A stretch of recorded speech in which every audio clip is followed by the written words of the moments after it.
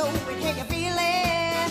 We got some things to talk about. Pre-market, it's early, but not too early. Come on, wake up now. Pour that coffee down your throat hole. It's hot. Now you got a hole in your throat. Oh no, just call your boss. Take a crust from out your eyes. So tasty, not a coffee. You knuckleheads, happy Wednesday to you both. Hello. Hola. I'm getting blinded by your watch bling over there. What's going on? I had this watch on yesterday. I've worn this watch for months. It just I've seems had it for a really year. shiny. Well, it's just because I'm radiating. I'm being radiant today. That's what it is. Okay. I'm manifesting good vibes to you today. That's what it is. It's on the black background. That's all it goes. How are you? We have to give a shout out to Glenn. Oh, So G-Money. I already drank it too. You could see the G on there from the order. Oh, I don't want to dox his phone number. yeah. There But the G on there. he might need his phone number. Isn't he single these days? He might want to put his phone number out there. That's true. I mean, he vacations in the French Alps. So Yeah, right? Why not? He got it like that. Yeah. 555. I woke up to a text. Not woke up, but a text. That And Glenn was like, "You up?" pretty much. He was like, No, he woke up. Glenn just said, "Sup." He asked for my order because we called him the 9 a.m. crew yesterday. He came in and he asked about the coffee. So shout out to Glenn. If you watched the show yesterday afternoon, I was giving Glenn a little bit of grief because I'm the one who makes the coffee in the office, at least the first pot. I'm the one who knocks. That's right. You guys, I don't know what you're going to do when I'm gone someday, but you're not going to have no coffee in here until you guys get in here at 9 o'clock in the morning. But I guess he proved he gets here before 9 by bringing us the coffee today. But he So said it's it great. totally seriously. He was like wondering how the carafe was made. I know. This early in the morning. It was like, what do you mean, Glenn? To be fair, it's not a standard process to make coffee in this office. Like there's steps. Like it's complicated. It's not complicated. It is I mean, because you push a button and you could have like grounds go all over the floor if you don't put something in the right It is spot. bougie There could coffee. be liquid everywhere. Like it's not Sure. a Keurig. Sure, just like everything at Tasty, maybe even the platform and everything else, we make it a little bit complicated for you just to get to step A. But after that, it goes pretty easy. Once you learn it, it becomes very efficient. It's not just about the process. It's about who is doing it. He like assumed that there was a coffee fairy that came and like made all Like a this, gnome. Yeah, like a gnome, gnome. like an office gnome that made all this coffee Sure. for everybody. It's like, no. We're here making the freaking coffee. Like making come the on. donuts, making the coffee, Yeah. doing it all. But also, like, there's some like devs and people on the trade desk. They do like the Breaking Bad coffee. They and do. They have Oh, like it looks like the beakers, and they're weighing stuff out by the. Yeah, we don't do that with No. the Like, craft. yeah, that's- The craft crew doesn't do that. Yeah, we got things to do. We get fresh ground coffee, though. That's good. I mean, Yeah, they ground it fresh, which is. See, I don't drink the coffee here in the office, so I don't make it. Yeah, just us boomers and everybody else. I'm an iced coffee girly. Yeah, I'm a millennial. But we would drink like gas. Glenn probably doesn't really drink the coffee in the office either. He probably brings it to Pete. He's probably Pete's like coffee boy or something like that. You don't think? No? Oh, all right. I could be wrong. Maybe Luis's or something. Then I don't know. Somebody's. Somebody, anybody. He's not mine, but he did bring me coffee. So thank you, Glenn. I love you, Shout out man. to Glenn. Shout out, Glenn. You're the man. He does need to change his name on the Starbucks app to G Money though. Yeah, it's just G on It just there. says G. Yeah. Oh, yeah. It's gotta have the money part. Yeah, yeah. For sure. Yep. Totally Get agree. that upgrade. But it was a great present this morning. So thank you. Very nice. That used to bring me coffee every once in a while. What is your Starbucks order? Tall Americano. Oh, okay. Black coffee of the day. What's Doesn't have to be yours? special. What's yours? I get the cold brew. Okay. I just get a black cold brew. I'm Okay. pretty boring. Too. Yeah. Yeah. This is. When I get older, when I graduate, should I get like something like a cold, foamy, I like a dirty chai. dirty chai? Mm-hmm. You dirty girl. I like a matcha every once in a while. Dude, That's like the afternoon. Sweet, that's a green one? The green one. Yeah, that's the But green that's like one. my afternoon drink. Your brother drinks that. Your little brother. Your 16-year-old. Tell him it's going to That's not- stunt his growth. He's not going to get those gains. He would never touch it again if you told him that. That is true. That is a way that you could get him off of some of those things. Oh, yeah. He's waiting. Yeah, or like if he's doing the nicotine and the caffeine, whatever. Yeah. But yeah, like you get him off of it. Yeah, it's going to stunt his growth. Why, mocha? I mean, does that? Matcha. Matcha? No, it doesn't. No. I was just joking. Wasn't that like always a like? Urban myth. Yeah, kind of that thing? was kind of like fake news. That was the original. I'm literally 5 feet tall, so I don't. It was like Is it 5'2". from the coffee? Is it from drinking matcha? Maybe. Do you ever think it's just genetics? Yeah. It's just genetics, no matter what you do? Yeah. Yeah. Probably is. Yeah. Anyway. What'd you get up to last night, Bat? Have you used the sauna yet in the new year? Oh yeah. Almost went in it yesterday. Almost doesn't count. But no, I agree. Yes, I agree. But we had something to do. A few times. In the new year already? Yeah, 2 times. Okay. Yeah. I'm New closing, Year's Eve, does that count? What are you doing? Taking off I'm closing out that gold silver. ratio? Yeah. Very we nice. put on yesterday. That just moved.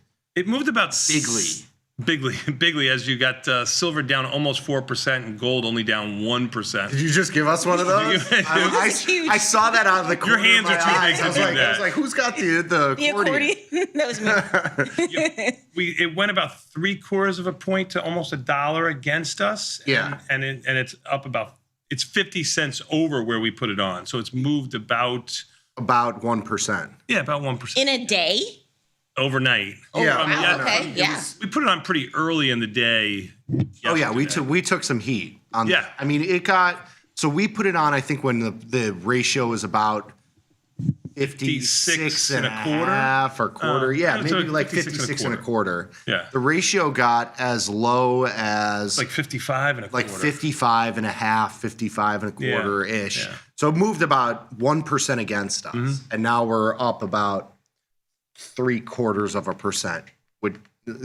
Half to 0.75%. That is correct. I'm going to make sure you did the right ones here. Yes, you did. Okay, good. Yeah, You just 'cause put- we you just did had close this time, right? I just did close this time because I You traded. just right-clicked from the position tab and close position as Yes. opposed to putting it in there. So you did the right size future, right contract amount. Go ahead. It's tricky. I don't know. It gets a little tricky when you're talking and Yeah. you miss some things. Yeah. When we put it on originally, I did the micro or the mini silver, which is still a big contract. Call it like 100 shares of stock. Just call it 100 shares versus the gold future, which you did Well, the it's more big like one, which is 1,000 shares of stock. Well, And you did two of the gold. of the gold. So you did like 2,000 shares versus 100 shares. Who do you think Where he you was- are? Where he was supposed to Yeah. do 250 share lots versus 100 shares of Yes. silver. Oh. So I did a little big. And But then was it a was good- 1% against you on the two. No. No. Oh, He okay. saw it quickly. I He saw it. actually made money on, okay. on the made money mistake. on it. Okay. But I was looking at it, I was like, why is this moving like gold's up like a point and I'm up like, $200. And I was like, why is this moving so quick? And then it moved to 4, 6. If that happened to me, I would never trade those ever again. I'd be like, you know what? I'm good. I'm out. Like good night, everybody. It happens to everybody. I mean, does. everybody. It does. Maybe not in this size because not everybody is trading futures or trading this pair, but you fat finger a trade and Yeah. You buy versus sell. You sell buy versus buy. yes, exactly. You'd rather do that on a vertical spread than on a futures, though. Yeah. Sure. Futures get, Yes. at least you're in the right direction. I mean, we would have, forget about that. I mean, we would have out trades in the pit where I would think I was buying and somebody else would think they were buying, or somebody else would think they were selling and I would think I was selling. And then you have to double. Like, you're double the opposite way. If I was buying, you're actually double short instead of being flat. It's a really big, it's a really big problem. You don't have that anymore now that you're trading, but it was probably the worst out trade you could have. When that happens, though, you just close the position and you be done with it because it's like sometimes It's it'll easy when it goes a couple $100 your way. Yeah, but it's going against me. Just like the way it I've- went for you. I've done that with the NASDAQ though. Yeah. Too. So like you net out a scratch. I mean, some of them go your way, and it's like, oh, amazing, I made a couple dollars. That was a stupid mistake. How does Daddy do it? Yeah, how does Daddy do it? And then some of them go against you, and it's a wash. But you got to It's a wash in the long term. in the long term, and you got to size your positions correct. Yeah, So if you mess something up, you just it's a mistake. You learn from it. Yeah. You remember it, and then you move on. Yeah. You don't have to get you don't have to keep it on just because you made the trade or do something. This is true. This is true. Hard to do sometimes when you make a stupid mistake and then it goes against you. You want to get back. You know, you don't want to give it. Yeah. Well, I'm glad it worked out for you, though. Thank you. Yeah. So Yeah. good. Hey, how was league last night? It was good. It was a team best ball, so it was two scores out of the 4 Okay. each hole. We started off very slow. How many of your balls did they take? 3.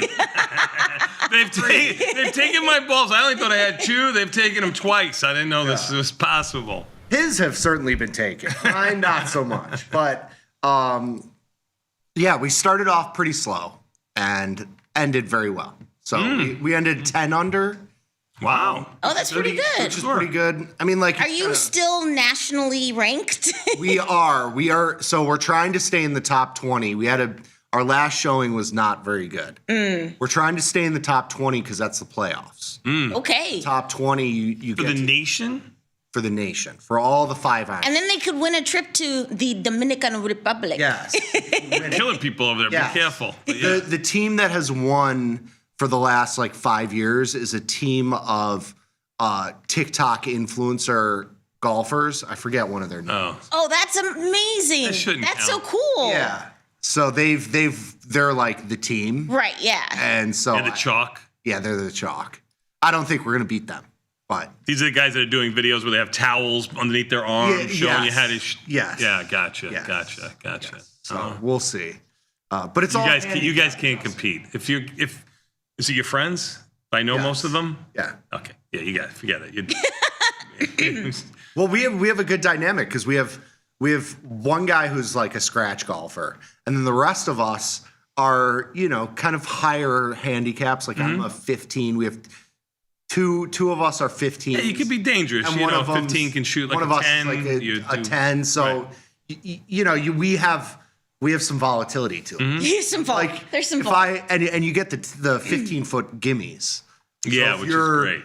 If you're If you're 15 handicap, those are the ones you are not making. Yeah, because you're not making that Right. in real life. in real life, no chance. Right, that's what Right, I'm saying. yeah. Right. So, if I'm on a par 3 and I'm getting a stroke and I can get You it can put the ball close and enough, I'm or putting, just and I'm putting for a birdie and I get it in the 10 circle. feet, yeah. Yeah. It's a par, It's a good one. which is par birdie, Yeah. which is big. So, and if I somehow have a stroke of genius and land it within 15 feet, birdie for albatross. Yeah. Which is huge, So I got some. We get our football money yet for winning this pool? No, Monday. Oh, I think. We'll see. We'll So see. that's when you're gonna bring us bagels. They're not open. We've been through this. They're not open till 8 o'clock. You want to start the show late? We can start Which one? Tilly's? I don't know. Whatever one. Not Tilly's. What was the other Tilly's one? is the one that's close. Oh. Here. No, you just do a Uber courier and you just have them pick it up. Boomers don't do Uber. Yeah. We Uber don't do courier. Uber. We don't do DoorDash. We All don't right. pick I got up to ourselves. scratch and claw for pennies in this office. If you think I'm getting bagels, The DoorDash. freaking no way. All right. Well, You're on your own. hey, Yeah. did your wife start the book that I recommended for her? No, she didn't start the book yet, but she's going to read. She swears she's going to read. So I'm sitting at my desk yesterday and I just get a text message and it's just like in all boomer caps. And it was just Tony being like, I need Kindle. And I'm like, who is this? She downloaded Kindle. She Unlimited. got Kindle She for signed up. Christmas. Yes. She bought herself. And she got Kindle Unlimited. Yes. and she's looking. I don't know if she's downloaded your book yet. Oh, that's fine. Yeah. There's tons of stuff. She hasn't done any yet. She liked the premise, though. She likes murder mysteries. Yeah. It scares the shit out of me. It's not murder. This one's not like scary. It's more just. It's really. This is the one where like you kill somebody with an ice pick, and then you wait a while, and let the ice pick melt. It's the perfect murder kind of thing. No. Those are the ones that scare me at home. No. I don't want to see that one. You don't want her getting any ideas. Yeah, I don't want to get any. No, but I could recommend inspiration. I could recommend some spicy books for her, and then she'll want to, You could do that too. I don't mind that a little bit. I'm not beyond watching. It's all right for me. It's okay. I'm old enough. That's funny. Hey, well, we got a great show for you today. A lot of really good stuff headed your way on this wonderful Wednesday, first hump day of the year. Let's see if we can get over that hump. At the top of the 8 o'clock hour, we have an options jive. How to structure your first trade of the day. Ooh, what's that going to be? That's pretty self-explanatory. It's a good one. Yeah. I mean, it's a pretty basic segment. I mean, we're talking about just direction, delta, risk. So just kind of like a little segment to help you game plan if you're trying to put on your first couple trades here. Okay. Yeah. And then we have what's your assumption? The first what's your assumption of the year? It's assume the position Wednesday. So that means we're doing viewer submitted trades. The bats are going to do viewer submitted trades where viewers write in. They have an underlying as well as a directional bias. That's going to be at 8:40. And then at 9 o'clock, special illustrious guest TP coming in. Fan favorite. Fan favorite's right. Who is the fan? His wife? Probably not. No, I've met her. She's not a fan either. She's a tolerable. What's TP going to be talking about today? He's going to give us a recap of the cherry picks. Maybe a couple trade ideas as well. So okay. Be good. And market insights from the guru himself, Mr. TP. Yes. And then we got live from the trade desk. We have Mr. Starbucks himself, Quentin. I'm sorry. No, not Mr. Starbucks. That's Glenn. No, Quentin and Ryan today. Sorry, my bad. Yeah. But Quentin will be in counting down the top trending tickers, and Ryan for the crypto side of things. So that's correct. Yes. Glenn would have done better to save the coffee delivery for Thursday. He could have done it live on This kid can't catch a break. Maybe he'll bring it on Thursday too. So he would have gotten the accolades. Yeah. Okay, so you're not going to bring me bagels, but you're going to get coffee twice this week for free? Hey, seniority. Okay, this is you got to my bagels. And then first of the year, Liz and Jenny live from the floor of the SIBO. It's always electric when the ladies are live. Tune in to see literally they're broadcasting from a live trading floor. True. And it's very exciting. It's engaging. And if you have questions or you would like to interact with Liz and Jenny, just send them a tweet and use the hashtag LIZJNY, and they will read your tweet on the air, on their show. Beautiful. But Glenn will be on with Mike and Jamal today. So that if you want some G money in your life, he will be on at 11 a.m. with Mike and Jamal. But hey, I hope you brought Jamal coffee. Oof, gonna be bad if you didn't. We have a pretty good show then for today. You guys want your daily dose? Sure. Hit me with my theme music. Let's go. Our leading story. Breaking news. Coming across the wire. This just in. Top story. Just in. Today's headline. This just in. Breaking news. All right, everybody. Today's a wonderful Wednesday. It's January the 7th. What? And this is the part of the show we like to call the Daily Dose, where we talk about today's financial news and headlines. My name's Vanetta. Are you ready for the news? Break the news. Can I just say real fast? I went to the gym for the first time in the new year. You were rock climbing. Well, we got people in the chat saying Vanetta looking. Yeah. Well, I've been working out like the whole last year, but I just went for the first time for the new year, and it was crowded, and it was always it's fine. You can't shame the new No, I'm not shaming them, but I will say I put this on my Instagram story. So I'm doing chest rows, right? Seated chest rows, and there's another seated chest row in front of me, and the guy is sitting on the machine, and next to him on the floor, he has a gallon of water and a family-sized bottle of lotion, and I'm like, sir, I have questions. I don't think you want the answers. I love chest rows, but I don't love them that much. I don't think you want the answer to that one. But why? would you need a family-sized bottle of lotion at the gym? Good question. He wants to keep himself supple. That's all. I texted. He's working out so much that he's stretching so much. His skin is stretching so much. He wants to, make. I texted the picture to my parents, and my dad was like, maybe he's going to a freak off. And I was like, Dad, my father's 75. He's retired now. He's got a lot of time on his hands. He's been surfing the internet. I was like, you were in timeout. Anyway, But good luck to everybody that is starting, their own fitness journey in the new year. We support everybody. So, but hey, any earnings, Mr. Bat, today? Maybe STZ if you want to. It's Constellation Brands. Okay. I like their products. We don't have. I like the product too. We don't have any positions in it. I don't think the markets are as good as you want, but sure. It's out there for you. If it's it's rare for the S&P 500 and the VIX to post gains on the same day, but that's just what happened. Traders were positioning themselves for volatility even as markets moved higher. The S&P gained 0.6% on Monday and another 0.6% on Tuesday. But the CBOE Volatility Index was up 2.3%. And so as stocks were gaining, volatility was expanding. What do we do in times like these? Oof. I mean, I don't think this is anything to look at the moment. I love looking at /VIX. Like that's my thing for, especially if the market's going higher and volatility stays bid.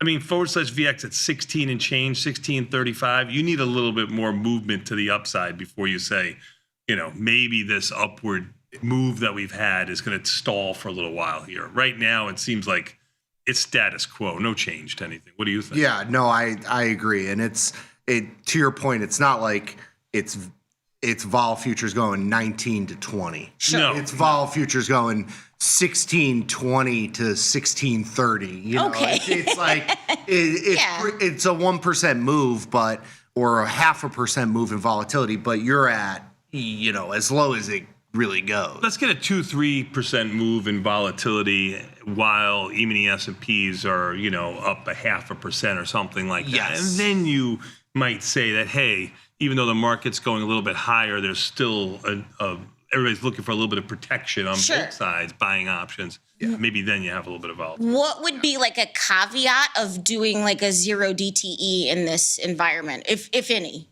What do you mean by a caveat? Like if volatility is expanding and you're also trying to do 0 DTE trades. Like I don't. Well, I mean, you might be able to go a little further out of the money. I think your strategy stays the same. I think the Iron Condor is the one we've done to. And we haven't even done one in 2026 yet. Okay. So we should probably think about maybe that we'll look today. Okay.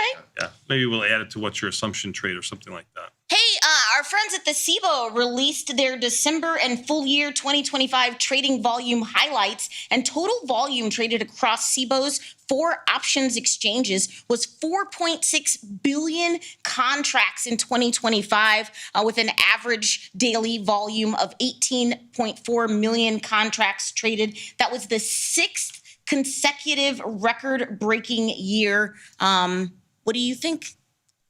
It's incredible, and it's probably going to get bigger and bigger. One of the more interesting things is that the CBOE stocks, which you can trade, options stink. Yeah, Like their own stock, you can't even trade it. So the markets, there's like no bid on the puts at like $1.50. Like you know what I mean? The calls are Come on, CBOE. basically zero open interest. Yeah. Very little volume, which is kind of a shock. Yeah. I'm trying to see that picture. Who do I know down there? I just pulled it from I don't know how current or from what year this is. It looks a little old. It looks a little old. But 0 DTE SPX contracts had an average daily volume of 2.3 million contracts, and 0 DTEs were 59% of total SPX volume. So we can finally put to bed that regular media doesn't talk about anymore, but they pounded the table when they talked about these 0-day options when they first came out, about how they were going to add volatility to this market, and it was going to be the death to an orderly market. There's going to be so many swings. So much chaos, chaos is going to, cats and dogs are going to be playing with you. It was going to be horrible. It didn't do anything to the market, and volatility's done nothing but go lower. So 0 days are not your They're not the enemy. That's correct. Venezuela is expected to now export $2 billion worth of oil to the U.S. in a deal with Washington. Caracas and Washington have reached a deal to export up to $2 billion worth of Venezuelan crude. Of course, that's going to cost us $150 billion, but that's neither here. I'm just kidding. But what's going on? Let's check on the crude oil markets this morning. /CL down 20 some odd cents. And we do have Brent crude if you're interested in that too. But it's unchanged too. So You mean RBOB? /BZ, Brent crude oil futures. They're not 225,000 futures have traded. It's not as liquid as /CL. I just mentioned it because I have it on my list, one underneath the other. And she just mentioned oil. So I figured I would throw it up there. But /CL, which is the better tradable, in my opinion, 136 some odd thousand futures have traded, 10 times the volume of what I just mentioned, which I probably even shouldn't have mentioned. Optionable on /CL. /CL is what you should be. But everybody always mentions, like in the media, about Brent crude. Sure. I figured I would throw it out there. They usually move hand in hand with each other. Anyway, 56.77, down 35 cents. In the middle of its range for the last 2 months or so. Yeah.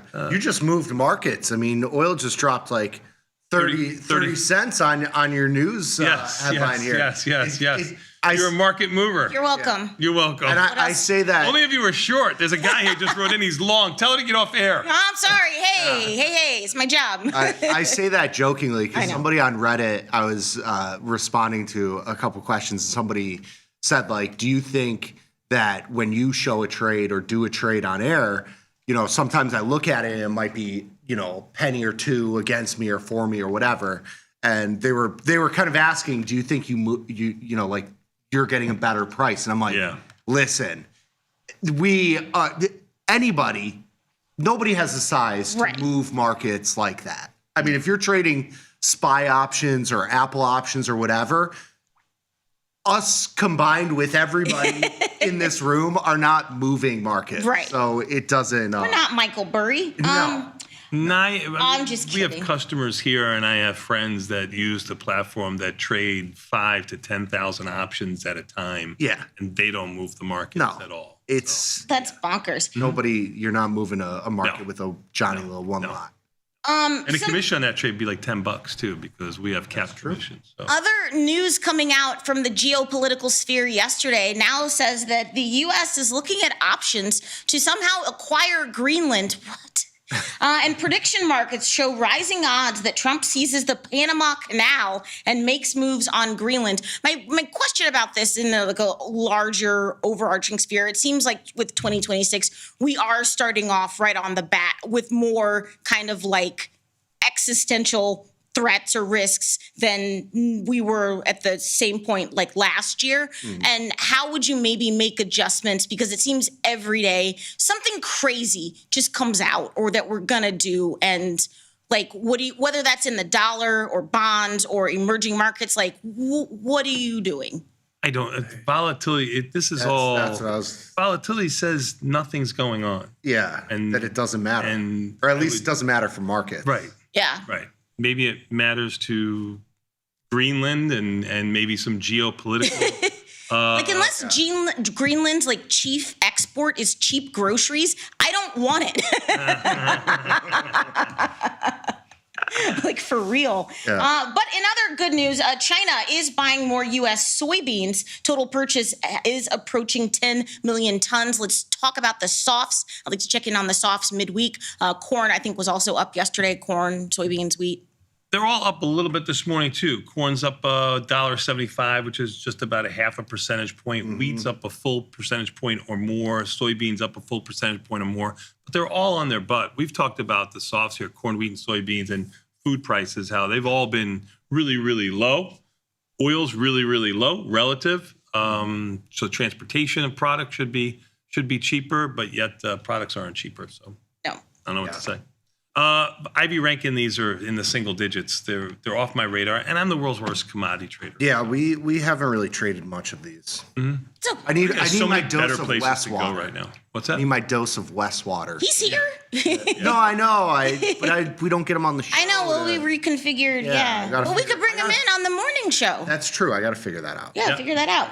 Hey, gold inches closer to record peak as geopolitical risks lift safe haven demand. Gold extended gains Tuesday, buoyed by safe haven demand after the U.S.'s capture of Venezuela's president fueled global tensions. Spot gold up 0.8% per ounce. Down a full percentage point right now, down $44 and change, which is about $15 off of its lows for today. Mid-range for the last week and a half at Right. the higher end of its range. If you go out further, like a couple of months, flirting with new highs, which are closer to 45.50. Right now, it's 44.50-ish change. Good IV rank in there of 64. Liquid options in 0 day, 1 and 2 days, if that's what you're interested I think in. gold was up like 55% for 2025. Someone It's can been check big. me on that. Yeah, but- yeah, it's been big. Gold and silver have emerged as one of the more volatile, one of the places where you can find some volatility. Yeah, and it used to be the place to go to die. I mean, like That if you were too. trading gold. Sure, yeah. At least in my option world, when you have like the Nasdaq and you have a bunch of even the S&P stocks that can move around. Trading gold, it had a relatively low implied volatility in the teens. Now it's in the 20s, and it moves. So you get a good bang for your buck there. And GLD is a $400 product, but there are /GC futures are good option trades there too. So I the world is your remember oyster. GLD iron condors being $1.25. Right. Wow. Selling for a buck. For $10 wide For sometimes. a $10 wide, and now you're selling them $3-4. That's correct. Wow. So there's some juice there. Yep. You sounded super unk there though. You're like, I remember when they Back were a in my nickel. day. It was a nickel. It's scary how quick it Hits, yeah. that direction. Yes. Hey, we are going to get our big jobs report on Friday, and that could definitely move the market. But something else could be coming out on Friday. We could be getting a Supreme Court decision on whether or not the Trump administration's tariffs are legal or not. U.S. tariffs are at risk of court-ordered refunds that would exceed $133 billion if the U.S. Supreme Court declares them unlawful. The duties that he has imposed would have to somehow be refunded, and it's going to be a big old mess. So I'm just letting you know this could also happen on Friday. So Yeah, I think, did you mention the predicted markets? yeah, predictive markets. Yeah, they're pricing in that the Supreme Court is going to strike these down. Yeah, which is kind of crazy because volatility is saying that's not the case here. And bonds ourselves are well, they actually just rallied a little bit here. They're up 27 ticks to 116. I don't remember them being in the 116 handle for about 2 weeks or so, maybe even a little bit more. They've been hanging out around 116 to 115, just chopping around. Now they're at the high end, which is really probably a dead product in the bonds so far the last month, 2 or 3 in the market when you've had everything else moving really nicely. Bonds have been just going sideways. Ivy rank of 8, kind of low, but bonds making a little move to the upside. Bonds go higher, REITs go lower. Kalshi gives Trump a 30% chance of prevailing. Polymarket gives him a 23% chance. Yeah. So ARB. What's Got an that? ARB there. You do. 10 cents. Good luck trying to collect on each one. You probably lose if you did that ARB, like you bought the one that was at 23, sold the one that was at 30. The one at 30, and let's say the tariffs, they allowed them, you'd have to pay that one, and you wouldn't get paid on the other one probably because, well, I mean, they find these loopholes, right? We talked about it yesterday. well, it wasn't an invasion. Like Right, well, in an invasion, it was just a taking. I don't know. Yeah. Hey, the Senate Banking Committee announced Tuesday that they will bring the group's crypto market structure bill up for a key vote next week, despite concerns that doing so could doom the legislation's odds of passing this year. There is a group of pro-crypto Democrats and Republicans, and they're going back and forth on negotiating the language in the sprawling bill. But the bill would establish a regulatory framework for most of the American crypto industry. But some people are like, why are we bringing it like so soon? Because they at least are talking. Yeah. But they're trying to like rush this to bring it for a vote when maybe it could doom its potential. What's crypto doing? You know what? 94 is its high. It got up there yesterday. It got up there last night. Recent high. It's trading 92 and change right now, down $450. So it's a little bit weaker, down half a percentage point. Decent sized move to the downside. But it was 88 about a week ago. Yeah. So it's been between 88 and 94, and it's sitting right here at 92 and change. So mid-range for its most recent move. Yeah, and volatility has not been.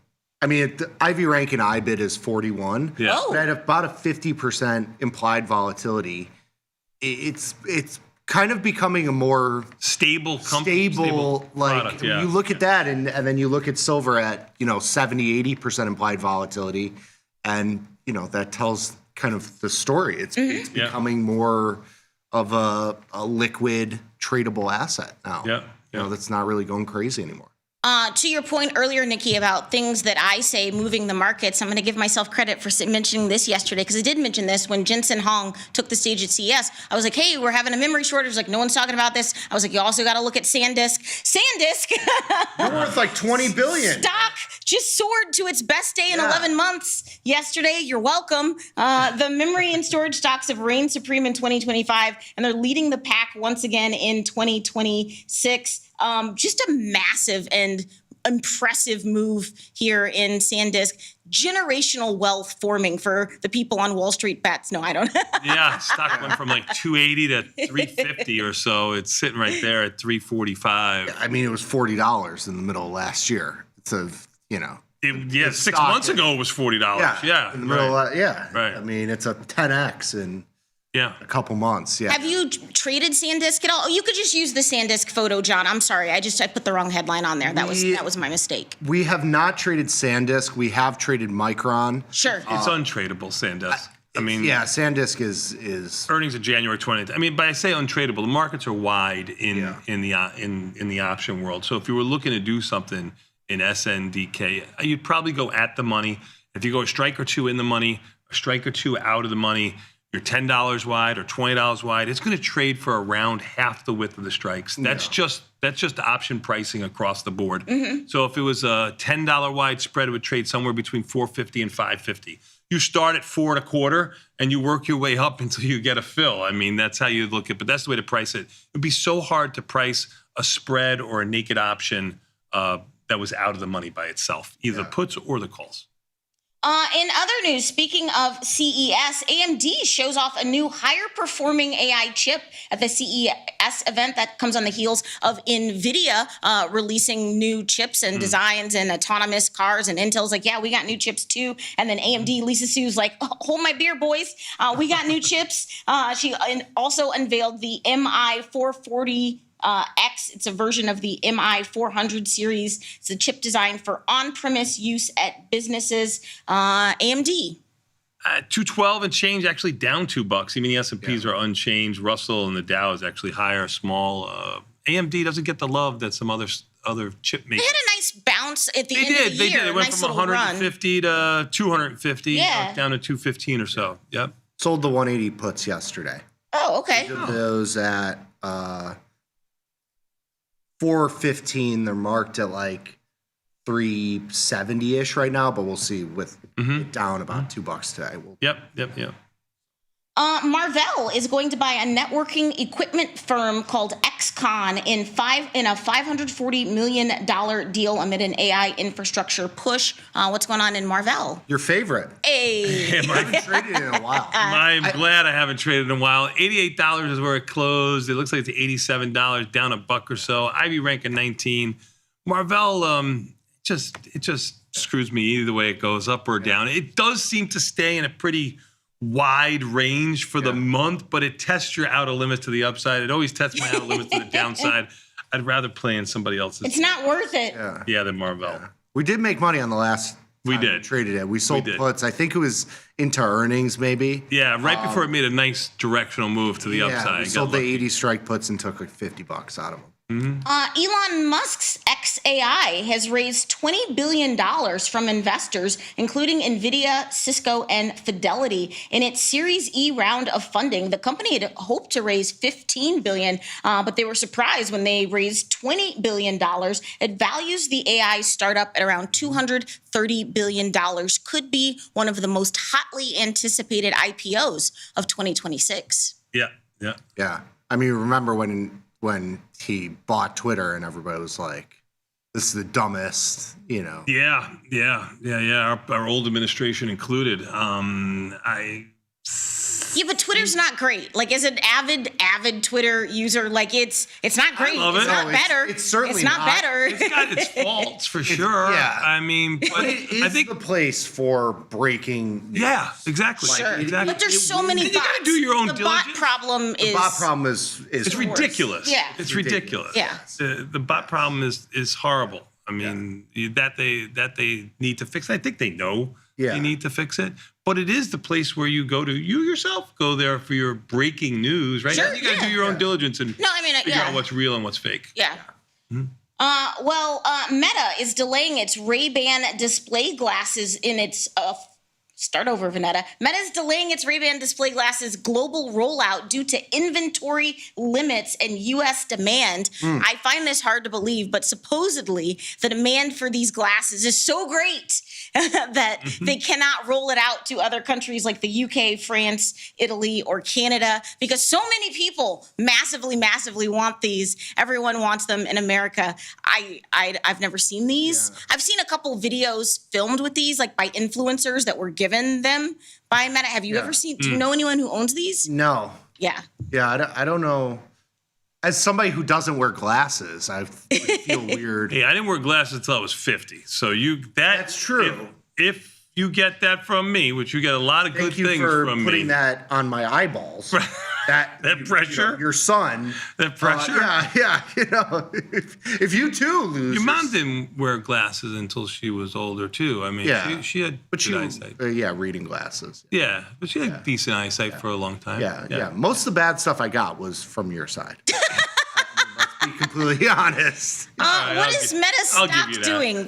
Let's take a break from this couple's family counseling. What is Meta's stock Down doing? $2, $6.58. I think Meta's a stock people love to hate. I'm Sure. included in it. Yeah. Included. So Meta's well off of its highs of almost 800. We're gonna look at that because it's got an IV rank of 32. Meta, Amazon, even Microsoft, which you did the trade-in on yesterday. The Jade Lizard. Microsoft, Those I are did kind nice. Microsoft was down $1 and change. Yeah. Maybe it was down 80 cents when I put it on. It went down around $2 and then promptly rallied about $5 or $6. Huh. That option today trade is up $1 already. I'm gonna look to That's- make $1.50 on it if I can in 2 days. But we'll see. Great. Yeah. But those three have kind of lagged. Yes. I think there's yes. a trade Yeah. there. But I think Microsoft is the chalk of the group. Although I remember when Microsoft was $30 a share, so I don't know what I'm talking about. Back in my day. Chat platform Discord has confidentially filed for a U.S. IPO. The U.S. IPO market regained some momentum in 2025 after 3 years of sluggish activity. The Discord, like I said, filed for IPO. What are your thoughts? And join us on Discord. Yeah, if you want to get on our Discord, send us an email, support at tastylive, and we will send you the link. Yeah. Get on our Discord.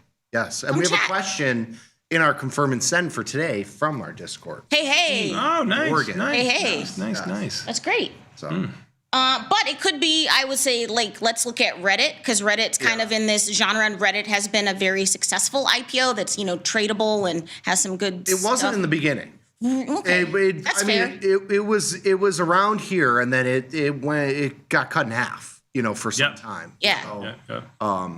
but yeah, I think this will be an interesting one. What's the IV rank in Reddit? Ooh, art. 13 right now. It moves. RDDT. It does. 13 IV rank at the moment. It's down about $1.50, $2 this morning, just off of its highs of around 280, trading around 250. It's had a good 3-day rally from around 230 to 250 and change. Yeah. Okay. American Airlines is rolling out free Wi-Fi for its loyalty program members. It's joining, finally, the rest of the other U.S. airlines. Airlines are increasingly competing on free onboard internet access as they want more loyalty-driven customers. They are going to launch their in-flight Wi-Fi in partnership with AT&T. They're like, we're going to find new ways to suck. Yeah. I do love. Like, at least United uses like Starlink. Well, and they have the T-Mobile. So like Yeah. if you're a T-Mobile customer, you get the free internet. But maybe the airlines should be reporting their earnings soon, because normally aren't they at the beginning? Yeah, they maybe? are usually. So AAL, I don't know if you're doing anything. that is on the 22nd. Okay. Got a couple weeks for that. Okay. Trading around just under $16. Looks like it's unchanged. More importantly, Yeah. Love, which is my sister works at, is trading $42 and change. I Maybe know we my do son some, across the pond there was telling me to get her out when it was like 35 or 36. Good thing I didn't listen to him. Maybe we look at laddered puts in AAL. Ooh, okay. Hey, look, I'm bringing you so many ideas You are. today. Like, hey, All right. hey, this is interesting. Nikki, are you a beer guy? I do enjoy a cold beverage of the sort. Yes. I'm not a beer drinker. It's not really my jam. But a company called Epic Clean Tech uses systems to collect waters from showers and laundries. Then they run it through several treatment steps. It's then taken to Devil's Canyon Brewing, and it's made into beer. Would you drink shower water Not about beer? this. Not about this. I liked the one that you The had. Shower Hour IPA. I'm not about this. I liked the one that you had on the Bills Stadium snow. Oh yeah, the melted snow beer. Okay, I'm yeah, all about great. that. The shower runoff? No. It's like gray water. Like if you have an RV, it's just like your gray water tank, and you empty that and you drink it. No, The question it's is clean. why? It's clean because it's supposed to be sustainable. Yeah, I don't know why. Yeah, it's yeah, why. I agree with you. Why? Yeah, Why? I agree don't with you. need this. To be fair, I think all beer tastes like shower water. It's just, I'm not a big beer drinker either. And Yeah, I it's like not my for beer me. that tastes like beer. You like the IPAs and stuff like that. Yeah. Ugh. Yeah. Hey, big moves in the NFL yesterday. John Harbaugh is out as Ravens head coach, but they have the massive contract. He's going to get paid $50,000 a day. Damn. I can't believe they want him out that bad. I mean, you were talking before we came on the show that they wanted some of his coaching staff out. As our resident NFL guru. You are this year. I got to give you props. no. I mean, yeah, I give No, you. Mikey Butler's our guy. Okay, well, I didn't know this too, but I guess the Ravens. you're the best we got right now. I don't Ravens see have Mikey only right here. had- So Mikey needs a new alarm clock, from what I remember. So I mean, The Ravens have only had like 3 head coaches or something. That's bonkers. 18 years is a long time. Yeah, that's crazy. Also, Nagy and Eberflus out at their respective jobs. The Chiefs Shocking. and the Cowboys. I know. Shocking. Eberflus fired twice in 2 years. Yeah. Well. Oof. Anyway, NFL making moves. Yeah. No, it'll be interesting. I mean, I think he'll be. His agent already said he was flooded with phone calls after the fact from teams wanting to. He'll be on the Giants. Yeah. So see what happens there. This is the funniest thing. I don't know how a professional sports organization gets to this point. I was like, at some point, did no one think about that? So the A's relocation is hitting a speed bump because they got denied for their trademark for the Las Vegas Athletics because someone else had already filed it. Oh no. They requested to trademark Las Vegas Athletics and Vegas Athletics because they intend to move to Nevada in 2028. But they were refused because the trademarks were already filed by somebody else's. What? Shout out to that person. That person just hit a freaking lottery ticket. I mean, They're going to get it taken away from them. You'll see. Sorry to be like but they that, were told the nickname Athletics was too generic and it could be confused with other activities. So, wow. I just think that's I'm funny. sure there's a payday there. Mm-hmm. You think it just gets taken away and just, yeah. Mm-hmm. Damn. That's I don't Maybe know. he'll get season tickets at best. yeah. They give him like a ticket package. Or a free hot dog. Yeah. Yeah. Hey, finally today, this is funny. Really, shout out to anybody that is a mom, especially if you're a mom of boys. Like, boy moms are just built different. I could never. But this video is going viral. It just says, "Mama is not entertaining the chaos today." Watch this.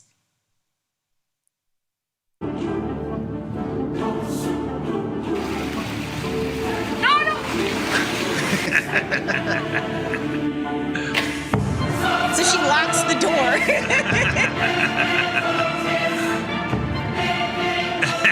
Walks away.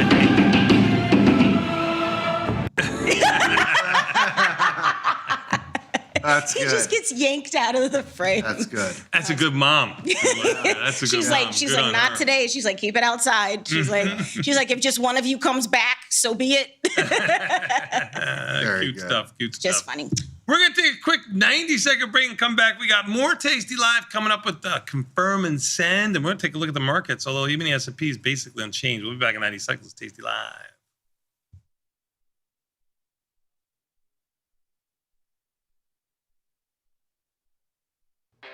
When the market moves, traders need to move faster. Tasty Trade Active Trader Tool offers full depth of market visibility, one-click order entry, and instant position management so traders can react in real time. While others charge for professional tools, Tasty Trade provides them for free. Opportunity can move fast. Seize it with Active Trader. Try it now on Tasty Trade.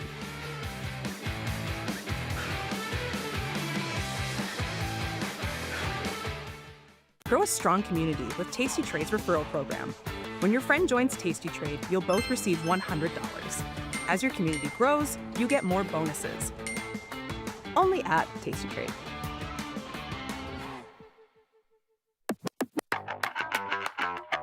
Mike, what does it mean to be assigned? When you are assigned, you are ultimately short an option that's in the money, and the counterparty has the ability to exercise that option. So if you are assigned, it means your option, against your will, ultimately has turned into 100 shares of long or short stock. What does a green scratch mean?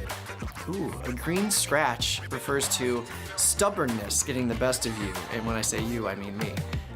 Green scratch refers to rolling a position, defending a position, and instead of just closing it for less than loss that you're seeing, or maybe a $100 loss, $50 loss, a green scratch is when you close it for maybe a 5-cent winner, 10-cent winner, 15-cent winner. Just the ability to see that green number on your screen and get out in a profitable way as opposed to a loss.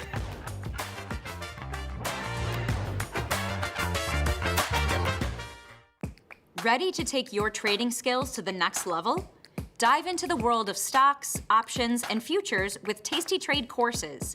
Whether you're a beginner or more advanced trader, our courses can empower you with the knowledge to succeed. Watch as our team in Chicago shows you how to use the Tasty Trade platform and go over the basics of trading. Perhaps you'll learn about a new strategy or a potential product for your portfolio. To find our courses, go to the Manage section of our web platform or head to courses.tastytrade.com. Start taking control of your financial future. Visit our courses today. In the world of investing, a beast lurks between the numbers, ready to pounce. Some traders hide from it, some ride it. If that's you, join us on Tasty Trade. Genius loves company.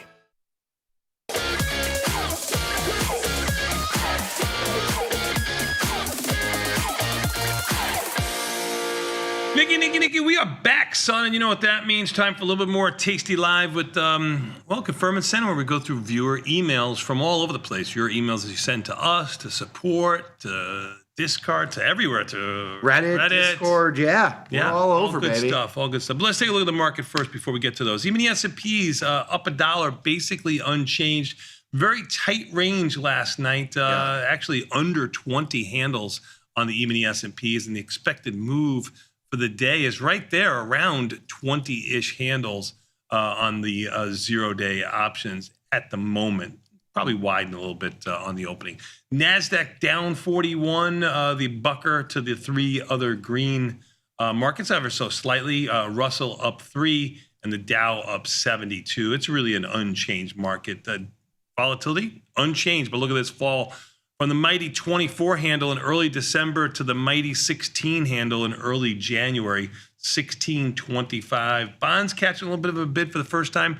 Trade up to 116, 116.01, as you can see here on my high-low little chart that I have here. Trading 115.30, just a couple of ticks off of the highs. Notes doing the same, up 10 ticks or so, just a couple of ticks off of their highs. Bitcoin down 500. It hasn't moved very much since we've been on the show. Moved about $100 lower to down 500 to 92 and change, but had a decent move last night, just about $2,500 from 94 down to 91 and change.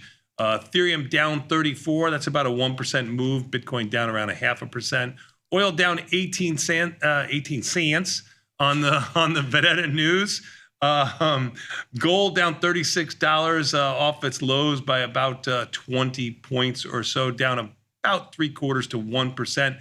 Look at silver down 4.5, a little over 4.5%. Silver's a big. Should have held. Damn.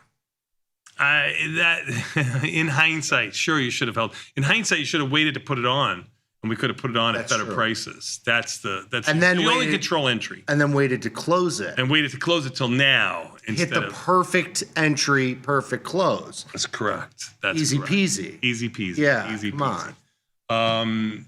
STZ is your stock for earnings tonight. I really don't think it's got tradable option markets. It's got a 0.63 correlation with the market, although you can see here it's nowhere near its highs with the market. That's all I got for you, son. And really, if you that gold silver ratio has moved about 3% today, which is a huge move. Yeah, it's 57.5. It got down to 55.5. Yeah. We put it on at around 56.25. Yeah. Yesterday. Yeah. Watch it go down to around 55.5, maybe 55.25. I don't really know what the low of it was. So it took a little bit of heat to the downside. Comes down to position sizing. I mean, these are going to go against you. Yeah. You try not to add to them. It's really difficult. It's really difficult to not add to them. I mean, if you liked it at 56.25, you're going to love it at 55.25. You're going to love it at 50.25. Yeah. It gets big fat. It's $1,000 we're talking about on a point. That was not $100. It's $1,000 on a point per percentage point. That is correct. That That's is big. correct. Yep. Big move. Yep. Cool. All right. Beautiful. Awesome. Let's go to confirm and send on this Wednesday, January 7th. Confirm and send. Can we see a pairs trade? Oh, here we go. We were just talking about one yesterday. Origination from long rut, short spy. I'm not familiar with the pairs trade, but No Tasty has a slick way to do it. This includes hints on matching size. Please. So they're looking to give those small caps a chance to show up versus declining Mag 7. Steve from Oregon and on the Discord. Thank you. Yes. So they're looking to do a Russell SPY, so IWM SPY. You can do this with the futures, which we can do. Sure. And that would be I'll put it up here for you. You could change this from table to pairs trader. I like using the pairs trader when I'm trading futures. I don't mind doing it. Now, you're going to hit the bid and take the offer pretty much, but the futures move so quickly. Now, you certainly could go in. We're going to do, what is it going to do? M2K, right? That's the Russell future. So they do have it in there as a preset for the stocks themselves if you want to do IWM and SPY. Sure. But we're gonna do the futures. Yes. Yes, you could definitely do IWM and SPY, and they want to buy the Russell, right, which is M2K. Yes. So you would put that in the green side. So I'm going to put /M2K. That would be the Russell future, and then they want to sell the MES, right, which is the /MES, which is the smaller SPY. Future. Now, the only thing you need to do here is your size, right? Mm-hmm. So what would be the ratio? 3/2, correct? Yes. And that's on the pairs list too. So if you open up the left side, you can click that little booklet thing there on the right here? Yeah. Mm-hmm. And then there's a bunch of presets. So if you click over to presets, and then you can go to the futures drop down there. They're set up with the big boys, so you can just change those if you want to. But the ratio is 3-2, so you have your and the ratio would be exactly the same on the micro futures too, right? These are the minis that they have preset here. And this would be the micros. So that's the way that you'd be trading. If you want to look at it on a chart, you can certainly put a chart up there too, which is a nice thing to do. I think I make it a little bit bigger. There you go. And you can see if you're doing this right here, you're doing it at a negative 30.9 on this chart here. And if you're doing this, you would want it to go in this direction. You would want the number to get more negative. If you were to do it the opposite way, if you did it this way, you would want this to get more positive. So depends on what you how you want to be leaning one way or the other. But that's how you would put it on. Pretty easy. You could also go in on the futures themselves. M2K has 11,000 futures trading. If you look at /MES, there's 97,000 traded. So you might want to maybe put your Russell future in on the bid or offer, depending on if you're buying or selling that, depending on what your assumption is on the trade. Put that in on the offer, and then as soon as you get filled, then you do the other side and just take the bid or sell the offer, sell the bid or take the offer if you are trying to buy the other side. So, or you just do it on the pairs trader. So I put it on. I'm with you, Steve. I am short the micro E-minis at 69.89, and then I'm long the micro Russell at 25.98.60. So right here. So we're doing it the same way. 3x2. As Steve wanted you to do. All right, beautiful. So we're with Steve. Long Russell, short E-minis. Good. I like that pairs trade when you're bearish on the market. Yes. Because I think the E-mini S&Ps are going to be the heavier one of them. I actually don't enjoy. I watched the Russell NASDAQ pair trade cause fits for the prior administration. So I still have that memory in my mind. So for me, this is I like the silver gold pair I like trade that right one now. a little bit better too. Yep, I think you get a lot of bang for your buck. I think it has a lot of good movement to it. But we support our peeps. Of course. Yep. I think it's you. Yes, I was going to do a 0DT SPX yesterday, but the VIX one day was below 7.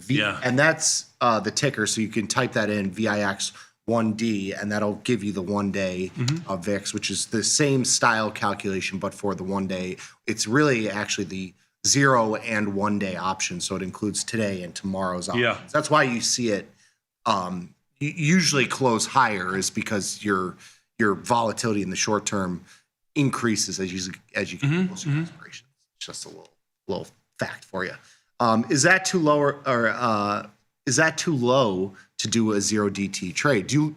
The question really is, do you look at the VIX 1 day as an indicator for whether you should place a 0DT trade? Inadvertently, I look at the VIX 1 day. I don't punch in VIX 1D, but I do look at /VX, which is going to move lower when the 1 day moves lower. Typically, it's going to move higher when the 1 day moves higher. Typically, matter of fact, shorter term options have a lot more movement. Shorter term volatility is a lot more movement to it than longer term, which is /VX, which is set to the expiration of the VIX options themselves, the third Wednesday of the month. So I'm looking at it, but I'm not looking at it directly. But my question to you would be, let me just play devil's advocate for you. If the VIX 1 day is 7, and that is low, maybe the lows are around 6.5, maybe the highs are 25 or something like that. So if this is on the low end and you're doing a 0 day and you're selling premium, you don't want it to move, and VIX 1 day is telling you, it's supporting what your thesis, that it's not going to move. Now, the other side of the coin is, because it's priced that it's not going to move, you're not going to get paid a lot for selling that premium on entry. So that's the real quandary. If volatility is high, it's high for a reason, and you get compensated for that. And our thinking is that it's an optimal time to sell premium, because intraday, you might get a volatility contraction. With volatility so low right now, you're not I'm going to think you're not going to get a huge volatility contraction very quickly. It's just going to be the pricing model of time. Now, time is going to go by, and volatility is supporting that the 0-day trade is the type of trade that you would want to put on. Again, you're not getting paid a lot for the risk. So you'd have to be very nimble with I think the closing of this is more important than the opening of this. Yeah. If you usually are looking to make, I'll just throw out a number, $1 on this trade, maybe you're looking to make 50 cents or a quarter on this trade now because it's going to move a lot slower. Mm-hmm. And when volatility is higher, maybe instead of making $1, you're looking to make $1.50 or $2. That's the way I would look at it. Self? I can't follow that one. Oh, my God. That was Beautiful. perfect. Beautiful. What are you talking about? All right. Awesome. Good. Well, I trained you well. Next question, please. Why would the CME raise margin? Why? Like they should be the invisible hand. Right. Why would the CME raise margin requirements on /SI? Doesn't that give the appearance that they're trying to discourage retail traders? No, I don't think it has anything to do with retail traders. I mean, you have to keep in mind that you're still getting a ton of leverage. Mm-hmm. I mean, these it's a function of volatility is really the biggest thing. That's why they're raising the margins. It has nothing to do with if the price had stair-stepped higher and volatility doesn't increase as much as it had, the change would be there would still be some change because the price goes up, and so that is also a factor. But it's really the big piece is the volatility aspect. When you have higher volatility, the distribution or the expected range of movement in the underlying is going to increase, and so you have to have there's more risk. There's more risk with volatility at 80% than there is at 40%, and so margin requirements adjust. I mean, that is just how that's how the system works, and that's it. Yeah, I think you can end the conversation with just saying volatility changed. Here, span margining is where that's the culprit. Yeah. So and by culprit because they're increasing it, that's why you think it's a culprit. When you put this trade on, or when you've traded futures in the past, it was the holy grail because you were able to get 10 times the multiple that you would in regular stock and even in options. Premium buying power used for the amount of notional leverage that you can use on the futures for a very small amount of money. That's why everybody loves span margining. Yeah. Now, it's priced on its volatility. So if volatility doubles, something has to change with the amount of buying power you hold. It's just like a home. You buy a home for X, and for some unforeseen bad reason, the home goes significantly lower, your bank's going to come to you and say, hey, you're underwater on this when you try to refinance or do some of it. You're going to have to come up with money to keep this home because I can't give you the collateral anymore. That's exactly like span margining. And on the way up in your house, when you take money out and you say, this is free money, I found it. No, you're not taking free money out. The product had appreciated and you don't need as much to hold it anymore. That's just how span margining works in a convoluted good way of trying to explain it to people. Yes. So it's really just about volatility. Yes. So if volatility goes from $1,000 of risk a day to $5,000 risk a day, and you're margined on $1,000 worth of risk today, something has to change. Yeah. It goes to why we always talk about sizing positions appropriately and keeping capital on the sidelines because you are when you're trading options, you're getting more exposure than you have cash. And so you have to. Speaking of that, gold silver ratio, 4.5% move today. Yeah, it's huge. It's now It's now almost at 58. Yeah, it's crazy. Yeah, big move. Yeah, because you've got silver down big, down 5%, and gold down 0.75%. It was down 1% when I mentioned it a moment ago when silver was down 3%. Yeah, and the easy way to just calculate that, if you're just looking at the platform, is 2 times the move in gold percentage wise. So 75 basis points times 2 is 1.5. Minus the 5 1/4. The 5 1/4 that you're seeing in silver. So 1x on silver, you just do that quick math. And those are the closing prices based on the opening of midnight central. Yes. Yes. Right. Opening prices. I apologize. Yes. Is it me? Yeah, sure. Okay. Yeah. Or you want me to tee it up? Doesn't matter. It looks like the Supreme Court is going to rule on tariffs this Friday. Is there a product or way we can trade this? Or is it priced in? I mean, there's opportunity somewhere because of this. I don't know where it's going to be. We'll know like a week later. Right. Or a day later. Right. Or an hour later. Right. A minute later. Right. Just like Venezuela. Every email I got was about oil and oil futures. And the opportunity was gold and silver. Yeah. I mean, or Bitcoin. I mean, or selling oil vol. I mean, or selling oil vol. 10 ways to trade the event. Yes. But I don't, unfortunately, know the future or can see what this is. I think it's all baked in. But there'll be some movement because of it. There'll be some opportunity. Like maybe it's my upbringing of being an old floor trader. I prefer to react.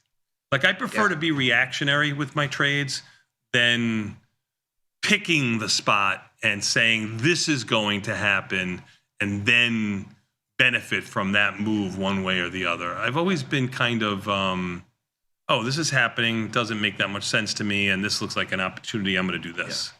But if you're going to trade for something, it's always strategy based. Yeah. You're not it's not a binary, I'm long oil because I think we're invading Venezuela. Yeah. Or I'm short oil because I think we're invading Venezuela. It's not a binary one direction. It's I'm selling puts or I'm selling calls where you're trading volatility and you're sort of directional, but you're not it's not the full boat on everything. Yeah. Cool. All right. Awesome.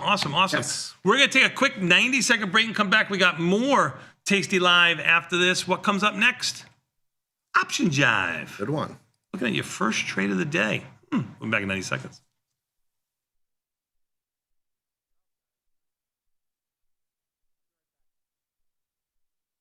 What's up, everybody? Check out my new series, Life Cycle of a Trade, where I show you my real-time trades with insights into strategy selection, adjustment mechanics, all the way to the closing order for all of the tastylive core strategies.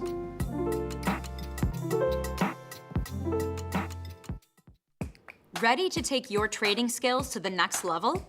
Dive into the world of stocks, options, and futures with Tasty Trade courses. Whether you're a beginner or more advanced trader, our courses can empower you with the knowledge to succeed. Watch as our team in Chicago shows you how to use the Tasty Trade platform and go over the basics of trading. Perhaps you'll learn about a new strategy or a potential product for your portfolio. To find our courses, go to the Manage section of our web platform or head to courses.tastytrade.com. Start taking control of your financial future. Visit our courses today. Look who's back testing. Tasty Trade now has options back testing for free. Test your trades with over 10 years of data for the most popular symbols. See how your trades would have performed in the past. Look back at profit and loss and take the guess out of guesswork. Oh, did we mention that it's free?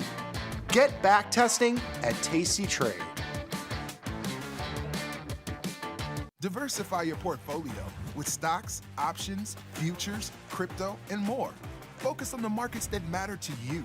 See the odds before you trade using curve analysis, IV rank, and more tools. Tasty Trade. Download today. Your crypto needs a wallet. And crypto is better when it's tasty. You can now do more with your digital currencies with the Tasty Crypto app. We're proud to offer a self-custody wallet for Bitcoin, Ethereum, and Polygon. Transfer your digital tokens directly in-app and access thousands of tokens available only on-chain. Your wallet is your key to decentralized finance. Download the Tasty Crypto app and get started today. In the world of investing, a beast lurks between the numbers. Some watch from the safety of the sidelines, but others saddle up and ride that 1-ton rowdy ribeye for all he's got.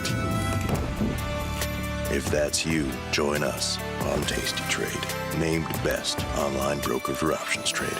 Genius loves company.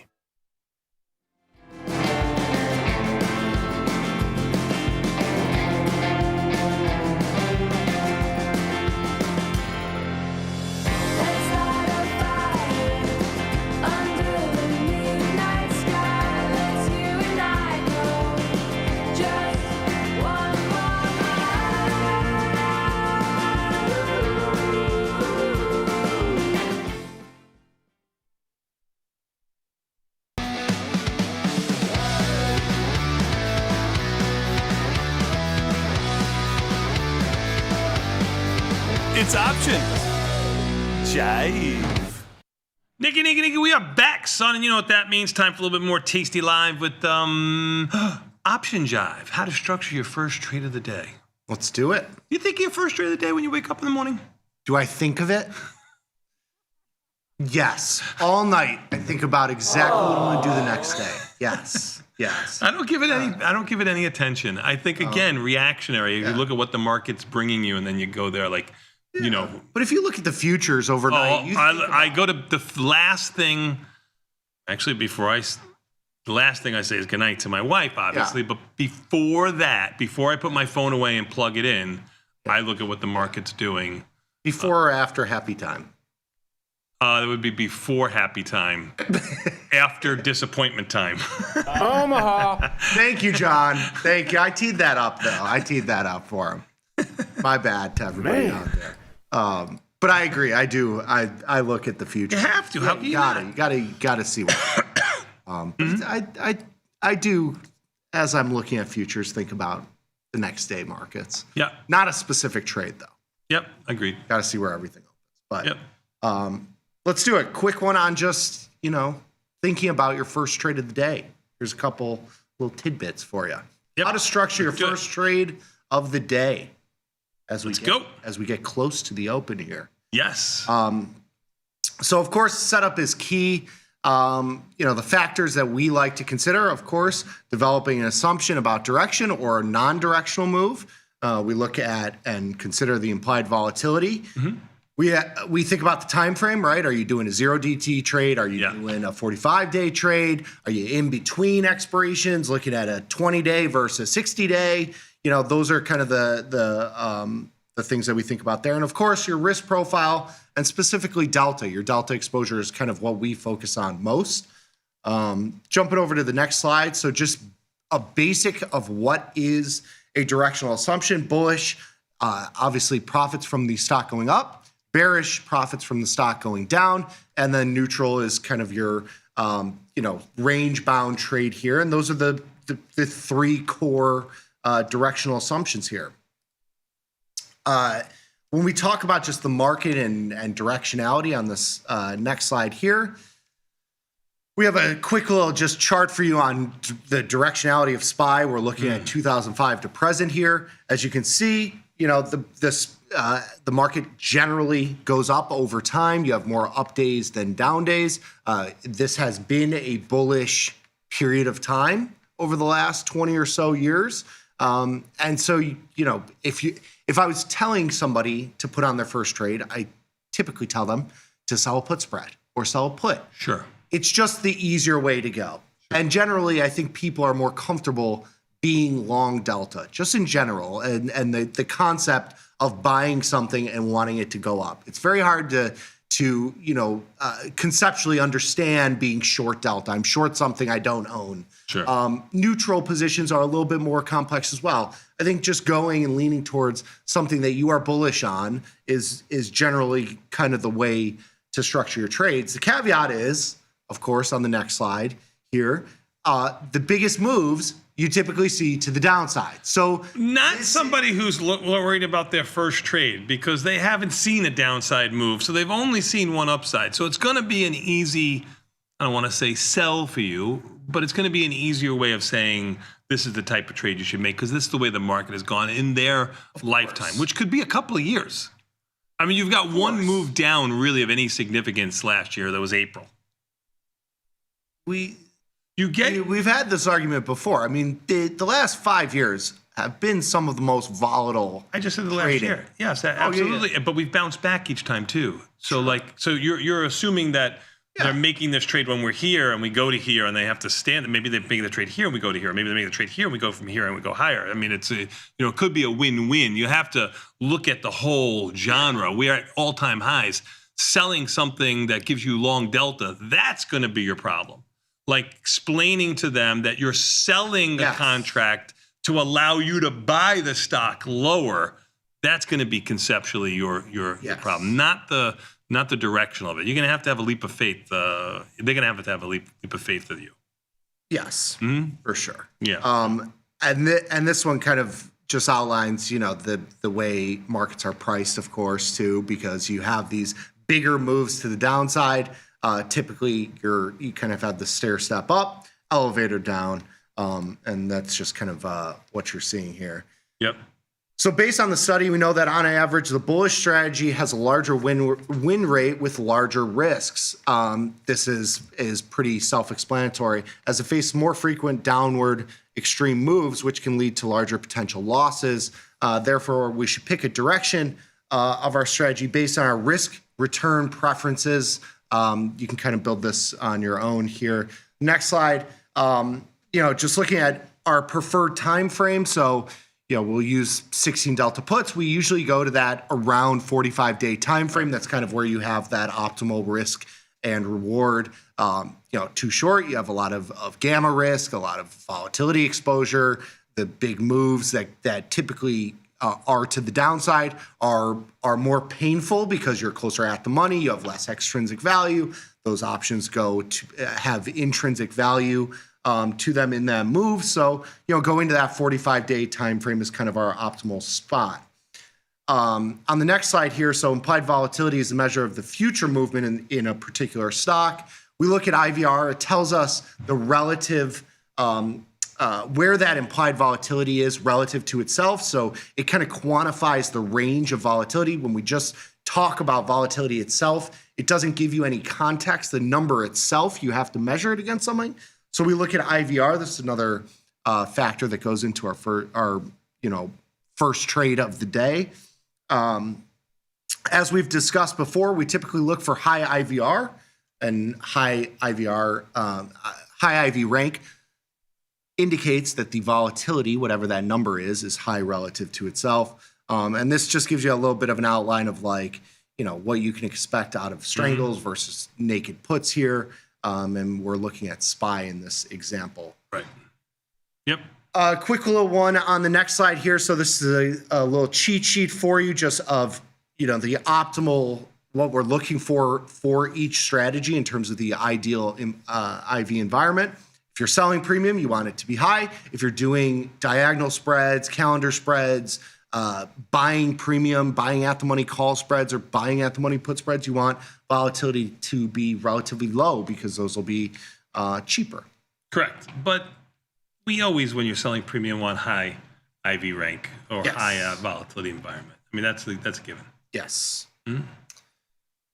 Next slide here. So talking a little bit about delta. Delta on its most basic level helps us determine the risk profile of the position. So it gives you an approximation of the probability. So delta and probability are going to be hand in hand. If you're selling a 30 delta option, it has a 30% probability of being in the money at expiration based on implied volatility, duration, time, that factors into it as well.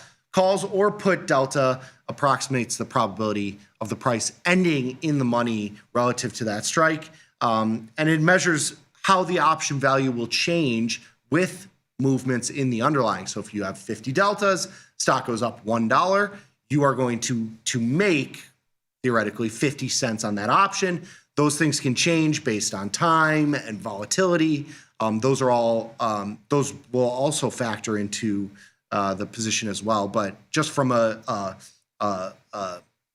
simple look at your position, looking at delta tells you how much value will change via a $1 move in that underlying.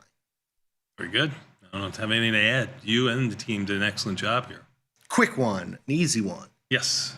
Well, I don't know, so easy for the newer trader, but definitely some good fundamentals in here that they need to at least look at. So using this and just our quick little breakdown here, building a trade is a critical component in the mechanical process of overall trading strategies. Important factors to consider when building a trade include developing a directional assumption that could be bullish, bearish, neutral, considering the ideal IV environment. So you want high implied volatility if you're selling, low implied volatility if you're buying. The time frame. So this comes down to, the trade entry. So do you want to go 45 days? Do you want to go 0 days? Do you want to go somewhere in between? And then choosing the appropriate delta based on your risk preference. So, we typically stay somewhere in the 16 to 30-ish delta. In general. Yeah. Sometimes you want to be more directional. Sometimes you want to be less directional. Sometimes that's your assumption, what you want to do, right? And a little bit of time. We didn't mention time here. Like you're putting this on at 45 days, we'd probably be closer to the 15 to 25-ish delta. If it was less time, we might be closer to the 25 to 30-ish delta. But we're definitely in that range. Yes. Well said. Very good. Cool. You ready to take a quick 90-second break just to give a little context here on the Russell, even the S&P trade you made? It's about unchanged, maybe down about $20 or so, looking like a tick or two one way or the other. I don't think you've ever been positive on it. Oh. That's to you in Oregon. We're going to take a quick 90-second break and come back. We got more Tasty Live after this. The opening bell next. Even the S&P is down $1. We'll be back in 90 seconds. Tasty Live. Volatility up 10 cents.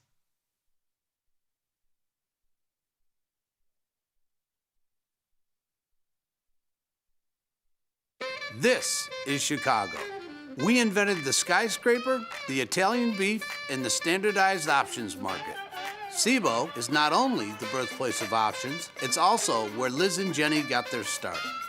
In an industry first, 2 female former floor traders broadcast live from the floor. Hear the sounds of live market action and feel the electricity as they present real-time trade ideas and research-backed market studies live from the SIBO's SPX pit. Watch Liz and Jenny live from the SIBO, only on Tasty Live. Tasty Trade's active trader interface makes futures markets your arena. Built for the bold, not the bored. Trade CME futures with a single click, from micro contracts to major ideas. And go even further with futures options. Tasty Trade lays out multiple ladders and charts for total visibility. Plus, hundreds of built-in indicators for traders who want a broader view.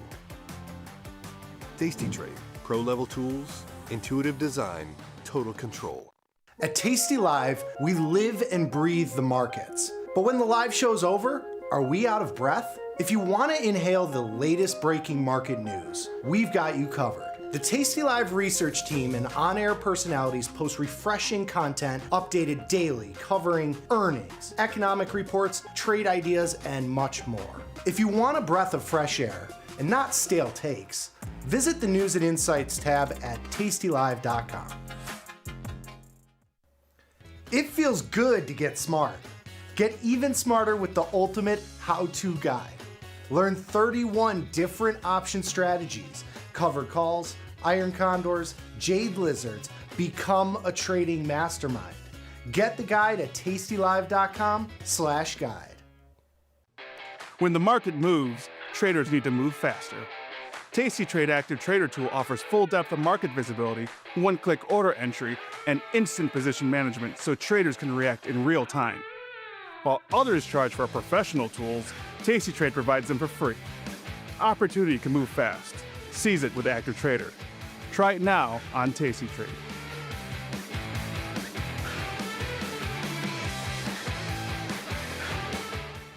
Grow a strong community with Tasty Trade's referral program. When your friend joins Tasty Trade, you'll both receive $100. As your community grows, you get more bonuses. Only at Tasty Trade.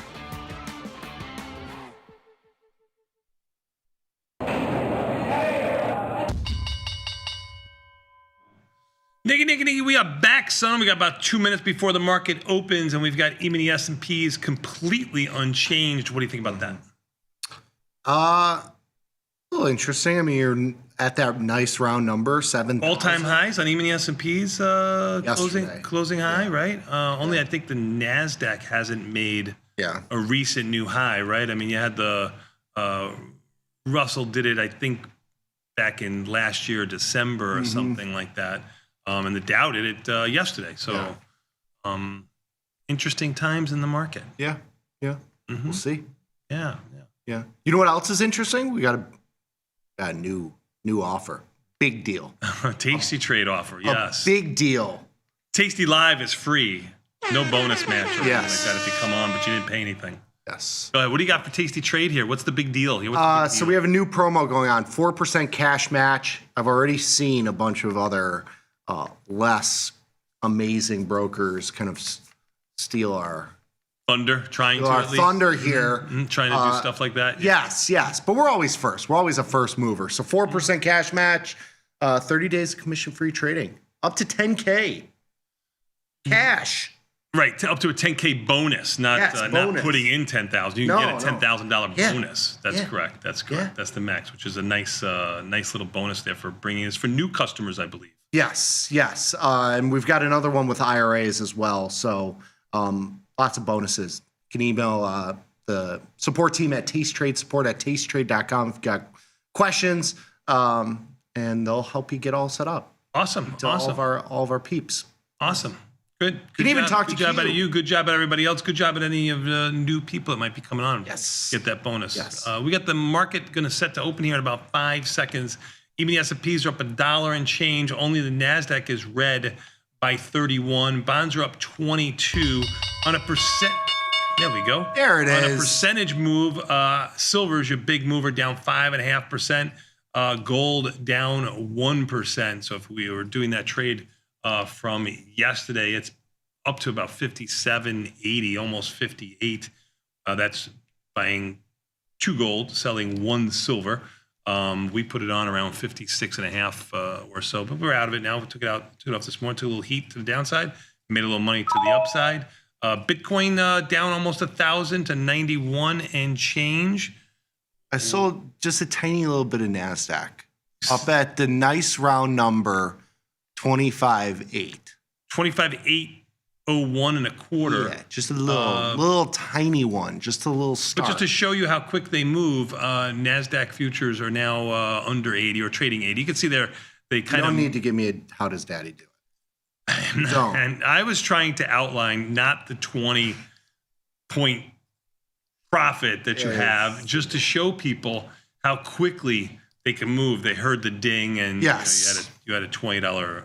I'm moving markets. You are moving markets. The invisible hand is quivering at the size of my micro NASDAQ trade. Yes, and to give you your MES M2K, which is your Russell. Actually moving in our favor. It's actually moved your way by about $50. It's about $20 against you, and now you're up about $50, maybe $30 to $50. It moves so quickly. It's hard to tell. When you take a look at what the markets are doing around the board here, and by around the board, I mean the market itself. Let's take a look at our high option volume list here. STX, which has earnings on the 20th, is down $13. AMD, that chip maker that doesn't kind of get the love of some of the other ones, down 6. AVGO down 5. BRT.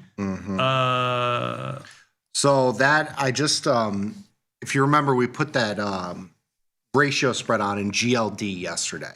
So we did the 412, 420 call ratio spread. We did that basically a scratch, right? So we did about a 5-cent debit yesterday. Yeah. 8 point. And by scratch, you mean no credit, nothing. no debit. Yeah, 5 cents. That ratio, it's 8 point wide, 9 days to go till expiration. So it's kind of like it's neutral with profits coming from the upside. Yeah. Gold's down today. That down $4.50 or so. Yeah. Yeah. So that ratio is actually trading at about a 44-cent credit. So I could close that trade for a 30-40 cent profit. Okay. Okay. Instead sounds interesting-ish. Sounds interesting. Instead, I went and bought the 428 call. So I now have a butterfly. So I have the 412, 420, 428 equal width 8x8 butterfly. I have that on for $1. So I'm risking $100. I have the 8-point wide butterfly on the side. That whole spread right now trades at about 50 cents. So you're keeping the 40 or 50 cents of potential profit on the table to give yourself a little bit of a butterfly shot on the upside into this move. I'm just trading this move that we have today. You have gold down, maybe you're neutral / slightly bullish. This is a good move for your position. You buy in that risk, you give yourself a lottery ticket shot instead of taking the 40 cents. Is one better than the other? Who knows? We got to see what happens. Yeah, only time's going to tell. But I'm giving up 40 cents of profit, putting 40 cents of risk on to hold that position. Totally makes sense. You're really just trying to maximize a position that you already had on, right? Yeah, give yourself a little shot. Yeah, give yourself a little shot. A little something. Yep, and you certainly have time that that trade that you don't really have that much time. It's a 9-day trade. So, I mean, it's going to move pretty quickly. Yes. Very good. Some more movers to the downside. Baba down 3 or 4. Hood down around 3.5. Marvell down around 3 and change. Meta down around 3 and change. Let's see what's moving us. I want to do something in Meta. What do you think about nobody ever, but go ahead. What about selling like the Ivy rank at 32 is pretty good. Earnings are February 4th. What about selling like the 575 puts? It's kind of like down towards the low that we've had. So you just want to be directional here. Yeah, you've got Ivy rank at 32. Implied volatility, implied volatility is relatively high. It's about a 1 standard deviation. I went to kind of the one. You're 15 delta. We usually do 15 to 30 delta, right? We said if we had more time, we might be close to the 15, 20 delta. Yeah. This is almost a $650 stock. It's very expensive stock. That's why you can get so much for those puts. It costs a lot of money in buying power relative to do it, right? The higher the price stock, the more buying power you can use. I don't hate the trade. All right, let's do it. 635. Just give them away at mid-price. Just kidding. Just kidding. It's a 15 cent bid-ask spread. It's 625, 640. I got 5 cents above. I was making a joke saying you were giving it away at mid-price. I was giving it away at mid-price. It was just a joke. Don't be so sensitive. I also wanted to do, so we had that segment on laddered puts yesterday, which we don't do a lot of, but I think it's an interesting spot to start for somebody that is bullish a stock. Yeah, you have a little bit larger sized account, and you want to kind of ladder risk across the curve and get a little bit of a different volatility exposure. And I think AAL is an interesting one because it's a low. Okay, well, sell this to me because I'm not quite on board. So it's a low price stock. You just mentioned a higher priced, stock. It's not going to use a lot of buying power. It's got an Ivy rank of 15, relatively low. Yeah. Stock's near its highs, relative. Sell this to me. Why I want to be long the airlines here because I hate it. It's a good question. I kind of hate it too. I thought IVR would be higher. I thought when we looked at it, I thought I saw 30. I thought I saw 40. A putty cat. Tom and Jerry? Yeah, I know. I thought we had higher volatility. Be a hater, James. Don't hate the player. Hate the game. I thought we had higher volatility there. Okay, so you're saying I'm right. Mm-hmm. All right, that's fair. Yeah. Well, we could find another stock to do that on. Like Meta would be a good stock to do that on high, but the price is too high. Yeah, too high. Right, so you could do laddered spreads, which are kind of silly. They don't move that quick. It's just too. Yeah, agreed. So we got to find that stock in the $50 to $150 range. That's near its lower end of its range. We'll find it. Maybe we'll even get it for what's your assumption. Somebody will bring it up to us. Just wait a little bit. You got time to put this on. You might want to put a 0-day trade on. Oh, you want to do it? Set it up. We can do that. You got hands. You want to look at SPX, correct? Yeah. All right. When you look at SPX, Ivy rank of 13, as the viewer mentioned to us. Volatility is relatively low. By the way, your NASDAQ futures are almost a scratch for you. They were just a $20 profit, just a $20 loss. You got an $18, $19 expected move. I think it was around $18 and change pre-market. Let's just call it 20. So if you go $20-ish lower, with this volatility being so low, let's start at around the 39.25 and go $10 wide. I know sometimes we go $15 wide, but I'm just going to go $10 wide here. 69.25, 69.15. And if you go about $20 higher to the upside, and you're looking at these, when you look at these calls, you got put skew. The puts are going to trade a lot higher. This spread, you're getting $1.45. Let's see if you go to the 20-ish delta, it would be the 69.65, 69.75, trading for around $3.25. We've done $15 wide ones just to show you pricing. Still around $4.30-ish. That's what we were always getting for the $15 wide ones, but we're a lot closer now. We're $20 away as opposed to $30-ish away or more. So it depends on whether you want to do the $15 wide one or the $10 wide. Let's do the $10 wide. Got lower volatility. $3.35. You're looking at around 1/3 the width of the strikes, right? Beautiful. I will put that in right now and see if we can get filled. Beautiful. Nothing. You're not going to get a ding from me because. Oh no! Well, you'll get it. It's over here. I have no. Oh yeah. If we get filled, we are. This is a team. Team effort. The Bass. There you go. There's 335. It was oscillating between 335 and 340 on that trade. Even the S&P just caught a little bit of a bid. That's why it got filled. So what do you look to make on that trade? And do you put the GTC in, right? I put the GCC order in, especially doing the show as we're doing. We were taking more risk at a $15 wide one, and we were looking around, about 80-ish cents or so on the trade, around 20-ish%. So maybe 60 cents on this one, something like that. I mean, that's all I would be looking for. I mean, that's just more, I don't want to say an engagement trade, but really more like volatility is low. I'm not getting all crazy about this trade. I'm not loading up on this trade. Yeah. It's more just demonstration, trying to make a couple bucks. So we'll put it in at I'll put it in the order to close at 275. Sure. Anything else that I see going on here? Market catching a little bit of a bid. Even the S&P's up 2 and change. NASDAQ up 5. Vol up a little bit. Vol is up a little bit, up 15 cents to 16.40. Not moving too much. Gold is down 1%, $45. Not too much movement there either. Silver still down around 5%. That's where it's been hanging out. Let's take a look at what the market. Your Microsoft trade. It's close. You're right on the dance floor. Yeah, Microsoft is probably up a little bit this morning. Yeah, up another $4. Wow. Yeah. $5 yesterday. Well, now up $5. How does Daddy do it? Oh my God. I sold it at. That's not it. No, that was me. MSTR. I closed out that put spread. Oh, good.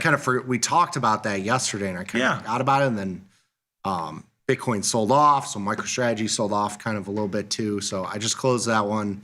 Markets kind of stink in there. Yeah, they're not the best, but they trade. They get a little bit of volume in there. Yeah. So we had a put spread. We did an Iron Condor middle of December on the 12th. I think it was a what's your assumption trade, which we have coming up next. Lagged out of the call spread for 7 cents. It's the kind of. It goes to, I think we had a question yesterday on Iron Condors. You roll them down. Do you go to like an Iron Fly? I like to leg out of the call spread. It didn't really do anything. That call spread is still worthless. I mean, it's at 245, 235. But at 7 cents, there's no point in holding that risk. You have a $10 wide spread, trades at 5, 6, 7 cents. Take it off and be done with it. Clean up the position. Very good. And now I just close out the put spread. So we took like 70, 80 cents out of that. Nice little trade.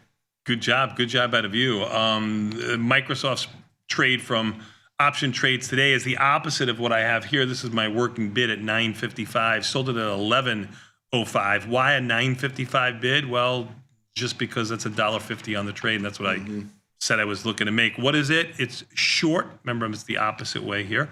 It's short this call spread, 85, 485, 495, which is $10 wide. By a naked put. That's a Jade Lizard, right? So my risk is all to the downside.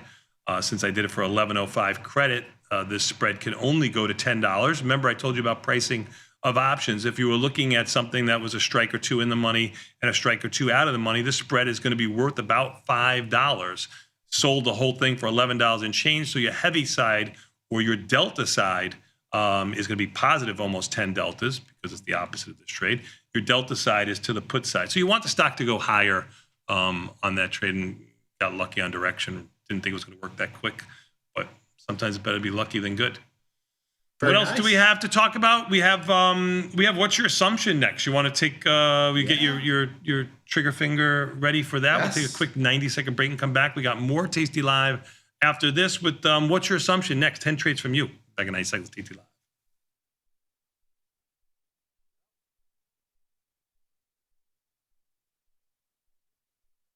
Grow a strong community with Tasty Trade's referral program. When your friend joins Tasty Trade, you'll both receive $100. As your community grows, you get more bonuses. Only at Tasty Trade.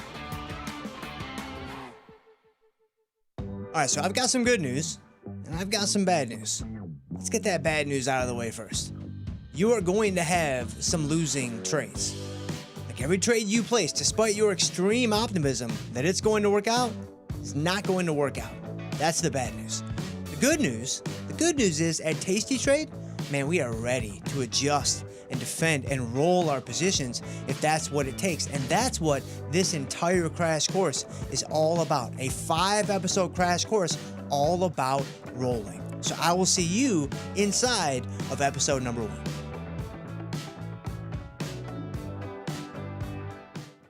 Tasty Trade has crypto, and you can trade with 0 commissions. Bitcoin, Ethereum, Litecoin, and more. Diversify in one place. Crypto, we got it, we get it. Ready to take your trading skills to the next level? Dive into the world of stocks, options, and futures with Tasty Trade courses. Whether you're a beginner or more advanced trader, our courses can empower you with the knowledge to succeed. Watch as our team in Chicago shows you how to use the Tasty Trade platform and go over the basics of trading. Perhaps you'll learn about a new strategy or a potential product for your portfolio. To find our courses, go to the Manage section of our web platform or head to courses.tastytrade.com. Start taking control of your financial future. Visit our courses today. Got trader's block? We've got the cure. Get data-driven trade ideas with Cherry Picks, our weekly newsletter that gives you insights into the market. Sign up at tastylive.com/newsletters. Look who's back testing. Tasty Trade now has options back testing for free. Test your trades with over 10 years of data for the most popular symbols. See how your trades would have performed in the past. Look back at profit and loss and take the guess out of guesswork. Oh, did we mention that it's free? Get back testing at Tasty Trade. Diversify your portfolio with stocks, options, futures, crypto, and more. Focus on the markets that matter to you. See the odds before you trade using curve analysis, IV rank, and more tools. Tasty Trade. Download today.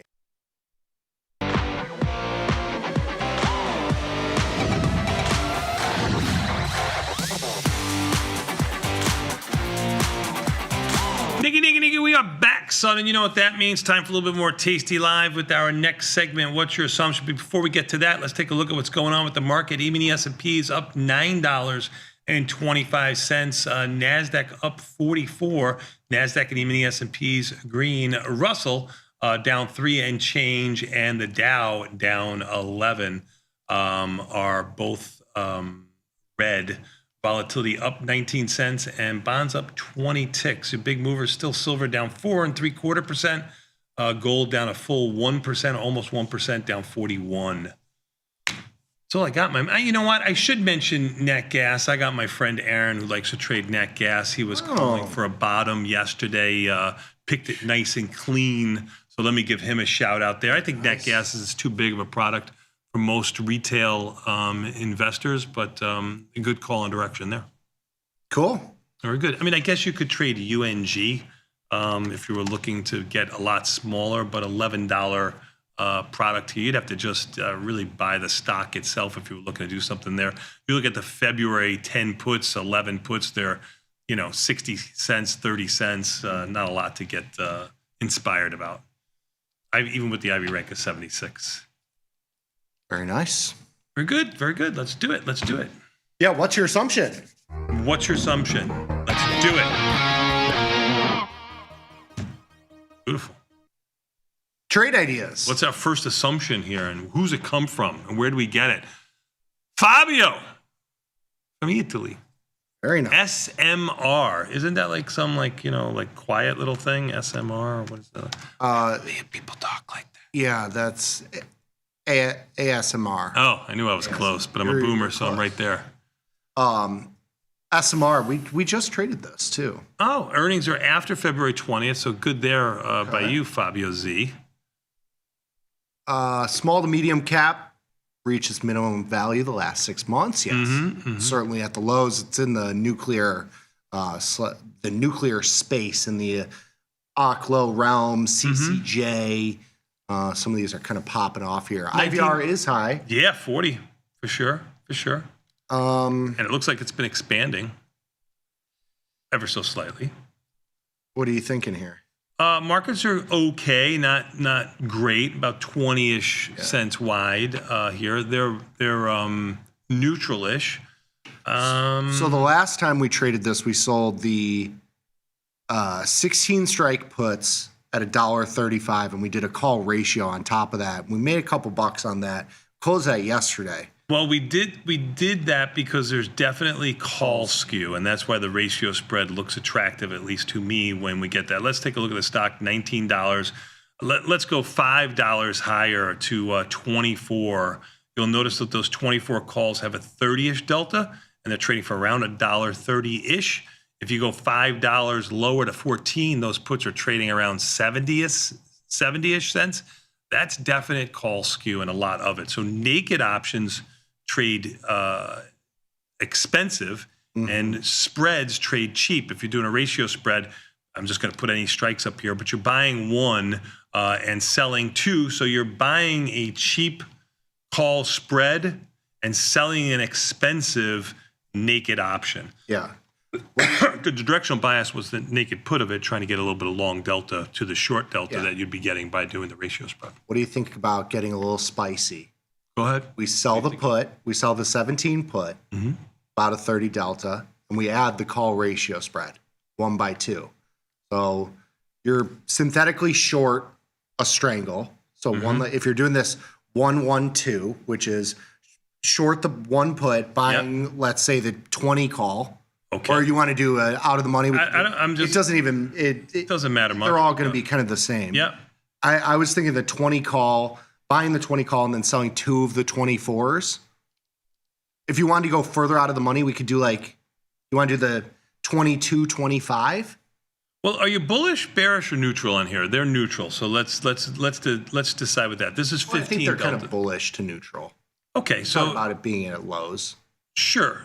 So, if you go out of the money with your spread, which gives you more room, you actually pick up more delta. I didn't move your put. All I did was move the call spread. So I think the further out you go, the better off you are. And the problem here with the 26 level, which I would not trade on them, the market stinks on them. So I would probably default to the tighter markets here. So I might go 21, 25. I was looking at 22, 25. 22, 25, same thing. Like with the 17 put, gives you around 12-ish deltas, get a little bit of credit there. I'm going to start this way above the mid price. Markets are about $1.60, $2.30-ish change. They're not great. No, they are not. We're going to keep this small, and it's we have traded this. Do a little price discovery. If it goes lower, you're actually going to get filled. Because you have long delta. Because you have long delta on the trade. Stock's down around 20. I'm going to put this in at $2, and I'm going to sit. Okay. And we're going to see if we get filled on that. Let's see. Okay. You get a little bit of a down move, as you said, and we'll get filled there. Thank you, Fabio. Thank you. Buongiorno. GDX. Oof. What do you think about GDX? Just as a whole, 78 IV rank. GDX has been on an absolute tear to the upside.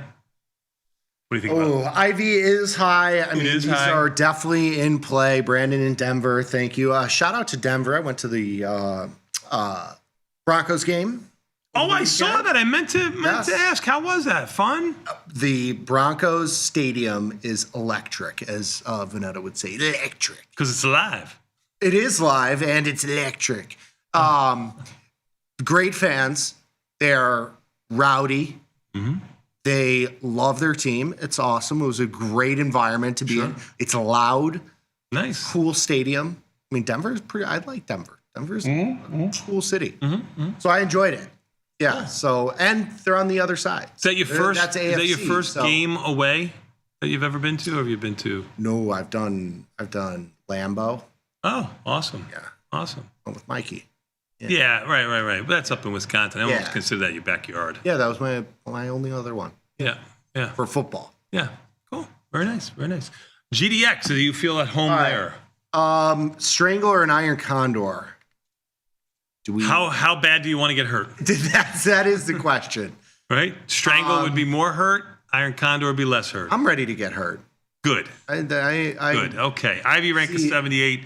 Certainly warrants that. You're going to have call skew in here too, right? Yeah. The only problem here is, again, with these markets are not the best on an They're not- $85, $86 stock, right? Yeah, you expect these to be, especially with what's going on in the space. You would expect there to be a lot more liquidity here. It is not great. What are you thinking here?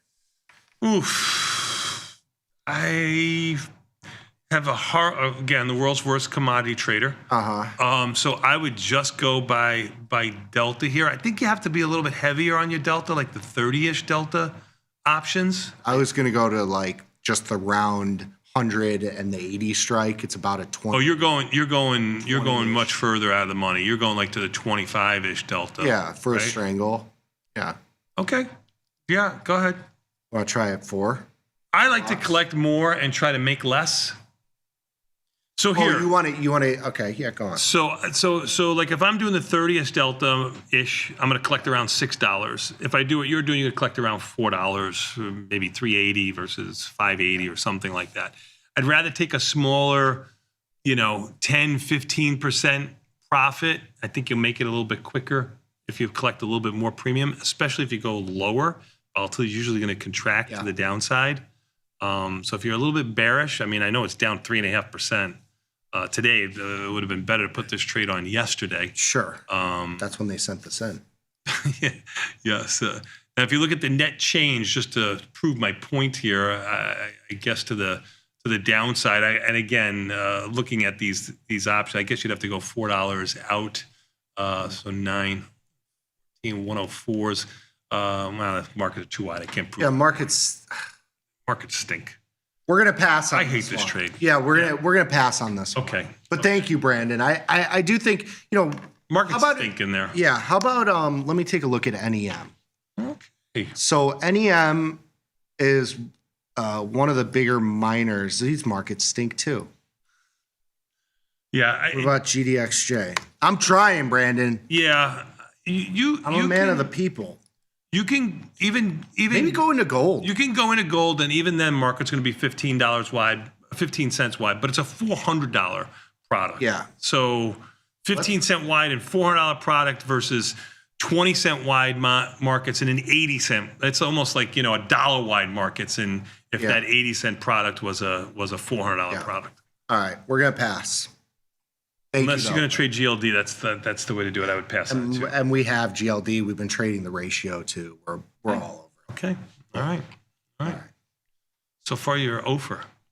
No, we did the SMR. Did we get filled on that? I don't think you got filled on it yet. All right, we'll try and get filled on that. No. CMG, neutral. CMG almost filled the gap from October. Going to get choppy before earnings.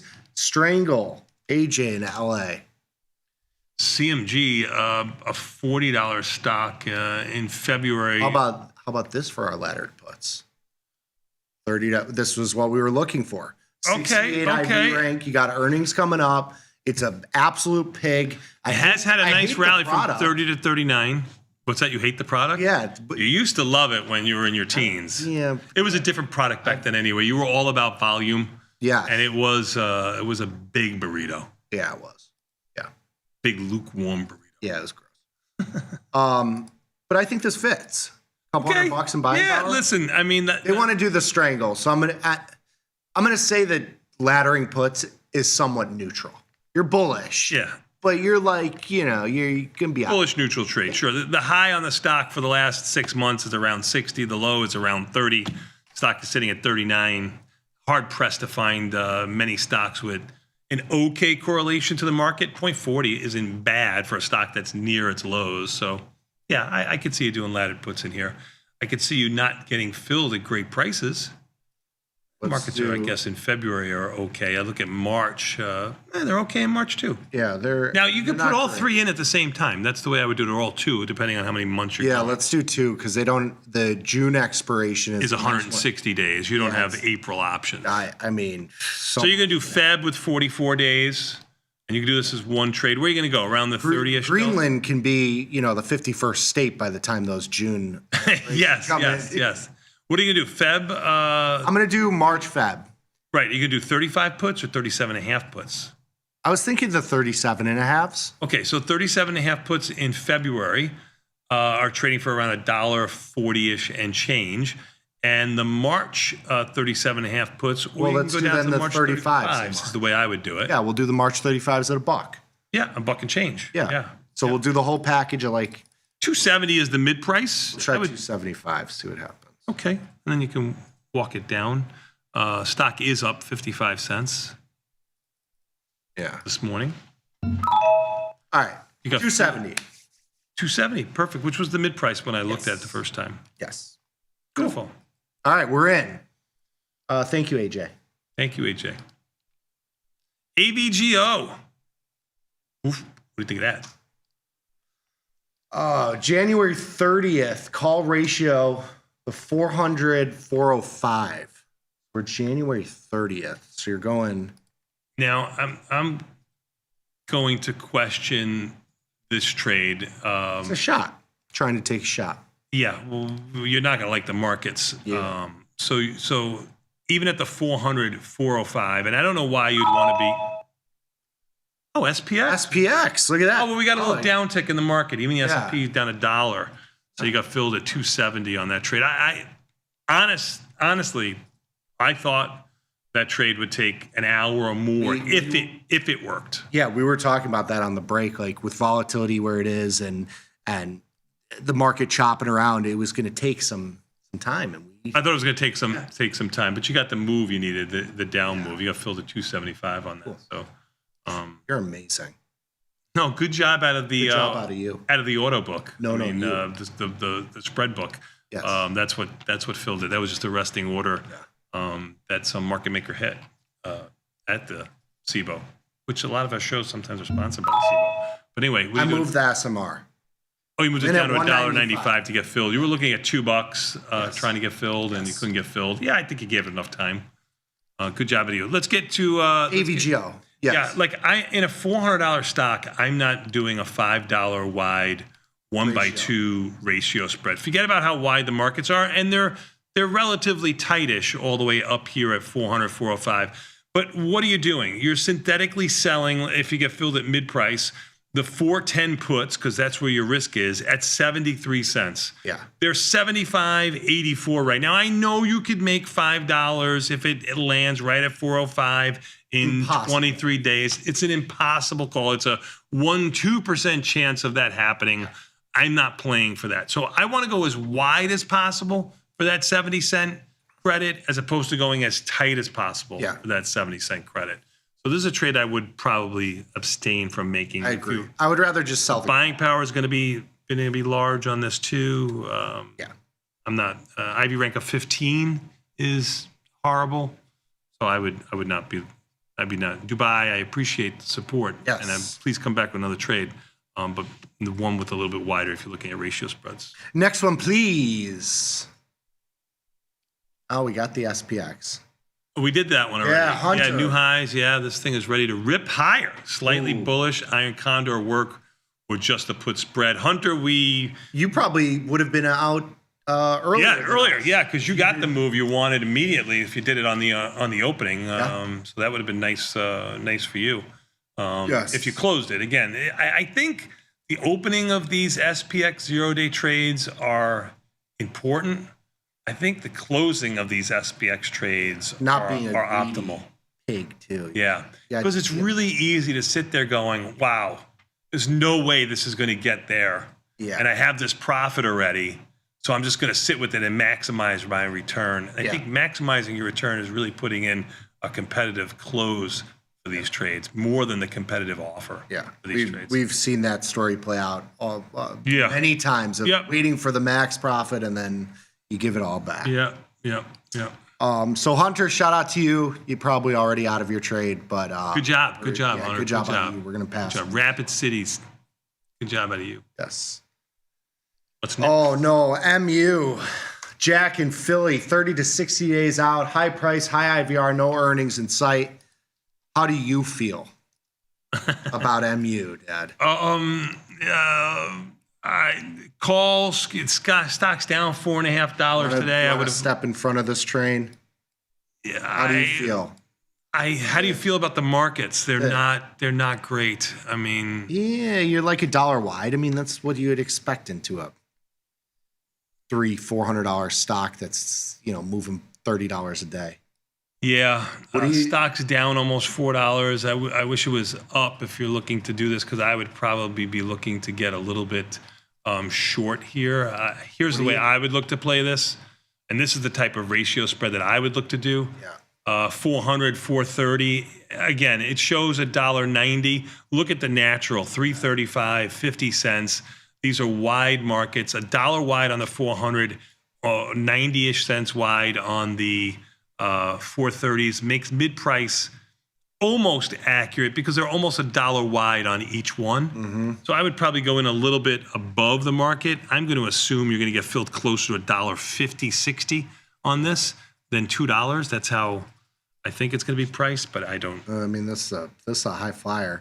I was looking at the 380, 410 for like $2 and change. Kind of the same thinking.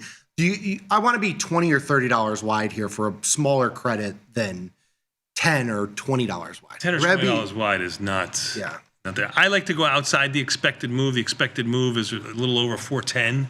That's that dotted line that we have on one side here. That's why I looked at those strikes. It's entirely up to you. I tried this. More short or less short? 214. So you got filled on the 400, 430. Yeah. See, this is what I mean. The spread that I looked at. That was this one. Wasn't it? You did the 400, 430. Yeah. Yeah, the one I looked at, you actually got filled at 214. I was price improved I put it in at 210 with the mid price at 190. I thought we were going to get filled at 160. That's how crappy I am. But look at these. Now the markets are 227 because so you start way off. Yeah. Like high and move it. And I got price improved from 210. Yeah. This stock also rallied $1 too, and this is short premium in there. So that's also another reason why you got filled a little bit better. Cool. All right, we're in, Jack. Oof. The pain trade. Yeah, that is going to be a pain trade. This is. I'm gonna look back at that one and be like, damn. Yeah. So what could you do? Let's talk about it. I know we're running a little bit late here, but let's talk about it. What could you do with a trade like that on a defensive move? First of all, you're synthetically short a call, right? You're short the 430 calls too. You're long one of the 400s, so you're synthetically short one of the 460 calls. So that means you have the buying power to sell a naked put. Right, that would give you some delta on the trade. You could also sell a $30 wide put spread. That would give you some long delta on the trade. This is when things are going wrong. What you can do that doesn't use more buying power, that brings in some credit. Just aggressive way would be selling a put. Less aggressive way would be selling a put spread. Another thing you can do is get out of the 400, 430 synthetic long call spread that you have, and then just sell a naked put, which would make a strangle. You'd be short a put and short an out-of-money call. So different ways you could do it without using more buying power. Those are ways to use it without using more buying power. Relatively. Let's hope we don't get to that point. Let's hope we just put a bid in somewhere at like $1 and you get filled there. I just closed. So we did. I closed half of it of the IBIT laddered puts we did yesterday Intel, not IBIT. So we were short. You got IBIT on the brain because you've been doing well in IBIT. Yeah, I've been scalping the IBIT options. They're amazing. They're amazing because it works. It's worked. Well, there's just two-sided volatility action. there. Yes. You can. I mean, that's what you look for. Is high vol and something that moves. And Yes. So you closed half of your Intel? Yeah, into this move. Should I just close the whole thing? I would. I just take the whole thing. Yeah. What'd you do it for? INTC for $6. Stock's up 8.5%. I mean, yeah, we're gonna take in a day. Nice call. We got 100-day options here. Yeah, you got 44-day options, 72-day options, 100-day options. I mean, 100 days Greenland and Venezuela and maybe Dominican Canada, Republic with the hemisphere. The whole hemisphere. So we were short the 37 puts in the February expiration, the 36 puts in the March expiration, the 35 puts in the April expiration. We did the whole package for about $6, and we just closed them out for under $4. Yeah, for about $4, so a little under $4. Yep, $3.95. Yeah, huge move. Huge move, but I mean, you got a 8% move overnight. Time to go. Yeah, cool. Good job out of you. Why didn't you just buy a bunch of calls? I'm just kidding. Next one, please. You knew we were going to have an 8% move. LMT. Ooh. Lockheed Martin. TP's Defense going to play. have something to say about these. Yes, probably right. Talking about the cherry picks. Yeah. He did talk a little bit about defense stocks. Ajit, neutral. Oh. What do you think? I appreciate the earnings January 29th. Sorry. Idea, but look, like some of these puts. I mean, the 490s are $4 at 6. You got $2 wide. You go to the 420, 630. Yeah. Yeah, the 475s are 45 cents at 390. Yeah, they're not tradable. Yeah. In my mind. Yeah. I gotta pass on this one. Unfortunately. Yeah, you can't get. You gotta have liquidity. I mean, you look at the volume on here. Let's just put it. I'm gonna put it up here. You're talking about single digits, ones and two lots. Yeah. Zeros mostly around. You don't want to play in that space. Yeah. At least not. You don't want to be selling premium. I'd be ranking 35. You want to do something with defined risk? You want to buy a vertical spread somewhere? Call or put, whatever you want to do. Go ahead. But yeah, I don't think you want to do anything else. Yeah. Sorry, Ajit. Next one, please. LRCX. Lamb. Neutral iron fly. Oh, it's not a trade that we usually do.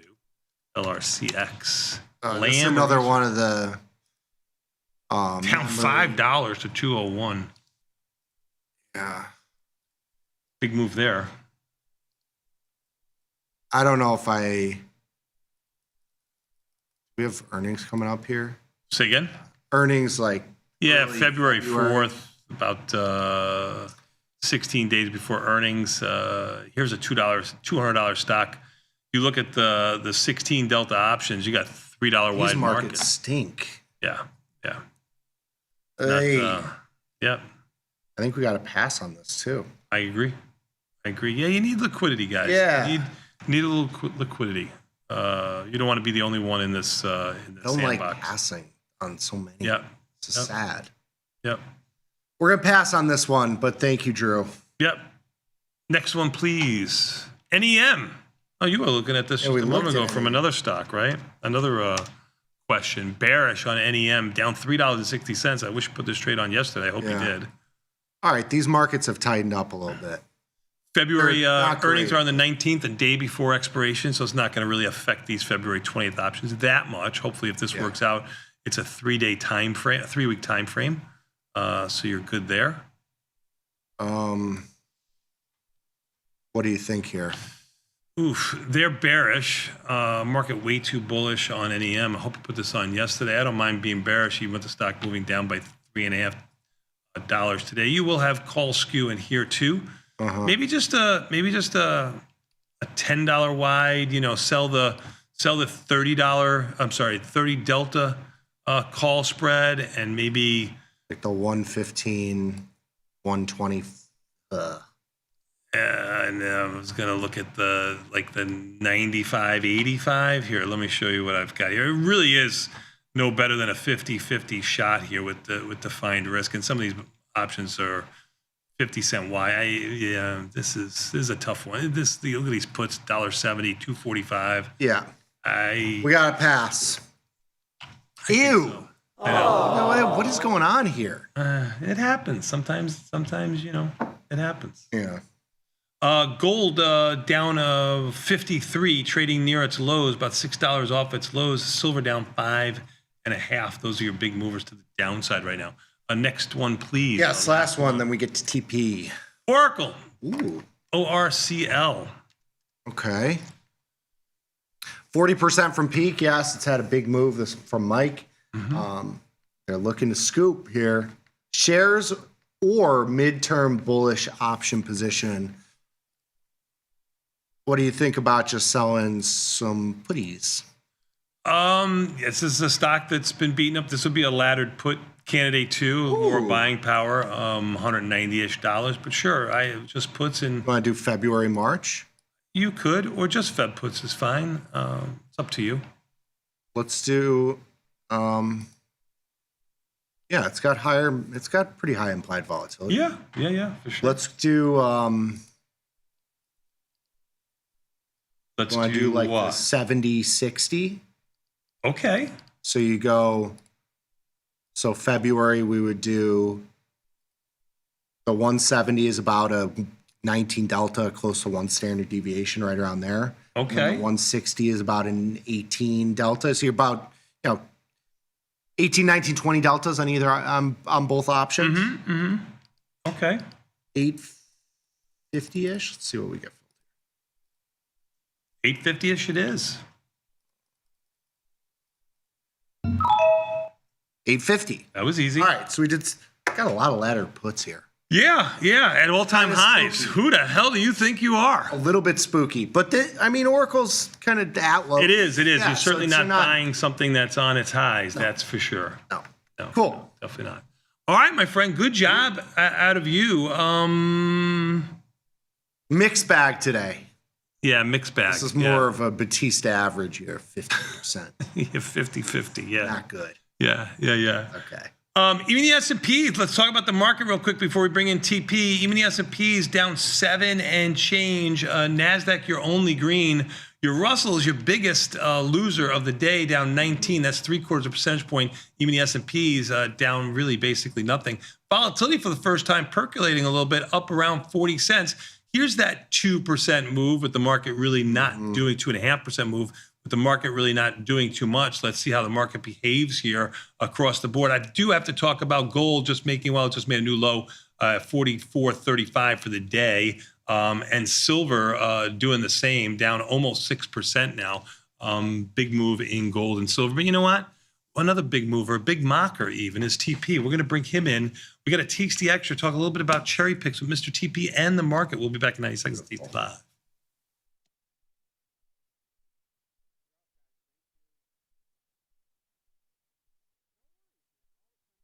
Your crypto needs a wallet. And crypto is better when it's tasty. You can now do more with your digital currencies with the Tasty Crypto app.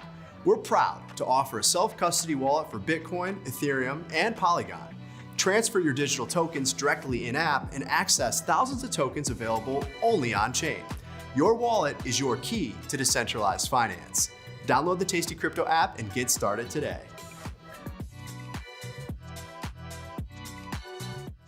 Diversify your portfolio with stocks, options, futures, crypto, and more.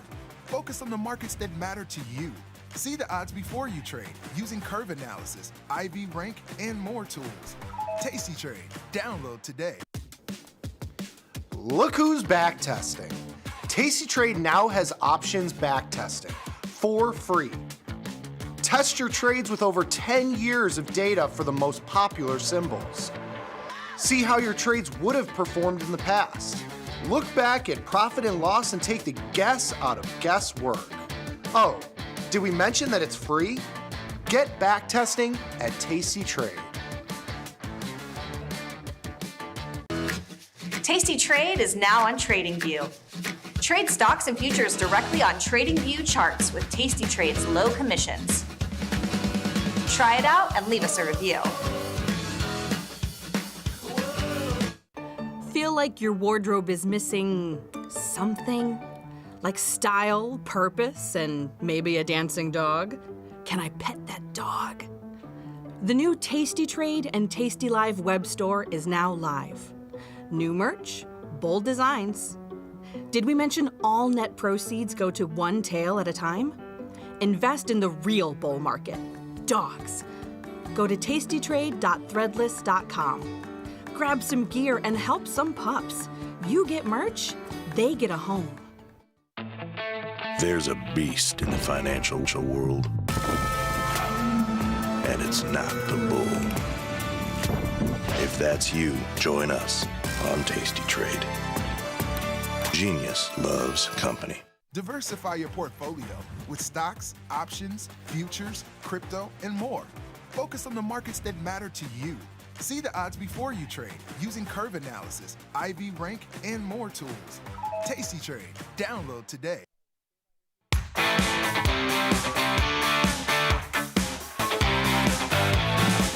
Nikki, we are back, son. But you know what? Let's take a back seat to this, man. That's right. Take Tasty Extra TP. Oh, no.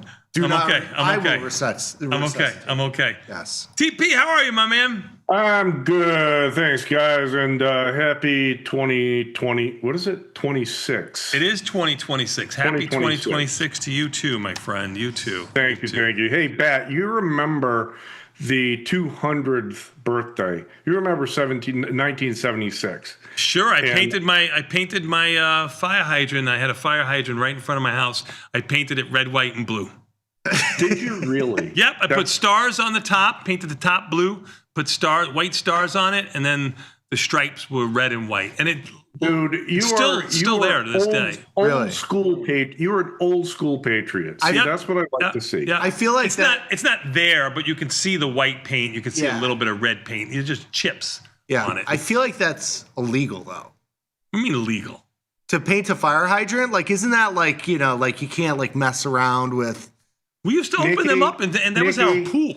I mean, you gotta prove it for it to be illegal. That's true. Okay. Then I can go after. Did you actually see Tony paint the fire hydrant? Probably wouldn't have recognized me back then. I'm not gonna lie. I was a little younger. So one of the things I was listening into the what's your assumption stuff, and just really quickly to put. Just to emphasize what's going on. Tony, you remember this when you were trading on the floor. I remember this when I was trading on the floor. Remember what a market maker does. A market maker makes a bid-ask spread, takes the other side of your trades, and is not looking to take risk, right? That's not what we did. Right. When a stock price gets higher, and one of the things when you see the S&P up over 6,700, you see all these very expensive stocks now after the massive rally. It makes them swing around a lot more. Okay, so it's not uncommon to see a $600 stock change $3 or $4. It's kind of what it is. And a market maker, especially if there's not a lot of liquidity. If I don't think that I can trade my stock hedge, so if I buy calls, if the customer sells calls, I'm buying calls, I'll sell shares as a hedge just to get my deltas flat. If I'm buying puts, I'll buy stock as a hedge. Okay.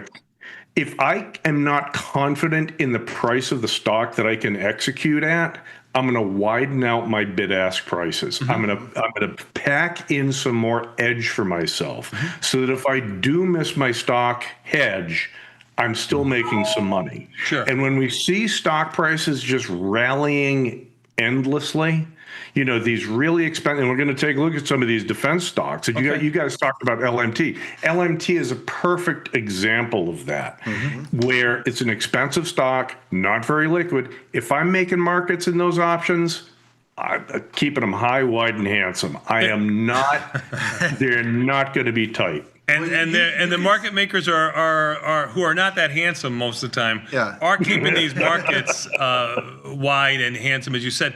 But TP, talk a little bit the reason why. It's not because it's in play or anything else like that. It's because look at how much volume in the stock. You said we don't want to take any risk as market makers. Every time we do an option, we're going to do the equivalent stock, typically the equivalent stock delta against it. And look how wide the market's here. They're $1 wide on the stock. Right. So your options have to be $1 at least wide and probably $1.50 wide.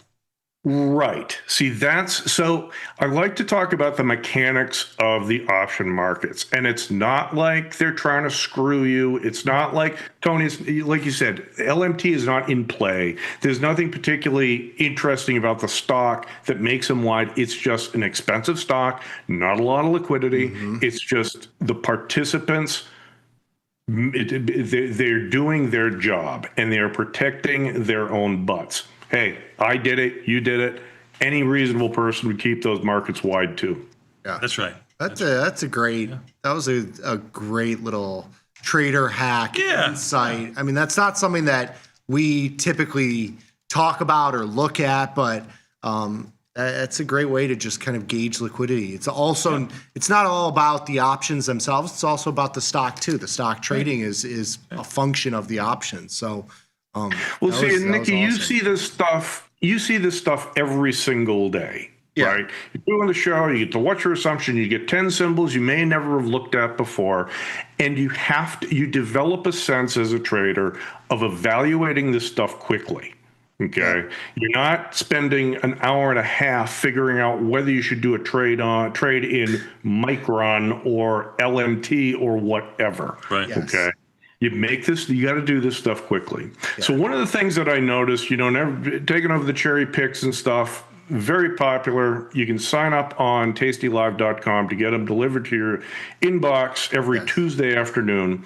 But one of the things that popped up on my radar was the strength in some of these defense stocks. And like I said, when the guns start popping, the stocks start rocking. And they have been outperforming the S&P over the past couple of months. So I don't know who's running the slides, but if you want to go to the first slide, what I did was I went back to December 1st, and these are percent changes. So everything starts at zero, basically. The SPY is my proxy for the S&P 500, and I picked 6 of the biggest, or I should say 5 of the biggest defense stocks. This is not an exhaustive list, okay?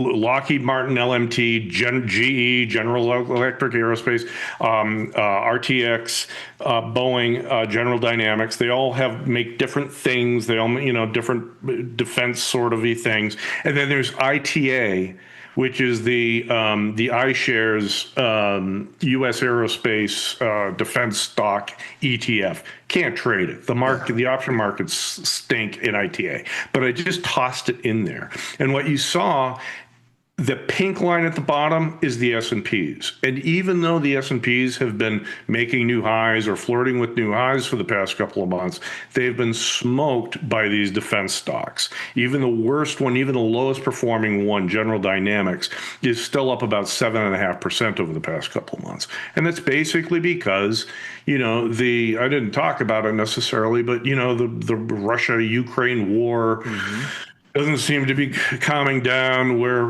plucking Maduro out of Venezuela. We're taking over, tankers, rogue tankers in the Atlantic.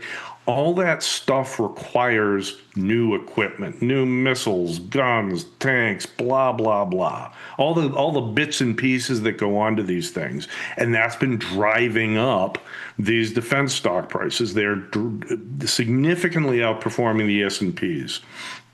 And as we go back, what's another interesting thing too, guys, and you're talking about implied volatility. If we go to the second slide, I want you to look at something. This is their implied volatility, the overall volatility index for these same symbols. Okay. If you go back, I ran the numbers from November. And they're relatively high in November, but look at what happened as they go up for the past couple of weeks. So like the last third of the chart In other words, from the middle of December onward, the volatility of these things has been ticking higher. That's because they're coming up on earnings. Earnings for a lot of these symbols, they're going to report in, I don't know, or late Jan, maybe early Feb. It's a mixed bag. I think, yes, there's a lot of uncertainty. And as a side note, I'm bullish on this season's earnings. The reason is that the numbers are going to be plucked after the Fed cut interest rates. So the low rates are going to be baked into their numbers. These stocks have all outperformed typically their earnings over the past few cycles. And yes, the implied volatility, yes, there's some uncertainty, obviously, but the implied volatilities are ticking up. And even though these stocks have rallied, I am biased bullish on some of these things. You're allowed to have an opinion. Yeah. So, I mean, look, do I know where these stocks are going? No. Okay. Do I pretend to know? Am I plugged in to the defense stock industry? No. Okay. All I look at, but you do live in Texas, so you've got. I do live in Texas, and when the guns start popping off, you don't want to be on TP's property. I'll tell you that much. No. TP's got all sorts of. I got all the toys. Yeah, he's got to attack Apollo. What do you got? Llama. What do you have? Alpaca. What do you got? I got the combat llamas all loaded up and combat ready llamas. to go. There we go. I knew it was something. Yes. So the point is, one of the things you guys were talking about earlier is that, Tony, you were talking about looking at the skews. Yeah. A lot of these stocks, and I was looking at specifically GE and Boeing. Okay. I got to say, I was very disappointed in the markets. You guys talked about LMT. Yeah. General Dynamics, GD, the markets suck. Yeah. Okay. They're too hard to trade. Yeah. Nick, go into GD for a second. Oh, GD or GE? GD, General Dynamics. Sure. You just see another example of something you might like to trade it. You can't do anything. You can't trade it. This is untradeable. Yeah. I wouldn't even buy the stock here. Mm-hmm. It's a $360 stock. It's too expensive. It sucks up a lot of capital. So what I was looking at, the two symbols that I thought were okay, they're not great, GE and Boeing. Yeah. And I've traded both of those things. Let's pull up, which do I have first here? Let's go to the third slide really quickly and just cover that. To emphasize the increase in volatility, the IV ranks of some of these stocks, a bunch of these stocks are higher. So those have been ticking up. Boeing is relatively low. It's that pink line. It's about the same as the SPY. Mm-hmm. It's got like a 14% IV rank. GE is a little bit higher, about 20%. And I base these trade ideas on those numbers. That's basically it. So if we go, let's take a look at the options for a second. Let's go into GE first. Okay. That's the one I wrote up, and Tony, you had that loaded up. GE's near its highs, down $1.30 today, but again, right now. Yeah, I mean, you gotta be buying into strength. Is that something I always do? No, but you know what? I've been wrong on my bullish trades for the past 20 years. Okay? This is good then. You've learned. If we go, let's open up the Feb options for a second. These are better. They're not wide. Yeah. Okay. They were looking better yesterday, but one of the things I wanted to show you guys, and you guys are talking about it, how do you look at skew here? All I do, I look at the stock price, 326. It's in between 320 and 330. Mm-hmm. I don't need it to be exact in the middle. I go from 320 down 20 points. Pick a number, down 20 points. 320 to 300. The trading, the ask price is 480, right? I go to 320 or 330, excuse me, up 20 points to 350. Okay. 615 on the ask price. Yep. Okay. So 615 versus 480. Let me do that math in my head quickly. Oh yeah. 615 is higher. Yeah. Okay? A lot of call skew. Yeah. That's when we say the skew is pointed upside. Does it mean the stock is going up? No. Okay. It is where the market sees the risk. Yes. So you can disagree with that. You can say the market's wrong. The market, they shouldn't be pricing the call skew. Okay. Be bearish on the trade. Right. Okay. Right. Okay. Take your pick. I happen to be bullish. I think GE going into earnings, I think earnings are going to be fairly strong. I'd bias bullish. But you don't have to. And that's the whole point about these trade ideas. Yeah, right. It's not like, oh, you got to do them. What are you thinking? On the I upside? was looking at selling, Nikki, the short 310, 320 put spread. It was taking in about, when I was looking at this yesterday, and again, this is all, 24 hours later, so it's a little bit hard. So if we go into GE again, take a look at the options. Let's see what we get for this stuff.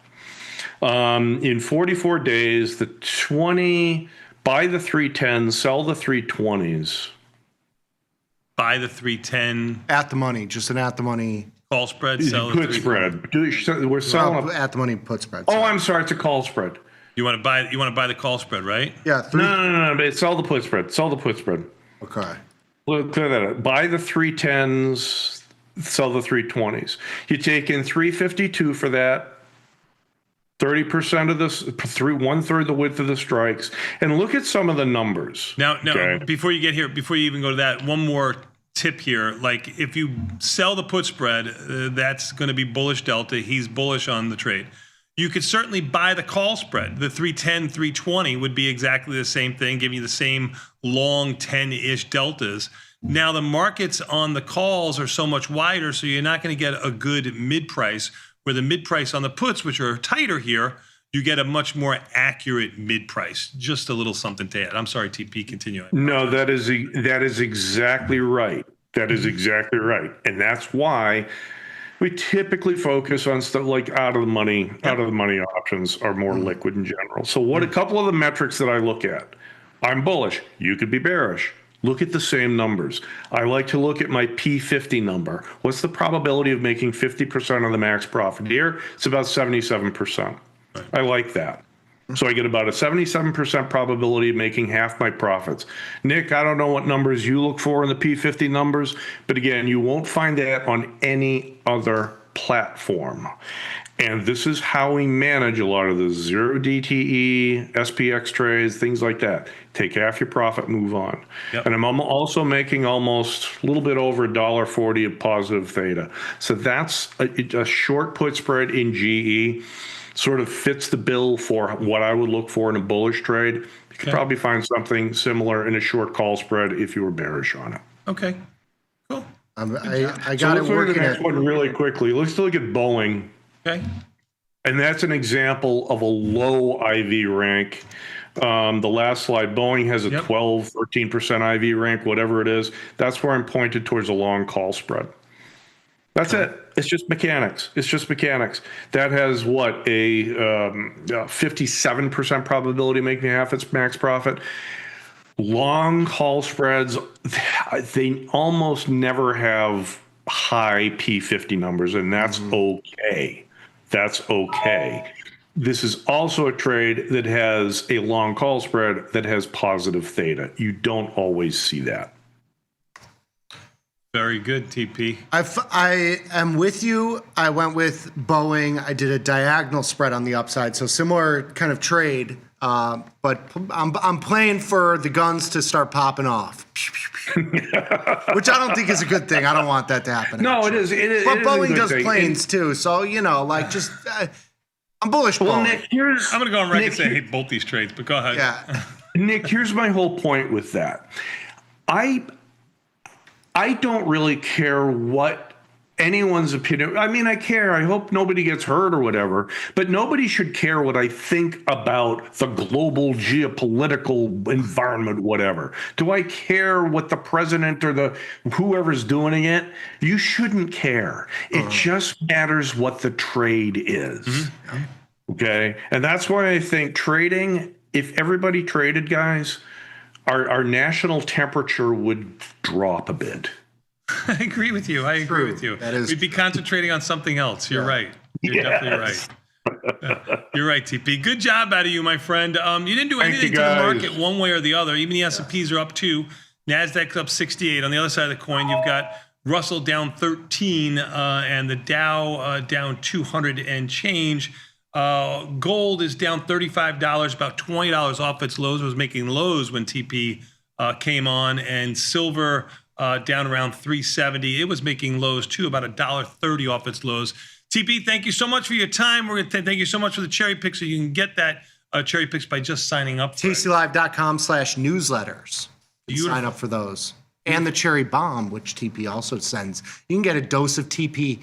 Right, you can get more TP than you probably ask for if you can't get enough of it. That's right. Can't get enough. We're going to take a quick 90-second break.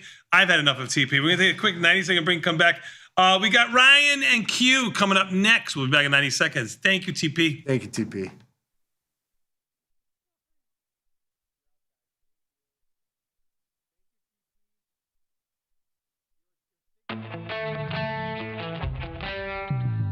In the world of investing, a beast lurks between the numbers. Some watch from the safety of the sidelines, but others saddle up and ride that one-ton rowdy ribeye for all he's got. If that's you, join us on Tasty Trade, named best online broker for options trading. Genius loves company. Got trader's block? We've got the cure. Get data-driven trade ideas with Cherry Picks, our weekly newsletter that gives you insights into the market. Sign up at tastylive.com/newsletters. Global markets never sleep. Explore them with Forex, now available on Tasty Trade. Get in on over 80 Forex pairs, 24 hours a day, 5 days a week, with the Forex platform that adapts to your style and speed. FX marks the spot. Trade it on Tasty Trade.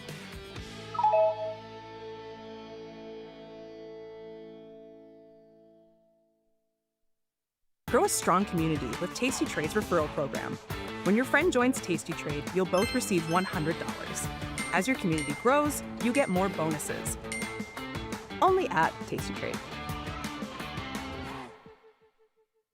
If your trade's not going how you expected, it's not necessarily that your assumption is wrong. Maybe it's just not right. Yet. Rolling is managing a trade by closing your position and opening another one like it for a credit all in one order.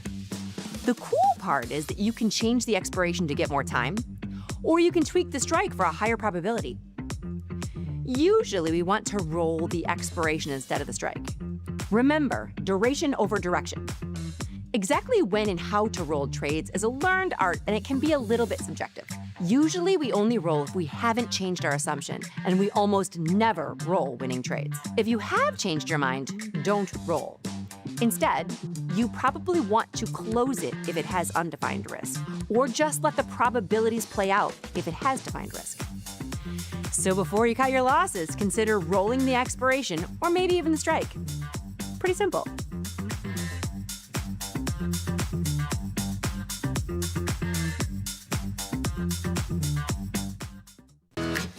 Tasty Trade is now on TradingView. Trade stocks and futures directly on TradingView charts with Tasty Trade's low commissions. Try it out and leave us a review.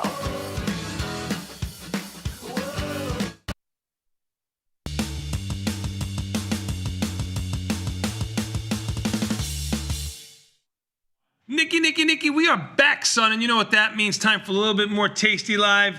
That's right, with fan favorite and my personal favorite.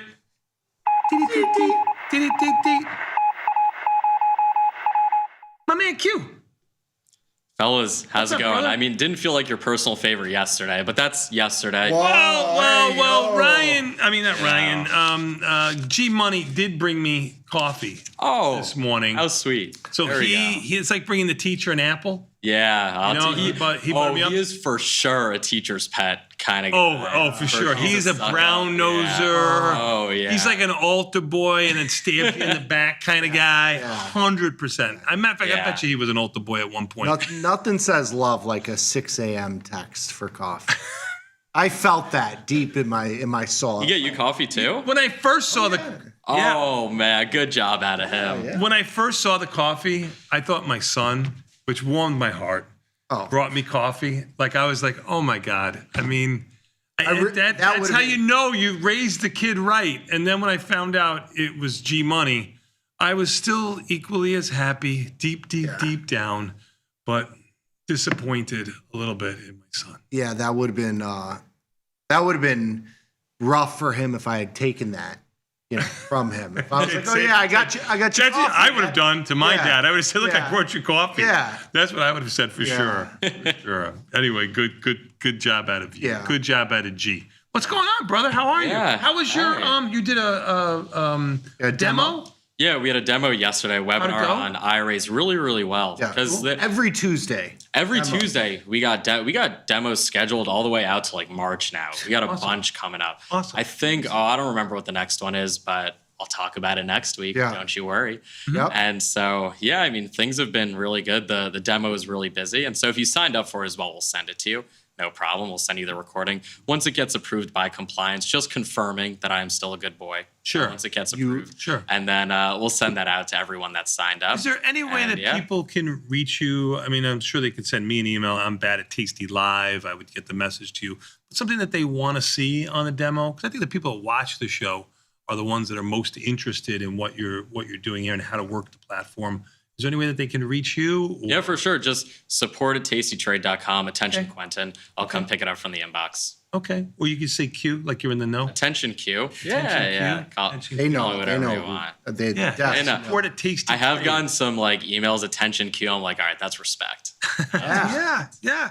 And you warrant it. I mean, you come with the goods. You warrant the respect. And then also, if you're not yet a customer and you want to see how the platform works, you can also sign up for these demos. You don't have to be a customer to sign up. And if you're not yet a customer, I mean, that big deal promotion is extremely exciting. Yeah. Look at you, company man. Company man. But I mean, match, right? For 4% match up to 10K.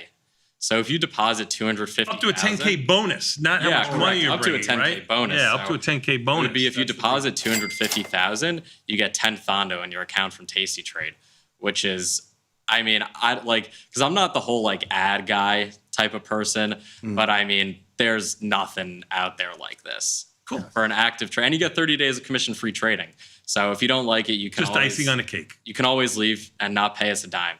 You can trade for free and you're good to go. Don't do that. Well, read the fine print. You can't take the 10K. Correct. You can't get the take free trades and then say I didn't like the platform. Thank you for the 10K and the free trade. So that would be in there, I think, for a year. If that was the case, his cousins and brothers and all that stuff would be lining up. Cousins I don't know about in Brooklyn would all be lined up lining there. up. So that would be robbery. Home. But you can that would be trade for highway free, robbery. and if you don't like it, you're always good to go. I mean, hey, I doubt that would be the case, of course. Well, it I didn't mean, cost you anything, right? Maybe it doesn't cost you anything. Out, and your ACAT fee that the firm charges will reimburse you as well for $75. So if the 10K is not enough, we'll give you $75 on top of that for the account transfer fee. And also, if you're just first getting started into trading as well, if you want to deposit, if you don't have a brokerage account, this isn't like just an account transfer match. I just mentioned that, but any deposits are good for this for all new customers. So. And this is one for the century. Big Mike was doing something with this one. Yeah. He was doing something with this one. He was doing something with this one? Yeah, this is great. He cooked here.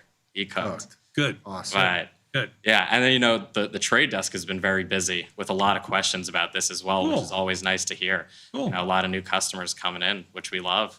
Awesome. Very good. Keeping you busy, keeping you employed, too. For sure. Yeah. Hey, keep us on air, too. Yeah. I mean, you think you're Job just security. helping Tasty Trade, you're helping Tasty Live, obviously, part of Tasty Trade, keeping lights on here, keeping everything free that we do here. So very good. Yeah, right. All right, well, let's get into the top 20 symbols and Let's their go. IVRs. At number 1, we've got SLV, 95, Tesla, 10, Amazon, 33, NVIDIA, 7, Intel, 39, Google, 31, Micron, 48, MSTR, 28, AMD, 33, Meta, 36, GLD, 57, Microsoft, 31, Apple, 16, Palantir, 19, TQQQ, 18, Netflix, 42, SNDK, 82, IBIT, 39, SoFi, 22, and Goog without the L, 33. SLV, finally seeing a downtick, last I looked. Yeah, it's down.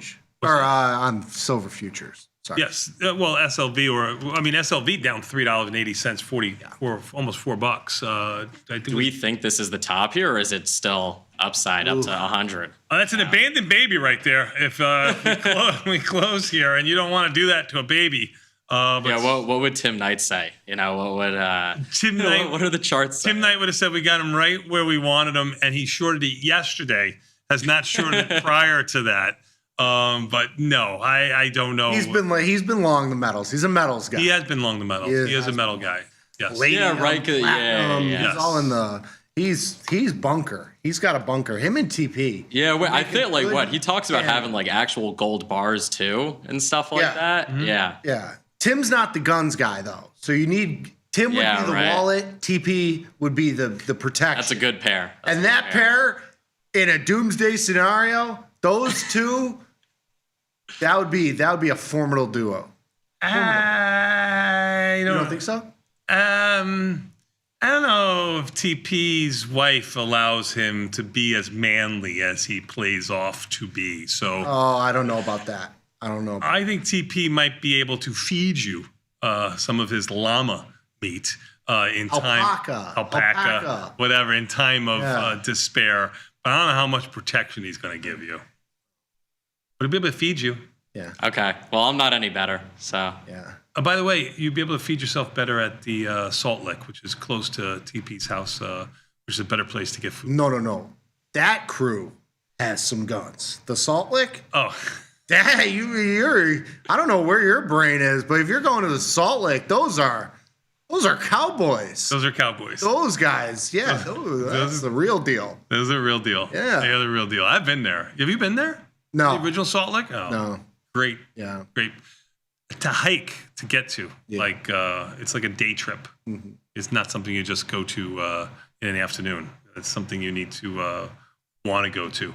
What's your most traded, asked about question right now? Is it the metals? Yeah, it's the metals and a lot of stuff about margin questions and margin requirements because when there's a lot of volatility and these other underlying, especially with the futures, whether it's to the upside or the downside, sometimes the margin requirements will expand. So just questions about that. Also, if you're trading futures for the first time, questions about the multipliers and stuff like that, because it's not just $1 like it is for stock or 100 like it is for options. Like for silver, it could be 1,000 points, right? Mm-hmm. And so, to pay attention to that is really important because we'll get questions. It's why is the buying power requirement this? And then it's how does my profit and loss work and stuff like that. So because this is where all the attention is. We see a slight uptick in volatility in the S&P today, but this is where for the past few weeks, all the volatility, all the movement's been. So it's been a lot about just how does trading futures work and stuff like that. And then from the more experienced traders asking about the margin requirements and how to combat that. Yeah. Are they trading futures just from a outright directional bias, or are they doing some pairs trade a little bit more like a sophisticated trader? Because I always think of futures trading as just being out and out long or short. That's the way I always look at it. But I was just curious about the retail. Yeah, so I'm that's retail, what we're but I'm just curious what a retail. That's what we're seeing a lot is just trading the outrights. But then we're also seeing some pairs trades, not too much, because that could be a good way to reduce your risk, right? Yeah. But we're not seeing a lot of pairs traders because people don't necessarily want to play the difference between the two. They just want to play the product outright. Yeah. So when you're talking to them about futures, do you use the E-mini S&Ps, the NASDAQ, and the Russell E-minis, or do you use the micros as an example for them? Depends on what they're talking about. just because ES is the most the product people are familiar with the most, I'll say instead of $1 per point or $100 per point, it's actually $50 per point, right? Mm-hmm. And then for the NASDAQ, it's different as well. It's 20. And so I say that's why your profit and loss is increasing and decreasing in the way that it is. Mm-hmm. And just be prepared for that before you start trading and sizing up those positions. We do just about every quarter we'll put out, which you should keep on, not on your refrigerator, but somewhere near your computer. We do a whole spreadsheet on what all the futures notional value is, how much you're controlling for the buying power that you're doing, and the multiplier for them too. So you can get that in our cherry picks that we put out a lot of times. in all of our newsletters. So yeah, and we that could also be something have you could point them to also. We have a Help Center article that lists like all of the multipliers for all of them. Just search like in the support.tastytrade.com, just search CME, and then you'll get the options and the futures that come up, like the outrights. Yeah, perfect. And I would also point them, if I was you, at least not point them to, but introduce them to the micro futures, because you want to be smaller. I think always talk about like, if you want to size the position accordingly, because that's why we see TQQQ up here all the time, is because you can really size that however you want. But with the micros, that could be a lot more suitable for, the first time investor. Very good. Very good. We got some people saying Terry Black's. They're taking Terry Black's over Salt Lake. Terry Black's is 100%. I fun. totally agree with When we went there, that was really fun. Yeah, it was great. That was good. I agree. I 100% agree. I'm not comparing anybody to anybody. Salt Lick is a mustard-based sauce, and Terry Black's is more of a traditional type sauce. That's a little beyond my palate. I'm no expert like that. Yeah, they're all I'm good. sure both are good. And you held your own there, by the way. All right. Yeah. Hey, go tell Jason that. Because he's always making fun of me for being a small Jason's eater. a good eater. He's a good eater. He's a good eater. He's a good eater. Good palate, too. Okay, well, there you go. We're going to take a quick 90-second break. I can't say anything about Jason because Jason came in here. I said something stupid, and Jason rode me like a mule. I mean, he really just... Good. He came in here... You don't want to mess with Jason. It set me straight. I mean, he never makes an appearance in here. He set me straight. I mean, he came out firing.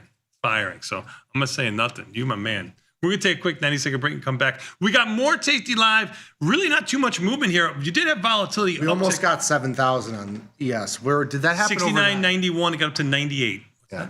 Did that happen overnight or no? No, I don't think I didn't so. catch That was intraday. I would have given it like, ooh. You missed it. Remember when we were short the SPX spread? Wolf of Wall Street. I'm Matthew McConaughey. We're going to take a quick 90-second break. We'll come back. We got more Tasty Live at this. No Matthew McConaughey on the next one. We got Liz and Jenny. Peace. Peace.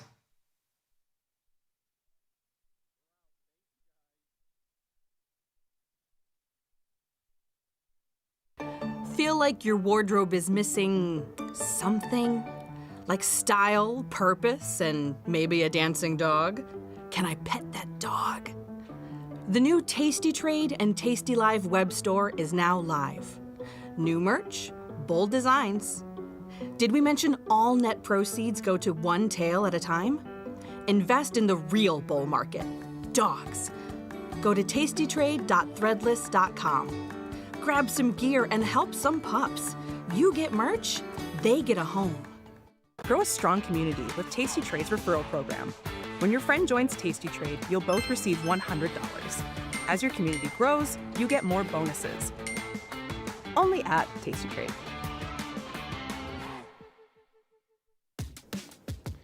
Look who's back testing. Tasty Trade now has options back testing for free. Test your trades with over 10 years of data for the most popular symbols. See how your trades would have performed in the past. Look back at profit and loss and take the guess out of guesswork. Oh, did we mention that it's free? Get back testing at Tasty Trade. Tasty Trade has crypto, and you can trade with zero commissions. Bitcoin, Ethereum, Litecoin, and more. Diversify in one place. Crypto, we got it, we get it. Ready to take your trading skills to the next level? Dive into the world of stocks, options, and futures with Tasty Trade courses. Whether you're a beginner or more advanced trader, our courses can empower you with the knowledge to succeed. Watch as our team in Chicago shows you how to use the Tasty Trade platform and go over the basics of trading. Perhaps you'll learn about a new strategy or a potential product for your portfolio. To find our courses, go to the Manage section of our web platform or head to courses.tastytrade.com. Start taking control of your financial future. Visit our courses today. It feels good to get smart. Get even smarter with the ultimate how-to guide. Learn 31 different option strategies, covered calls, iron condors, jade lizards. Become a trading mastermind. Get the guide at tastylive.com/guide. There's a beast in the financial world, and it's not the bull. If that's you, join us on Tasty Trade. Genius loves company. É impossível saber, sentir o gosto do sol, andar por cima do céu, fingir que nada mudou depois de ter você. Deixa eu te ligar, me faz apaixonar, não vejo a hora de te encontrar. Deixa eu te ligar, me faz apaixonar, não vejo a hora de te encontrar. Um minuto longe de você, eu já não sei esperar. Madrugada chegou, não quero mais acordar. Madrugada chegou.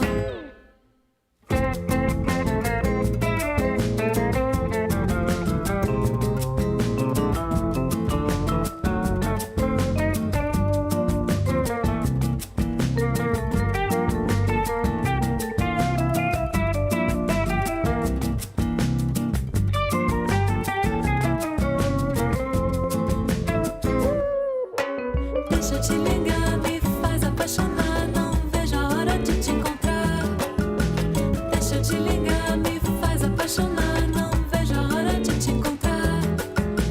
Um minuto longe de você, eu já não sei esperar. Madrugada chegou, madrugada chegou. Madrugada, madrugada, madrugada chegou. Madrugada, madrugada, madrugada chegou. Não quero mais, não quero mais, não quero mais. Não quero mais acordar, não quero mais.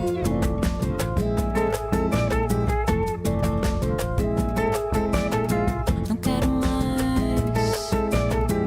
Madrugada chegou. Madrugada chegou. Madrugada. Não quero mais, não quero mais, não quero mais.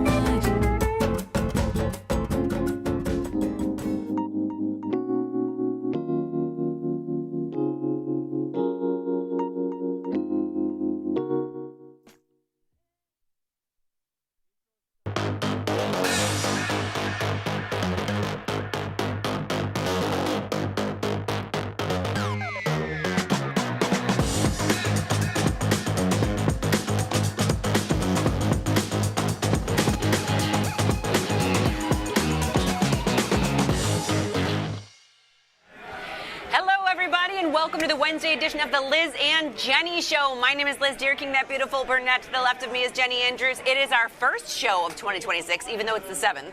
Welcome back, Liz. Welcome back. I would say it's good to be back, but it was hard to leave 80 and sunny. It was the most beautiful weather ever. We were in Florida separate times. We literally were two ships passing in the night. It was gorgeous weather. Yes. It was. The last 2 days, I didn't want to leave the sun. Laid by the pool for about 5 hours on Monday. It sounds amazing. We had the best weather, and it was hard to come back to Chicago. But we are back. Welcome, everyone. Thanks for tuning back in. Sorry we've been gone for so long. And hey, the first two, there's only been 2 trading days yet, right? Or there was one on Friday, too. So there's been 3 Friday, trading. Monday, there's been 3 trading days so far. Tuesday. And all-time highs, all-time highs, all-time highs. I believe Okay. so. Well, I don't know about the market because I didn't see. Oh no, I saw a headline saying that they hit all-time highs. Oh yeah, I see. Yeah. Yesterday. Yes. Yesterday. Yes. Okay. So if we continue this upward trajectory, and I have to go back and watch this, but Chris Vecchio was spouting out some statistics about if the first 5 days in January are up so much, then it's up, the percentage of it being up for the rest of the year or up so much. Oh, really? Yeah, he's got some stats, and I don't know where he gets these things from, but Chris Vecchio is a wealth of information. I don't know, but if you would have said that last year, like last year, January was up, and then we got hammered later in the quarter. So that was one of his statistics. Hold on. It was if you are up, we were up 15% or something, then we went down 30, and we ended up 15 after being down. Okay. Something crazy. All right. Well, I do love and trust Chris, but I said to Liz, January's off to a good start, but I am being cautious because last year. Hold on. Let's. I don't want this to be Groundhog Day. Let's hold on. I got to show you something though. So this is what he was referring to. So this is 2020. This is where we started the year last year. And we thought we were as high as can be right here. Then we went down about 15 to 20%, and then we ended the year up. If you take it from here to where it ended, up 15%. That was his statistic. It's crazy, right? But how often does that happen? Call him, Chris. So we'll see. We are starting off on quite the run, Some stocks, the market. Well, I wanted to show you. This is the one thing that we said. Well, whatever happens, happens. ETHA, we did get assigned. We're fine with that. It just holds up quite a bit of capital for our account, which is no big deal. But I just want to show you this. We got assigned 200 shares because we had one zebra, so it's holding up $3,500 on 200 shares of ETHA. We looked at those calls and they were like teetering on in the money, out of the money, in the money, out of the money on our last show, and we said we're going to roll the dice, leave those calls. If ETHA runs up at the end of the day and those two calls are in the money, we'll come in and we'll have 200 shares of ETHA. We have some buying power. We do have buying power. No, we're in great shape. I mean, there's nothing wrong with holding that, but I think that's a lot for this account. You're going to be doing most of the talking today. I'm busting out my hauls. I've been battling illness. I know. Battling for the last 3 days, and I'm really doing pretty well today. But that's what happens when you go on a cruise with 4,000 people. I know. My daughter came back with mono. Oh, I hope she wasn't kissing any boys on the ship. That's what I said. I was like, who were you making out with? She said nobody. All right. We'll see. Okay, Liz Halls is so old, it's stuck to the paper. Okay, but that being said, let's take a look at this ETHA while we're in the platform, and she's trying to get her halls out. So the ETHA, it's holding up for this account. We have the buying power. We do have the buying power, but it's holding up quite a bit. Now, it's still got a 30 rank. How much is it holding up? $3,500. Watch. Wait, I try to let's close see. it. Go to $3,500. Oh, then just sell it. So what I was going to say is if we wanted to replicate, we started with 100 shares. This was a zebra. I just want to show this. If we wanted to, I kind of liked our weekly where we're selling premium. It's still got a 30 rank. This is one of those products that still has a decent enough rank where we could just sell premium. Yeah, this is new me. I'm back to. You could do a lot more with $3,500 in this account. Let's just, instead of holding on to 200 shares, just sell 2 puts. Just close that. Close those puts hold up shares. just as much. I don't think so. Watch. Hold on. Let me show you. I don't think so. 1, 2. Oh, it'd be 3,200. Yeah. Instead of 35. I don't. And it's because we're $2 out of the money. Yeah. It's for some odd reason that is it's a very capital intensive, which is why when we do our jade lizards in here, Jenny, that's why we've always kind of come up with these like backwards jade lizards where you're selling the call spread and you're getting 23 cents. You're gonna go down and buy something and then you wind up selling it in there. Right. That's kind of how we wound up selling puts. Right. Okay. But let's close this. I agree. I would say take back that $3,200 and there's something we could put on an ETHA that would be Look how tight that market similar is. and not use a lot of buying power. Now, to open up the chart, the cryptos had a little bit of a run while we were gone. I saw Bitcoin get up to 94. ETHA got up to, Let's see, IBIT. 25. I mean, a little bit of a run, but they're still down from their all-time highs. But a little bit of a run. Yeah, but it did have a run. I remember texting you. I was in Florida. I saw Bitcoin was at 94, and I did send you a text. Do you know we don't have any IBIT or ETHA in here right now? Our IBIT expired worthless, which is great, and so we don't have ETHA. So let's go into IBIT right now. Let's put something in crypto. I'm going to go to the 9-day. Yeah, we'll stick with our, and I don't care if they're the weekly Jade Lizards or if they're just wide weekly put spreads. I don't mind either way. I kind of liked what we were doing, and if it isn't broke, don't fix it in this. So let's get aggressive with it. So in this account, we have $1.23. If it goes above, we get to keep it. If it meanders up, we get to keep it. We've got 9 days in IBIT. This is what we've been doing. It's using $327 to make $122. All right, why don't you go to the analysis page so people can see? This is basically a Jade Lizard with a fat tail. Extra put. We bought an extra put. Who's just the one who release tried capital. to change the fat tail comment to something else? And they called it skinny tail or something. Oh, TP called it something else. Yes. Because you're eliminating tail risk. Yes. So you're eliminating that tail risk. So he called it something else. He had a different name for it. But I do like the setup in the weeklies. We've got 9 days. Now, granted, because it is Wednesday already. So IBIT can go anywhere up from here, can come down a little bit. We're selling premium. Our max loss is 326. We've been doing these last year, and it's been good. I want to try to keep doing this every single year. I'm trying to stick to New Year's resolutions. We set it in SPX. We're trying to stick to the same trades. I put them on today, put on my calendar at 8:30, sold my put spread at 9 o'clock. And I bet they're both off right now. My calendar came off before the show, and SPOOs are up 6. I bet our put spreads are off too. I put my put spread on when SPOOs are up 6. Well, so it's situation normal. Maybe some time has elapsed. We'll see. But yeah, so IBIT is filled. So we're filled in ETHO, we're filled in IBIT. And let's just stay mechanical with these. Put these Jade Lizards on every, whether you want to call it a Jade Lizard or Skewed Iron Condor, on every week in IBIT. Put in a GTC for 50%. Yep. Let's just stay. This is my year of staying mechanical. My account had massive swings in both directions last year. Oh. And this is my year of like staying more mechanical, and I don't know if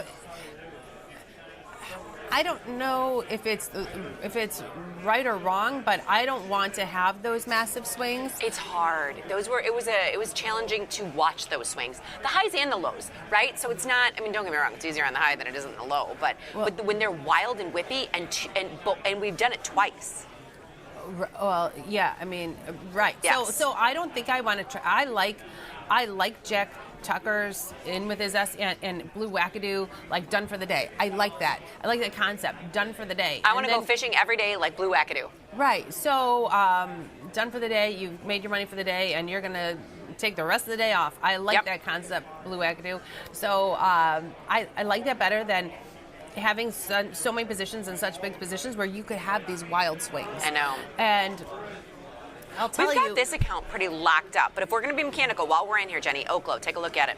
70-80 put spread. We're up 55%. It's at 45. Sure. Take it off. I mean, Oklo. It's kind of interesting. And I know when you're looking at your account and the swings that it has. That can determine what you're doing. So we're on a cruise, and they're like, "Do you want to book your next cruise for a 20% discount?" Sure do. Sure do. Paid for it today. It had like a wild move while we were gone.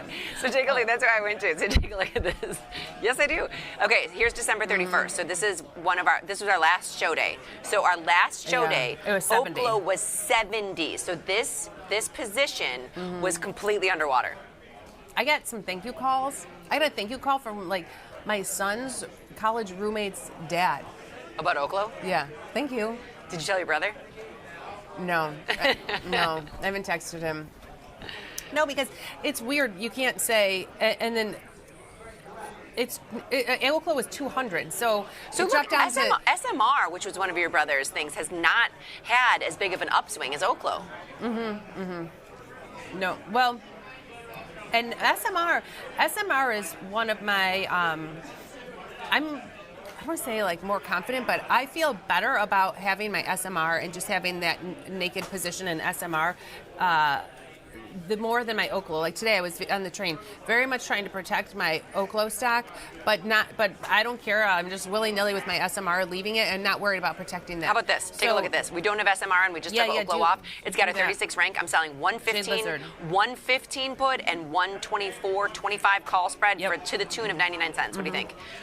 Do you, Jenny Andrews? So look at the buying power. Walk through that Jade Lizard again. Well, I was going to say let's go nearer term.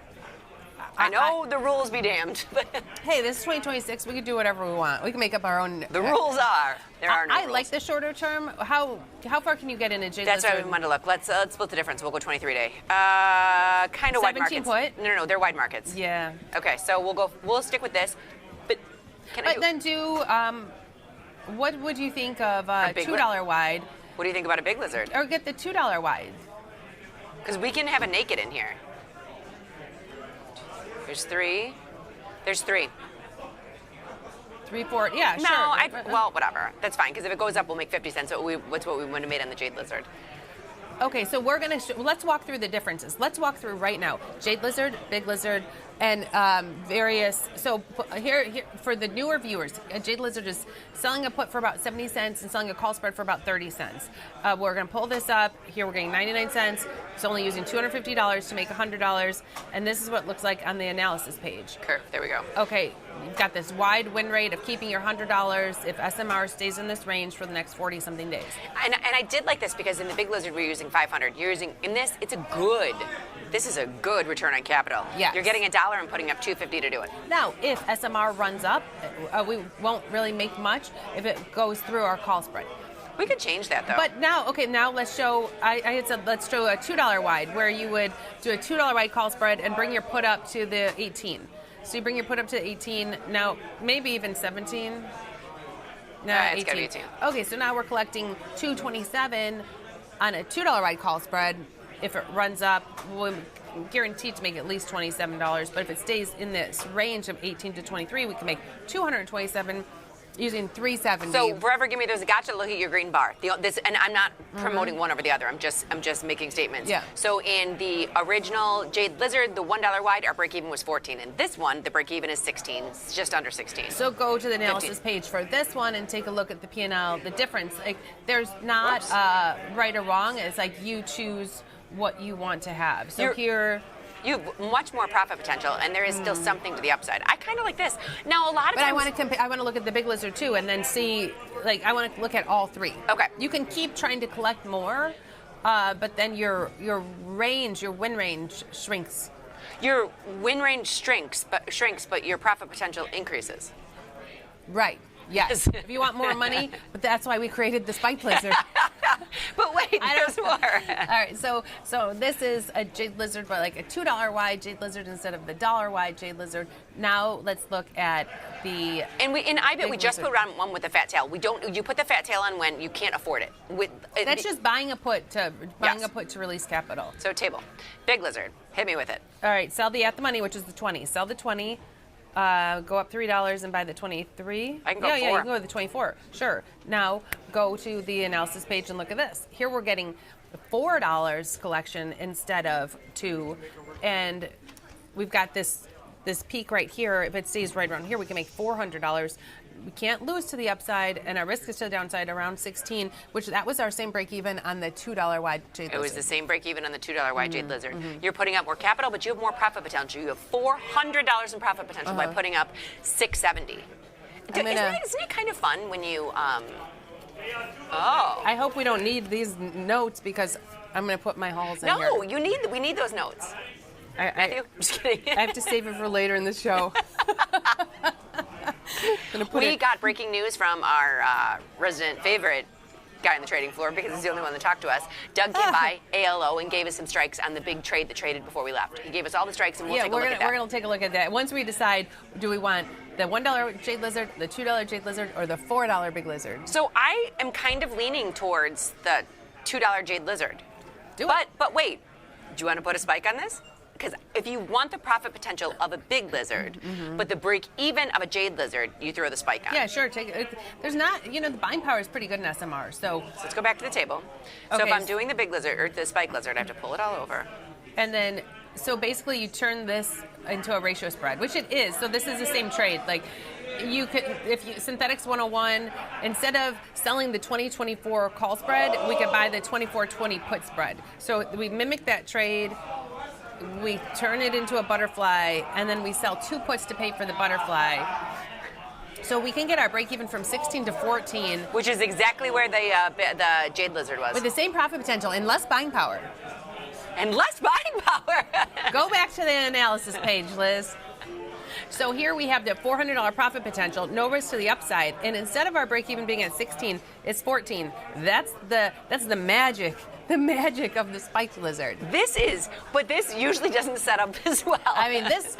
When you just looked at me and you're like, but less buying power, I was like, I call BS. So what's happening for the gotcha here is if it gaps down between under 14, you're long 200 shares, not 1. But here's 14. Load it up. That's what I said. And we're taking into credit. I'm sending this. Now, hold on, Now, Jenny. I know I said, and like just to protect myself legally, I know I said I'm not afraid of SMR. I'm just going like willy-nilly along in here and not protecting my position. I'm not I don't know what it's going to do in the future, and it's had some moves in the past, so it certainly carries risk, and there is risk in every trade, and the risk in this trade is that we'd get long 200 shares of SMR at 14. Excellent disclaimer. Hold on. Only because we just talked through this, Jenny, I want to pull something up, and I know it's not the right time, but here. I saw this in Florida. I was walking in Florida, and I walked past this, and I said, is that a jade lizard?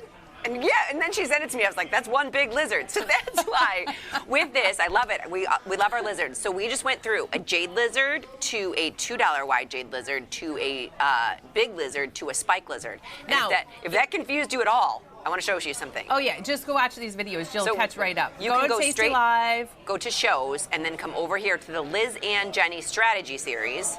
You click on that, and you come down here, and you will see there's a reverse. But here's the spike lizard, the big lizard, the jade lizard. They're all there. And if you're new to our show or new to us, we created this strategy long ago. It didn't have a name.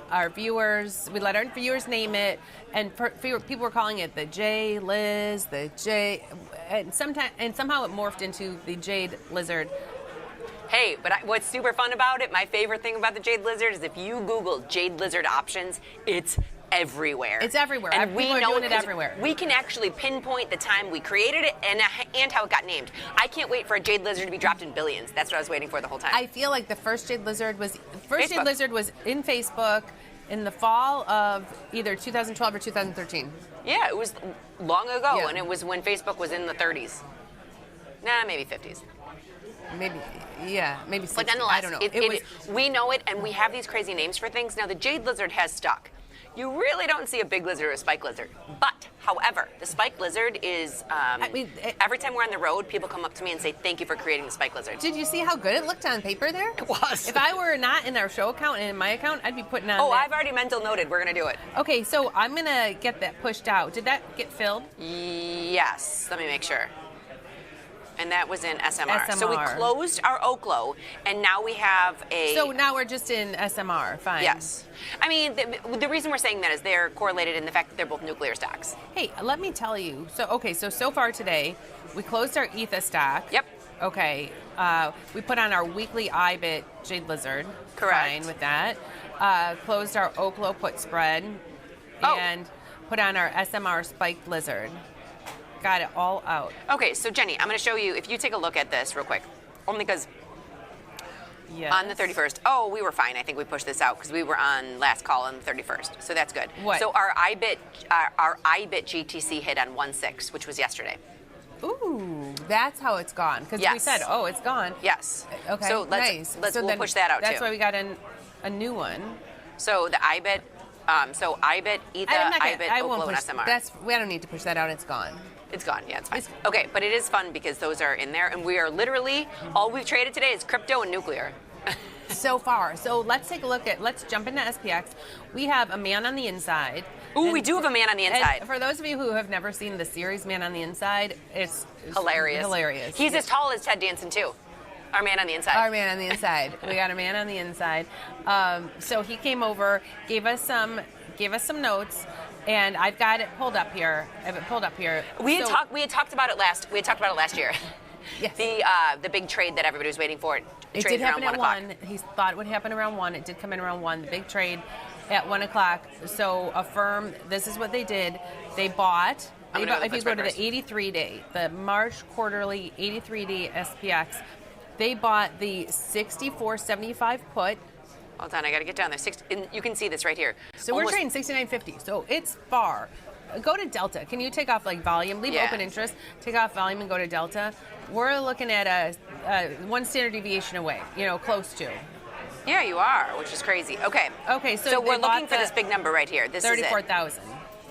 They're about 34,000. 64.75, and it's an 18 delta. And they made a spread, and then they sold the 54.70. So that's so wide. It's like $100, 100 SPX points wide. Okay, so they have an 18 delta short. No, 1,000. Yeah, no, 100. 54.70, 64.70. 1,000. Wait, hold on. Give me the strikes again. 100. 54.55. Yeah, it's 1,000 SPX points. Yeah, that's what I'm saying. 54.70. 54.70. Keep rolling. 64.75, and then 54. You got to keep going. That's 54.70. It's 100. It's 1,000 points wide. 1,000 points wide. There it is. 34,000. So they bought that 1,000-point wide put spread 34,000 times. So they sold, right now it's an 18 delta and a 3 delta. So it's basically... Okay, so pull it up. So I want to see how much it was. So they bought that put spread. So you're going to sell that. You're going to swap this out. I'm going to sell this. Sell that. And you buy the It's so crazy 64.75. How much is a 1,000-point wide put spread? It's like 16 delta, 3 delta. This is a doomsday scenario, protection. Whoa. Yeah, so that was $5,000, and then to pay for it, they sold the 71.55 calls. Okay, so hold on. Right now, if you just, we're breaking it down right now. You're paying, you can see that down there, $4,965. And that's, you'd make money if it goes down. Your maximum profit here is $1,000. I'm sorry, $100,000, just $95,000. Yeah, this, like, doomsday scenario, this put spread could give you $100,000. Okay. But you got to get so far down before that kicks in. Keep in mind this is a roll, and I'm going to... They put this on every quarter. It's like the quarterly roll. I'm going to make some extrapolations. They're protecting... They're protecting an extremely long portfolio. A long portfolio. Okay, so where is the call they sold? 71.55. 71.55. Yeah, it's not that far up. Like 30... So that's just it. Oh. They're taking in $5,000 to do it. But... They're protecting... This is protection, in my opinion... If they're it's rolling kind of like a in. covered call and protection. This is the director. But I will say, this came in on the last day of the year. The market's we were gone much up. lower. We were lower. Yeah, we were lower. Let me show you that. Hold on. I'm just going to go to where that was last day of the year because this looks like a big deal. Hold on.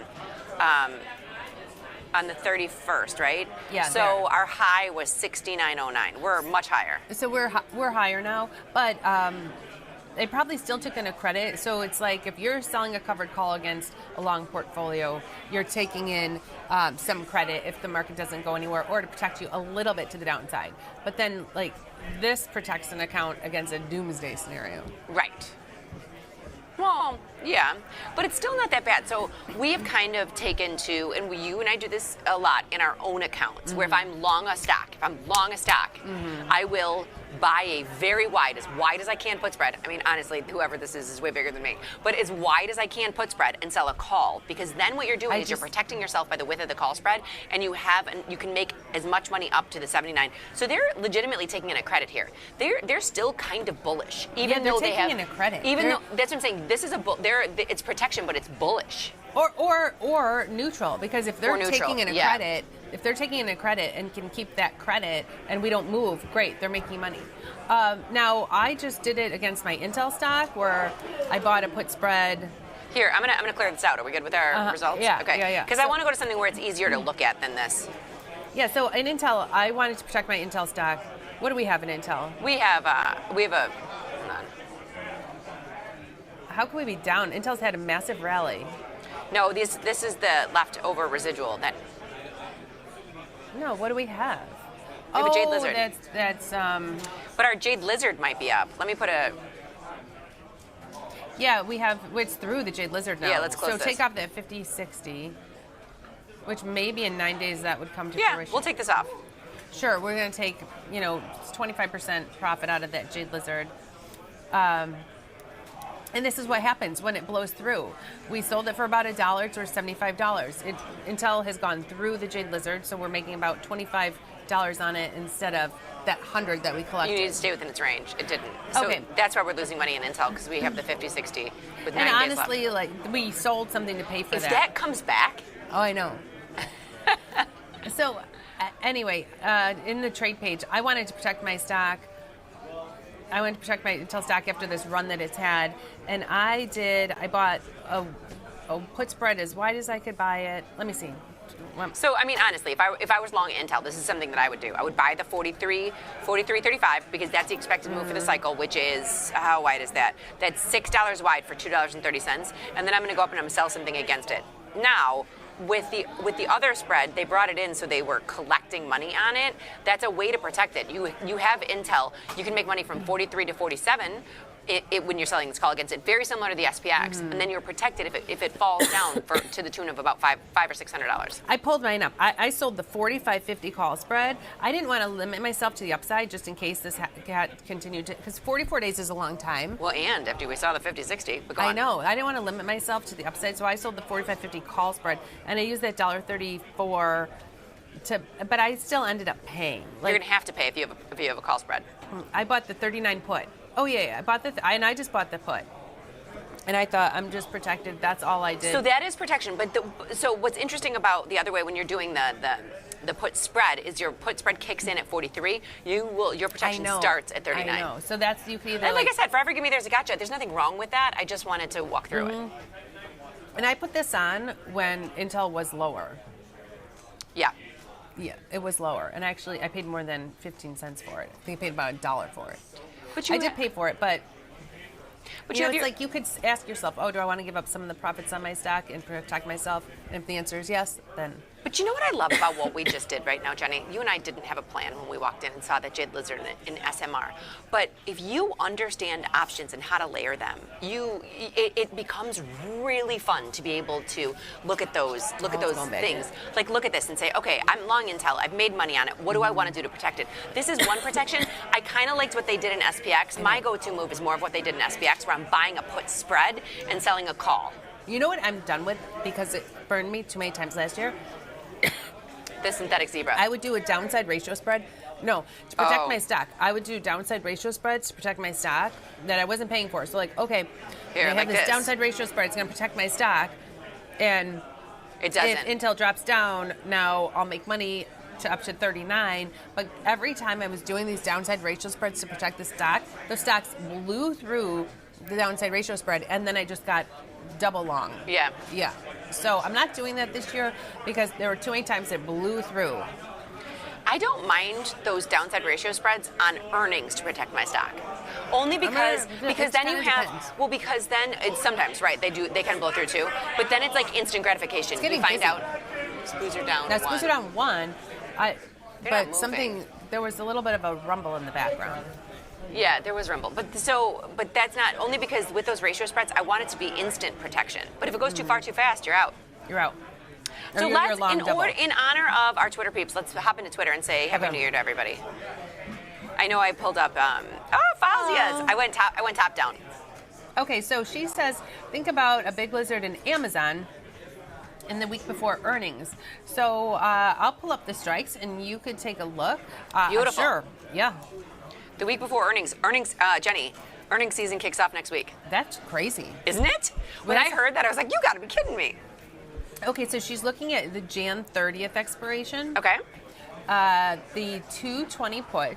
220 put?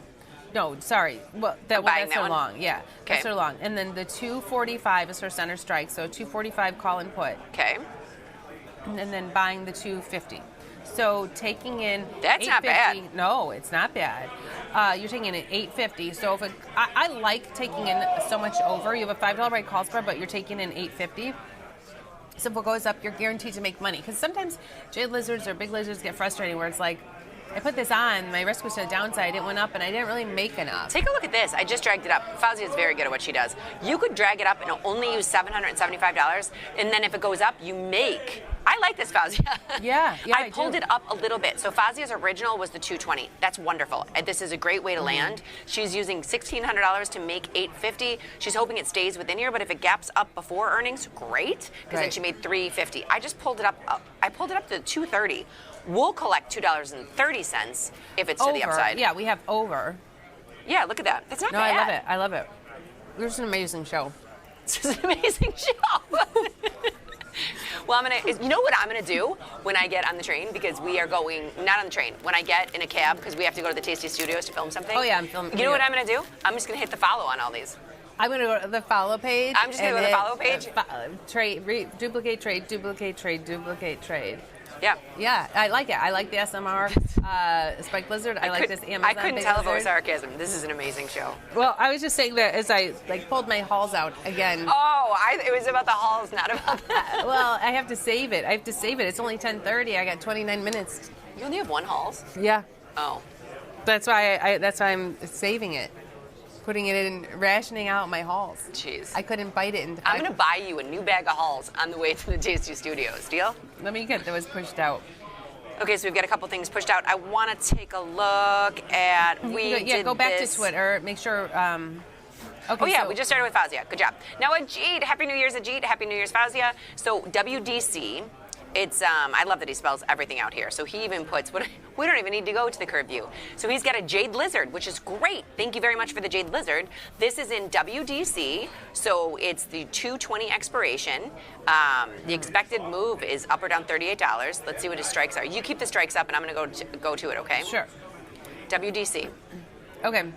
Western Digital. He was in February, 2/20. It's tough though. Western Digital is a tricky one. Like, go to the chart, and have you got on the chart? I don't trade it. Whoa. Yeah. I don't trade it that often, so I wasn't sure. Wait a second. Yes. Let's pull up his strikes though. Wait.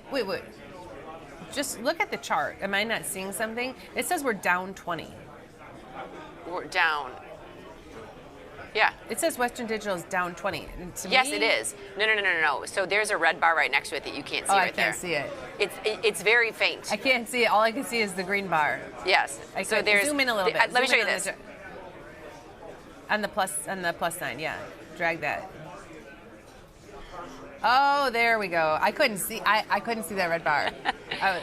I'm rubbing off on her, ladies and gentlemen. Okay, so yeah, we are down. All right.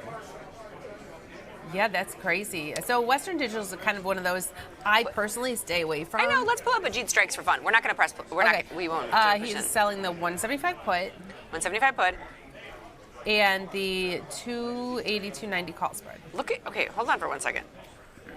Did we get gifted some crazy buying power gifts in our? It's only $1,700. Oh, not like we've got more money in our account than we have. No, why is that Western Digital buying power only $1,700? So well, you're selling the 175 put. It's 10%. It's only 10%. It should be 20%. I know, that's what I was gonna say. Okay, I don't know. Maybe Ajit's onto something. Okay, now what were his call strikes? I'm gonna go. Oh wait, breaking news. So I'm gonna assume his call spread is. They don't want me. They don't. I think because I'm sick, they don't want me over at Tasty Trade. They canceled our shoot. They did? Don't kill me. They're like, don't come. Don't come. They did. I know. Yeah. I appreciate our super producer is watching. I really appreciate the heads up via text because we are managing both these. It would be hard to get into our email. We'd be already up there and they canceled it. John, you're getting a giant hug when I see you. You could have Liz. I'll hug you because I'm not sick. You could have Liz for the shoot. You could have Liz for the shoot. It doesn't say because you're sick. They're just rescheduling it. I'm just assuming. But yeah, John, I'll hug you. Jenny won't. I'm not sick. Liz will be there. No, all right, thanks for the heads up. Okay, but anyway, I thought you might be interested in hearing that. I'm very interested in hearing that. I'm very interested in hearing that. Okay, so from that perspective, we've got, I'm assuming, can you go back to his strikes? Those are the strikes. 230, 240, I was guessing on the call spread while you were giving breaking news. 280, 290. 280, 290. Yeah, 280, 290. Yeah, this is it. For right around $10. Here, I want to say one negative about the Jade Lizard, Ajit. I love the Jade Lizard. We love everything about it. I'm going to delete this call spread, and you're going to look at the buying power. Buying power goes back down to $1,700. The $10 call spread holds up.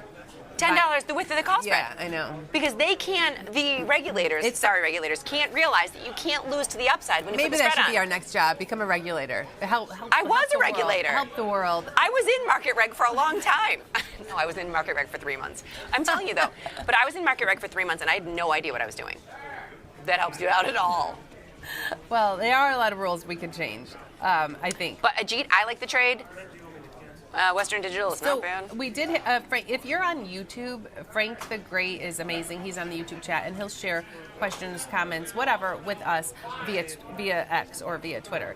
So after you're done with Western Digital, if you want to go into Twitter, we have someone, Jared Kramer from the YouTube chat, who posted and shared that with us. Down? Okay. Yeah.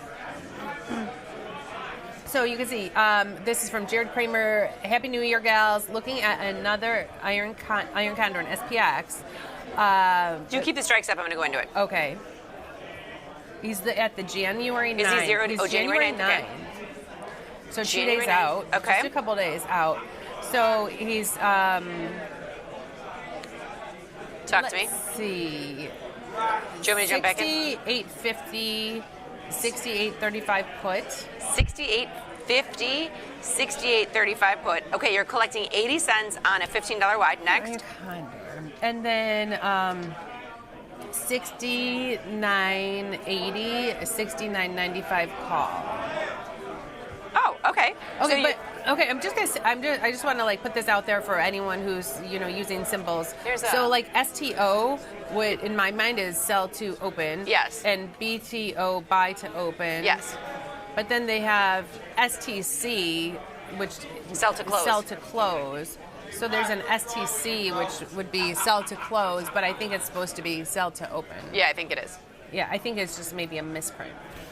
Okay, this is for January 9th. Slight skew to the downside after flirting with all-time highs here. So what do you think of this iron condor for 2 days? This isn't bad. I mean, it is a slight skew to the downside. So on the top, so let's look at this.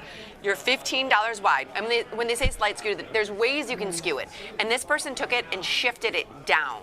You can also make one side narrower if you want to skew something, but they took it and so you'll notice the short delta on the call is a 30 and the short delta on the put is a 9. So it's got a skew. Now, this very much reminds me of, we had a rising star. Yes. We had a rising star who would do a yes. trade like this every couple days in gold or oil.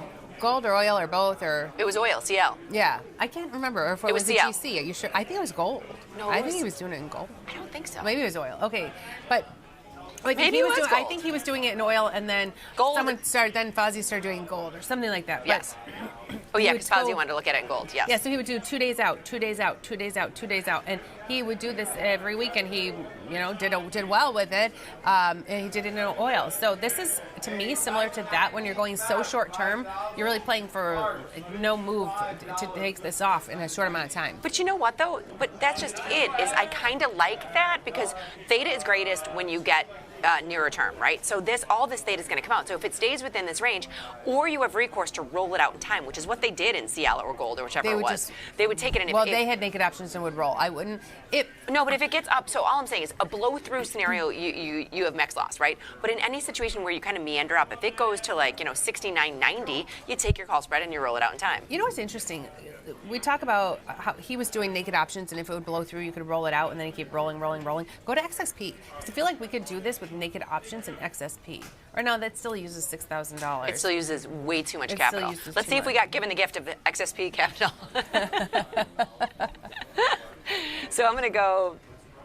Like if we did... No, it's $13,000. They did not give us the gift in XSP. Yes. $13,000? I thought it was $6,000. These ones, when they are not spread off as they are nearer term, when it gets nearer term, the buying power blows up. Blows up. Yeah. I'm sorry that you did your hair and makeup and got ready for our shoot if they canceled it because I'm sick. And this is the first time Jenny's put on eye makeup in 2 months. Good thing I got up and blow dried my hair today. Well, it's actually helpful that happened. Okay, there's a couple things I want to manage, Jenny. No, never mind. There's one thing that I wanted to look at before we do anything else. I want to get rid of this Nokia. I think it's a good start to the year. It's been on for 48 days.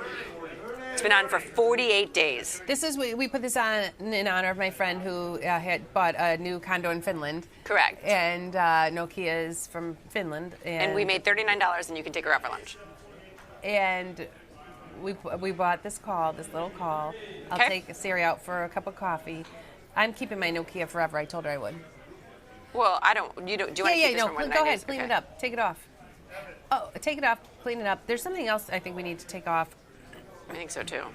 Starbucks. Well, wait. No, what's down? Yeah, Starbucks. Because Starbucks is a jade lizard. Ooh, with 2 days left. Yeah, 2 days left. Jade lizard. Oh, this helped us today. Hold on. This helped us today because Starbucks came down today. It was through the call spread. We're going to close this thing. So with just a couple days left, why leave it? Oh, yeah, for sure. This saved us by not paying attention to it. So that's gone. If I look at the side, 40% what we're looking at is Lumen. percentages. Oh, yeah, Lumen is another one that I think we kind of... Big lizard. We put in a big lizard. Here, I'm going to go to show this. Analysis table, curve, and if people want to know how do you profit from a big lizard, what do you need to happen? Well, it needs to stay right around, in this range. So it has here. What did we collect on this big lizard? So we collected our 99 trade price. cents. Yeah, that's not bad. So we made 40% of it. I would take that off too. And then, do we want to put in a Feb big lizard in Lumen? Sure. This is like the show of the big lizard. We couldn't produce that if we put it on our calendar. Do you know what I mean? So that's what just did. Is in the beginning, Jenny and I used to be like, we're going to talk about big lizards the entire show. And then we pull them up and be like, that doesn't work, that doesn't work, that doesn't work. I was in Florida, saw that dragon, took and said to Logan, I was walking with my son, I said, hey, there's a jade lizard. I'm going to take a picture of it for Liz. And he said, it doesn't really look like a jade lizard, Mom. I think it's a Komodo dragon. But you know what? We took it and ran with it, and then all these big lizards are setting up today. So you know that I was in Animal Kingdom. The one year for your 40th birthday, I tried to bring in big lizards. I brought in 2 lizards for her. Like a giant monitor. What do you give everybody? A trader has everything. I was like, a lizard, and she was afraid of it. And I kept being like, I was telling people while we were at Animal Kingdom that I was bringing a Komodo dragon in for your birthday, and they're like, those are endangered species. You better not be bringing those in. Okay, so Lumen, we're out. Let's get back into Lumen, though. Okay, so let's see if it sets up. Let's just look. Go to the table page. Now we're going to close the 9-day. Feb. It's fine. We're going through earnings. I don't really care. I don't care. So we sell the 8. It's trading 8.12. Sell the 8 call and put, and buy the 9 call. Sets up. Yeah, $1.19. There we go. There we go. Bada bing, bada boom. Trades like this. Build. What's our risk here, Liz? Go over what our risk is. So that's why I do like the lizards. I mean, now granted, Lumen has risen, but we don't know where it's going to be. There's a 45 rank. It's going through earnings. We sold at the money premium. We sold the 8. The risk is taking ownership of Lumen at the grand price of 6 and change. Yeah, right. So 6 and change, and so that's it's not terrible. And that's one of them. Go tell JD this. When you go home, teach JD that trade, because that's something that a kid's small account could handle. It is a very tricky concept when I layer options on for him. He seems to understand a little bit, but Logan's 22. No, he doesn't understand. We're on the trip, and he's like, Mom, help me. Do this with my account, do that with my account. I was like, listen, kid, you're on your own. Kid. You're graduating. You're graduating in May. You could be moving out. I can't be going into your account your whole life and taking care of your positions. Yeah. You have to learn how to do it yourself. And he said, well, how am I supposed to learn to do it myself? I'm always at work or at school. So he claims he's never home during the trading hours. If he's home, he's at work, which that is true. And you know what I hear when somebody says that? I don't want to. Well, he leaves for work. No, before. I get it, but you remember that. If you want to do something, you'll learn it. He said, he'll say, like, let's set a time. Hey, there's a celebrity on the floor. Oh, my goodness. My favorite person just walked onto the floor. Sorry, Jack. Can we wrap this up early? We got things to do. Sorry, Jack. She doesn't like him that much. So what would you say to this? So he said, Mom, can we set up a time like every Saturday at 9 a.m.? And I was like, no, the market has to be open. No, but you can do it. He can learn it. That's my stance with my kids, because they won't appreciate it. And he says, then you have to teach me when the market's not open. You can't help someone that doesn't want to help themselves. That's my new motto with my kids. They have to be able to want. If you want to learn, come to me with some base of knowledge, and I'll teach you anything you need. Well, he wants to learn, but every time slot he's given me is when the market's closed. Oh, because he's a kid. His frontal cortex isn't like this either. Because JD keeps being like, oh, can we trade now? I was like, it's 4:30. Hey! It's 4:30. I don't know what is going on back there, but SPOOs are up 12. Your put spread's off. I would say slap my hand, but I don't want to spread my hands. It's off. Nice. Eric, I'm not touching you. You know I love to high five, but I'm not going anywhere near you. Okay, so I want to make sure I've got all of our trades pushed out, and then we can get to... well, we've got more tweets coming in, so I think we should do that. Okay, sure. Okay, so we've got Frank the Rate came in, we got Fauzia, we love you guys, Happy New Year's to everybody there. We've got Ajit that came in, which is wonderful. Then Frank comes in, and I wanted to get to this, because the great Gapsby posted this. Okay. Gatsby. It's Gapsby. Oh, yeah, it is. He's not the Great Gatsby, but I think I always call him the Great Gatsby. Gatsby. And I like this because I thought it was kind of fun, and I like when this is people helping people, and this is what I love about Tasty and Tasty Isn't Nation. that a Barbara Streisand song? The Great Gatsby? People helping people. Yes, I love Barbara Streisand. Okay. So people helping people. Now, if you look at this, he put together something that you can copy and paste. Now, granted, the great gap speed does not work for Tasty, but I love that everybody's kind of talking to each other. Yeah. He puts this link and you can take it off and cut and paste to see if it matches all of the Tasty parameters, rules. which was kind of cool. And you know the great Gatsby, if you're watching our show, you know the rules are... There are no rules. No, it's good to have the mechanics. Yeah, but, sure, but. guidelines. Do you remember my friend Cutter on the trading floor? Who? My friend Cutter from the trading Oh, floor? yeah. Okay. So we were on the market reg committee together? For or 3 were we on? months? No. That was when I was in market reg. But I was on the floor official committee. Uh-huh. Oh, no, it was the payment for order flow committee with him too. And he's the one who told me, he's like, you need to learn the rules in order to know why you're breaking them. And I'll never forget that. I thought it was great advice because the rules are there for a box. They for, keep the you general. in line. They keep you in line. Sure. And then once you understand why those rules are in place, you understand when it can be That's a little why you bit. can tweak your positions. You could do what you want with them, but you need to understand why the original mechanics are in place. Yes, why the original mechanics were in place. Well said, Yes. Cutter. Well Yes. said. Yeah, I love it. Okay. And I wanted to get to this because Bob on Fire, we appreciate you more than you will ever know. We look forward to a great 2026 with you and all these earnings plays. Oh my gosh, earnings. Constellation Brands today. Yeah, an APLD. If someone looks like someone on the TV, they all go crazy. Okay, so I want to take a look at APLD and STZ, if that's okay. Oh, sorry. That's a beautiful background. It's a beautiful background. Constellation Brands, STZ. STZ. Floor officials. We've got floor officials coming. See the right, Liz, behind Liz. With There's the Gary on the background. Floor official coming to crack the whip. And he's got the muscle. Oh no, he's not. He's just everything's going smoothly on the floor. Never any trouble. Never. We don't mind the market makers shenanigans, though. I shouldn't say market makers and floor brokers. We won't leave you guys out either. We don't mind it because we've been here before. Yeah. Okay. All right, here we go. Constellation Brands, $141. Let's take a look at the chart. I still like to. We're going to look at the chart. I will. I want to see something, though, real quick, because I'm just in shock by that. The margin? Ajit. Yeah.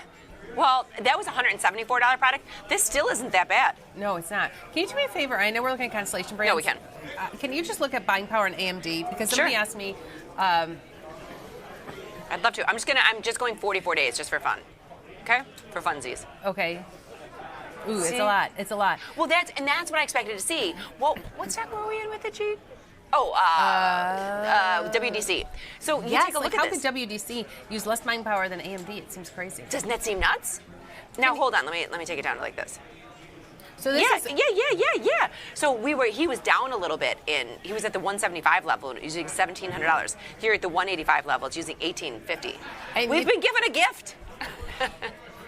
So my son, this is what he said to me. He said, "Mom, I want you to," because he doesn't do it. He goes, "Mom, I want you to close all my Intel stock. I want you to close all my Intel stock and put all that money into AMD." Oh, good. So what So would if you were going to do that, what would you do? But I know he's got a decent size account. But he doesn't. But it's not. But it's not. Yeah. So So if he said close all my Intel stock, he has 110 shares of Intel. So that will give him how much money to use in AMD? Intel, if you sell, what's 100 shares? 100 shares. I'm just going to do this. 100 Okay, so shares. he's got that's a lot. 20, let's say $2,300. Because he's 110 shares of Intel. So he's like, close all my Intel stock and put that money into AMD. So we've got $2,300 to work with in AMD. And I'm going to tell him. And he wants to get long. Yeah. Ooh, 35. Hold on. It's still a lot. See, that's what I mean. So if you have $2,300 to work with and you want to get, and I do like being able to sell puts. Maybe put spreads. Watch this. If you could go 9-day, if he wants to get into Intel. Or AMD. Or AMD, I'm sorry. AMD, I'm going to go $10 wide. You get, you could do two of these. If he wants to get into it, you could do two. But then what happens if he loses it? Then what? He can't. I've seen his account. He'll be okay. I think he can't. I think he needs to. I think you do one lot. You don't do two. You don't use the whole $2,300. You do one. So if you lose that $1,000, you got another $1,000 to do. Yes, because take a look at this. So then you're getting. This is good in 9 days. This is what I would do with Logan's account. Okay. We'll do the 10th train. So 205, 195. Can I put it in? Spread. Sure. Now, granted, there are no rules. This is AMD. It's in the 9-day. It's got a 30. The 9-day. That's what I'm saying. He's going to get $242 in 9 days. In 9 days. You're going to be his favorite. Okay. But it's close. It's close. You can shift what it if down. we just went to the 45 day? What if we went to the monthly? You know what you could do too? You could literally do this. He's using $400 to make $100 in 9 days. Right. And Let's then do this. he could do something like that. I'm shipping it. So, but that's what he wants. He wants to take his Intel profits and roll them into AMD. I just put it in an AMD. I'll ship it. So we can keep an eye That's on it. That's a 9 day. That's another rule breaker. Liz is breaking the rules like crazy. Well- It's January 7th, and we've broken. Have you kept any resolutions? Not a single one. Dry January, done. Dry January, broken. Trading rules, broken. All right. All right. Okay, so that being said, we have approximately 3 minutes left. Let's take. I'm going to make sure we got to everybody on Twitter. A phone call was coming in that I did not want to get this year. I was hoping I never got this call, but I just saw it pop up. Is it a margin call? Who it is? They want me to MC the damn fashion show. I can't. I don't want to do it again. Do you want to MC a fashion show? Yeah, kind of. Yeah. You're up. I'm in. You're up. Okay. No, you need to know the kids. Okay, now Blue Wackadoo, we've got 2 things that are coming in. So, there's 3 tweets I want to make sure we get to. We've got 2 minutes. Blue Wackadoo, more hump day moves. SPX 0 DTE, pseudo Jade Lizard. I like it. Plus the 6 to 7 DTEs. LOL. Holding MES shorts for insurance and synthetic lungs. So he puts everything out there. Take a look at his tree of hump products. Blue Wackadoo, we aspire to be. Wait, what's PSEDO? Where do you see PSE? Pseudo. That's how you spell pseudo Jade Lizard. I love it. I'm going to retweet this, and we appreciate you sending everything. Jade Lizard. Okay, Ron, Happy New Year. How was the booze cruise? It was a booze cruise. Yours was? Yeah. I was on a Disney cruise. It was a not. weekend cruise. So The there weekend was a toga party one night. What?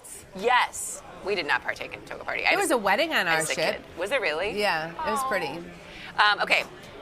STZ earnings today after the close. Call calendar spread. Let's look at that real quick. Yeah, for you're Ron. right. Any 3-night Friday, Saturday, Sunday Royal Caribbean cruise is a booze cruise. Yeah, it was. We avoided that because we were in a different department, but it was good. Okay, so they want to call.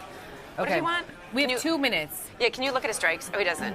STZ earnings today after the close. Call calendar spread. So let's take a look. Calendar call spread. Yeah, STZ. Okay.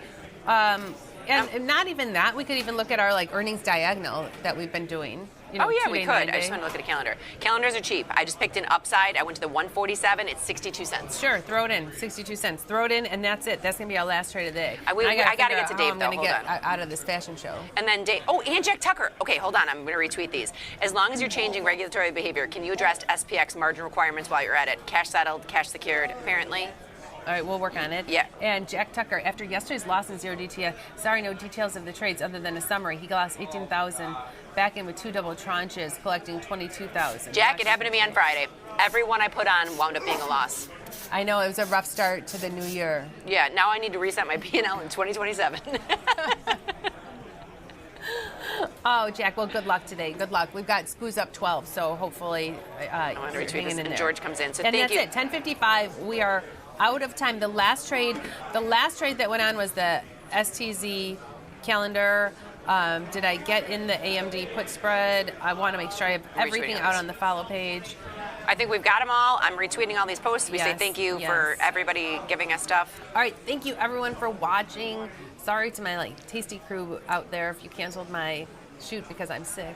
Everybody remember to trade small, trade often. Laugh with us, learn with us, and watch the Liz and Jenny show. We will see you tomorrow, Thursday. Wear your red shirt, Liz. You got to remind me in the morning. Have a great day, everybody.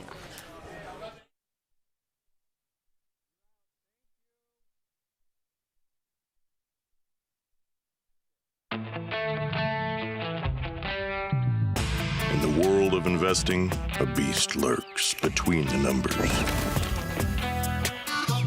Some watch from the safety of the sidelines, but others saddle up and ride that 1-ton rowdy ribeye for all he's got.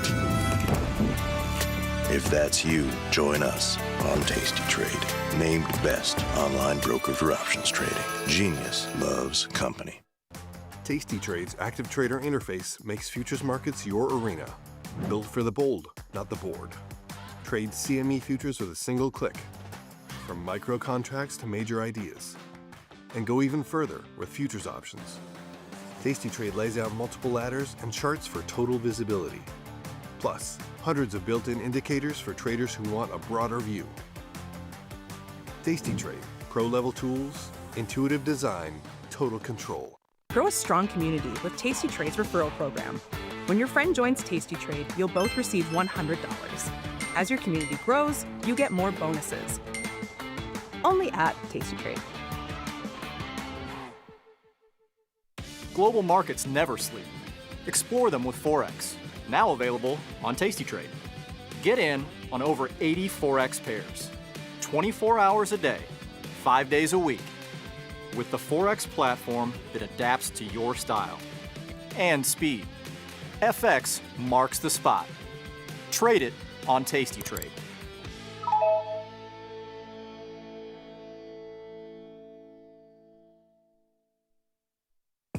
Ready to take your trading skills to the next level? Dive into the world of stocks, options, and futures with Tasty Trade courses. Whether you're a beginner or more advanced trader, our courses can empower you with the knowledge to succeed.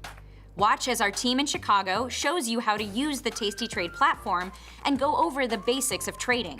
Perhaps you'll learn about a new strategy or a potential product for your portfolio.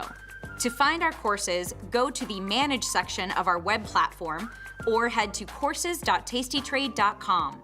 Start taking control of your financial future. Visit our courses today. Tasty Trade has crypto, and you can trade with zero commissions: Bitcoin, Ethereum, Litecoin, and more. Diversify in one place. Crypto, we got it, we get it. In the world of investing, a beast lurks between the numbers, ready to pounce. Some traders hide from it, some ride it. If that's you, join us on Tasty Trade. Genius loves company.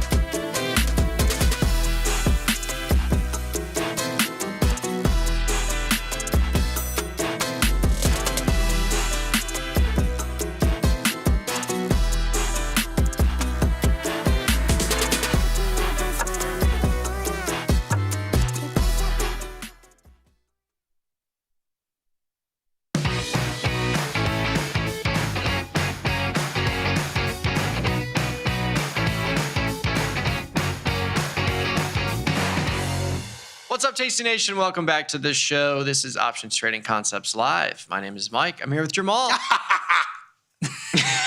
And of course, Glenn Freibarger, as it is Glenn's Day.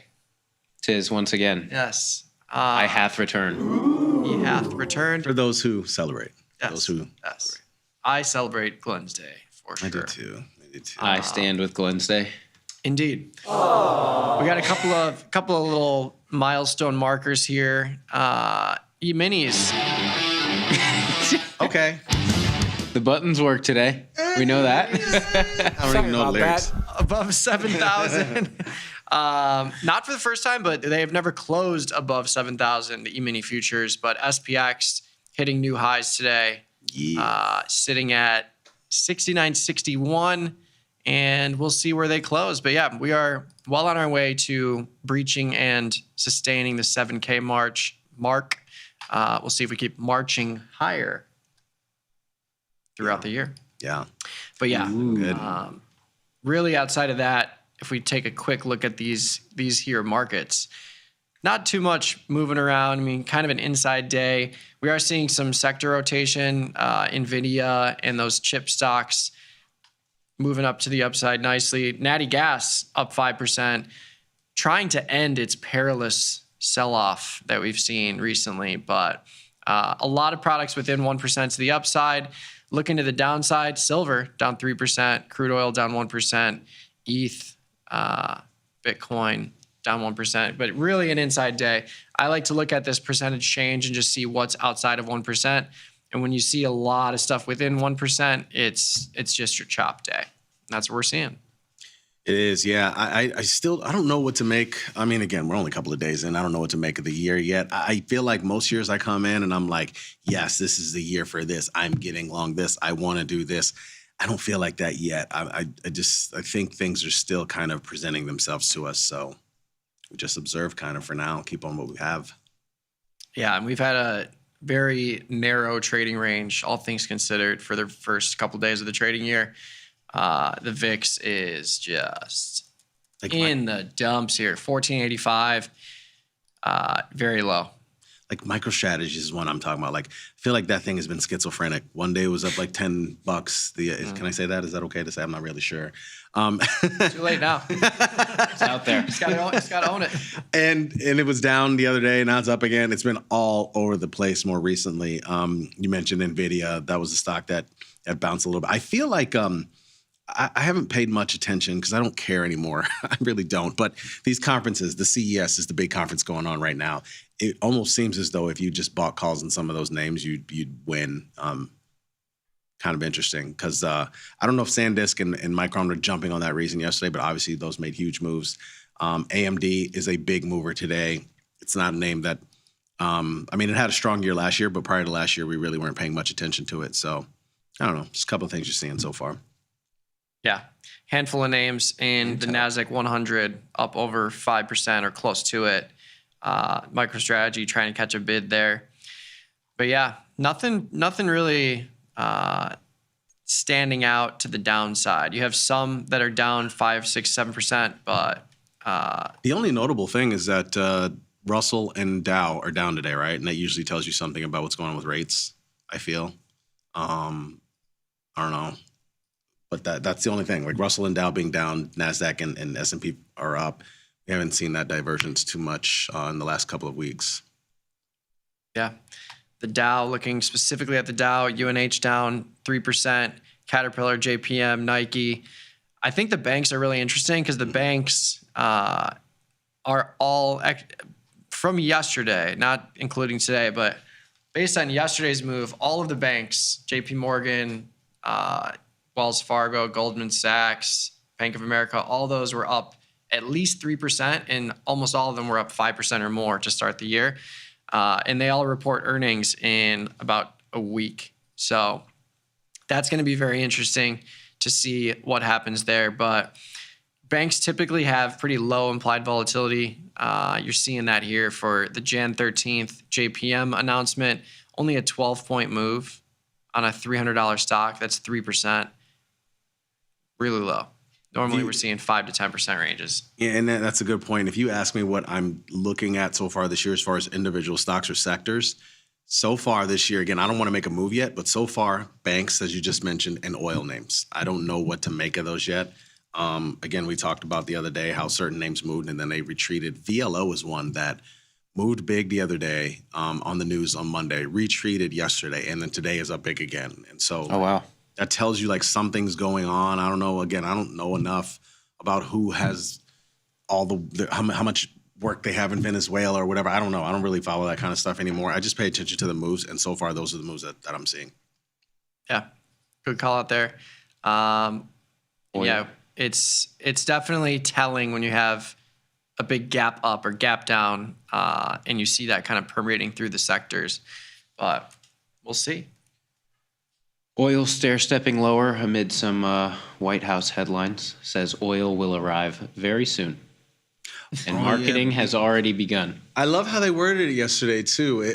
Not exactly whippy, but... They basically are just usurping the oil from there and just going to bring it here and like reprice it. I mean, that is amazing. Thank you. We see your oil. Yeah. And it is ours now. You guys have this here. We're just going to take this. We're going to take this back. And then we're just going to, we're going to have this. This is going to be. You weren't using these 45s anyway, were you?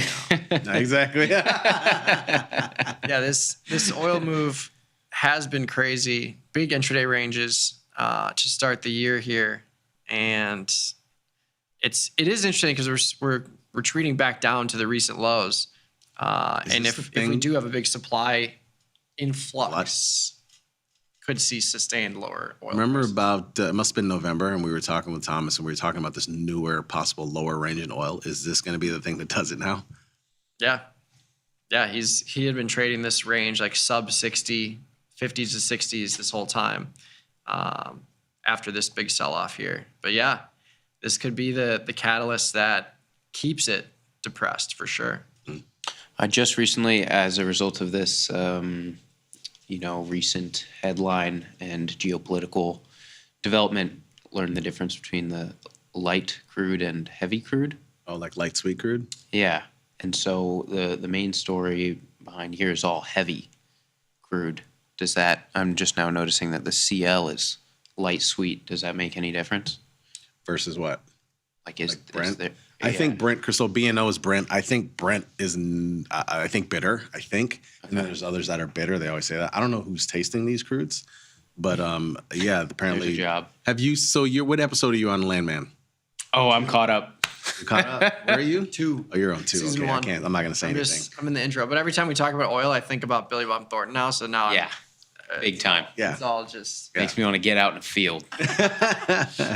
But yeah, no, there's a difference. Yeah. And as far as I know, I don't remember if there's a difference in weight or anything like that. I don't remember. Gus was telling me that the difference between like light and sour, or like sweet and sour, and light and heavy was basically just like it smells sweet, it smells sour, and then the barrels are light weight wise and they're heavy. So it's like, yeah, I think is that it? That sounds about right. I think that's it. Yeah, one of them, the light looks more like a green smoothie than the heavy looks more like dollops. Or like a Miller Light versus a Miller Heavy. Yeah. Coors Banquet versus exactly. Coors Light. That's yeah. Now we're talking. I get it now. My brother used to drink Coors Banquet when he was in high school, because I guess it's like it used to be $1 cheaper than Coors Light somehow, because I guess nobody was buying it. Nobody was. But he would always have the yellow bellies. That's what they would call it. The yellow cans bellies are just like disgusting yellow cans. Yep. Oh yeah, true. Yeah, you probably did the same thing. Yeah. Save $1 on a case. He knows his mom is watching, so he didn't answer in the affirmative. He just shook his head. Yeah. Yeah, but the calories, they add up. Oh yeah. Got to stick to the lights. Mm-hmm. Ultras. Oh yeah, people your age aren't really drinking like that these days. No, they're just doing hard drugs. That's really helps for weight loss, appetite suppression. It's so funny to hear the headlines like millennials are the drunkest generation, and it's like, yeah, because millennials weren't doing hard drugs every weekend. Really, you guys? I don't know. I think my maybe generation. I think my generation might be the drunkest generation. They were creating freaking ads on our generation. Don't drink and drive. So I think I think ours might be pretty bad. Listen, it's a give and take. Yeah, it is. Yeah. It is. There's no doubt. Got to have something. Anywho, Forex markets.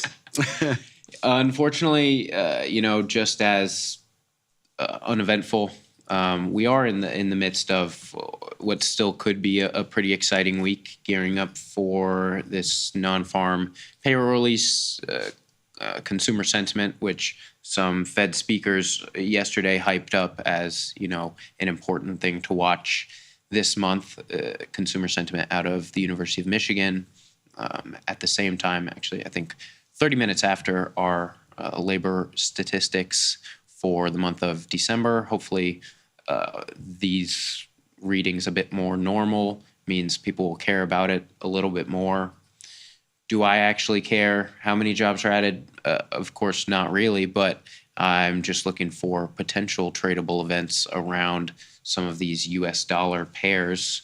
Interesting overnight move was Australian dollar, U.S. dollar, in which we had some inflation metrics from the Australia region, and a bit of a fake out there. Australian dollar appreciated on the news, and then throughout the Asia session, that all got taken out. Now looking in this U.S. session, a lot of chop, but not really exciting chop. Euro dollar pinned in about a 10-15 pip range over the past hour and a half, but it is nice to see, a little bit of that dollar strength sticking in there, holding the line. Euro dollar staying below 117 for the first time consistently since start of December. Similarly, your U.S. dollar Swiss franc taking successive days higher. From a momentum perspective, the most interesting to me still is this U.S. dollar Canadian dollar. That one just keeps stair-stepping higher after hitting its multi-month lows, 5-month lows in right around Christmas time. That one's all the way back above 138.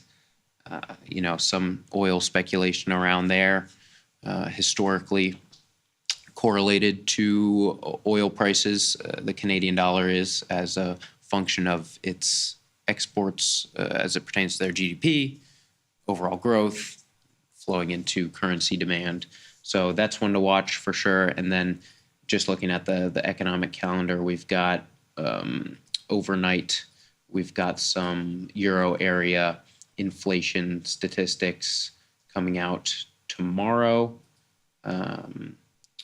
Swiss inflation, Euro area unemployment, and then Friday, looking at not only U.S. Unemployment, but Canadian unemployment at the same time. So that's always fun to see how the chop gets resolved there. But again, pretty inside day today throughout the U.S. session. So those are personally, I think, some of the most dangerous for me, where you're just looking for to put on trades and have to stop yourself from over levering or just, putting on a ton of positions. Couldn't agree more. I mean, I think feel that's kind of the worry right now for equities a little bit too. Yep. Similar deal. Because we're stalled out. Yeah. You could fully allocate without having a real clear direction. This is why it's so important to have side outlets. Like AKA sports betting. With NFL playoffs coming up.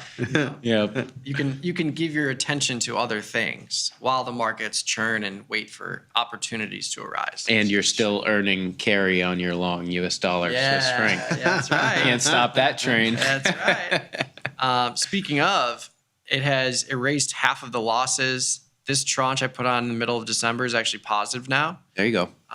So seeing some dollar strength relative to the franc, but I'm just going to hold on to this. I don't really need that much more. My basis is right here. Yeah, that looks a lot better from when you really dinged the top there. Yeah, when I got long, like here. Exactly. Something like that. But yeah, that's the nice thing about trading small. I'm just doing 5 micro lot positions, so I can just layer in these. And even with 3 tranches, it's still very small. And then I have this Euro franc position, just trying to get diversified a little bit there. But yeah, long dollar, I think eventually we'll get back up above that price point for me, and we'll be golden, and I can just keep all those shekels I've been collecting every single day for the last 2 months, 3 months almost. Well, if you were collecting shekels, that would be better than collecting U.S. dollar recently. But I do have some slides for you on a pair that is coming into focus for me in 2026 after a record 2025, looking at what's next for the Mexican peso after its best year since the early 1990s, 1993, I believe. Let's get into it, because looking at this chart, much like we walked through on the best performing currencies of 2025, Mexican peso up there at 14% gain. And for the purpose of this discussion, we'll be looking at the US dollar Mexican peso exchange rate. So that means if we're looking at a chart and the chart goes down, that is US dollar weakness. and Mexican peso strength. So that's how you interpret these currency pairs as they're quoted directly against each other. So this chart, a little bit of a fake out in the early months of the year, most notably that long wick candle in April, when we thought with Liberation Day that this 2025 could have played out very differently had President Trump stuck to a lot of those initial deadlines and tariff numbers in terms of percent taxed, but didn't end up being the case, and that quickly reversed. And into the end of the year, much like U.S. equities, we'll get into some correlations and some drivers of the peso, but pretty much strong and steady throughout the end of the year. And now we're looking like, if you were to try and call a bottom, at least momentum-wise, we're stalling a little bit to start the year. But I've got some interesting points to cover on the next slide of just why I think some of this peso strength in particular made it appreciate to a degree more than any of the majors, not as much as some of those, Norwegian kronar or Swedish krona, those krone variants, but still a notable gain. And it really is, an amalgam of factors, not necessarily one headline. We can point to that tariff day, Liberation Day, as perhaps a catalyst, but the resulting strength throughout the next 7 months was really just a low volatility environment. Mexico's rates higher than the U.S. We'll look at a graph that doesn't look like your typical graph for they were cutting rates in the Bank of Mexico or Banxico, but still those rates remaining elevated and more stable than they could be. And stabilizing risk sentiment has sent, if we think about, I like to think about currencies on a curve of risk appetite. And the Mexican peso often is not only, one of the emerging market currencies, but really a proxy and a heavier liquidity pair for a lot of emerging market currencies, more so than just their idiosyncratic country risk itself. So the end of 2025 with, blowing through new all-time highs in U.S. equities and lower geopolitical tensions, even with, this recent Venezuelan development, it looks to be contained. Mexico starting to get involved verbally, but nothing substantial there. So kicking it over to the next slide, these conditions don't just exist in a vacuum. Policy expectations matter a ton for these currencies. And here we're looking at the U.S. overnight interest rate now down below 4%, and the Mexican overnight interest rate approaching 7%. But what matters most is the outlook and the expectations around this. And so even though Mexico cut very aggressively in 2025, all of these cuts were well telegraphed and gradual. And for emerging market currencies in particular, that matters a ton more than the actual rate itself. You can take a look at, the Turkish lira and Turkey battling hyperinflation and keeping rates ultra high, not a driver for their currency at all as it relates to, the main appeal of moving your money into a Mexican peso from a US dollar is to capitalize on carry trade dynamics. And what matters more than the headline rate itself is, the actual guarantee or, expectation of stability of your return there, that you won't have a ton of fluctuation and risk of, currency depreciation. And so that was the main headline of 2025. U.S. overnight interest rates started to stabilize and lowered that volatility.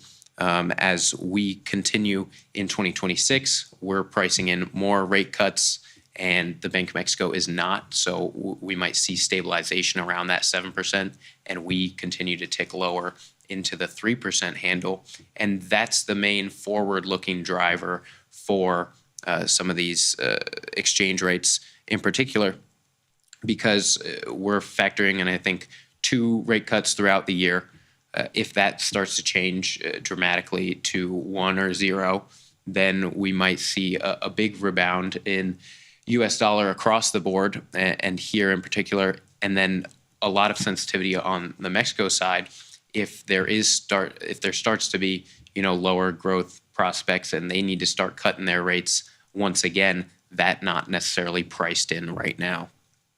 And so this is a main driver fundamentally, but over on the next slide, we'll cover that risk is still, in my mind, the big gatekeeper here. US dollar, Mexican peso, and volatility, looking at the peso and VIX correlation over a rolling 12-month basis, very negative consistently, not to the magnitude that maybe you'd expect from looking at correlations in other asset classes, like, if I'm looking for a strong correlation, I want it to be 0.7, 0.8. But when we think about the VIX, and we all know how the VIX behaves, equity volatility, it's not linear at all, and it clusters. And so I'm not as concerned about the magnitude here, but the consistency does reveal, I think, a lot about how quickly this can change. And when volatility arrives in risk-off periods, this can be a big detriment to the Mexican peso and the peso's demand. And so when that risk regime flips, if it does, and we start to get, a lot more chop from these all-time highs in the U.S. stock market, and maybe even if we get a major correction, we could expect a big flow back from pesos into U.S. dollar, and that move could be quicker than you expect, because on the next slide, we'll look at, and this is what was really interesting to me, looking at not only the move in 2025, but that it was a direct opposite of what happened in 2024, in which the US dollar gained 20% on the Mexican peso. And so this graph looking, like a straight up and straight down, but zoomed out to a tune of 20% to 14% down move in a currency pair is remarkable. So what happened in 2024? I mean, we saw volatility rise, and not only does that, as a catalyst for flows back into US dollar, in particular as a global safe haven, but here's where we start to see, much like the US dollar Japanese yen, but even maybe to a greater magnitude, we start to see carry unwinds, and a lot of these levered positions start to increase the magnitude of these moves and the consistency of it as there's a constant recalibration. And so this is all to say that, perhaps looking at 2025, looking at, the outlook fundamentally, a lot of the technicals too, if you draw however you really cut up lines on a chart right now, it's looking like favoring more peso strength, even though we're at some extremes. We do see the risk, and did a little analysis that on average up days in this pair do have a greater magnitude than down days. So if we see peso appreciating, it's more of a slow grind than flight to US dollar strength can be a lot quicker. So I think that sets up, a really key thing to have in the back of your head as we move to the key takeaways. Just thinking about, not necessarily a prediction of where this pair will go, but a framework of how to think about it and to keep it in mind when you're looking at other asset classes and looking at, some stock volatility entering the picture. We could start to see a complete reversal in this pair. And now, since we've had such a rundown, a 14% down move, any tick higher, could to fill the range could have a great magnitude to it, or we could see, as a non-event, we could see this peso continue to grind lower. What do you guys think? Past performance is not indicative of future results. So I actually do. I have a question about this pair, and I'm wondering what you think about this, because I'm addicted to the swap bid, swap ask scenario, where I like to align my directional assumption with a positive carry, because you get paid to hold that risk. But for this pair specifically, the dollar peso, you're seeing a big negative carry if you were to buy this pair and you're looking for that quick reversal. And the ratio is pretty strong. Like when you look at if you look on the watch list and you look at some of these swap bid asks, a lot of them are inverse, where it's like +4, -5, +1, -2, +1.5, -2. So like, of course, there's going to be divergence from that relationship. But when you look at the dollar peso specifically, you have a +25 and a -45 on the other side. So almost twice as much. Does that tell you anything, or is that really just an isolated relationship of the interest rate environment? It is, yeah, you hit on a great point there, and a pretty nuanced answer, but you're right, it does have some of the skew characteristics that you can see in like calls and puts, where you do have more participants holding one side, and the payout not being as good, like any skew there. And sports books can also do this because this is over the counter. So as much as this probably maps global, what anyone would offer in terms of return per side, it can be pretty skewed in terms of positions. Not only that, but also, the yield in other over-the-counter markets, and a trickle-down effect as a result. But yeah, important to know that just from a raw number standpoint, when you're looking at such high 46 pips and 26 pips, that this is quoted in Mexican pesos. So that 25 or 26 pesos would just be, remember that those are quoted in pips. Your position size dictates how much that is in overnight carry. So say if your position size is $1 a pip, then that would be, or 25. If it was 26 pesos a pip, that would be roughly $1.40 overnight for that. But it should tell you there exactly what your movement per pip is, and you just multiply it by that swap bid or swap ask. Cool. Yeah, I just thought it was interesting. Absolutely, yeah. It feels like there is a lot of people buying this at these lows.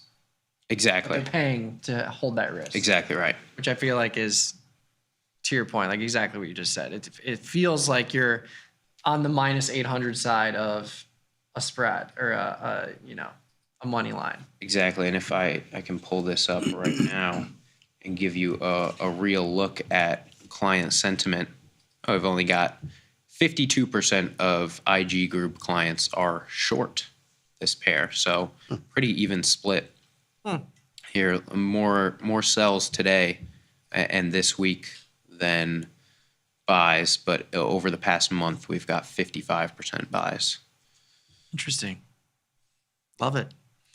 So I'd say that that's more a function of even further up the liquidity curve than IG Group as a provider, just because I don't think there are a ton of clients in this market that would really sway those prices from an IG Group side.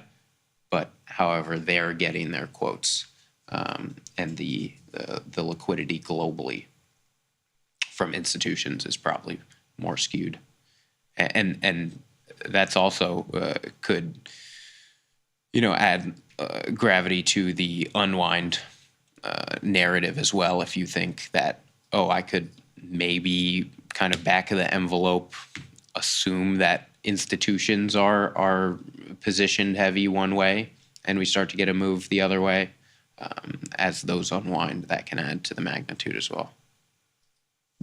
Are there any alternative positions that you might consider to get away from the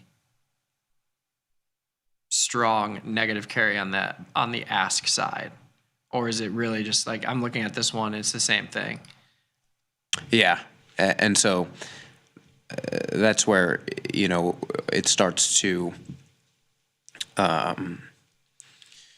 you start to understand how when currencies move as a whole, not just against one exchange rate, is because the flows really are just to and from that currency overall, not necessarily from in one transaction from dollars to peso and nothing else. The scale of that much more on the peso broadly than just one exchange rate. Oh, lovely. I kind of want to just dive in head first. Head first. To call the bottom. Yeah. All right. To call the bottom. Yeah. I mean, you've got it's not exactly running away anymore, but no proof of a coiling. That could be a coil. I'm gonna do it just to see how it feels. Small one. Yeah. I'm gonna see how it feels, and I'll come back to this in a couple of days. Maybe we get lucky with the little pop here. I know you've already got that euro franc position on, but if you're in the interest of looking at mean reversion, I think euro pound right now is looking pretty interesting. A pretty strong move today. Not exactly on a percentage basis, but this is a pretty low volatility pair historically with such correlated currencies that we're starting to get a strong tick up right around some of the previous lows from the fall. So done. Say no more. Say less. So I'm now aggressively long the US dollar and the euro against the franc, the pound, and the peso. So we'll see. Yeah, we need to get you back to clearing these positions. I will not close them until they are. Actually, the only exception is maybe the dollar peso. Okay. If it starts to eat away at my... and it uncoils Yeah. to the downside. Yeah. Because that one's that's a negative carry. So is this one, though. Interesting. It's a little troubling to me, being on the wrong side of the carry. This is I believe it should be, that's a 3-day roll for this one. Because we're on a Wednesday. Most of these pairs settle on a T+2 basis. And so holding a position past 4 p.m. Central on Wednesdays on a normal week will give you the 2 days of interest or carry for the weekend. And so on a normal day, I would expect that that euro pound to be relatively equal and low on either direction in terms of carry. Sweet. Before we release you to eat your ribs, please. Any spicy pairs you're looking at, or one spicy pair? I did a whole 20-minute segment. I mean, I'm trying to give you what you want. You did say you were nervous too. I mean, That's it's spicy. Let me rephrase: a non-dollar spicy pair. Oh goodness. Scandinavian. Yeah, let's get crazy here. I mean, do non-dollar's tough, but I mean, you could do any of the yen crosses are probably still pretty close to their highs. Like just looking at the pound yen is stuttering. How about a peso yen? We call that MJ. Slinging some MJ. I mean, this is at highs, but we had one client call in and was like, "Will you guys let me trade some MJ?" We're like, "What are you talking about?" Peso yen. So many things I could say. So many things. I love it. Yeah, this one is climbing back. Still not at highs from last year. Positive carry. All right. I'll dive in. This is fun. All right. Yeah. I need to change this. Not 5, but 0.05 people. 0.05. Yeah. Done. All right, beautiful. Thank you, Glenn. Love Thank the you, guys. analysis. We are now chocked to the gills with Tasty FX positions. If you want to open a Tasty FX account, you can do so through the Tasty Trade portal. You can see exactly what we're seeing on the platform here. Just open up your account, click on this tab. You'll be redirected there. But yeah, if you want to shoot Glenn a note on Twitter, he's at Glenn Freibarger. And we will release you now to eat. Thank you. One of my favorite lunches. Yeah, Hubs is really good. Do you want me to save you anything? Save your rib? I want you to. I'm happy to. Just grab like the potato wedges with your Okay. hands Okay. and just scoop them onto a plate. Those things are so good. Okay, there's a lot of oil involved. Yeah. in There these. is. They're like coated There in is. lemon oils. They are that's why so they're so good. good. I don't know what you're visualizing over there, but I'm gonna pass. All right. Can't wait. Thank you. But yeah, thank you very much. We will see where this portfolio stands next week. And I shall not close a position unless it is profitable. Rock out. See you guys. All right, later. E-minis up 13, NASDAQ up 150, down the Russell down on the day, Bitcoin down 1,000, ETH down 80 points. Not too much has changed over the last 30 minutes here. No. Have you done any trades today? No. Yeah. No. I am in the same boat. Haven't done anything since yesterday. I did close. We both closed that Costco position that was left over from a earnings trade gone bad. Hasn't improved today. ETH A, I did get out of that position. It was a $165 winner. That was the call diagonal spread into that rally we saw. But yeah, I'm kind of in the same boat. I'm looking at these positions. I'm looking at closing things when it feels right. This Amazon position has plenty of time It's with working, it. isn't it? Yeah, It's working, somebody suggested that to us last week, I think. I like that. It's a good one. Nice and wide. $500 for a 20-point wide crab trade into earnings.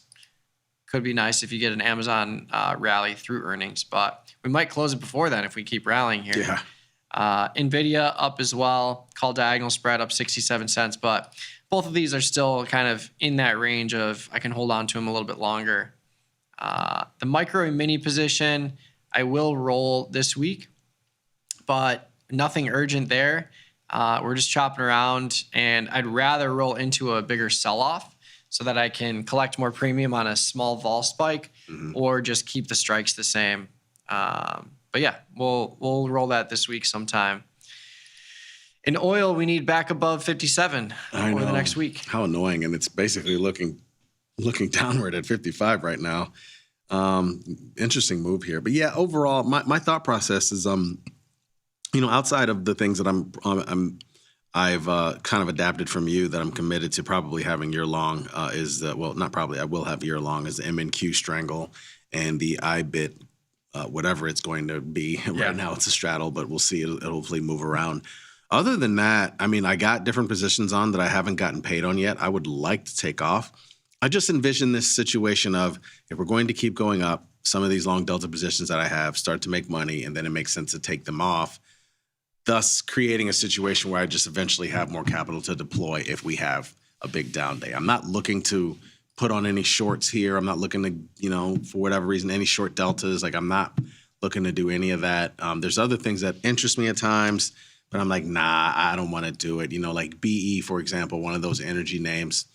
You could easily get a nice strangle on in here, but nah, I don't want to because I know what happens. As soon as I put on a nice strangle in there, it looks great. The pop will be great. Everything will be great about it. And then it'll jump $40 out of nowhere. And so I just don't want to do that at these. I just don't think these are outside of the things that we have them in, which I think are fairly stable. You just don't really want to put on strangles when the VIX is 14. You just don't. You rather do it when VIX is 30. those wings are actually more bid. They actually come in more, right? I mean, you could call what we're doing strangles in those year-long things, but they're really just kind of year-long directional bias situations that you can move around more in very liquid names. Yeah, it's to that point, it's more of just like a year-long premium extraction, and you just manipulate your risk as the markets move. Like that's why a lot of people are like, "What are your deltas? When are you going to roll?" And I'm just like, I don't care. Like I literally, it sounds weird, but like if I'm in a trade for 1 month and I want to throw on a strangle and I'm going to have a stop loss because I don't want to roll it perpetually, then I'm going to care a lot more about my entry point and where my deltas are, blah, blah, blah. But if I know I'm going to be in a trade for an entire year, I have no idea where the market's going to be at the end of the year. I can structure it and have a bias, which is what I'm going to do. But the day-to-day mechanics matter much less if you intend to stay in a trade through the year because they're less impactful. Because really it's more about how much premium have you collected through the year and where's the market at the end of the year. It's less about, my delta has gone from -10 to -5. Like, do I have to do something? It's like, no. Like, I'm just looking at being tested. If I'm not tested, I'm not going to do anything. And I'm going to take more of a hands-off approach. But, The other thing I like about it, too, it kind of creates this sort of core position for you. Yeah. And you almost will eventually sort of base other trades that you add or subtract from your portfolio probably around that to some degree. I mean, especially when you consider what we're using. I mean, MNQ and MES. I mean, those are two of the largest things in the whole ecosystem. So I like it. Yeah. I like it. And that, to your point, I have the MES strangle, I have the IBIT strangle that I'm going to go on for another year. But then I have this downside SPX butterfly that's 100 points wide, only cost me $500, and it's essentially flat. It's down 80 cents right now. But if there is a huge sell-off day, I can get out of this SPX butterfly, offset some of the losses that I'll see in the MES strangle, roll the MES strangle into extrinsic value strength. The IBIT one's already in the money, so it's a different story. But yeah, there's ways to approach it. But yeah, just having hedges on and, like you said, when markets move, using your core position or protecting your core position with other smaller positions makes a lot of sense. Mm-hmm. Popping over to the YouTube chat now. If you want to join us there, we're streaming live on Tasty Live. I've got the Big Deal promotion pinned at the top of the chat, tastytrade.com/big deal. For new customers, 4% cash match up to a 10K match and 30-day commissions, free trading. That applies to futures, equities, etc. Check out the website pinned at the top of the chat or scan the QR code on your screen, and you'll see all the information there. But quite a big deal. That is a big deal. Quite a big deal. That is a big deal. Someone's looking at RH 190, 180 put spread, 44 days out. I think it's okay. Don't mind it. Picking up $300, risking 7, and you're right at the expected move, just a little bit inside it, but it covers the range from where it popped initially, where you start to take on risk. But yeah, if that's where you want to go, I'm fine with it. Yeah, 27. What, selling that put spread? Yeah, 27 IVR, basically. This thing has rebounded. It's also kind of a play on the news supposedly coming out on Friday about tariffs. I don't know how much that's going to affect markets. We'll see, but I get it. We've got some insight on the crude stuff. Light and heavy refers to how thick or the viscosity of it. Very different to refine. Yep. Sweet and sour refers to the amount of sulfur. So that word, just remember that. That word. Sulfur. Just remember that. For my Landman saga. That's all I'm going to say. The show's good. So yeah, it's great. I like it. This is great. It's like the first scene with his daughter, and he's like, "Who's that?" He's like, "That's my daughter." And he's like, "No wonder you smoke so many cigarettes." He's like, "Yep." And he pulls out a cigarette, starts smoking it. Dude, that show's hilarious. It was great. Tesla put 465 for Feb 6th when Tesla was at 490. Right now, it's down almost 100%. What do I do now? Well, I personally wouldn't change anything, really. I mean, you're in the money. So you've got the Feb 6, which is in the earnings cycle. The 490 is basically a covered call here. So if you sold this for $3,000, it's trading for $6,000. You have $800 of extrinsic value or around there left to decay. You're basically at the upside expected move for the Feb 6 cycle, and you have earnings that could potentially bail you out if you get that rally. So you could add a call if you wanted to and neutralize some deltas, but at the end of the day, if you're willing to sell a naked put in Tesla and you have the capital to hold it, you should ask yourself, do you think that Tesla will ever get back above 490? And if you think the answer is yes, which would align with your trade, then I would just keep it on personally and roll perpetually. And if you get bailed out for earnings, great. But if you don't want to hold the risk or your assumptions changed, you can close out of the position, take the loss. But this is a good example of like, if I'm selling a naked put, I want to have it sized to a degree where I can just hold it perpetually, because the question of do I think Tesla will be above 490 at any point in time is much easier to answer than do I think Tesla will be above 490 over the next 30 days? Yes or no? It's a harder question. But if you have a longer time frame, you can just keep rolling this thing, pick up more premium, reduce your cost basis. Your cost basis is at 460 if you collected $3,000. So which is well within the expected move. Mm-hmm. So I lean hold it, but it really comes down to size and whether you think it's going to reverse or not. Algo is going to take SPX to 7,000 this week? Probably. Just because, like, if we see this where we have really low vols in a steep contango, nothing's really going on, like, you're going to get passive flows in, and it's going to push these things higher. It's just the way it is. So it feels like it's headed there. And again, to have I call it a small catalyst now, at least that's the way the market is pricing it. To have a small catalyst at the end of the week doesn't hurt either. So it's within the expected move. Again, 40 points. Yeah, it is a nice way to look at it too. Is like, if you're questioning those things, just look at the expected move for different time frames, and it gives you a better construct of implied volatility through time based on the current values, which are low. Natty gas put spread 3432, finally small bounce. Thoughts on selling the call spread to make an iron condor again in the H6 contract? The snack gas thing has been a thorn in my side. Yeah, I mean, it's tough. Like, if you're in the 48 day, which I assume you probably are, if you're in the H6 contract, your pop right now is 30%. If you throw on and you have $480 in extrinsic value to lose, or value to lose going forward, $1,500 to gain. If you throw on a call spread here, like the 3.7, 3.9, you pick up $150 ish, but you drastically reduce your pop. Because now, if you get that big rally, like if this continues, you get another 3%, 3%, 3%.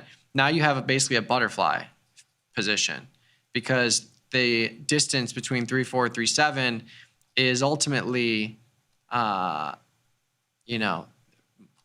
more than the expect. This is a 1 point expected move on either side. So you're creating a range that's well within that range, and you're already 48 days out. It's not going to help you a lot.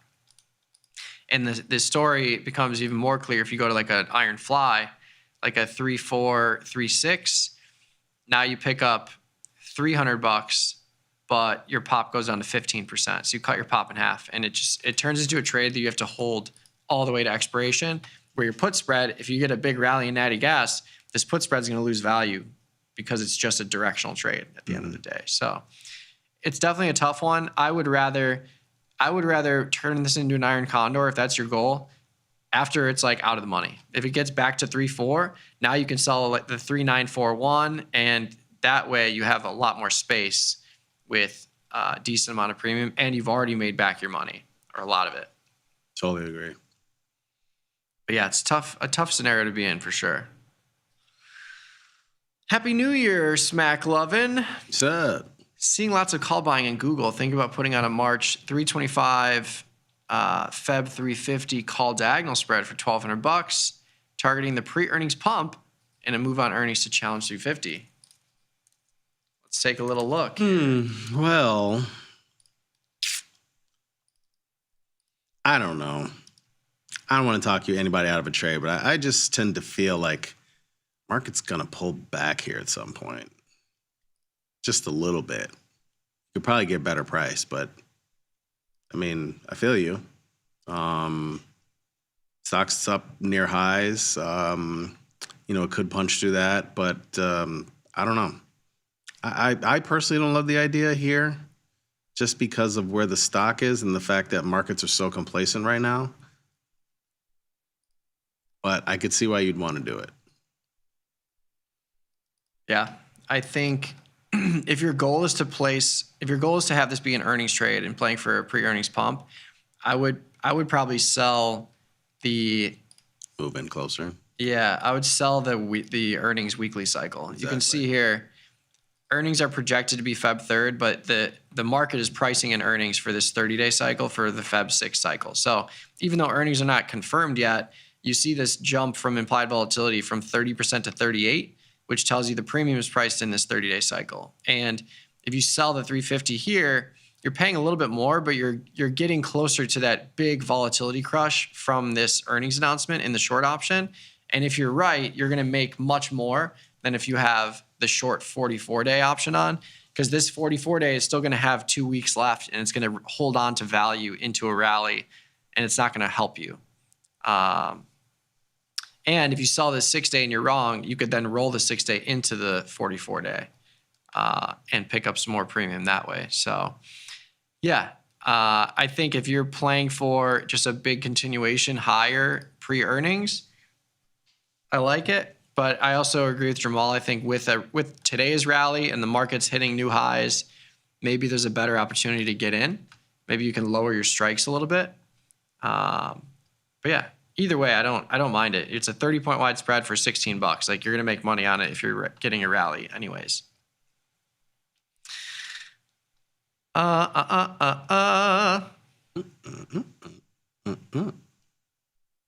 see, a couple of rapid fire ones. We need silver's fading back down. Silver had bounce, but it's fading back down.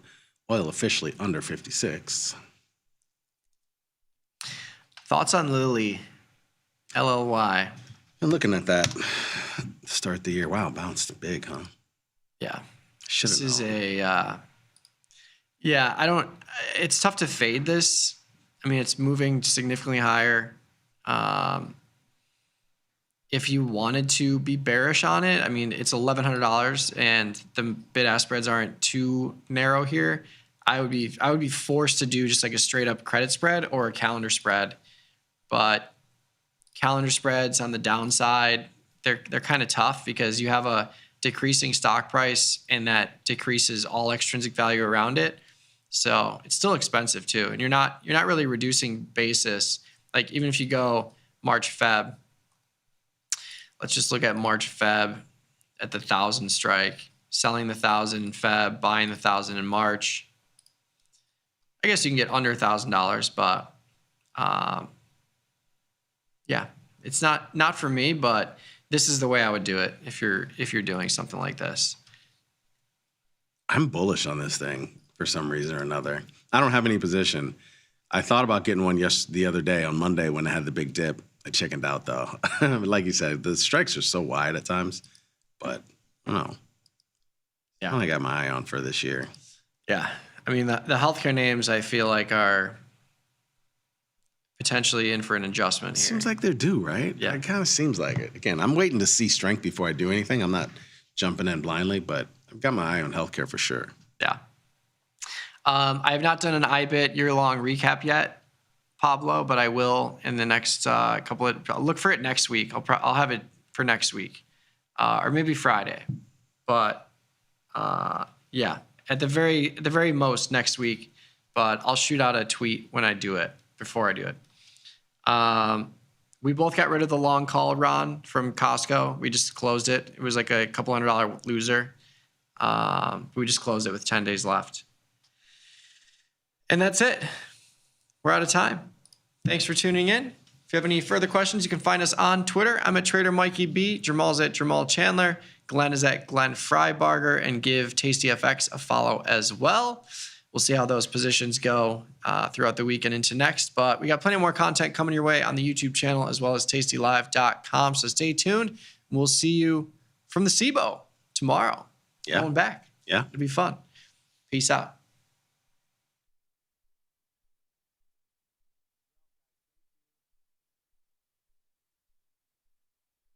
In the world of investing, a beast lurks between the numbers. Some watch from the safety of the sidelines, but others saddle up and ride that one-ton rowdy ribeye for all he's got.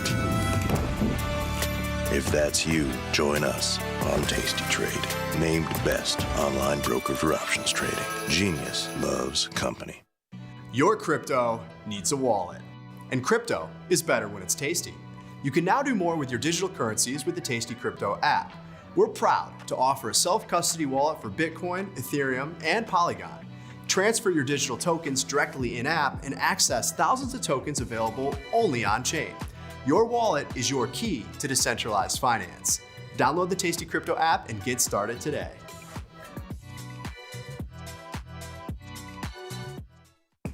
Ready to take your trading skills to the next level? Dive into the world of stocks, options, and futures with Tasty Trade courses.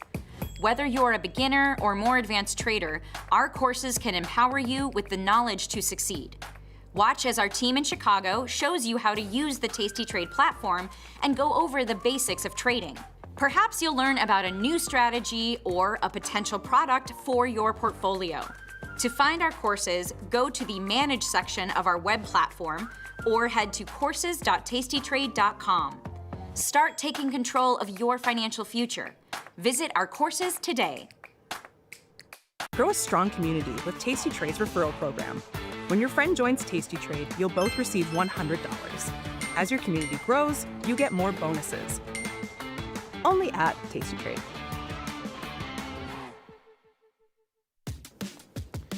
Look who's back testing. Tasty Trade now has options back testing for free. Test your trades with over 10 years of data for the most popular symbols. See how your trades would have performed in the past. Look back at profit and loss and take the guess out of guesswork. Oh, did we mention that it's free? Get back testing at Tasty Trade. Tasty Trade has crypto, and you can trade with zero commissions. Bitcoin, Ethereum, Litecoin, and more. Diversify in one place. Crypto, we got it, we get it.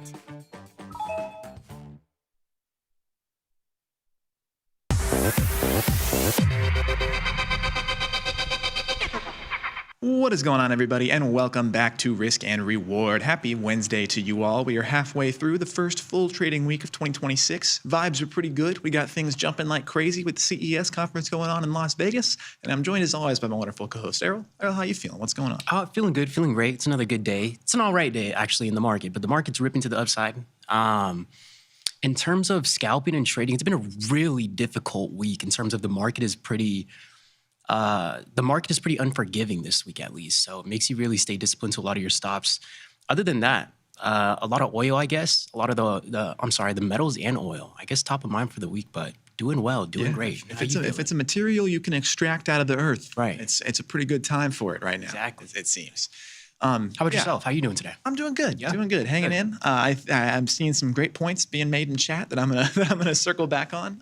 But yeah, it's interesting times, and these AI companies are moving like crazy. Rivian's catching a bid for me today. Happy about that. Firefly Aerospace moving a little bit. I seen the Rivian shop down the road the other day. Oh yeah, not too far from here. I walked by and I was like, "Is that a Rivian?" It definitely is a Rivian. That only like in the city, like a yeah, it's like just a showroom deal. No, it's just a shop, I believe. Oh, where they bring a lot of the Rivians. It's back there. It's kind of hidden. in a lot of the it's this random garage, but it's only Rivians. So yeah, that's fascinating. I guess anyways, I guess anybody they're got a all- Rivian? You know, guess if you got a Rivian next week, brother. Yeah, I've seen a couple down there. I am far from being in the market for a Rivian at this time, as much as I would love to help my own position. What's going on, Death Sneeze, Brandon, Jared, E-Media? Good to see you all. It's a pleasure to be here. But yeah, I think we can start off jumping in talking about some of these companies that are really ripping today on CES news. And I really am excited to acknowledge this point from Graham up here in the chat. Opinion on how SanDisk or Micron can jump some ridiculous amount to reflect the true value of a company. One day it's worth 100 million, and the next 600 million. Nothing's real. Yeah, nothing's real. I think that's really the gist of it. And I mean, I suppose the institutional academia answer would be that it's that the market is reacting to price in future information, which is what efficient markets do. That said, I don't want to throw around the B word here, but we might be getting into bubble territory a little bit with some of these companies. It's a B word. I was like, what'd I do? So what did I do? My bad. Yeah, it's very interesting what we've been seeing with a lot of these AI companies, and in some cases, I think that it might be substantiated, but at some point, as you move out further towards the fringe sides of what's happening in the AI space, I feel like some of these companies have to be a little bit bloated by this point. I would be curious to see what the PE ratio on a SanDisk is after this move that it's caught today. And to my understanding, it's more or less just because NVIDIA said the word SanDisk. I mean, it's a little bit more sophisticated than that. But yeah, I mean, and we see it happening with Intel too. And if NVIDIA says the name of your company, you can expect to see a little boost in share price. Get some sponsorship packages they could sell. Yeah, we'll say your name in our shareholder meeting. We'll get your stock up 10%. But yeah, let's pop over to the Tasty platform here, I guess, and we can pop around and look at some of these things. Yeah, let's look at them. Oh, it's yours. Go for it. Yeah. So, there we go. Thank you. Yeah. So this is SanDisk. Could this possibly be a substantiated move? That is absolutely not. Yeah. No, let's see. I'm going to just throw in the towel. I'm going to have to just bet based off of visuals. This thing might be up a little bit faster than I think maybe its own CEO might have anticipated. Yeah, and this thing's going wild though. Well, yeah, and it's just and in a lot of cases with this AI stuff, it's like we continue to double and triple down into these companies because I mean, look at this run that it already had since the beginning of September. Was that not enough to price in the fact that they're going to start to have some involvement? And then, yeah, all of a sudden those are rookie numbers. It's fairy dust, man. Yeah, I love that. It's That was fairy a dust. Great quote. Not real, but yeah, it's No, that's insane to see. I mean, it's the way you fascinating. were describing it, I didn't expect the chart to visually look like this. So no, that's wild. What are the options contracts looking like? Yeah, that's a great question. Yeah, I don't know. Let's look at like some 30-day. Okay. Yeah, Decent amount of juice. Decent amount of juice. Just a little bit juiced, perhaps. So yeah, but again, and what I run into with all of these AI companies, even when they're as overextended as this is right now, is that am I going to step in front of this freight train? I don't think so. I don't think so because even if the move might not be substantiated for real, perception is reality, especially in the market. And if people are perceiving this as being worthy of I mean, what are we talking here? I mean, great point. It's like 20% increase over the last 2 days. It can be a scary thing. All right, we got our chartists. We got chartists in the chat. Yes, technically it is. It looks like silver a week ago. It looks like silver a week or two ago whenever it broke out from its highs again. Yeah, silver finally the vibes it's giving me. Yeah, finally taking a little bit of a dive today, but just immediately starts trying to climb back to the highs. Yeah, that's a wild chart. It's insane. It throws me off every time. And it's like we've been saying it this whole time. I mean, it looks like an AI company. Yeah. When you look at these metals. But yeah, I know Micron is another big mover in recent days. Very similar pattern. Maybe we just coined this the AI pattern. I don't know. That's a start to the year for sure. Yeah, they got a lot of ground to make up for the next 12 months if they want their earnings to look good from year over year. Exactly. They're starting at the high point. Well, Man, that's it tough. doesn't even matter. Do your earnings even have to reinforce these numbers? I mean, it's something that I talk about all the time with Palantir is that their earnings, I mean, they're making $4 billion in revenue a year and the company's worth $400 billion. I saw Intel was another one that was catching a nice little move today, although not as sustained parabolic move as these other companies that we're talking about. But yeah, it's an interesting time in this space. These companies definitely are just in the right spot, right industry, right everything because like the gaming space, the crypto mining space, everybody's going crazy about these pieces and the companies that they need these pieces from. And it's just like, man, NVIDIA, regardless of all the tension there and what pieces other industries need, they could really be a massive beneficiary to it also. Crazy to see all these companies at its highs. Crazy. Yeah, I'll tell you what, something I haven't, leaping orca engulfing pattern. That's good identification, Theta. That's exactly right. You're so right. I actually haven't even looked at NVIDIA amid all this. In a little bit. I mean, it hasn't been as exciting, but I mean, it's still up there. Yeah. You know, it's still way up there. Yeah, of course. And it honestly is reassuring to me a little bit when I see the NVIDIAs and the Palantirs starting to breathe and, you know, and cooling off a little bit. It makes me feel a little bit more confident that maybe there won't have to be some gigantic correction that comes in sometimes. Yeah. And you know, and if there ever were to be a gigantic correction in NVIDIA, it would be catastrophic for the broader market. So it would. And it's kind of been feeling like even seeing that pullback in NVIDIA, like I thought we would have seen already. I think there's a lot in the same boat too. So it's going to be funny that if it just kind of dwindles off and we never actually get the pullback, we just sustain, create new value up there and head higher. I guess what a good day to be NVIDIA's CEO. So no kidding. Every day is a good day to be NVIDIA's CEO these days. Quick look at the VIX. Beaten down as you would expect. Yeah, 15 even. Was that this morning or yesterday? It was a little bit earlier this morning. Yeah, I see the days get mushed together. I told Errol that completely unsubstantiated, but my VIX senses are tingling. So I do have a little bit of a long VIX exposure in the account right now as well. I think it's necessary, and I think we're past due. Yeah, it always just acts as a good hedge against, you know, all the long delta that I have going on elsewhere. And VIX is a product that I really enjoy trading because you can get long. I believe my strike is 22 on these. 24 even. But yeah, I mean, you can take a 22, a 24, even a 30 strike, and should the vol, you know, expansion come in, all of a sudden it's going to shoot up to those amounts and the premiums will be so juiced that it doesn't matter if you can even get in the money anyway. Yeah. So there's very, very cheap opportunities there to get involved with VIX. And yeah, I landed on 24 strike. I was looking to spend about $100 notional on the nose on whatever I did here. So yeah, do have that acting as a little bit of a hedge. Would be mighty pleased to just let the long delta continue to eat. I think it's past due. They can't eat all the volatility out the market for the whole year. Come on, guys, we're 7 days in. We're waiting for the first pop. We'll see. We'll see what we get. But yeah, elsewhere in the account. Yeah, what else stands out to you today? Zillow working for me a little bit. Rivian and Firefly, as I already alluded to. Okay. Firefly and Resolute. Both of these I took on the exact same line of logic. I'm trying to get out of one of these Resolute calls right now just because they've appreciated for me so much already in a short time. But yeah, in both of these companies, it's a situation where I don't even know anything about the company. All I know is that they had a catastrophic binary event that completely tanked the share price, and I go in on it could not get worse logic. Firefly is an aerospace company, and they had a rocket blow up. I've talked about that on the show a few times. That's as bad as it gets, right? Yeah, it could not get worse. Right. I entered this on September 30th, which is right down here. This is when the rocket exploded, created this gap.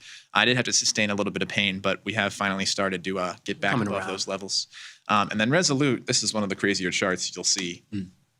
I feel like every chart. What is it? Are you long?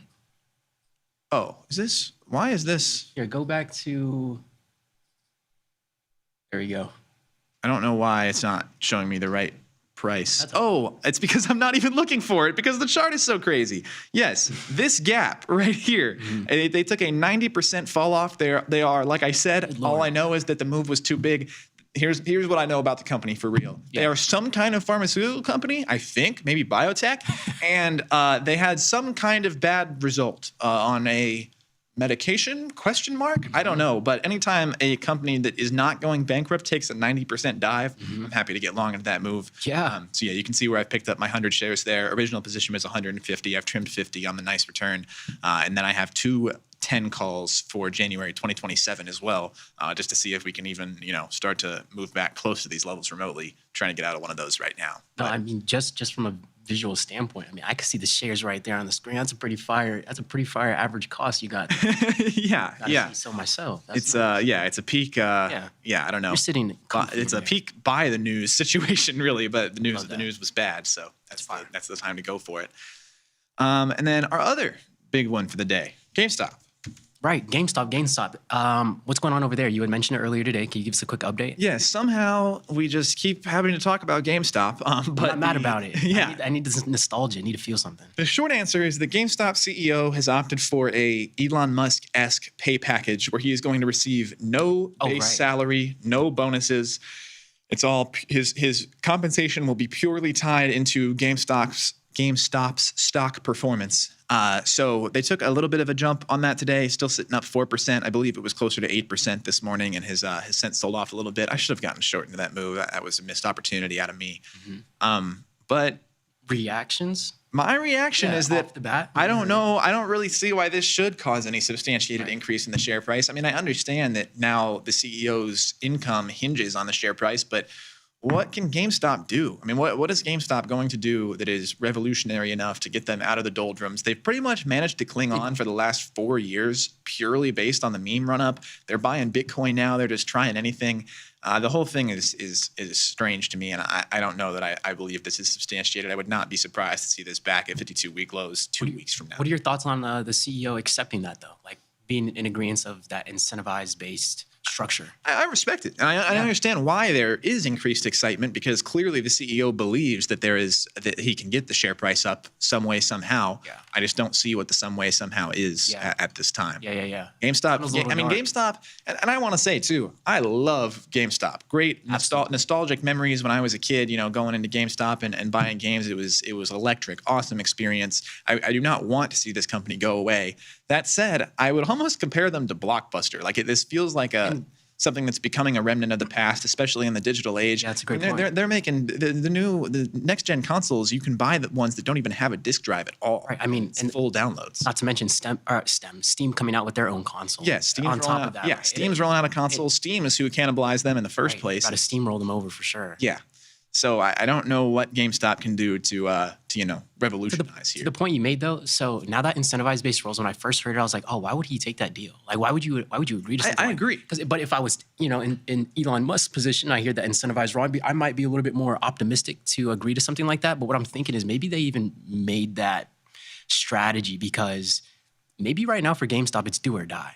It's like, maybe it's like you either pull the reins and try something or do this or whatever, because even if you don't have these incentives, the company's going to be no longer anyways. So might as well have these incentives out for it, because if you pull it off, I mean, if you pull it off. Yeah, I think you're absolutely right. I mean, it's Hail Mary, throw stuff at the wall, like see what sticks, it's like sort of times for GameStop. But yes, I mean, when you compare the two pay packages, because they are, similar in structure, no base compensation, it's all tied up in tranches. Granted, Elon's is worth $1 trillion at the top. I don't know what the GameStop CEOs could potentially be worth. But it's just Tesla is on the forefront of so many things. They are still the world's, well, I don't know about the world. Some of those Chinese companies are probably getting pretty close, but definitely the domestic leader in EV production and sales. They're working on the humanoid robots. They kind of have their foot in the door with AI. Elon himself has plenty of money that he can play around with to continue to prop the company up should it ever be necessary. And you look at GameStop, which is just the complete other side of the equation, a old company that is on the back burner, might be on their way out the door. It's interesting. But like I said, I can understand why this inspires a little bit of investor confidence, because clearly the CEO thinks that he could make something happen here. Yeah. So we'll see. Or maybe he just prays that there's another meme run up and then maybe he becomes the richest man in the world. Maybe so. And I'm honestly a little surprised by the whole GameStop thing as well. Like, you would have thought GameStop would have had still brand equity to have partnerships and sponsorships with Xbox in some way, maybe other game developers. You would think GameStop carried that level of brand equity to where they had some type of leverage there, but apparently they don't. Because I would have thought maybe 10 years ago it'd be easy for GameStop to be like, yo, let's partner up with or do some collab with Call of Duty something or whatever. But it seems like they're grasping at straws at this point. So maybe it's just a little late. Yeah, or create exclusivity somehow. Yeah, maybe they get to release some new game a week before it hits the broader market, and you know. There's no way a game wouldn't have been like 10 years ago or 15 years ago when GameStop was the most popular place to get a. But then consoles got into that and started making games console exclusive, or you'd get it on Xbox 3 days sooner, and then of course nobody's going to choose GameStop over the freaking. Hopefully they bought a bunch of shares in Sony or Microsoft. Hopefully you guys bought a bunch of shares in Sony or Microsoft. That might be the new strategy. Yeah, we've been rolling here. Let's acknowledge some chat here. Cool. Triple doji, topside stochastic for sure. Dropping a hot rock pattern. Let's take another run at NFTs. Blackstone stock down 9% as Trump says he's taking immediate steps to ban institutional purchases of single-family homes. I like that. That sounded Blackstone nice. does not need to own all the homes. Absolutely It's making home not. buying way harder. I'm with that. I am excited about the NFT. Real quick, I am excited about the NFTs. I hope they come back. Not trading NFTs and the value of them, but like just the idea of NFTs conceptually, and I said this from the very beginning, are a good idea. They were just, I mean, like 20 years early. Sure. Like we're just nowhere near needing them. But when we get to a point where, maybe more things are happening on the blockchain, and you could do, house deeds, concert tickets, things that actually should be non-fungible. What about trying to figure out what's real and what's not? Having a public ledger that can't be tampered with. I mean, in today's age, that sounds pretty fire. Yes. Right about now. Absolutely, or yeah. soon. Especially as AI continues to get crazier What and is crazier. real? Yes. How can we authenticate these things? Absolutely. Yeah. Thank you. But yeah, I absolutely agree. I just think we were way ahead of the boat. Absolutely. I mean, with NFTs initially. What a fun ride, though. Oh, what a fun ride. What a fun I mean, just ride. just all the hype. Pure fiat money. Yeah. If you're holding a Bored Ape that you bought at the top, I feel for you. Yeah. Keep on holding it though, because I mean, if it all should they ever come back, it'll be insane. You'll have this crazy OG thing. I feel for everybody though, because it was like you telling me this picture of a rock sold for X amount. You're just trying the hardest not to get gaslit. Like, there's no way this rock cost $300,000. It's like the most boomer I've ever felt in my life trying to literally. understand all that. I'm like, you kids and your NFTs. You can't tell me. Oh goodness. Anyways, take that deal for when someone buys out GME. Perhaps that's a good point. GME has been closing stores in the Chicago area. Not surprised to hear that. This is perhaps the most exciting one from Beckett Kirk. GME has this beta tested product called Power Packs, and it's almost like gambling. I think GME should go all the way into gambling. That could turn this company around real quick. Everybody wants to gamble these days, especially. I mean, think about all these CS:GO websites that have with the crates or whatever. I don't know exactly how it works, but it basically is just gambling for kids, but it works. It works crazy. I mean, not to mention that I don't want to have to mention Robinhood, but I got to mention Robinhood. When you download their application, right, you get the free share, and you scratch off, you get to see what is it going to be. Sure, yeah. And boom, what a great, onboarding. It goes all the way to the freaking. It goes all the way to the Labubus with the blind box opening to a T. Yeah, people yearn for risk, even if they don't necessarily realize it. GME is a zombie stock now. Well put, actually. I like that vernacular. Getting in halfway through better than nothing. We talking games? That's good. DraftKings and Fortnite together. Midnight releases at GameStop used to hit so hard. Yeah, Jared, you said you've been to some. Last time I did was freshman year of college with my boys. We were all on the soccer team, so we were all kind of just in that little group. But we had last time we ever went to that was I forget which Call of Duty it was, but I think it was 2017 fall. So whatever that was the last time I stood in a line for GameStop, and I don't think I've seen a line since. Yeah, I just recently. we did it for just the plot, by the way. Yeah, I mean to say, I just barely missed the boat on the midnight releases. I never got to go to one. I was like just barely too young the whole time, like watching YouTube videos and stuff. But then, I would that year for you. I guess I would have been like 15 or 16 or something. So I missed the boat too. Sort of when it started to fizzle.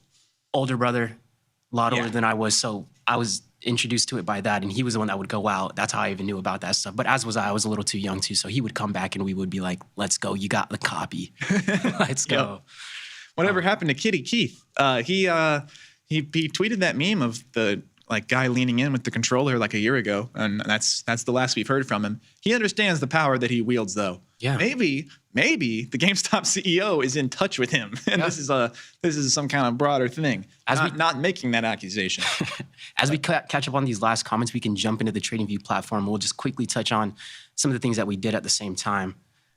What else did we miss? Some Diablo 3 was the last one. Diablo 3. I've heard great things about Diablo 3, but man, it's been a while since I heard somebody bring up Diablo. Yeah, I was gonna say I haven't heard that name in years. Yeah, it's been a minute. You still got the poster up. Okay, Destinies. I respect. I think there's a GameStop store. Maybe it's in Denver or something, but they still have their Halo 3 poster up on the wall. That's so valid. They refuse to take it down. Probably Colorado. You know how we do over there. No, I'm just kidding. Halo 4 for you, Jared. Wow, we're really going down nostalgia lane right now. Halo Reach was my first person shooter ever. What a great first-person shooter to start on, though. Yeah. Halo Reach, honestly, I thought was a great game. Oh yeah, I absolutely agree. People will always say Halo 3 was the best Halo, but I never got firsthand experience with that. But I loved Halo Reach. I think Halo Reach had Forge on it, where you can develop your own. Oh, don't Forge. even get us quit playing. Bro. Forge was awesome. Yes. Anyways, we took a few trades today on the micro NASDAQ. We were looking to get short over here at around 9:15 today, so like 45 minutes after the bell. We shorted a couple contracts. This market was so difficult today. I mean, it was so difficult to even be patient enough and wait for this short opportunity. We sold off and we rallied back to our stop. So that was about a 6 or 8 point stop right here. Yeah, about an 8 point stop. We covered this one a little bit earlier because we had recognized pretty early how difficult this market probably is going to be. So we kind of had our eyes on that. Market rips to these highs up here to 25,897. We don't have the value area high on it right here, but this was a value area high. So we were looking to get short. Market sells off. I mean, this is like in an instant. This is a 15-second chart. So this just lets you know how fast price is moving. Price sells off. Less than a minute later, I mean, we ripped back like 30 points, 40, 50 points in literally less than a minute. And I'm just like, I didn't even have enough time to get out of the trade. I didn't have enough time to add to the trade, and I didn't have enough time to get back out. So once we're in here, I'm just thinking, okay, we're probably going to re-add to this trade if we get the opportunity and stop out at the highs. That's exactly what happened. And we pretty much just closed the trade from there. So shorted another contract, got stopped out on one, re-added one, and then got stopped out on both of them as we made new highs over here. And then the market just continued to absolutely rip to the upside like nobody's business. Can't stop, won't stop. But that was today. That was the action on micro NASDAQ. So the market's really forcing us to be very patient this week, testing our patience a little bit, if you will, Gus. And it's only Wednesday. So middle of the week, gonna pump the brakes a little bit. Let's stay patient. Let's stay cool, calm, and collected. Not allow this market to frustrate us. Come back tomorrow, reassess, execute, and go on about our day. But it's been a tough one, no doubt. It's been a tough one today. It's just new value areas being established. Yes. To be attacked later. To be attacked later, absolutely. Sensei. Oh, yeah, Jared, thank you for the Ames, Iowa. The GameStop poster, the Halo 3 poster is Ames, Iowa. That was a good pull. If you knew that off the top of your head, massive respect. I like kind of assume you looked that up, but if that was off dome. It's a lost art. I think the posters are a lost art. I agree. I had so many Call of Duty posters in my bedroom growing up. 100%. Any Discord servers recommended for options traders? We have a Discord server. You can hop in the tastylive Discord server if you would like to. Somebody will drop a link in the chat here for you, or I can do it when I get off air. But yeah, hop in, join the tastylive community. Trade ideas, market talk. Come hang out. We got show discussion. Everything in the world. It's awesome. There's a new value area in Greenland, I hear. Yes, I saw Marco Rubio is slated to talk with Denmark about acquiring Greenland. So. Yeah, hopefully we don't. That was a good one, Theta. Yeah, hopefully we don't have to trade too many first-round picks away to get our hands on Greenland. But I lived there. Oh, how about that, Jared? Oh, okay, it is off dome. You can go to the Halo 3 GameStop store. That's awesome. Wait, where is that at? Where is Jared at? Ames, Iowa. Is oh no way. Yeah, oh, bad. Iowa. OG Halo challenged some friendships for sure. I actually have a vivid memory of not talking to my friend Will for like 2 days in 5th grade because we got into a giant fight playing 1v1 in Halo. On the mic or in person? No, like on the mic was where the fight originated, but then we were cold shouldering each other for like 2 days. But we're dudes, and we just never talked about it again, and we're friends. That's how it goes. That's how you got to hit the 1v1 in Rust later on. Yeah, there's the Discord link. Yeah, everybody hop in. It's a party in there. I'm in there all the time. Yeah. But yeah, we're getting pretty close to our time here. You have any closing remarks for the people? No, that's going to be it from me. We'll see what the market gives us. Marching towards all-time highs again. We'll see if we get some expansion on VIX. That'd be nice. But we'll sit tight. I think it's NFP week as well, so we'll be mindful about any of those binary events. But that's going to be it on my end. Thanks for the time and hanging out with us. Yeah, absolutely. And I will end today with a PSA. Cinemark theaters right now are running a bring your own bucket popcorn promotion. You can bring any size receptacle up to 3 gallons, and they will fill it with popcorn for $5. The one exception is it's a partnership with Lowe's, and if you bring a Lowe's 5-gallon bucket, you can get 5 gallons of popcorn for $5. You do not have to see a movie. So, popcorn lovers out there, go get yourself a Lowe's bucket. They come a little oily. Clean it out with a Clorox wipe. Take that thing to Cinemark. They'll fill it with popcorn for you. More popcorn than you could ever desire. And I don't know what the limits are. I guess it's probably like 1 per person per day. I don't know if you could run this, but you don't even have to see a movie. Gus is pranking us. We're all he got cameras set up. We're all gonna just walk in there. We're just like, what's You're gonna be like, what are you talking about? No, real thing, verifiable. Google it. But that'll be my closing remark for the day. Thanks so much, everybody, for coming to hang out with us. We dearly appreciate you all taking the time. We never take it for granted. Errol and I'll be back here same time, same place, 12 o'clock noon Central Standard Time tomorrow. Be sure to stay tuned for Future Power Hour coming on next. We will catch you guys next time.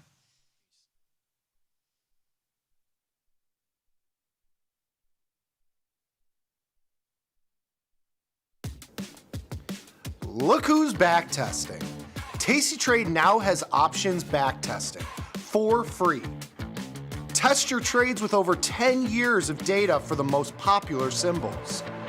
See how your trades would have performed in the past. Look back at profit and loss and take the guess out of guesswork. Oh, did we mention that it's free? Get back testing at Tasty Trade. Your crypto needs a wallet. And crypto is better when it's tasty. You can now do more with your digital currencies with the Tasty Crypto app. We're proud to offer a self-custody wallet for Bitcoin, Ethereum, and Polygon.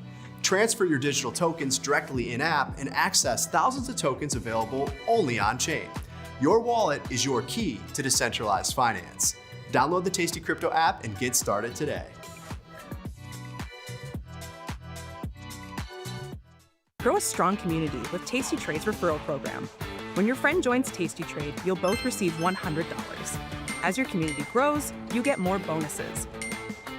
Only at Tasty Trade. Tasty Trade's active trader interface makes futures markets your arena. Built for the bold, not the board. Trade CME futures with a single click. From micro contracts to major ideas. And go even further with futures options. Tasty Trade lays out multiple ladders and charts for total visibility. Plus, hundreds of built-in indicators for traders who want a broader view. Tasty Trade, pro-level tools, intuitive design, total control. It feels good to get smart. Get even smarter with the ultimate how-to guide. Learn 31 different option strategies, covered calls, iron condors, jade lizards. Become a trading mastermind. Get the guide at tastylive.com/guide. Tasty Trade has crypto, and you can trade with zero commissions. Bitcoin, Ethereum, Litecoin, and more. Diversify in one place. Crypto, we got it, we get it. Global markets never sleep. Explore them with Forex, now available on Tasty Trade. Get in on over 80 Forex pairs, 24 hours a day, 5 days a week, with the Forex platform that adapts to your style and speed. FX marks the spot. Trade it on Tasty Trade.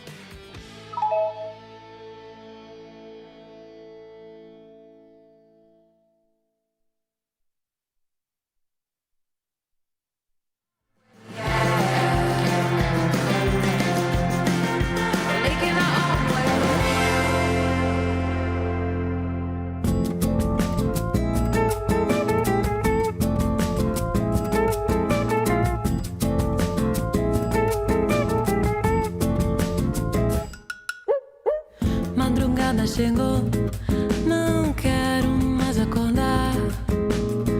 Como dá pra sonhar o que é impossível saber? Sentir o gosto do sol, andar por cima do céu, fingir que nada mudou depois de ter você. Deixa eu te ligar, me faz apaixonar, não vejo a hora de te encontrar. Deixa eu te ligar, me faz apaixonar, não vejo a hora de te encontrar. Um minuto longe de você, eu já não sei esperar. Madrugada chegou, não quero mais acordar. Madrugada chegou.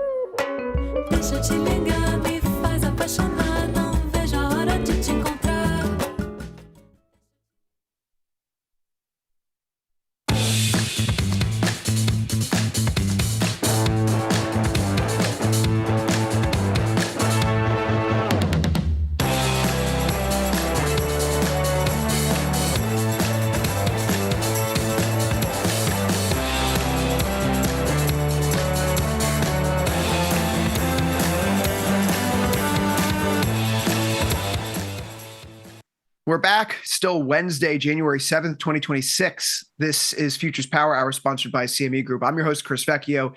He's Thomas Westwater. Thomas, it's another low volume day in this market, but stocks aren't necessarily making hay of it. Yeah, I mean, it's pretty quiet. I'm surprised how quiet it is. And, we're waiting for this jobs report and other, some data, but we'll see if it picks up. I think it will. We did have a few pieces of data this morning, which I'll be frank, if we saw an ISM services that came in above expectations, you tell me that treasuries are up on the day, that would have been a bit of a curveball. Maybe it's the JOLTS report, Thomas. JOLTS came in at a forecasted 7.6 million, missed with an actual of 7.14 million. So job openings in the economy starting to get back to that 7 million level, which is basically a pre-COVID peak. It's actually an area of significant amount of strength, all things considered, when we look at the grand scheme of job openings and closings, but it's still deceleration and normalization post-COVID. So the hiring rate is bad. The quits rate is good. It's a hireless economy right now. So stocks, they had a little bit of a bump in the NASDAQ and the S&P. That's faded a bit as we've gone into the second half of the session, which raises the question, are these breakouts or fakeouts that we're seeing on our screen, especially perhaps even in the precious metals, which are having a bit of a rough day here. Again, a day in which the U.S. has seized a Russian-flagged oil tanker in the North Atlantic. Now, that wasn't Russian flagged until a few days ago when they spray painted the Russian flag on the side of their vessel. So, okay, but gold, silver, those are coming off. There may be a good reason for it, Thomas, though. Are you familiar with the commodity index rebalancing that's supposed to be happening tomorrow? Which commodity index? Goldman Sachs has a tracker for their commodity index rebalancing, and they are of the mindset that we're going to be looking at something significant, particularly with respect to silver, which I think is actually a really good place to start the show. Let's talk about this commodity index rebalancing here. Just the Goldman Sachs, the index rebalancing starts on Thursday. Precious stands out the most, with both gold and silver selling 5.8 billion notional over the roll period starting January 8th. While gold is in line with the previous 2 years of selling, what's needed for the rebalancing of this index, apparently, silver selling is equivalent to 10% of aggregate open interest across all contracts. Elsewhere, the 80,000 lots of crude buying, approximately 4 billion notional, is stable. That's higher than recent years, and other related products are showing similar buying. There is some information here on metals like lead and sugar and cocoa, but that's not necessarily what we're concerned with here, because I don't see any lead futures on the platform, Thomas, nor do I see sugar or cocoa. But if this is a proxy, if you will, okay, for what's happening over the next few days and what's going on around the metal story here, it's one of those anecdotes that leads me to believe that if this is the prevailing factor, people front running a potential major rebalancing in some commodity indexes, it's going to be short-lived, because that's not a fundamental story. People are not buying gold and silver and any of these precious metals because they think that they're going to have a greater weighting in a single bank's commodity index, Thomas. So while there will be shifts coming, and perhaps this helps explain part of the day's move today in gold, silver, copper, platinum, palladium, it doesn't necessarily change any of the underlying issues that have driven the metals to these places thus far. Yes. So let me ask you this. If I'm looking at this chart right for the precious metals, that 6.8 figure, that's 6.8 billion in notional value for gold and silver. Is that right? Outflows, yes. Okay. Yeah, I mean, so my take is silver would see the bigger hit probably from this rebalancing. Gold, the size of the gold market, I think it could absorb that fairly well. But yeah, I think it would be short-lived. Silver down 4% today. Yeah, I mean, these big rebalancings, they do happen. And after gold and silver has been up so much the past year, of course, they do have to rebalance. And that means selling some of it. I'm not too concerned with that. I'm still in my silver. If I wasn't, I'd probably take a pullback like this to get some exposure in. That's kind of how I'm feeling about it today, Thomas, as well, which is why, consistent with what was discussed yesterday, position was put on in copper today, which we'll get to shortly. We do find ourselves looking at stocks here at the top of the show, as we typically do, with both the S&P 500 and the NASDAQ prodding triangle resistance in charts that have begun to take a little bit more shape for a topside breakout. It's been a good week so far, at least for this first full week of 2026, where Monday and yesterday produced modest but upside gains. Today we are off the highs, and it's looking more of a doji candle up here, perhaps a warning sign, if you will. Dojis are interpreted, generally speaking, by technicians or candlestick readers to be pauses in the prevailing trend, which in this case, you could make the argument that this is a market that's been going up to the upside over the past several weeks and at least over the past few days. To that point, Thomas, we did touch 7,000 today in ES. We hit a high of 7,006.75 before pulling back in around this lunchtime hour. The NASDAQ appears to be in a little bit better shape right now, although the story, of course, is not done being written with today's close. This is holding its breakout. The downtrend from the October, those December highs appears to be busted. And we did eclipse that late December 26th high ever so briefly today. In fact, we're still trading above it right now. That high was 25,935, and we're currently in at 25,000, about 946. Thomas, what's the path here for these markets? Are we breaking out, or as the NASDAQ here potentially indicating a breakout? Is it more of a fake out with a doji like what we're seeing in the S&P 500? I think that depends a lot on the data that's coming up, but I think we go higher. I have to stay bullish. I mean, I think we break out. I'm going to be positioning myself for that. I'm actually out of my ES call spread, but I'm in NVIDIA. I'm in a couple other names, smaller names. I'm going to get some exposure here, I think, to the NASDAQ, and probably go with just a long call spread in there. I've been thinking, when would be the best time to get bearish? I think that isn't coming until we see corporate profits really, not impress the market, not live up to super high expectations. Maybe it's, this upcoming quarter, we're right on the cusp of another earnings season, but I don't think it's going to be yet. I think it's going to be maybe something later this year. But for right now, I'm staying bullish in my positioning. Well, we do see here that on the wake of this, or in the wake of the JOLTS report and the ISM services PMI, which again, services are 70% of the economy basically. Thomas, we're seeing faster growth on all levels, faster top line, faster employment. Faster employment. The prices paid component came in. New orders were up. It speaks to an accelerating economy. So Fed rate cut odds today, 17.7%. That's yesterday. Today it's 11.6%.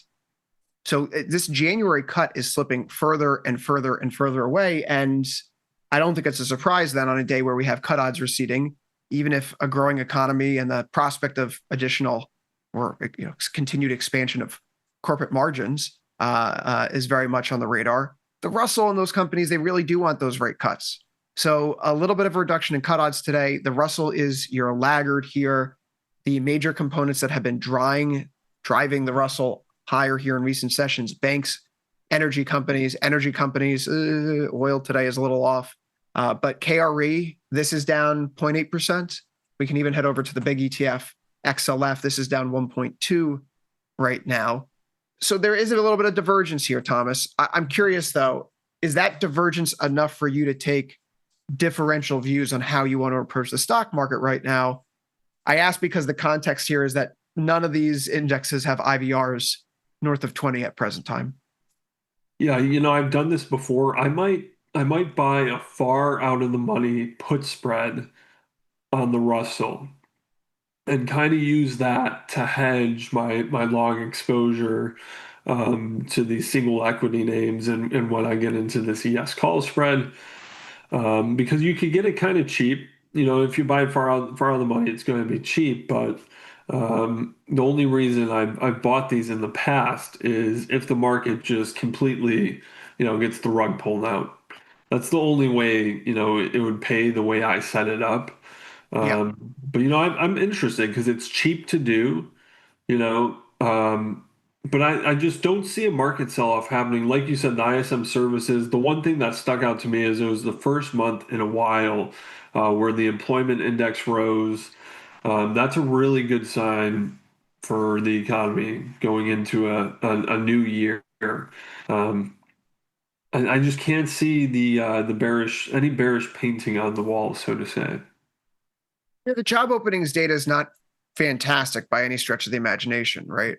But the reality is that if we're seeing an uptick in the data that's a little bit more relevant to present day, the JOLTS report is stale. Is it not? Relative to the ISM services PMI?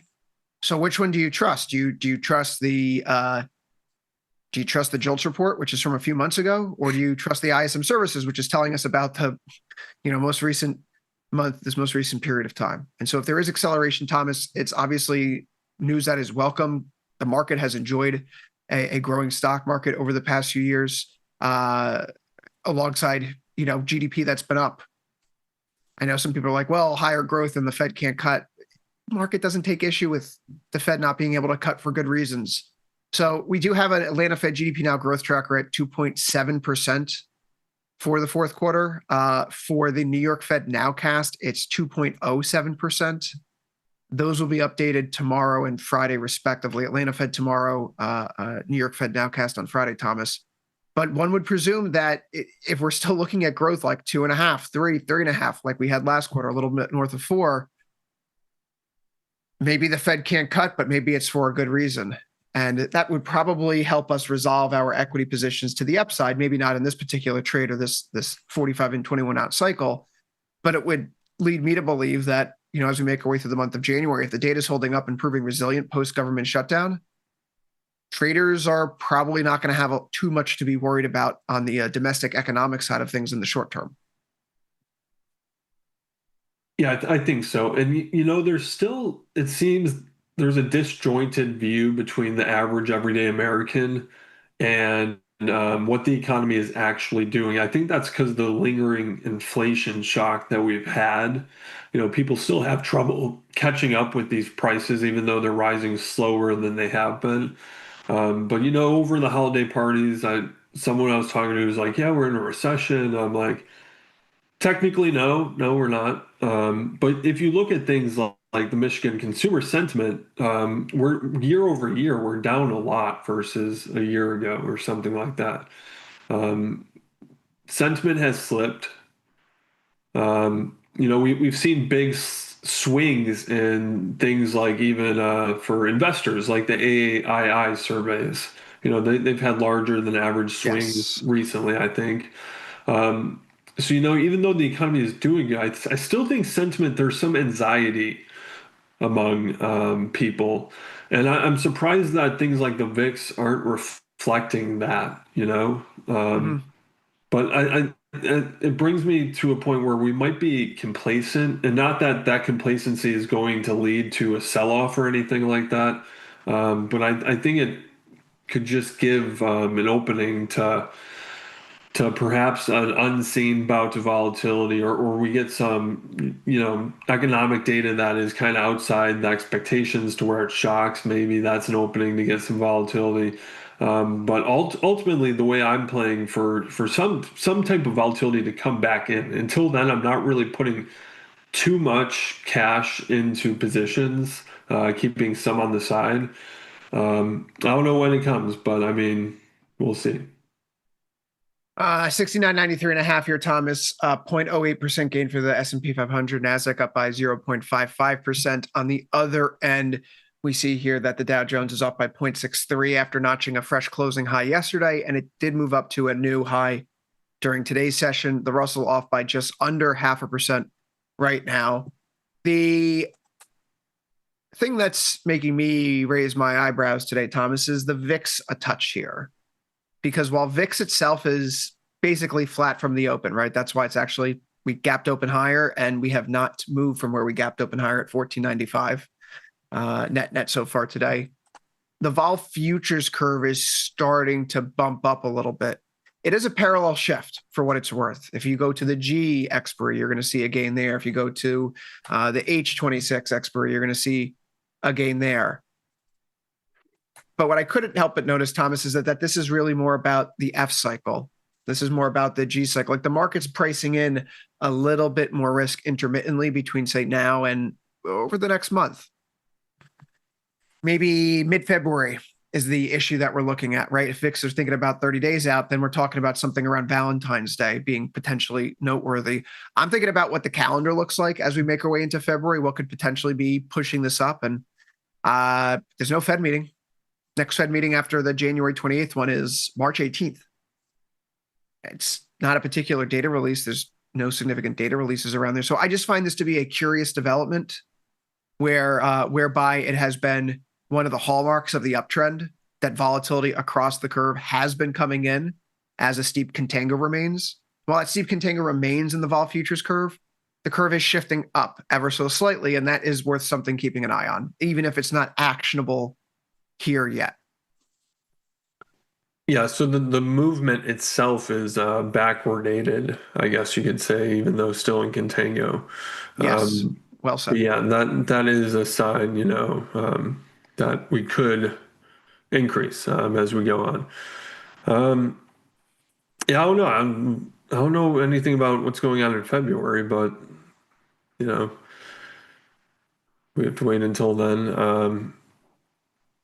I'm not seeing any big risk coming to the market. I don't know if you are. I think the overarching theme of the year will be this Fed changeover kind of.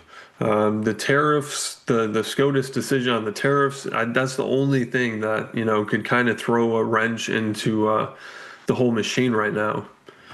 It's good that you bring that up because the names that surged yesterday after we saw the announcement that the tariff decision could be put on the SCOTUS's opinion calendar for this Friday. We do see here today that there was some decent heavy selling in a bunch of those names, including a name like, a Nike, for example, which is off 2.46%. Nike, of course, was for those that don't remember Nike's specific chart, but when the tariffs really started going into play last March, Thomas, this thing got slaughtered, for lack of a better term. I mean, it nearly lost half of its value between the March high and the April low. So the fact that you're having some of these tariff-sensitive names reverse yesterday's gains ahead of Friday, this is a market that has me paranoid thinking who knows what because of some of the movements that we've seen elsewhere, which is to say that there is an interesting polymarket bet that was made about strikes in Iran occurring before a certain date, and they have only bet on other Israel-Iran engagements in the past, and they've won all those bets.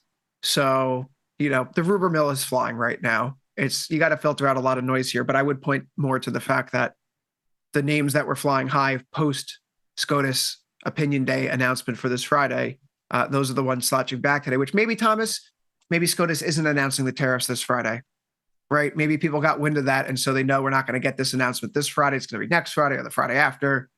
So no reason to lean long deltas for short-dated options in this basket of stocks. Yeah. Nike, very susceptible to tariffs. The Friday decision, so that could come out anytime Friday, right? I mean, in theory, I think they usually release them late morning, like 11 a.m. Eastern time. Yeah. It is a market-related event. So would they postpone an announcement until like 5 p.m. Eastern once everything's closed? Yeah, I don't know if the clerk of the Supreme Court takes that into consideration, but we'll see. I think it's worthwhile to make sure you're watching for that headline Friday if you are in the market. So everyone here listening, definitely keep your eye on that. The names that are going to move, anything that's susceptible to tariffs, retailers especially.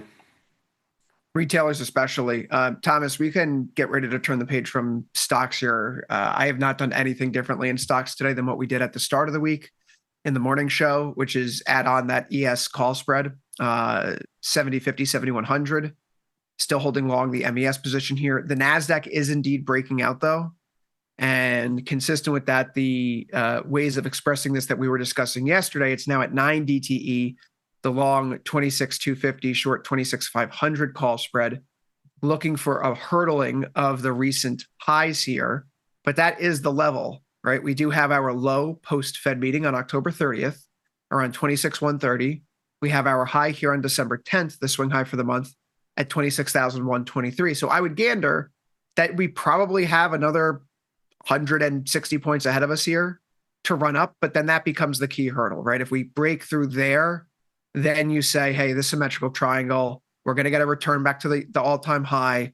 This is a move where you don't just return to the high in these triangles, they are continuations. And so we start to think about targets 27,000, 27,500 expiries out in February or March, and letting the low volume drift of the market lift, as we have seen in so many other cases before, because that is, Thomas, my big thing this week. Where on earth are the traders on the other side of the holidays and this Venezuelan news? Fewer contracts traded today than we were at this time yesterday, and the day before that, only 777,000 here in the S&P 500.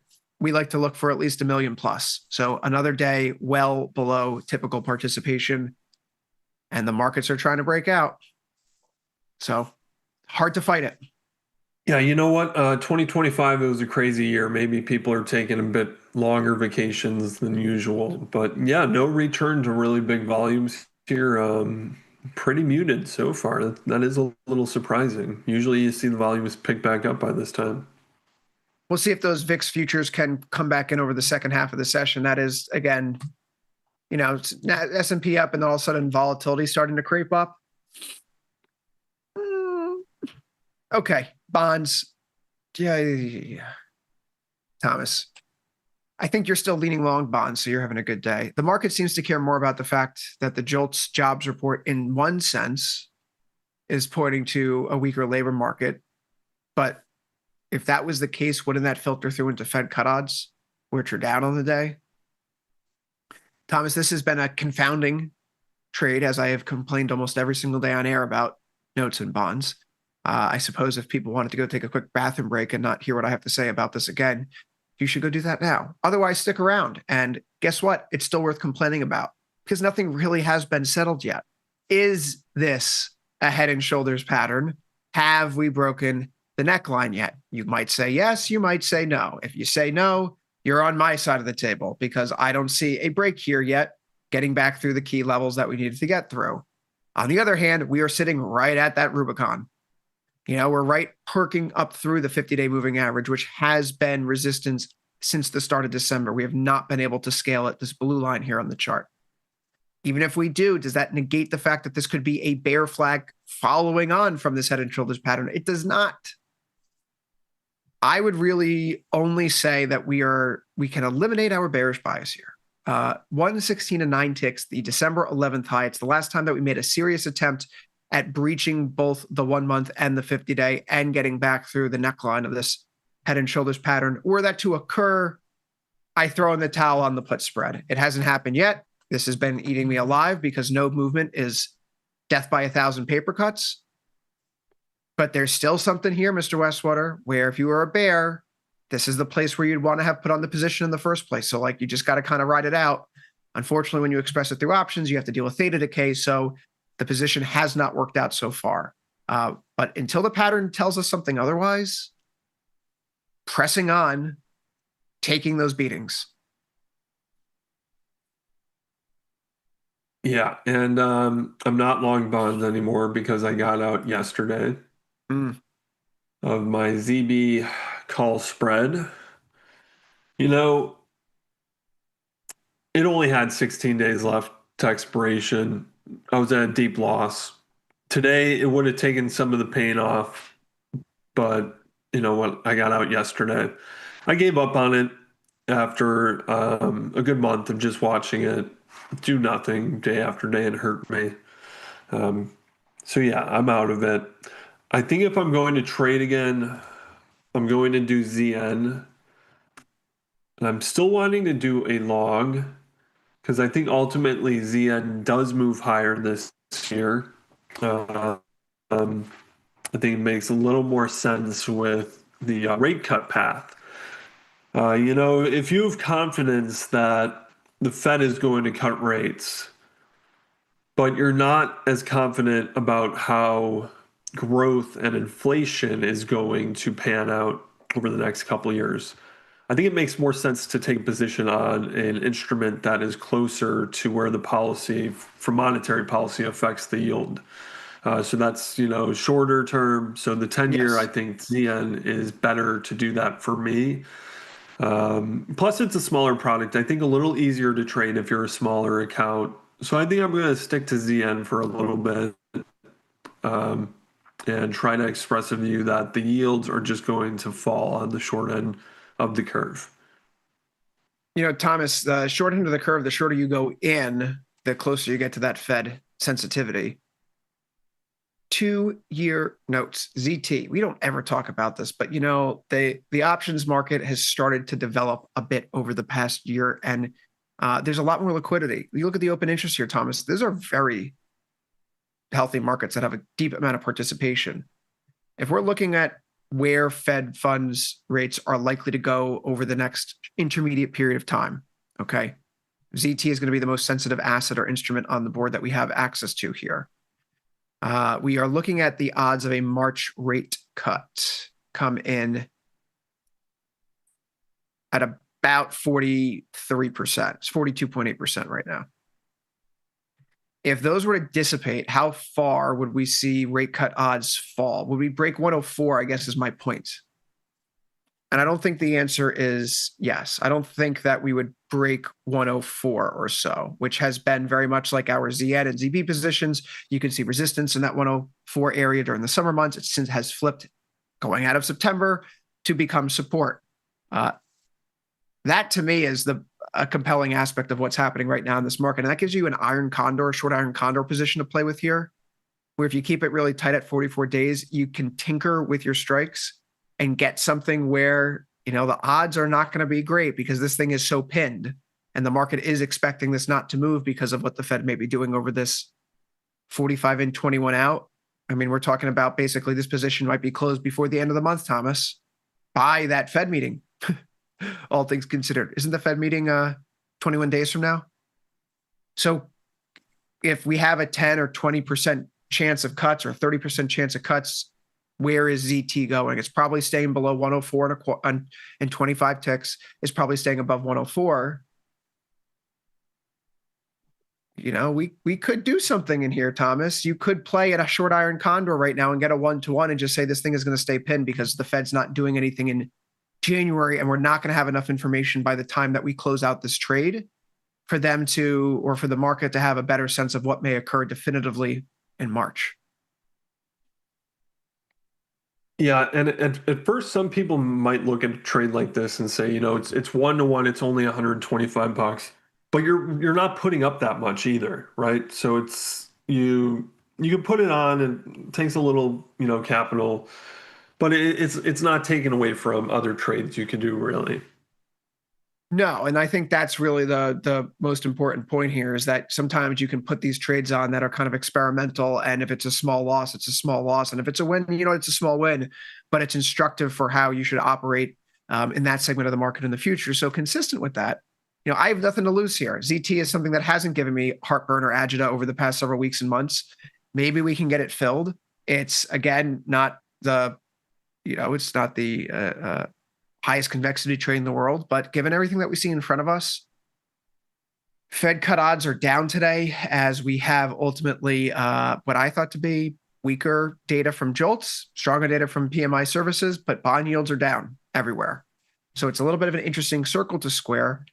Maybe that's because of what's happening in oil and the energy market. Inflation expectations are coming in. That's all I really got for you there. No treasury auctions today or this week, not meaningful ones, at least. We'll start covering those again next week, Thomas. We have 3s, 10s, 20s, and 30s due out over the next several weeks. So have the metals been spooked by a rebalance here as we hit the halfway mark of this episode of Futures Power Hour? It's possible that people are front running this news. Is there any good reason for why we're off by 4% today? It's not like we got a margin hike. Did we get a margin hike, Thomas? Before I start running my mouth? I don't know if they did another one. I don't I think so. checked didn't earlier and I didn't see anything come across the pipeline. There hasn't been a margin hike at an exchange abroad, for what it's worth. This does set up the absolutely horrific potential of a double top here. What a nightmare that would be. Hopefully we'd have enough time to get out of the position before then. But right now we have very clear resistance, I think, right around 82.50, 82.60 here. And then, of course, on the other side of this, we do have our very, very clear line in the sand right around 70 or so. That may be the game right now, Thomas. Maybe this is what's happening in silver. Did we see something like this occur recently? You bet. Silver prices had an extended streak last year where they ran from like, what, $40 up into 55 or so, and then they cooled off. And it wasn't a double top, but it was more of a cup and handle. So that is an interpretation where if we continue to treat this uptrend as well an uptrend, this silver pullback may just be an opportunity to get long within a steeper move to the upside. If you wanted to treat this as a double top, you can't really let this go beyond 83. I understand the appeal of trying to treat this like a double top because of how quickly silver has moved. It was up 140% last year, Thomas, coupled with the fact that you had up until today, it was up 13% year to date coming into today's session.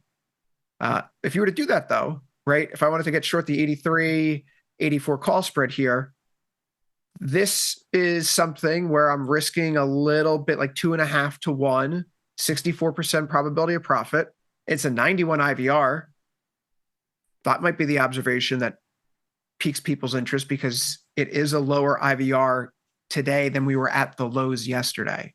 Yesterday's low in IVR was 93. So as we pull back, volatility is starting to ease off a touch. That does suggest digestion could be around the corner. We don't have enough evidence to support that, of course, but it's something that we should be considering. If X happens, then, well, Y would be our response. But if this is a bull flag here and we're settling in right now, maybe, just maybe, we turn this into a little bit more of a bracketed position, Thomas, for people who are approaching this for the first time. And we treat the downside support near 70, 71 as a way to cordon off an iron condor position. And because of how high silver volatility is right now, if you wanted to go into this market and do the short iron condor, 70, 71, 83, 84 at 48 days to expiration, you're only going to get a 27% probability profit. And all you're effectively saying is that we're not going to break the December 31st low, and we're not going to break the highs that we had earlier this week, that silver is going to be stuck for a little while. Something to do. As for me, I'm going to be sticking long because I don't think things go up in a straight line. And at 40 odd days to expiration, there's a lot to like here in this market for now. But scenario planning. What if this is a double top? What if we're entering a new range? Have we seen the metals range before after significant runs higher? Quite frankly, Thomas, last summer, if you were doing that in gold and anything else, you did a lot better than what I was doing, which was the strategy I'm doing now, buying the out-of-the-money calls and hoping they worked out. But the range traders and the volatility sellers for many months last year, they were the ones that did the best in gold. So let's not dismiss the fact that we could be shifting into a consolidative period here for the metals, even if they've had spectacular runs. The decline in vol may be the telltale sign. Yeah, I mean, also I'm seeing a little bit of cup and handle pattern. I know everyone doesn't look at those, but a little bit in silver, the 4 hour. I like those, trading those. The neckline would be, the two peaks, the cup, and then the handle to the right. Cup, handle, that gives you a breakout above 83. And listen, if you get through 83, you have roughly a $13 range. And then we start to think about $96 silver. Yeah, I'm still in my long call spread on SLV. I couldn't get in anything good on SI last week. The volume wasn't there, and I couldn't find anything I liked. So I went over to SLV. Still long gold too. I'm in a call spread there, 48 days out. 45.40, 45.50. I'm comfortable with that. The one thing I'm trying to get in right now in metals, I'm trying to get back in copper. Long copper, so I'm going to be long gold, silver, copper. I usually don't like to be long all three at the same time, but I'm doing it nonetheless.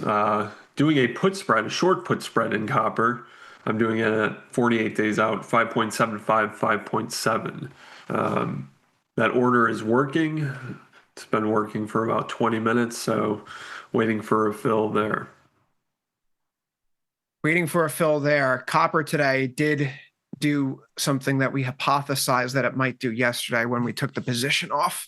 And, rather be lucky than good in terms of timing, but we were at 21 DTE, so it was time to move on. And it was time to move on because of a very specific observation. The last time that copper prices had spent a session without touching its 1 week moving average was here on December 26th. And immediately we saw deletion Monday where the post-Christmas price action was removed from the market. But it got us back down to a touch of the 1 week moving average, and then we started moving higher again. So the idea was shared on yesterday's show. Look, if we can get a pullback in copper prices here, Thomas, right? We can get something going into, the former highs that we had. We get a pullback into the 1 week. Is it worth exploring something on the long side again? My view is yes.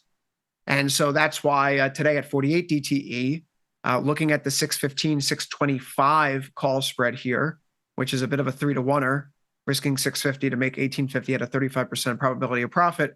I was more than happy to pay out for because I did want to extend duration in this trade. I just didn't want to have the strikes that I had previously because they were so deep in the money and we were at the end of the roll cycle.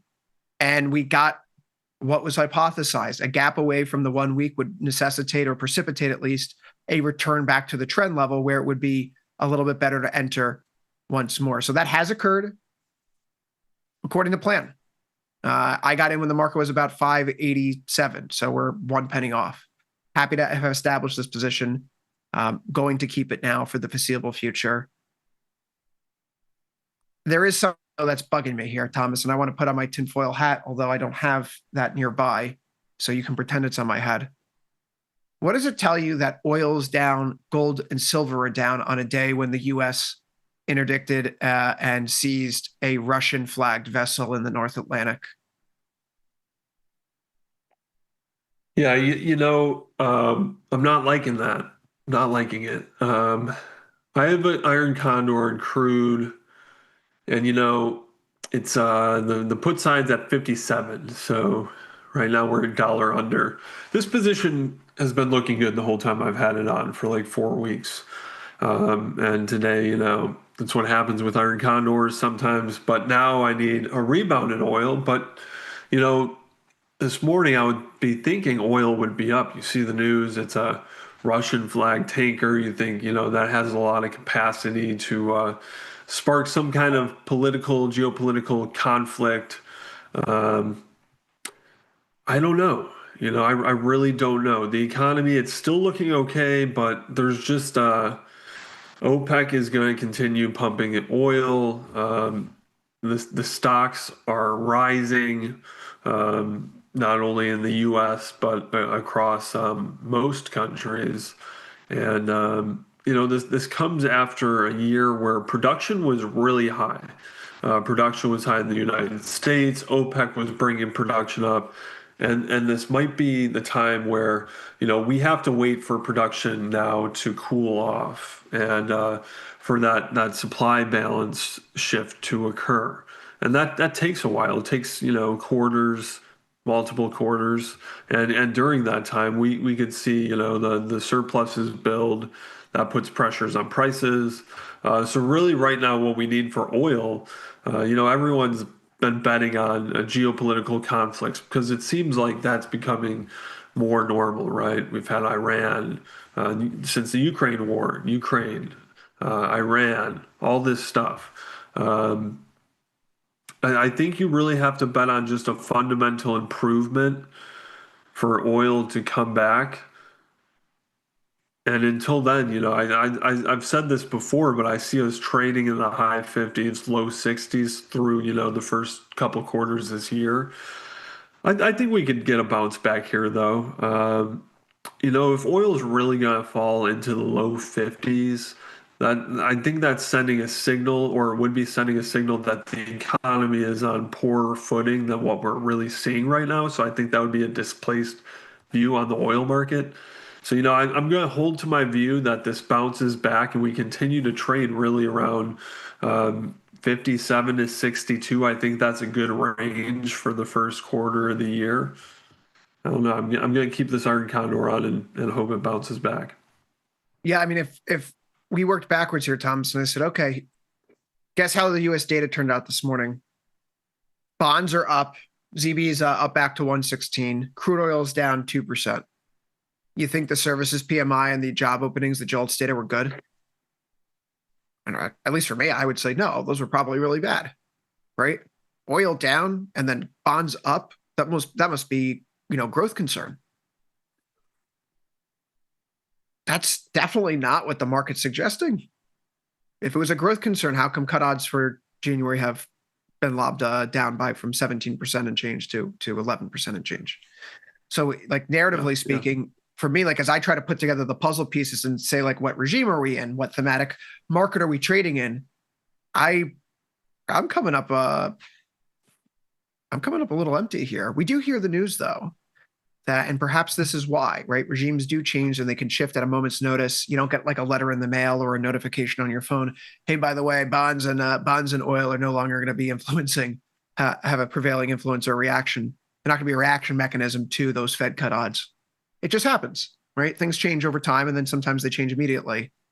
Another layer to this, like 2 Iranian cities, I think Ahvaz and Ilam, both in the Kurdish region of the country, have been taken over by protesters. There have been 50 different cities and towns that have had protests in them over the past few days in Iran because of lack of food, intermittent electricity, violations of human rights, blah, blah, blah, blah. So again, if that was what's happening, right, would you expect oil to be down 2% or so? I say not. I am looking for a level to put on a fairly significant long position, if only because we see that there are a substantial number of shorts that are proliferating among, medium-sized, large money managers. We don't have the CFTC COT data available yet, and that is holding me back for now, which I suppose it's good that I'm being held back because I wouldn't want to be eating a 2% loss today on a position. But this is a market where everyone is bearish. Everyone is short. No one is expecting good things. There's supply concerns. There's this, there's that. Of course, the U.S. is apparently getting 50 million barrels from Venezuela somehow, from offshore floating storage and excess capacity, and it's going to be immediately sold at market price. And then the U.S. will furthermore take Venezuelan oil moving forward, if I'm to understand this correctly, and sell it on the open market with the proceeds going into a fund to be administered by Trump. I don't know. I'm not sure a ton of oil comes out of the ground there, Thomas, but it does raise the question, if this is the world that we're living in, where does that put the price of oil? If the U.S. now controls an OPEC country, which, how much oil does it really have in the ground? Maybe it's 300 billion barrels. Maybe that's a self-reported number, Thomas. But what does this mean for the oil market, right? Are we going to watch oil just grind to like a 52, a 50, and then just get pinned there? For us to say we control Venezuela, you can control to a certain extent through political will. If you have a blockade, sanctions, economic actions. If you really have to control a country, though, over a long term, there's a point where you need to put boots on the ground. And I don't know how this is going to play out. They're trying to obviously incentivize U.S. companies to start investing there. But I think if you're the CEO of one of these companies, you need more clarity on, a solid plan of action of what's going to happen there. You need clarity on knowing your investment is going to outlast a current administration. I think it's going to take a lot a lot of political, will, and also just a lot of capital in Venezuela to get these numbers back up with the infrastructure they've had. From everything I've seen, their pipelines, their refineries are all in really, really bad shape to where the point where some things like, you imagine something's being held together with duct tape. That's kind of the state of their oil infrastructure. Very much so. Yeah, very much so. And because of the sanctions and lack of investment, lack of reinvestment, upkeep of equipment, Venezuela has been in a position for a few years where it's effectively just had to sell oil at whatever price people were willing to pay for it. So, you could make the argument that Venezuela has, in effect, been keeping the market price low for oil because it's been providing Russia and China and Iran with oil cheaper than what we're seeing here available on our screen, right? We can buy it for 55. They're going to give it to you for 40 because they just need to sell it. They need the money. That's coming to an end. What this means for energy companies, though, ExxonMobil, which had a big gap open to start the week, has since erased those gains. We closed on Friday at 122.65. We're at 119.14 now. ConocoPhillips, right? We closed on Friday at 96.70. We're currently in at 95.02. We can go to Chevron, which we closed on Friday at 155.90, and we're currently in at 156.01 after hitting a low of 155.10. So the gaps have been covered in the names. The one name that is holding up here, though, and this piques my interest, right, Thomas? On a day where oil's falling apart and the energy companies that would benefit from this Venezuela incursion, they're all down. Valero is still holding on to its highs, and it's up by 4% or so. Valero has a lot of infrastructure in the South Caribbean, and in that part of the world that would be able to be flicked on with a switch. So maybe in terms of luring people back, you could totally understand why an ExxonMobil would say, well, what if they just decide to nationalize all the infrastructure again when the next administration's in office? Couldn't they do that? I could foresee a Democratic president saying to Venezuela, we're leaving. This isn't our business. We shouldn't have been involved here in the first place. We're out. And then that next government says, okay, well, we're actually just going to seize all the assets that are here again, just like Chavez did all those years ago. So where's the carrot here? Where's the security protection or guarantee? You have to have facilities operating down there. But oil, again, if we start to poke those tariff lows, Thomas, if we're looking at 54 or so, I know the short iron condor position I'm in would be in trouble if we get below 50. So I'll stick with this for the foreseeable future. But if we start to look below 52.5, I'm getting long oil. I'm going to start to go out along the curve. I see a market that's giving us basically nothing. We're minor, not even minor backwardation or contango. It's effectively a flat futures curve through the end of December, with the 20 IVR having some upside exposure at like a 70. I don't know. Am I willing to pay for like a 70-75 call spread? Risk 440 to make 4,500 over the next 222 days? Yeah, I'll take that protection in my pocket on a short covering rally because the economy is doing a little bit better than anticipated, and you can't deny that when you look at some of the data that's come across the table in recent weeks. Yeah, and for oil, it's like, okay, U.S. controls Venezuela. We get more oil that's coming out. The oil, it was coming out cheap, but this is like, is the market assuming that this oil is actually going to come online in a short time? I think that would be naive for the market, the oil market to believe. So I don't think that's really the story of what's pushing it down.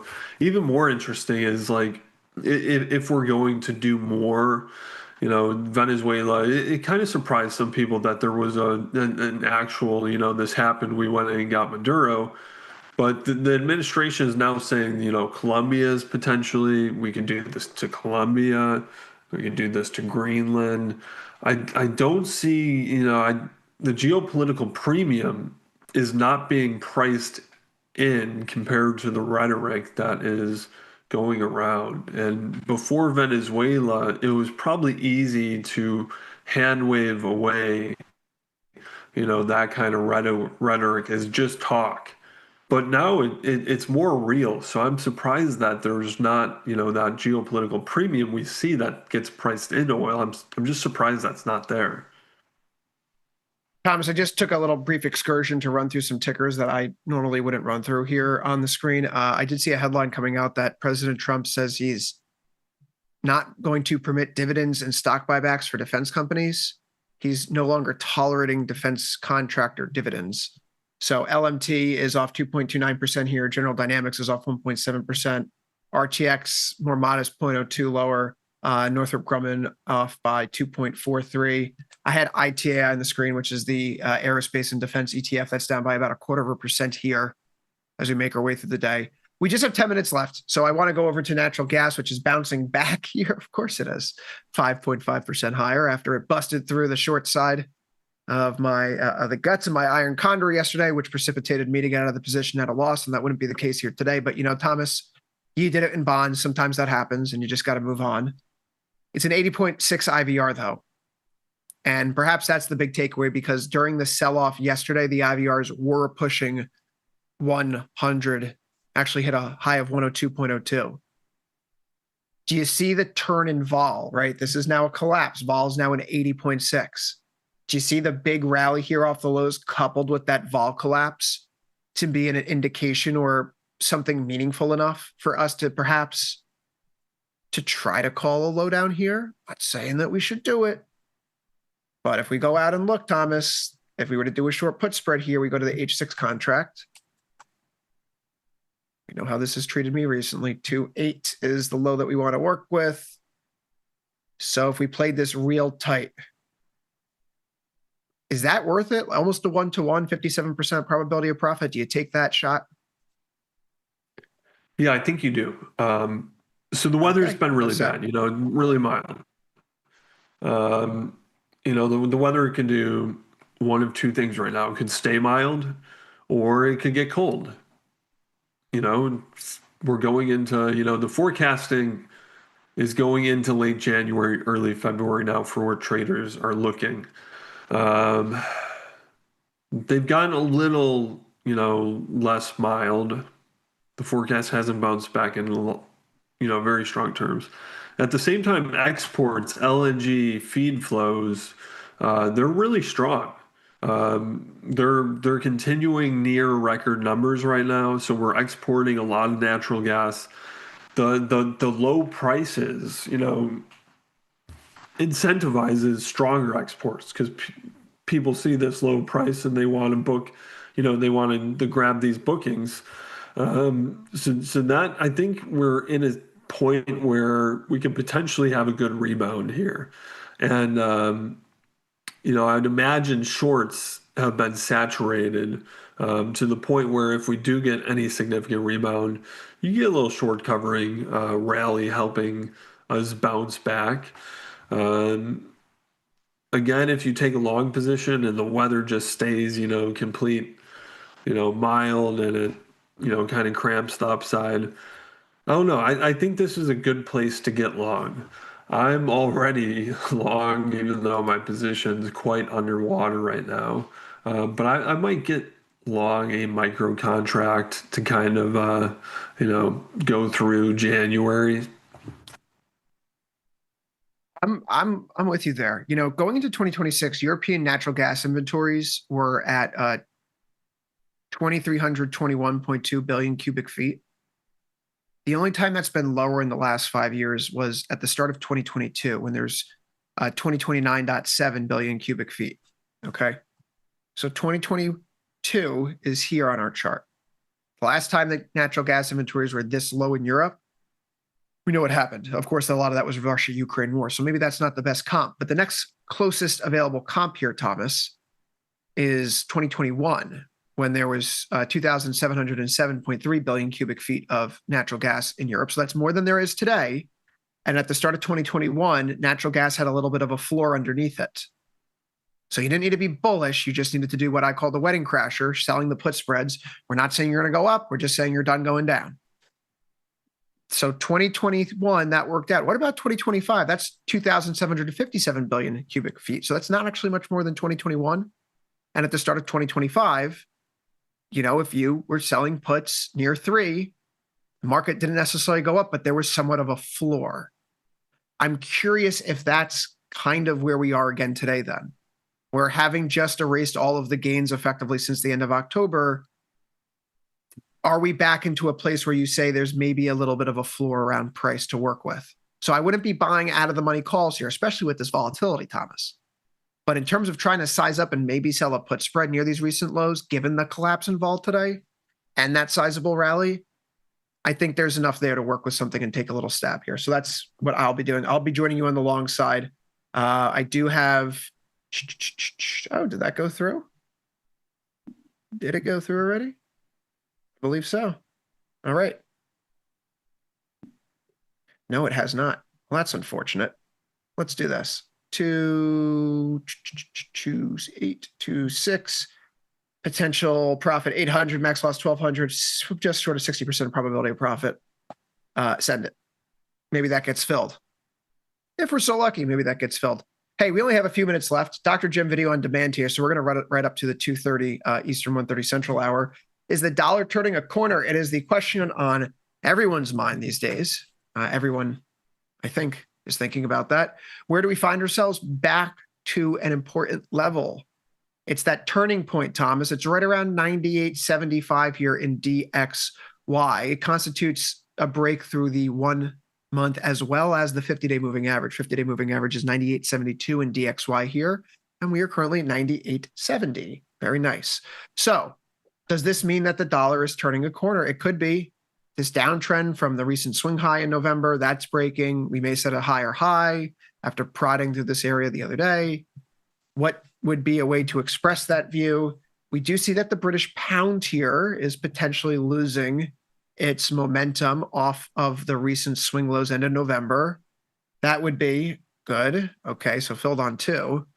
That would be a position, Thomas, where if we start to see the 134 level lost, now you have a bit of a top here in play. In the euro, coincidentally, it's a similar type of situation. We're starting to see this most recent 116.50 level, 75 level, that loss. The momentum is shifting. So if the pound, the euro, and then ultimately your Japanese yen are fading off, then the dollar could turn. And if the dollar is turning, Thomas, then some of these commodities that are priced in US dollars, wouldn't that cater to, hey, does it appear that gold and silver may move sideways for a little while? Those pieces of the puzzle fit together very neatly.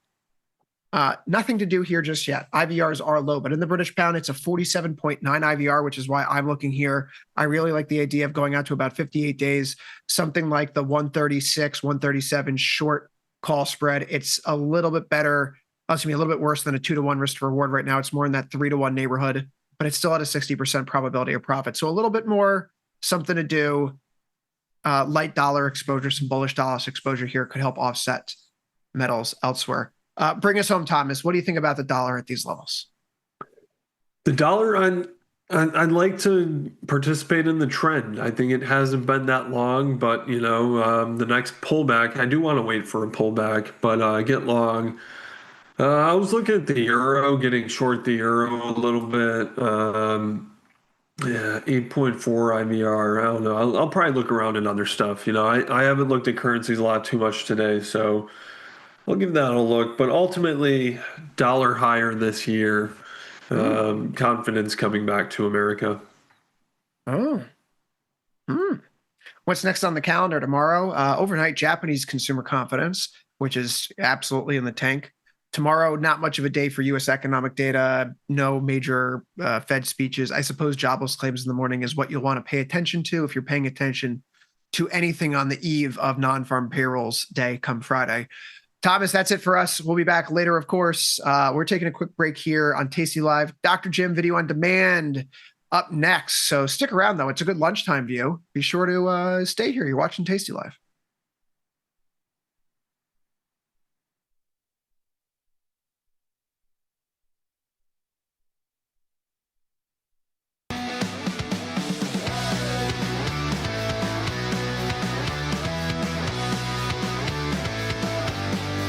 It's options. Jive. Nikki, we are back, son. And you know what that means? Time for a little bit more Tasty Live with Option Jive. How to structure your first trade of the day. Let's do it. You think of your first trade of the day when you wake up in the morning?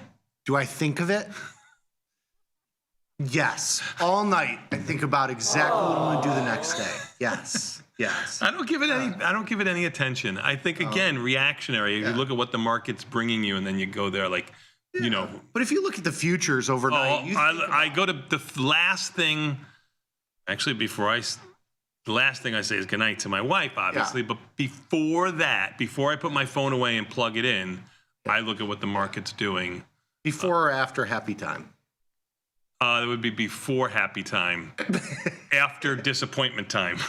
Omaha. Thank you, John. Thank you. I teed that up, though. I teed that up for him. My bad to everybody out there. But I agree. I do. I look at the future. You have to. How can you not? Got to see what. But I do, as I'm looking at futures, think about the next day markets. Yeah. Not a specific trade though. Yep. Agreed. Got to see where everything opens. But let's do it. Quick one on just thinking about your first trade of the day. Here's a couple little tidbits for you. Yep. How to structure your first trade of the day. As we get close to the open here. Yes. So of course, setup is key. The factors that we like to consider, of course, developing an assumption about direction or a non-directional move. We look at and consider the implied volatility. Mm-hmm. We think about the time frame, right? Are you doing a 0 DT trade? Are you doing a 45-day trade? Are you in between expirations, looking at a 20-day versus 60-day? Those are kind of the things that we think about there. And of course, your risk profile and specifically delta. Your delta exposure is kind of what we focus on most. Jumping over to the next slide. So just a basic of what is a directional assumption. Bullish, obviously profits from the stock going up. Bearish, profits from the stock going down. And then neutral is kind of your, range-bound trade here. And those are the three core directional assumptions here. When we talk about just the market and directionality on this next slide here, we have a quick little just chart for you on the directionality of SPY. We're looking at 2005 to present here. As you can see, the market generally goes up over time. You have more up days than down days. This has been a bullish period of time over the last 20 or so years. And so, if I was telling somebody to put on their first trade, I typically tell them to sell a put spread or sell a put. Sure. It's just the easier way to go. Sure. And generally, I think people are more comfortable being long delta, just in general, and the concept of buying something and wanting it to go up. It's very hard to conceptually understand being short delta. I'm short something I don't own. Sure. Neutral positions are a little bit more complex as well. I think just going and leaning towards something that you are bullish on is generally kind of the way to structure your trades. The caveat is, of course, on the next slide here, the biggest moves you typically see to the downside. So not somebody who's worried about their first trade because they haven't seen a downside move. So they've only seen one upside. So it's going to be an easy, I don't want to say sell for you, but it's going to be an easier way of saying this is the type of trade you should make because this is the way the market has gone in their lifetime, which could be a couple of years. I mean, you've got one move down really of any significance last year. That was April. We've had this argument before. I mean, the last 5 years have been some of the most volatile. I just said the last year. Yes, absolutely. But we've bounced back each time too. So you're assuming that they're making this trade when we're here and we go to here and they have to stand. Maybe they make the trade here and we go to here. Maybe they make the trade here and we go from here and we go higher. I mean, it could be a win-win. You have to look at the whole genre. We are at all-time highs. Selling something that gives you long delta, that's going to be your problem. Like explaining to them that you're selling a contract to allow you to buy the stock lower, that's going to be conceptually your problem, not the directional of it. You're going to have a leap of faith. They're going to have a leap of faith with you. Yes, for sure. Yeah. And this one kind of just outlines, the way markets are priced, of course, too, because you have these bigger moves to the downside. typically you kind of have the stair step up, elevator down, and that's just kind of what you're seeing here. Yep. So based on the study, we know that on average, the bullish strategy has a larger win rate with larger risks. This is pretty self-explanatory, as it faces more frequent downward extreme moves, which can lead to larger potential losses. Therefore, we should pick a direction of our strategy based on our risk-return preferences. You can kind of build this on your own here. Next slide. Just looking at our preferred time frame. So, we'll use 16 delta puts. We usually go to that around 45-day time frame. That's kind of where you have that optimal risk and reward. Too short, you have a lot of gamma risk, a lot of volatility exposure, the big moves that typically are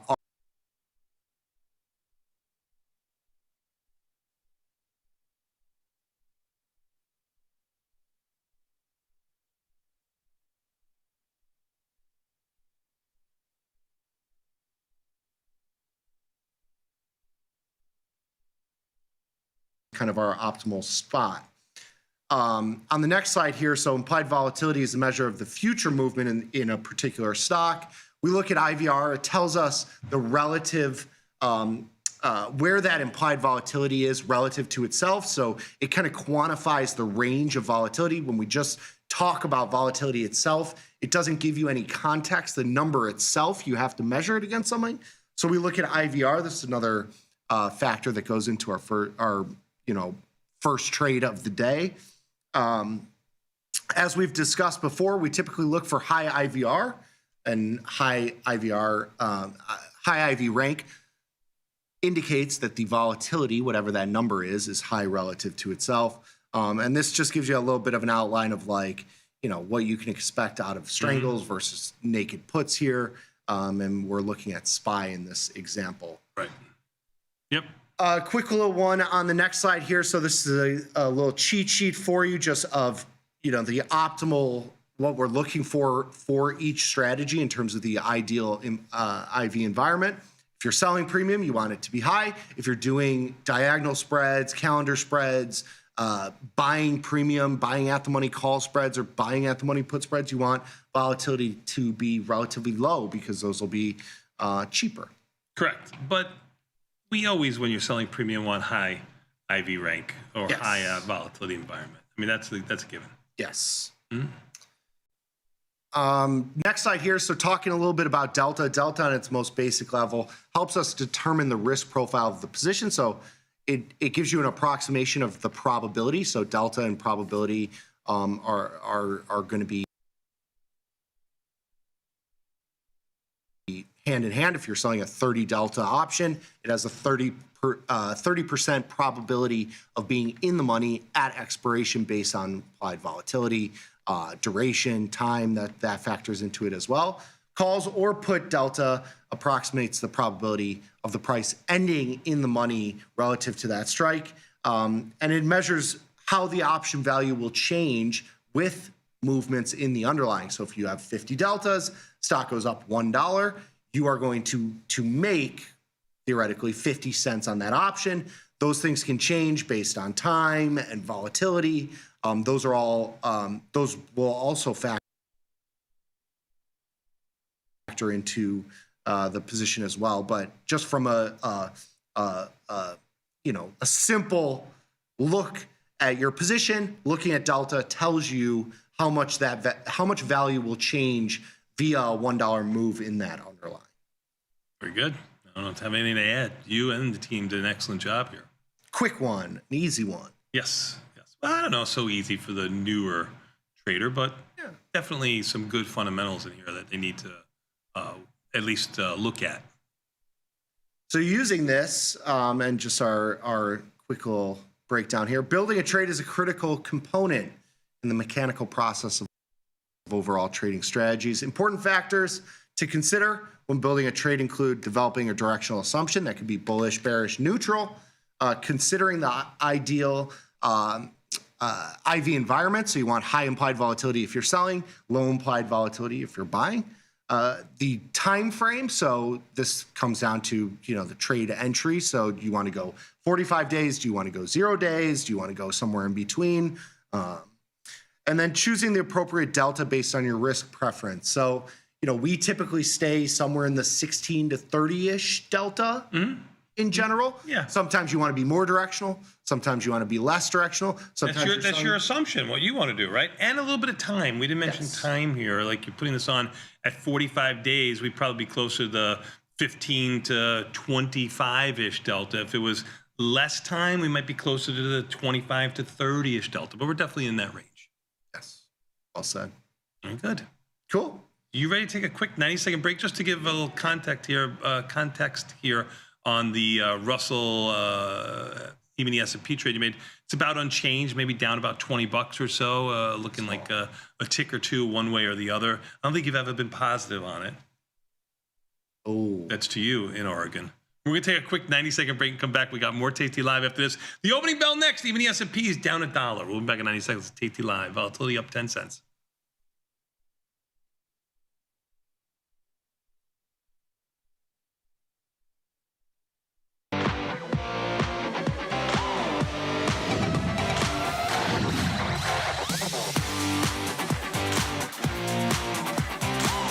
Nigga, we are back, son, and you know what that means. Time for a little bit more Tasty Live with our next segment. What's your assumption? But before we get to that, let's take a look at what's going on with the market. Even the S&P is up $9.25.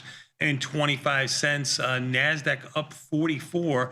NASDAQ and even the S&P's green. Russell down 3 and change, and the Dow down 11 are both red. Volatility up 19 cents and bonds up 20 ticks. Your big movers still silver down 4 3/4%.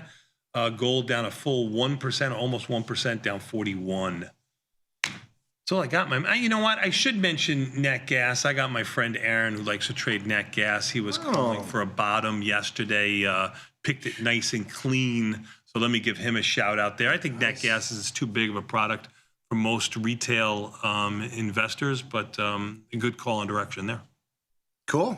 Very good. I mean, I guess you could trade UNG if you were looking to get a lot smaller, but $11 product here. You'd have to just really buy the stock itself if you were looking to do something there. If you look at the February 10 puts, 11 puts, they're 60 cents, 30 cents. Not a lot to get inspired about.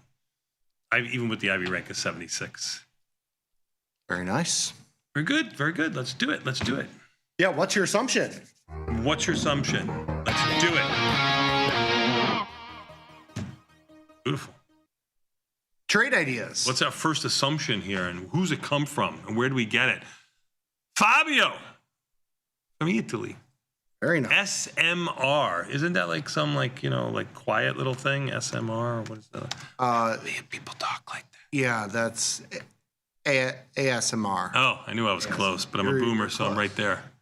SMR, we just traded this too. Oh, earnings are after February 20th, so good there by you, Fabio Z.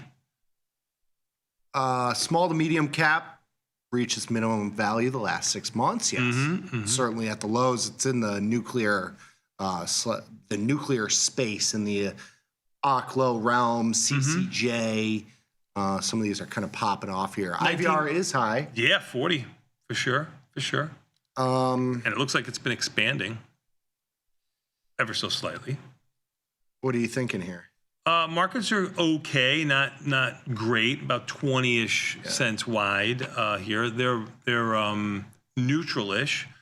So the last time we traded this, we sold the 16 strike puts at $1.35, and we did a call ratio on top of that. We made a couple bucks on that. Closed that yesterday. Well, we did that because there's definitely call skew, and that's why the ratio spread looks attractive, at least to me, when we get that. Let's take a look at the stock, $19. Let's go $5 higher to 24.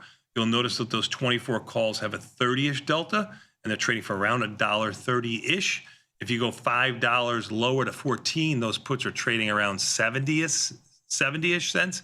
That's definite call skew and a lot of it. So naked options trade expensive and spreads trade cheap. If you're doing a ratio spread, I'm just going to put any strikes up here, but you're buying 1 and selling 2. So you're buying a cheap call spread and selling an expensive naked option. Yeah. The directional bias was the naked put of it, trying to get a little bit of long delta to the short delta that you'd be getting by doing the ratio spread. What do you think about getting a little spicy? Go ahead. We sell the put. We sell the 17 put, about a 30 delta, and we add the call ratio spread, 1/2. So you're synthetically short a strangle. So if you're doing this 1-1-2, which is short the 1 put, buying let's say the 20 call. Okay. Or you want to do out of the money? It doesn't even. It doesn't matter much. They're all going to be kind of the same. Yeah. I was thinking the 20 call, buying the 20 call, and then selling 2 of the 24s.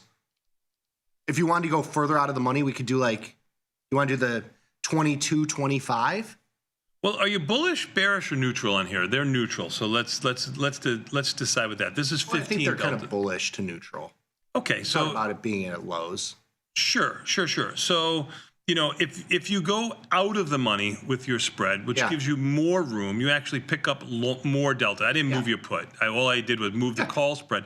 So I think the further out you go, the better off you are. And the problem here with the 26 level, which I would not trade on them, the market stinks on them. So I would probably default to the tighter markets here. So I might go 21, 25. I was looking at 22-25. Same 22-25, same thing. Same thing like with the 17 put, gives you around 12-ish deltas, get a little bit of credit there. I'm going to start this way above the mid price. Markets are about $1.60, $2.30-ish. Yeah, they're not great. No, they are not. We're going to keep this small, and we have traded this. Do a little price discovery. If it goes lower, you're actually going to get filled. Because you have long delta. Because you have long delta on the trade. Stock's down around 20. I'm going to put this in at $2, and I'm going to sit. Okay. And we're going to see if we get filled on that. Let's see. Okay. You get a little bit of a down move, as you said, and we'll get filled there. Thank you, Fabio. Thank you. Buongiorno. GDX. Oof. What do you think about GDX? Just as a whole, 78 IV rank. GDX has been on an absolute tear to the upside. What do you think about it? IV is high. I mean, these are definitely in play. Brandon in Denver, thank you. Shout out to Denver. I went to the Broncos game. Oh, I saw that. I meant to ask. How was that? Fun? The Broncos stadium is electric, as Vanetta would say. Electric. Because it's live. It is live, and it's electric. Great fans. They're rowdy. Mm-hmm. They love their team. It's awesome. It was a great environment to be in. It's loud. Nice. Cool stadium. I mean, Denver is pretty. I like Denver. Denver's a cool city. So I enjoyed it. Yeah. So, and they're on the other side. Is that your first? That's AFC, is that your first game away that you've ever been to, or have you been to? No, I've done Lambeau. Oh, awesome. Yeah. Awesome. Went with Mikey. Yeah, right. But that's up in Wisconsin. I almost consider that your backyard. Yeah, that was my only other one. Yeah. For football. Yeah. Cool. Very nice. GDX, do you feel at home there? Strangler and Iron Condor. How bad do you want to get hurt? That is the question. Right? Strangle would be more hurt. Iron Condor would be less hurt. I'm ready to get hurt. Good. Good. Okay. Ivy rank is 78. Certainly warrants that. You're going to have call skew in here too, right? Yeah. The only problem here is, again, with these markets are not the best on an $85, $86 stock, right? Yeah. You expect these to be, especially with what's going on in the space, you would expect there to be a lot more liquidity here. It is not great. What are you thinking here? Oof.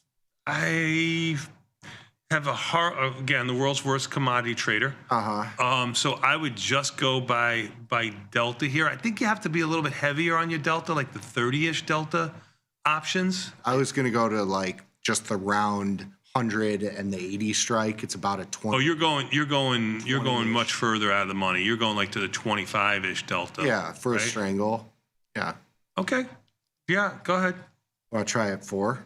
I like to collect more and try to make less. So here, you want to, okay, yeah, go on. So like if I'm doing the 30th delta-ish, I'm going to collect around $6. If I do what you're doing, you're going to collect around $4, maybe $3.80 versus $5.80 or something like that. I'd rather take a smaller, 10, 15% profit. I think you'll make it a little bit quicker if you collect a little bit more premium, especially if you go lower. Volatility is usually going to contract to the downside. So if you're a little bit bearish, I mean, I know it's down 3.5%. Today, it would have been better to put this trade on yesterday. Sure. That's when they sent this in. Yes. Now, if you look at the net change, just to prove my point here, I guess to the downside, and again, looking at these options, I guess you'd have to go $4 out. So 9, 104s. Well, the markets are too wide. I can't prove. Yeah, markets stink. We're gonna pass on. I hate this trade. Yeah, we're gonna pass on this. Okay. But thank you, Brandon. I do think markets stink in there. Yeah. How about let me take a look at NEM. Okay. So NEM is one of the bigger miners. These markets stink too. Yeah. What about GDXJ? I'm trying, Brandon. Yeah. I'm a man of the people. You can even maybe go into gold. You can go into gold, and even then, market's going to be $15 wide, 15 cents wide, but it's a $400 product. Yeah. So 15-cent wide and $400 product versus 20-cent wide markets and an 80-cent. That's almost like a dollar wide markets. And if that 80-cent product was a $400 product. All right, we're gonna pass. Unless you're going to trade GLD, that's the way to do it. I would pass on it too. And we have GLD. We've been trading the ratio too. We're all over. Okay. All right. So far, you're over. No, we did the SMR. Did we get filled on that? I don't think you got filled on it yet. All right, we'll try and get filled on that. No. CMG, neutral. CMG almost filled the gap from October. Going to get choppy before earnings. Strangle. AJ in LA. CMG, a $40 stock in February. How about this for our laddered puts? 30. This was what we were looking for. 68 IV rank. You got earnings coming up. It's an absolute pig. It has had a nice rally from 30 to 39. What's that? You hate the product? Yeah. You used to love it when you were in your teens. Yeah. It was a different product back then anyway. You were all about volume. Yeah. And it was a big burrito. Yeah, it was. Big lukewarm burrito. Yeah, it was gross. But I think this fits. Couple $100 in buying power. Listen, I mean, they want to do the strangle, so I'm gonna say that laddering puts is somewhat neutral. You're bullish, but you're like, you're gonna be bullish neutral trade. Sure, the high on the stock for the last 6 months is around 60. The low is around 30. Stock is sitting at 39. Hard pressed to find many stocks with an okay correlation to the market. 0.40 isn't bad for a stock that's near its lows. So, yeah, I could see you doing laddered puts in here.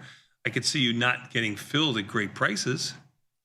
Markets are, I guess, in February are okay. I look at March. They're okay in March too. Yeah, they're. Now you can put all three in at the same time. That's the way I would do it, or all two, depending on how many months you're. Yeah, let's do two because they don't. The June expiration is 160 days. You don't have April options. I mean, so you're gonna do Feb with 44 days, and you can do this as one trade. Where are you gonna go? Around the 30ish? Greenland can be, the 51st state by the time those June.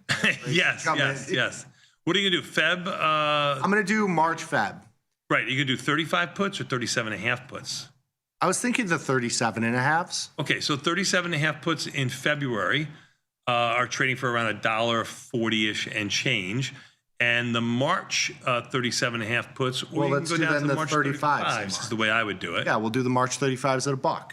Yeah, $1 and change. Yeah. So we'll do the whole package at like 270 is the mid price. We'll try 275, see what happens. Okay, and then you can walk it down. Stock is up 55 cents. Yeah. This morning. All right. You got 270. 270, perfect. Which was the mid price when I looked at it the first time. Yes. Beautiful. All right, we're in. Thank you, AJ. Thank you, AJ. AVGO. Oof, what do you think of that? January 30th, call ratio of 400-405. We're January 30th. So you're going.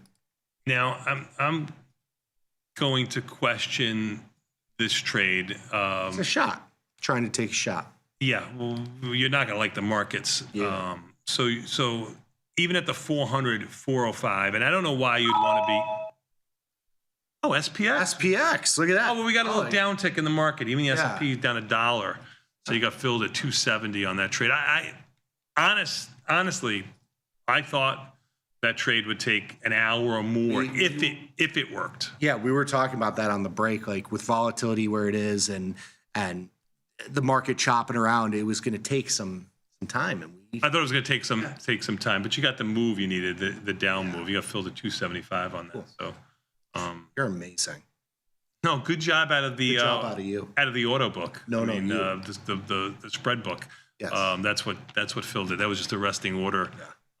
That some market maker hit at the SIBO, which a lot of our shows sometimes are sponsored by the SIBO. But anyway, I moved the SMR.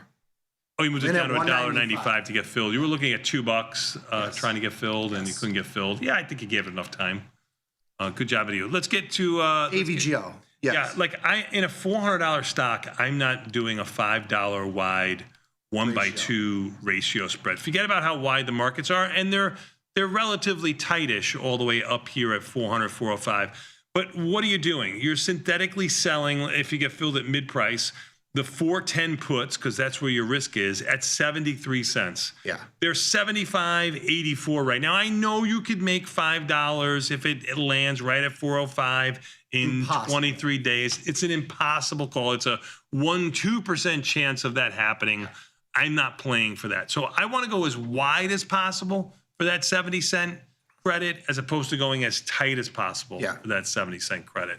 So this is a trade I would probably abstain from making. I agree. I would rather just sell. Buying power is going to be large on this too. I'm not. Ivy rank of 15 is horrible. So I would not be. I'd be not. Dubai, I appreciate the support. Yes. And please come back with another trade. But the one with a little bit wider if you're looking at ratio spreads. Next one, please. Oh, we got the SPX.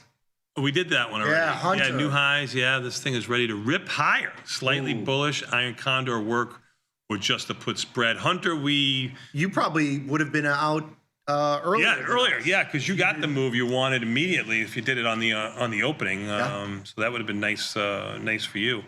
Yes. If you closed it. Again, I think the opening of these SPX zero-day trades are important. I think the closing of these SPX trades are optimal. Pig too. Yeah, because it's really easy to sit there going, wow, there's no way this is going to get there.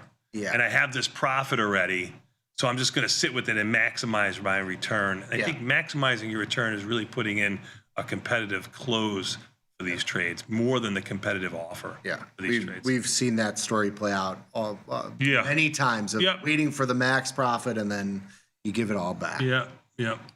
So Hunter, shout out to you. You're probably already out of your trade, but good job, Hunter. Good job out of you. We're gonna pass. Good job. Rapid Cities. Good job out of you. Yes. What's next? Oh no, MU.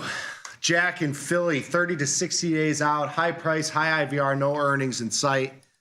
How do you feel about MU, Dad? Stock's down $4.50 today. I would have step in front of this train. Yeah. How do you feel? How do you feel about the markets? They're not great. I mean, yeah, you're like $1 wide. I mean, that's what you would expect into a $300-$400 stock that's moving $30 a day. Yeah, stock's down almost $4. I wish it was up if you're looking to do this because I would probably be looking to get a little bit short here. Here's the way I would look to play this, and this is the type of ratio spread that I would look to do. 400, 430. Again, it shows $1.90. Look at the natural, 335, 50 cents. These are wide markets. $1 wide on the 400, 90-ish cents wide on the 430s makes mid-price almost accurate because they're almost $1 wide on each one. So I would probably go in a little bit above the market. I'm going to assume you're going to get filled closer to $1.50, 60 on this than $2. That's how I think it's going to be priced, but I don't. I mean, this is a high flyer. I was looking at the 380, 410 for like $2 and change. Kind of the same thinking. I want to be $20 or $30 wide here for a smaller credit than $10 or $20 wide. $10 or $20 wide is not. Yeah. Not there. I like to go outside the expected move. The expected move is a little over 410. That's that dotted line that we have on one side here. That's why I looked at those strikes. It's entirely up to you. I tried this. More short or less short? 214. So you got filled on the 400, 430. Yeah. See, this is what I mean. The spread that I looked at. That was this one. Wasn't you it? did the 400, 430. Yeah. Yeah, the one I looked at, you actually got filled at 214. I was price improved at. I put it in at 210 with the mid price at 190. I thought we were gonna get filled at 160. That's how crappy I am. But look at these. Now the markets are 227 because so you start way off. Yeah. Like high. Yeah. And move it. And I got price improved from 210. Yeah. This stock also rallied $1 too, and this is short premium in there. So that's also another reason why you got filled a little bit better. Cool. All right, we're in, Jack. Oof. The pain trade. Yeah, that is going to be a pain trade. This is. I'm gonna look back at that one and be like, damn. Yeah. So what could you do? Let's talk about it. I know we're running a little bit late here, but let's talk about it. What could you do with a trade like that on a defensive move? First of all, you're synthetically short a call, right? You're short the 430 calls too. You're long one of the 400s, so you're synthetically short one of the 460 calls. So that means you have the buying power to sell a naked put, right? That would give you some delta on the trade. You could also sell a $30 wide put spread. That would give you some long delta on the trade. This is when things are going wrong, what you can do that doesn't use more buying power, that brings in some credit. Just aggressive way would be selling a put. Less aggressive way would be selling a put spread. Another thing you can do is get out of the 400, 430 synthetic long call spread that you have, and then just sell a naked put, which would make a strangle. You'd be short a put and short an out of the money call. So different ways you could do it without using more buying power. Those are ways without using more buying power. Relatively. Let's hope we don't get to that point. Let's hope we just put a bid in somewhere at like $1 and you get filled there. I just closed. So we did. I closed half of it of the IBIT laddered puts we did yesterday. Intel, not IBIT. So we were short. You got IBIT on the brain because you've been doing well in IBIT. Yeah, I've been scalping the IBIT options. They're amazing. They're amazing because it works. It's worked. Well, there's just volatility there. Yes. You can. I mean, that's what you look for. Is high vol and something that moves. And Yes. So you closed half of your Intel. Yeah, into this move. Should I just close the whole thing? I would. I just take the whole thing. Yeah. What'd you do it for? INTC for $6. Stock's up 8.5%. I mean, we're gonna take in a day. Nice call. We got 100-day options here. Yeah, you got 44-day options, 72-day options, 100-day options. I mean, 100 days, Greenland and Venezuela and maybe Canada, the hemisphere. The whole hemisphere. So we were short the 37 puts in the February expiration, the 36 puts in the March expiration, the 35 puts in the April expiration. We did the whole package for about $6, and we just closed them out for under $4. Yeah, for about $4, so a little under $4. Yep, $3.95. Yeah, huge move. Huge move, but I mean, you got a 8% move overnight. Time to go. Yeah, cool. Good job out of you. Why didn't you just buy a bunch of calls? I'm just kidding. Next one, please. You knew we were going to have an 8% move. LMT. Ooh. Lockheed Martin. TP's going to have something to say about these. Yes, probably right. Talking about the cherry picks. Yeah. He did talk a little bit about defense stocks. Ajit neutral. Oh. What do you think? I appreciate the earnings January 29th. Sorry. Idea, but look, like some of these puts. I mean, the 490s are $4 at $6. You got $2 wide. You go to the 420, 630. Yeah. Yeah, the 475s are 45 cents at 390. Yeah, they're not tradable. Yeah. In my mind. Yeah. I gotta pass on this one. Unfortunately. Yeah, you can't get. You gotta have liquidity. I mean, you look at the volume on here. Let's just put it. I'm gonna put it up here. You're talking about single digits, 1s and 2 lots. Yeah. 0s mostly around. You don't want to play in that space. Yeah. At least not. You don't want to be selling premium. I'd be ranking 35. You want to do something with defined risk? You want to buy a vertical spread somewhere? Call or put whatever you want to do. Go ahead. But yeah, I don't think you want to do anything else. Yeah. Sorry, Ajit. Next one, please. LRCX. Lamb. Neutral iron fly. Oh, it's not a trade that we usually do. LRCX. This is another one of the. Down $5 to 201. Yeah. Big move there. I don't know if we have earnings coming up here. Say again? Earnings like. Yeah, February 4th, about 16 days before earnings. Here's a $200 stock. You look at the 16 Delta options, you got $3 wide These markets markets. stink. Yeah. Hey. Yep. I think we got to pass on this too. I agree. Yeah, you need liquidity, guys. Yeah. You need a little liquidity. You don't want to be the only one in this I don't sandbox. like passing on so many. Yep. It's sad. Yep. We're gonna pass on this one, but thank you, Drew. Yep. Next one, please. NEM. Oh, you were looking at this just a moment ago from another stock, right? Another question. Bearish on NEM, down $3.60. I wish you put this trade on yesterday. I hope you did. All right, these markets have tightened up a little bit. February not earnings great. are on the 19th, a day before expiration, so it's not going to really affect these February 20th options that much. Hopefully, if this works out, it's a 3-day time frame, a 3-week time frame. So you're good there. What do you think here? Oof, they're bearish. Market way too bullish on NEM. I hope you put this on yesterday. I don't mind being bearish, even with the stock moving down by $3.50 today. You will have call skew in here too. Maybe just a $10 wide. Sell the $30 Delta call spread, and maybe like the 115, 120. And I was gonna look at the 95, 85 here. Let me show you what I've got here. It really is no better than a 50-50 shot here with defined risk, and some of these options are 50 cent wide. This is a tough one. Look at these puts, $1.70, $2.45. Yeah. We gotta pass. Ew. What is going on here? It happens. Sometimes it happens. Yeah. Gold down 53, trading near its lows, about $6 off its lows. Silver down 5.5. Those are your big movers to the downside right now. Next one, please. Yes, last one. Then we get to TP. Oracle. Ooh. ORCL. Okay. 40% from peak. Yes, it's had a big move. This from Mike. They're looking to scoop here.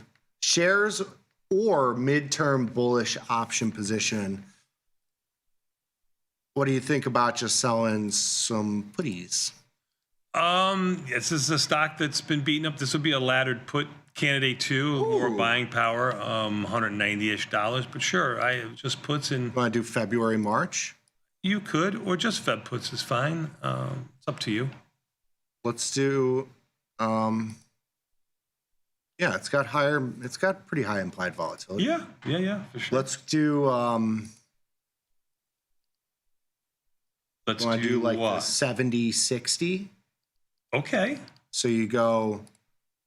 So February we would do. The 170 is about a 19 delta, close to 1 standard deviation, right around there. Okay. And the 160 is about an 18 delta. So you're about 18, 19, 20 deltas on either on both options. Okay. 850-ish. Let's see what we get. 850-ish it is. 850. That was easy. All right, so we got a lot of ladder puts here. Yeah, at all-time highs. Who the hell do you think you are? A little bit spooky, but Oracle's kind of that low. It is. Yeah, You're certainly so not buying something that's on its highs. No. That's for sure. No. Cool. No, definitely not. All right, my friend. Good job out of you. Mixed bag today. Yeah, mixed bag. This is more of a Batista average here, 50%. Yeah, 50-50. Yeah. Not good. Yeah. Okay. Even the S&P, let's talk about the market real quick before we bring in TP. Even the S&P is down 7 and change. NASDAQ, your only green. Your Russell is your biggest loser of the day, down 19. That's 0.75 percentage point. Even the S&P is down really basically nothing. Volatility for the first time percolating a little bit, up around 40 cents. Here's that 2% move with the market really not doing 2.5% move. With the market really not doing too much. Let's see how the market behaves here across the board. I do have to talk about gold just made a new low, 44.35 for the day. And silver doing the same, down almost 6% now. Big move in gold and silver. But you know what? Another big mover, a big mocker even, is TP. We're going to bring him in. We got a Tasty Extra, talk a little bit about cherry picks with Mr. TP and the market. We'll be back in 90 seconds. Tasty Live.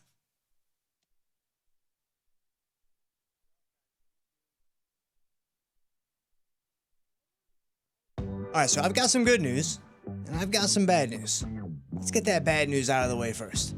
You are going to have some losing trades. Like every trade you place, despite your extreme optimism that it's going to work out, is not going to work out. That's the bad news.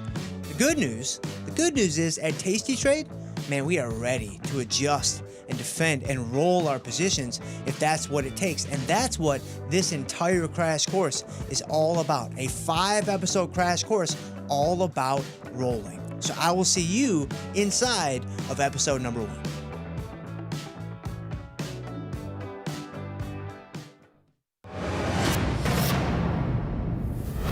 Wolf! The first half of this year's market has been giving the good guys the business. It's certainly been back and forth for sure, Pete, and I'm getting whiplash over here. With good mechanics, we can see Team Tasty stay strong in the second half. Absolutely. Let's check out our starting lineup. Nikki Batt, University of Kansas. Number 20, because that's how many underlines are in my portfolio. Rick Welch, Illinois Institute of Technology. Number 23, because I'm trading 23 hours a day. Dr. Data, Louisiana State University. Number, square root of 1/365, because that's the square root of time for one day, which is multiplied times the stock price, multiplied times the implied volatility, which gets you the projected stock price for one day. I like the looks of that lineup.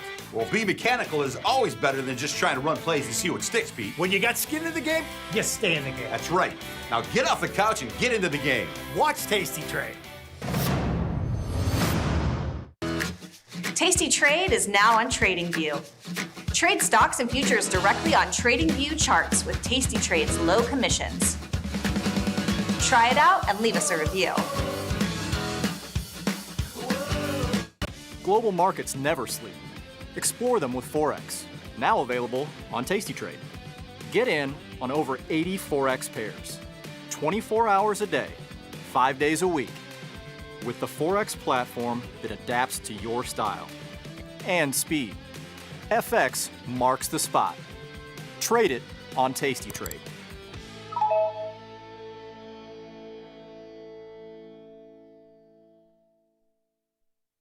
Diversify your portfolio with stocks, options, futures, crypto, and more. Focus on the markets that matter to you. See the odds before you trade using curve analysis, IV rank, and more tools. Tasty Trade. Download today.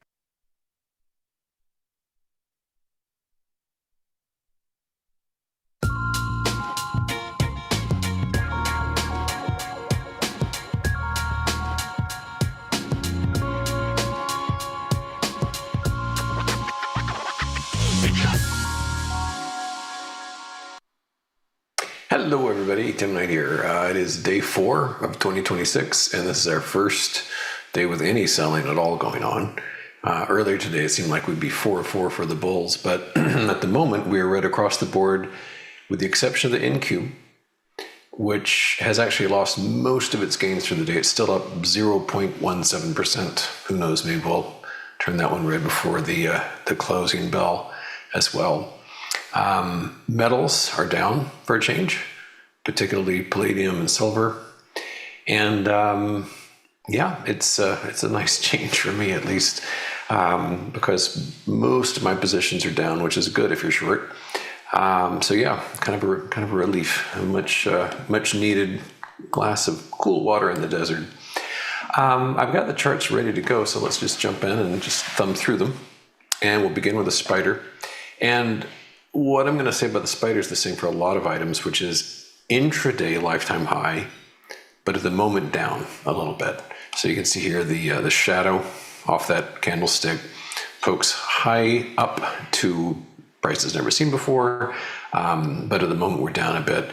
I suspect most of the fireworks are going to be this Friday, because of course we have our scheduled event, which is the jobs report an hour before the open.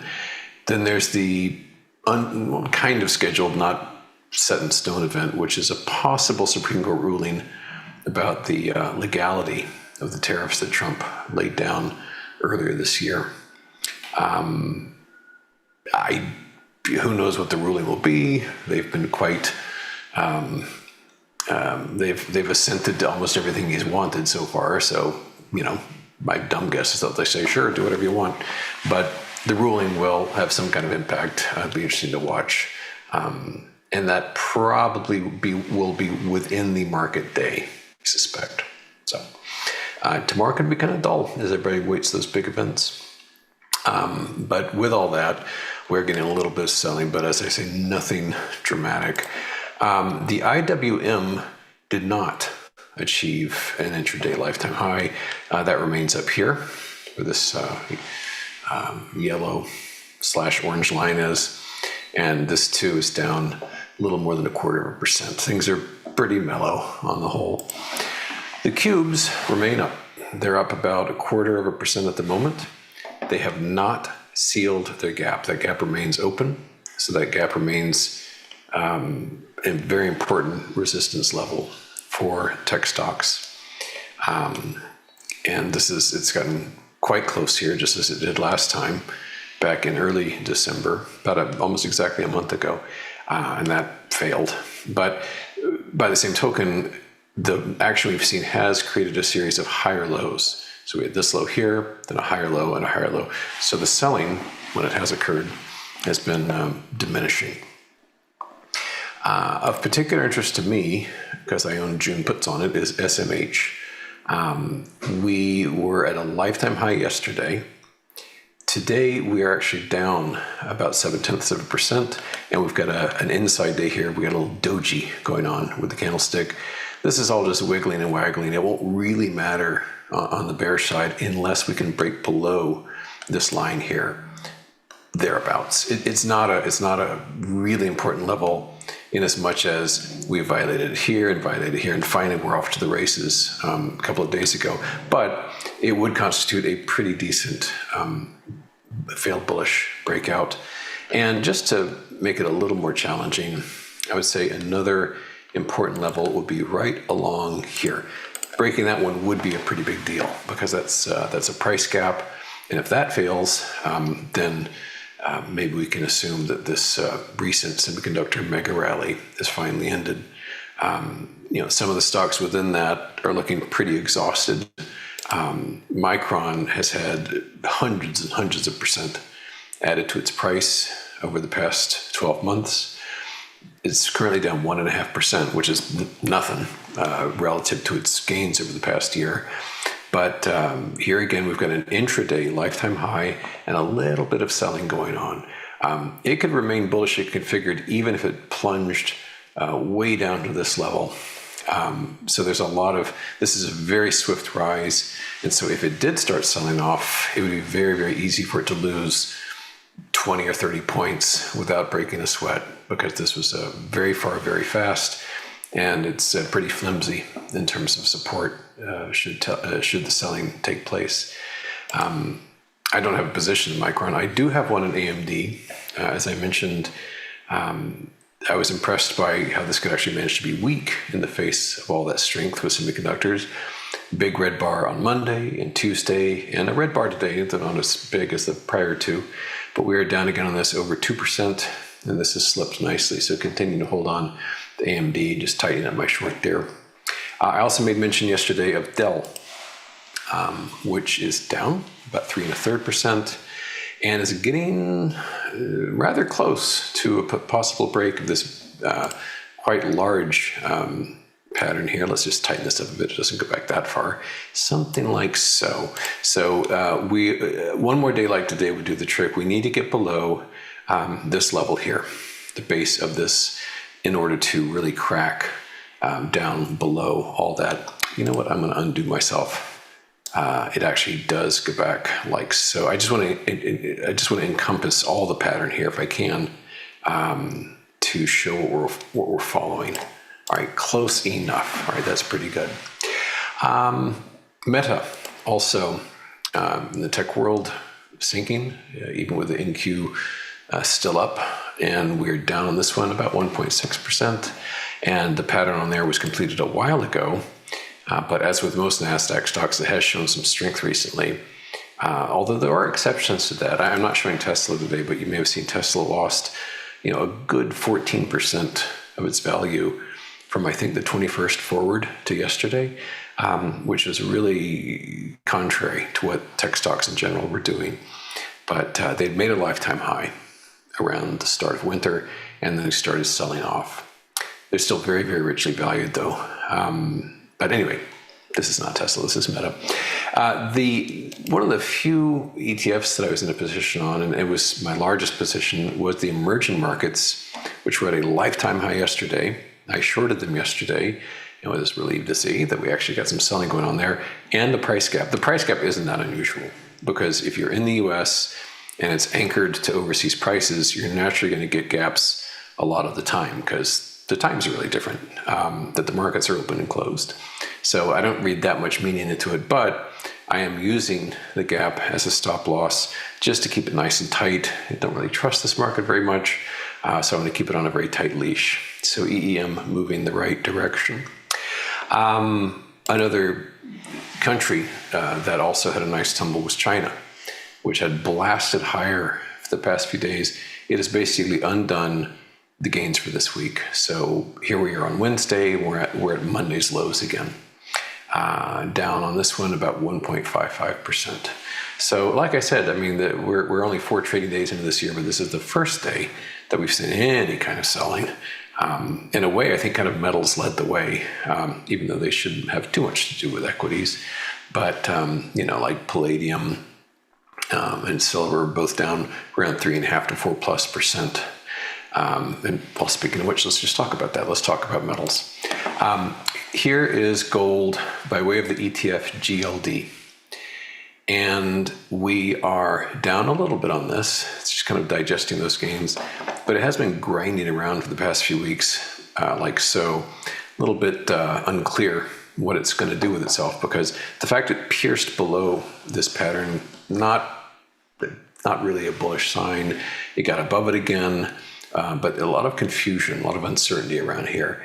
This was sort of the peak optimism naturally, and then things got messy. And so there's a lot of distrust, I think, among owners, whether there's another leg to go or not, or if we're going to have a breakdown, which we haven't had for a very long time.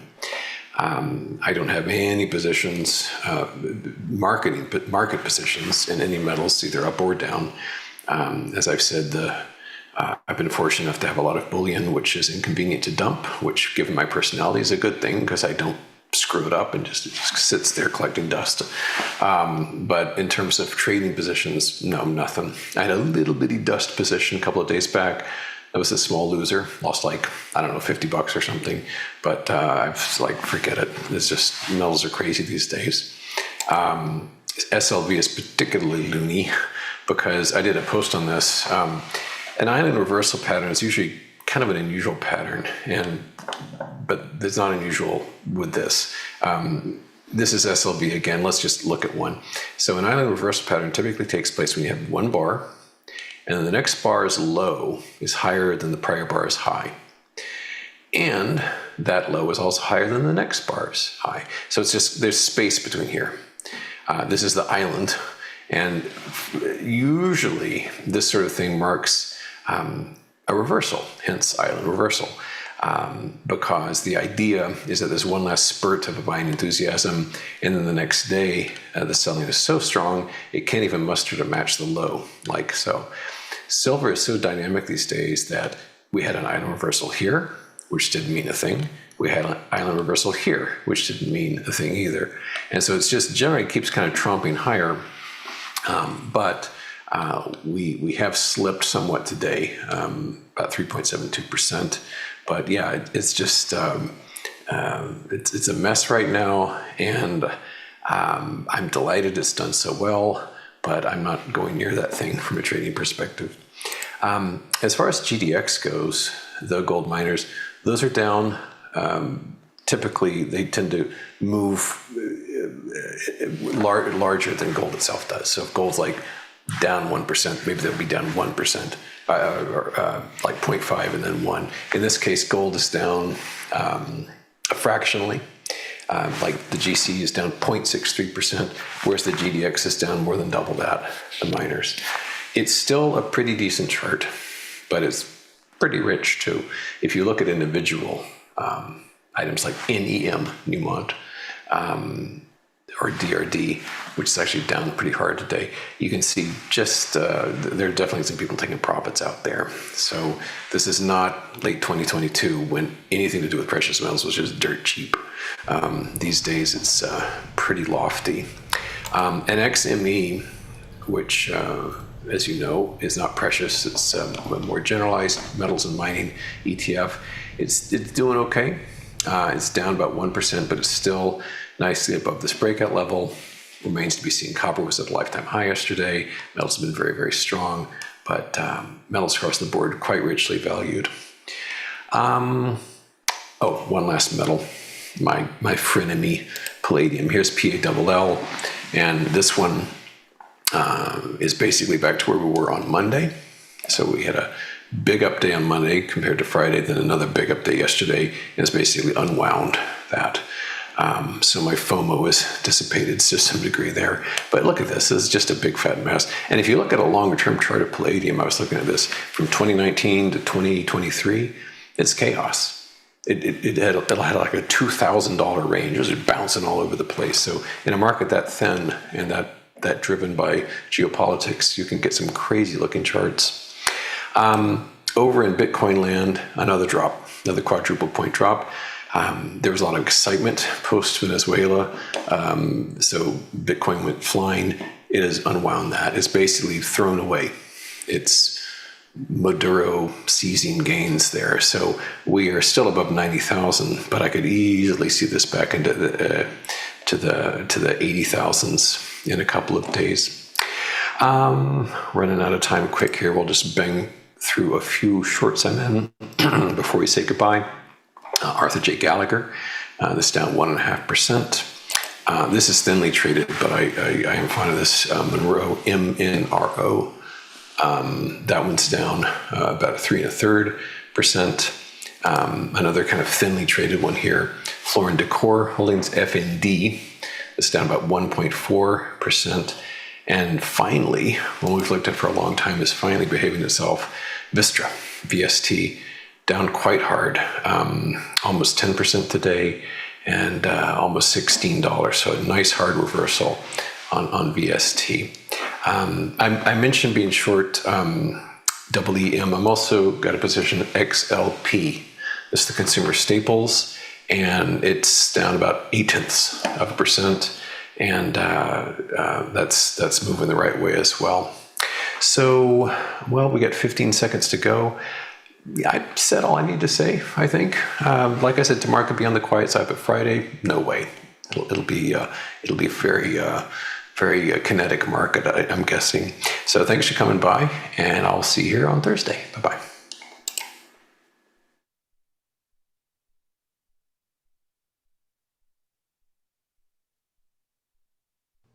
When the market... Grow a strong community with Tasty Trade's referral program. When your friend joins Tasty Trade, you'll both receive $100. As your community grows, you get more bonuses. Only at Tasty Trade.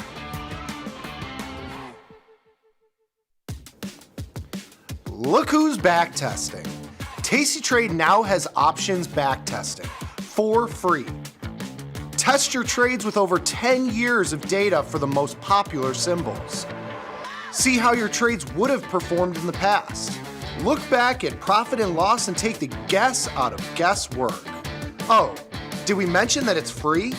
Get back testing at Tasty Trade. Feel like your wardrobe is missing something? Like style, purpose, and maybe a dancing dog? Can I pet that dog? The new Tasty Trade and tastylive web store is now live.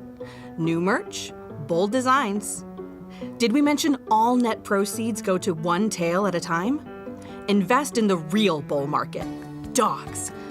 Go to tastytrade.threadless.com. Grab some gear and help some pups. You get merch, they get a home. Tasty Trade has crypto, and you can trade with zero commissions: Bitcoin, Ethereum, Litecoin, and more. Diversify in one place. Crypto, we got it, we get it. Ready to take your trading skills to the next level?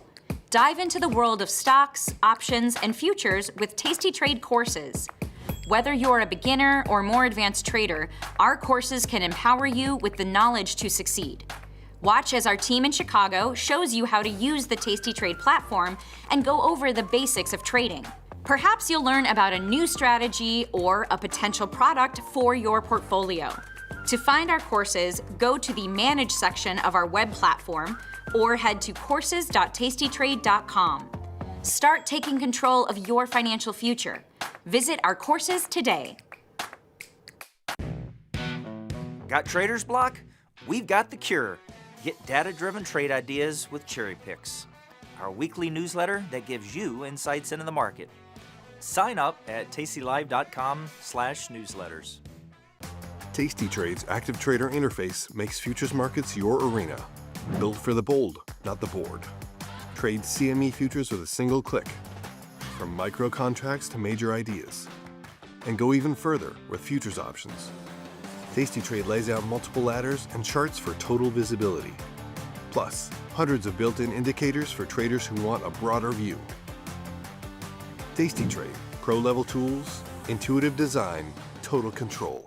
In the world of investing, a beast lurks between the numbers, ready to pounce. Some traders hide from it, some ride it. If that's you, join us on Tasty Trade. Genius loves company.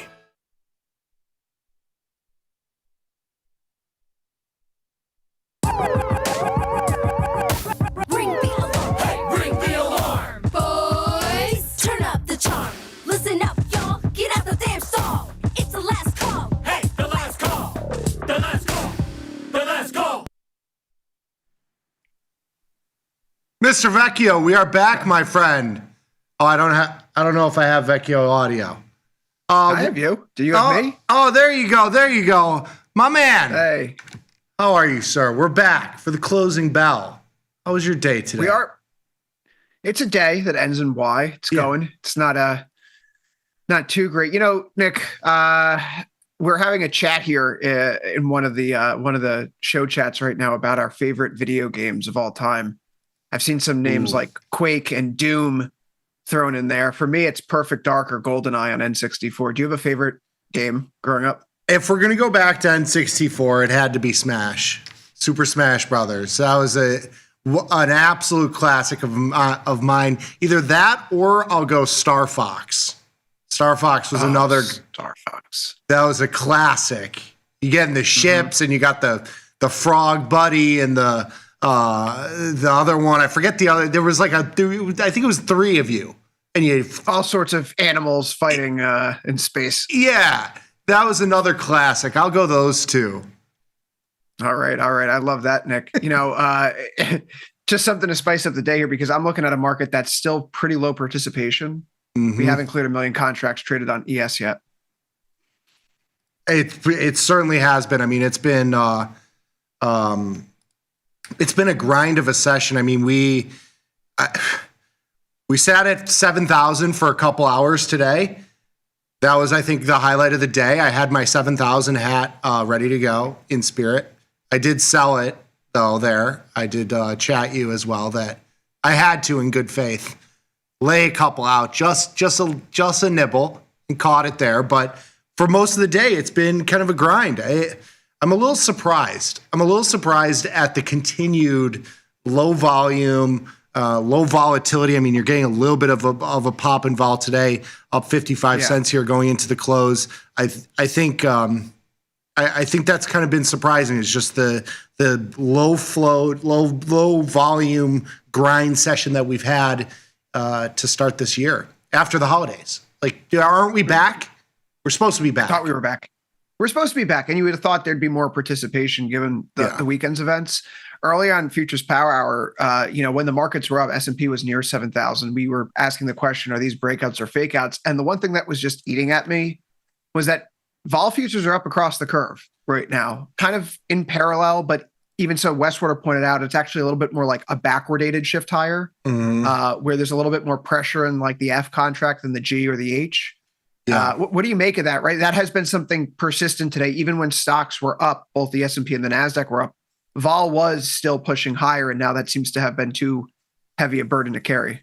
For sure. And I one of the things you can do in the platform is you can create your own watch list here. So I actually have my own volatility watch list. You can plug in all of the volatility future tickers if you put them all in there, and then I kind of put my own curve in the platform, so to speak.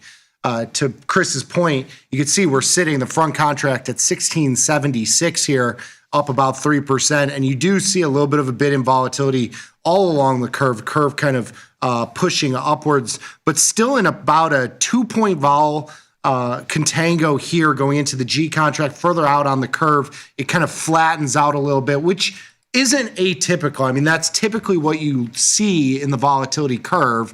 Further out volatility tends to be higher than front because, you're in contango. When you get into backwardation, that's when the front is higher.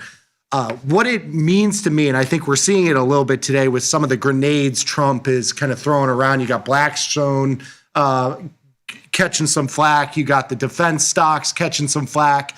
I think the market, and given where we are, we hit the nice round number, 7,000. It's been a strong market. I think we're kind of getting a little bit of like, oh no, maybe some vol is getting pumped in here with what's happening geopolitically, with all the midterm elections that we have coming up. You have the whole Fed stuff. You have the next earnings season here. I think vol has felt too low for me, and so that's kind of my thinking here.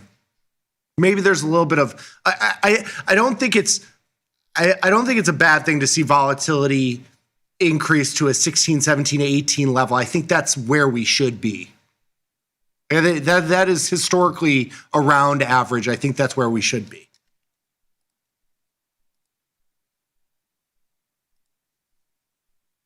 I think you muted yourself, my friend. Sorry about that. I had a little sneeze there when you had the camera up. I love when I trap the cat in the office when I get on camera. We have a 1547 VIX here right now, so it's up 72 cents. The NASDAQ about to turn negative, Nick. I suppose that's the most interesting aspect of the day there. That was up for most of the session, and it's fallen back below what I consider to be some key levels. So now that's flat. The S&P is down nearly 0.4%. Dow Jones off by a little bit more than 1%, and the Russell off by just over 0.5% here. Bitcoin also was rebuffed today. We had that move where it was trying to get back through 95K a few days ago, and this week it's continued to slouch off. Mm-hmm. What do you make of this? Because I don't see a volatility appeal here right now at a 28.8 IVR. You're not really being compensated like you were, say, back in November or early December to try to sell puts, if not in the BTC futures, something like IBIT. Yeah, I mean, I'm long IBIT, and I've been selling upside volatility, and it's been a great sale because obviously we've kind of chopped around and we've had a little bit of a vol contraction there as well. So that has helped, but I'm net long. So I'm not profiting on the position overall, but those scalps have helped. I think to your point, the fact that, the Bitcoin is still telling the story that liquidity isn't getting pumped in. The speculative, fervor of markets has kind of dulled down a little bit. And, maybe there is some volatility. I continue to think Bitcoin has kind of front run a move in the S&P and the broader market as a whole. I still think we got a little bit of, I think we can see a little bit of downside and a little bit of pop and volatility. And I think Bitcoin is telling that story where, the up moves are very short lived. When we have those up moves, you have the speculation comes in and then it kind of dies down. That would be disappointing. Well, if we stay below 95K, it might be a little bit of a sentiment overhang for the broader markets here. Nick, it's a bad day for stocks. I couldn't help but notice that the small caps are leading the way lower after this morning's U.S. data. ISM services was much stronger than expected. So an economy that appears to be growing faster than anticipated. We're going to get updates to growth trackers at the end of this week. Mm-hmm. But consistent with that, we're seeing that the Mag 7 names are actually up on the session, and Google's having a pretty good day here right now on my screen. Yep. I also see a name like a Palantir is not a bad day either. Amazon is up a little more than like 0.7%. Tesla's up about 0.8%. Even Microsoft's joining back in, up about 1.2%. So it's really a question of where you're looking. What had been a really nice rotation the past few sessions where the equal weighted S&P and the NASDAQ were leaders, and that rally was really broadening out. Today, it's a little bit of a reverse of that, where everything is being sold in favor of some of these mega cap tech names. Yeah, I continue to be looking at positions in Meta. That's one that really hasn't participated in the upside. I think if you're bullish, you got to be looking at your Meta. Amazon had a strong start to the year. I think it has some catch up. Microsoft is another one where we got into the 475 handle, which was a $75 drawdown from all-time highs there. I think those are the interesting ones. You didn't mention Apple, which has... Before you go to Apple, do you mind just pulling up the Microsoft chart real quick? No problem. I can do that. Yeah, and if you were to just take a horizontal line and draw it at that September 5th low, you'll see that for the past, I'll call it 2 months, we've been trapped between, we'll call it 492 and about 470 or so. Mm-hmm. It looks like a double top. And so if this is a bear flag, right, that would obviously have a broader market if Microsoft is about to break down. But also if you get through 492, you're on the other side of something like the 50-day moving average, and you're back to that September pivot low. With the 30 IVR individually, that's not super appealing. Although Microsoft IVR right now is higher than it was at any point throughout the month of December. So, maybe there is a play there. 470, 450 put spread. It's a little bit distant from where we are, and maybe you're not getting compensated for it if indeed a Microsoft breaks through 492. Mm-hmm. But, right now, 66% probability of profit, 63% probability of profit, the short 450, 475 put spread at 44 DTE. Mm-hmm. Yeah, I think this is something that is worth calling the low end. I agree. And I think that's kind of the if you're bullish, you got to be looking at these sort of names. What are your thoughts on Apple? Because Apple has been, it had a nice rally higher, obviously. Over the last month or so, we've kind of been selling off. But to start the year, nobody wants anything to do with Apple. What's the deal here? How do we continue higher without Apple continuing higher? It's a great question. What's plaguing Apple now that it wasn't plaguing it at the end of last year? Mood around China, maybe. Sure. Trade war coming back into focus.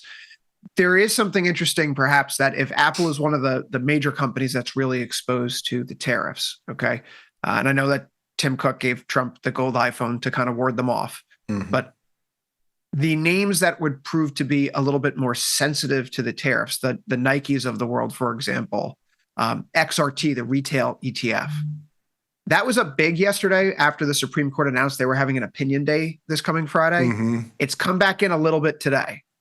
And so if I'm thinking that there's a story there, the fact that some of these tariff sensitive names are taking a hit, maybe Apple is catching a glance on that right now. And perhaps that's what we should be paying attention to. Not so much non-farm payrolls, but will even the Supreme Court announce anything this Friday? They may not say anything about tariffs come Friday, they could push that off to next week or the week after. You think we get anything on Friday? And if so, is it during market hours or after market hours? Do you know like when that decision is supposed to come down the pipeline? Yeah, typically the Supreme Court will issue those rulings in the morning. Okay. Like 11 a.m. or so, which begs the question, if this is something so market sensitive, would they treat it like a corporate PR dump right at 5:01 p.m. once the futures market closes? I don't know if the Supreme Court operates that way. And I really should spend some time tomorrow or I will, in fact, so that we can inform the viewers of the show. If there are market related Supreme Court rulings, when do they typically announce those? Do they wait until the end of the day? Because if they do, then the risk isn't for a Friday option expiry. It's for something that's on Monday. Yeah. But right now, Polymarket's saying that Supreme Court rules in favor of Trump's tariffs, 23% chance by the end of this year. So, something to consider there. Yeah. Right. Like the prevailing wisdom right now is that the tariffs will not stick. I mean, you would think that the overlord wants us to be aftermarket hours. We've seen this before where, the kind of the market moving headlines or things that you would think would move markets have started to happen on, Friday after the close, Saturday, Sunday. It's kind of been, the weekend has kind of been used to dull some of these things. Even with the Venezuela stuff, that was all over the weekend. Do you think that's kind of in store for us here? Yeah, I think that would not be a surprise. I partial think it comes out 11 in the morning. There are other ways, other avenues for Trump to put these tariffs back on. And the administration has signaled that so far. But here's a little bit of a transition for you, Nick. As big of a deal the tariffs are, we have a bigger deal here. We have a way bigger deal. We do. Production team, you mind throwing up the big deal promotion? It runs from now through the end of March, 4% cash match up to $10,000. Initial deposit of $1,000 qualifies. If you're a new trader, if you've been watching us for some time and you're looking for a reason to come switch, this is as good of a promotion you're going to find among the major U.S. brokerages right now. So head over to tastytrade.com/big deal to find out more information. And again, this runs through March 31st. So you're going to hear Nick and I and others talk about this on air quite a bit for the next few weeks, but take advantage of it while you can. Yes, bunch of big deals coming down the pipeline. You have the IRA one as well, so you get a little bit of a match there. And we're also working on some things for our peeps that are already customers. I know that it's been a little while. We're ready to throw you guys a bone, so we got some stuff cooking up. So save some of that cash to bring over for us. And you know what, Nick? Unlike the big deal that are Trump's tariffs, the Supreme Court cannot knock down this promotion. That's right. Hey. They have no jurisdiction here in the Tasty universe. No, this is very much Lord of the Flies territory. Yes, very much. E-minis down 25 here. NASDAQ up 12. Been a choppy little day today. The other kind of story of the day, I don't know if you caught this headline, but our I forget the phrasing that they use, but basically we're getting the Venezuelan oil, right? So they're they're allowed to very succinct. Yeah, we're not taking it, but we're like kind of allocating it or helping them allocate that oil towards the U.S. economy. Oil was down a little bit lower today, 55.76, the low of the session. We are up at 56.25. Is the bad news baked into a 55 handle oil, or are we going lower? What are your thoughts here? When this Venezuelan oil comes to market, if it comes to market, there's a lot of backlog right now. Our own refiners along the Gulf Coast are pretty much at capacity, from my understanding. I could be wrong, right? But this is the information that I'm reading here. So will it have a dent in the market substantially? Not off the bat. Instead of going to Iran and China and Russia, the oil's going to go through the regular global markets, I suppose. It's not going to be part of the shadow fleet. It does mean more money potentially going to Venezuela, even though the caveat is it will be put into a fund that Donald Trump himself will oversee. Curious about the legality and Wait, structures no. of all that. That can't be part of it. Apparently, that's part of it. Okay. So this is what his own Truth Social statement said.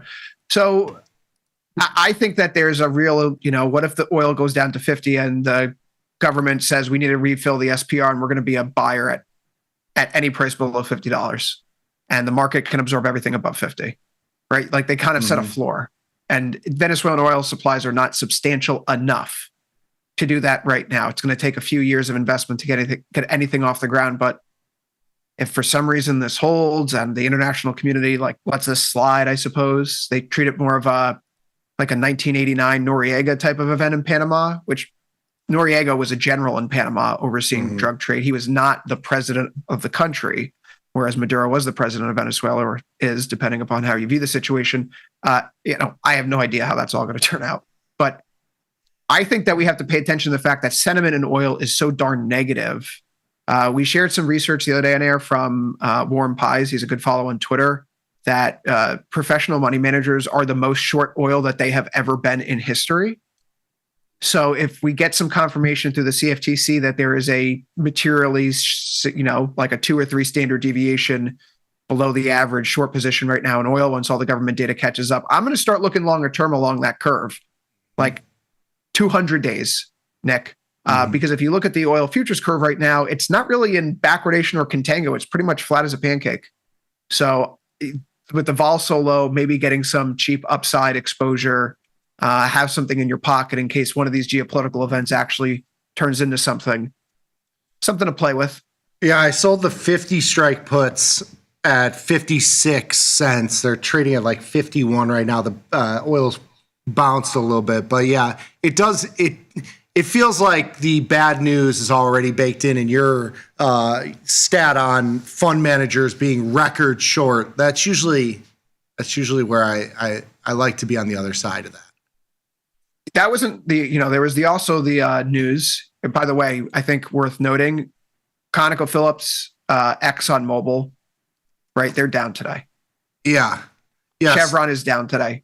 But there's one of those 4 companies that's up still, and that's Valero, VLO. Yes. Valero has a lot of exposure in South Caribbean and South America. I remember filling up the family car at gas stations in Aruba as a kid that were Valeros.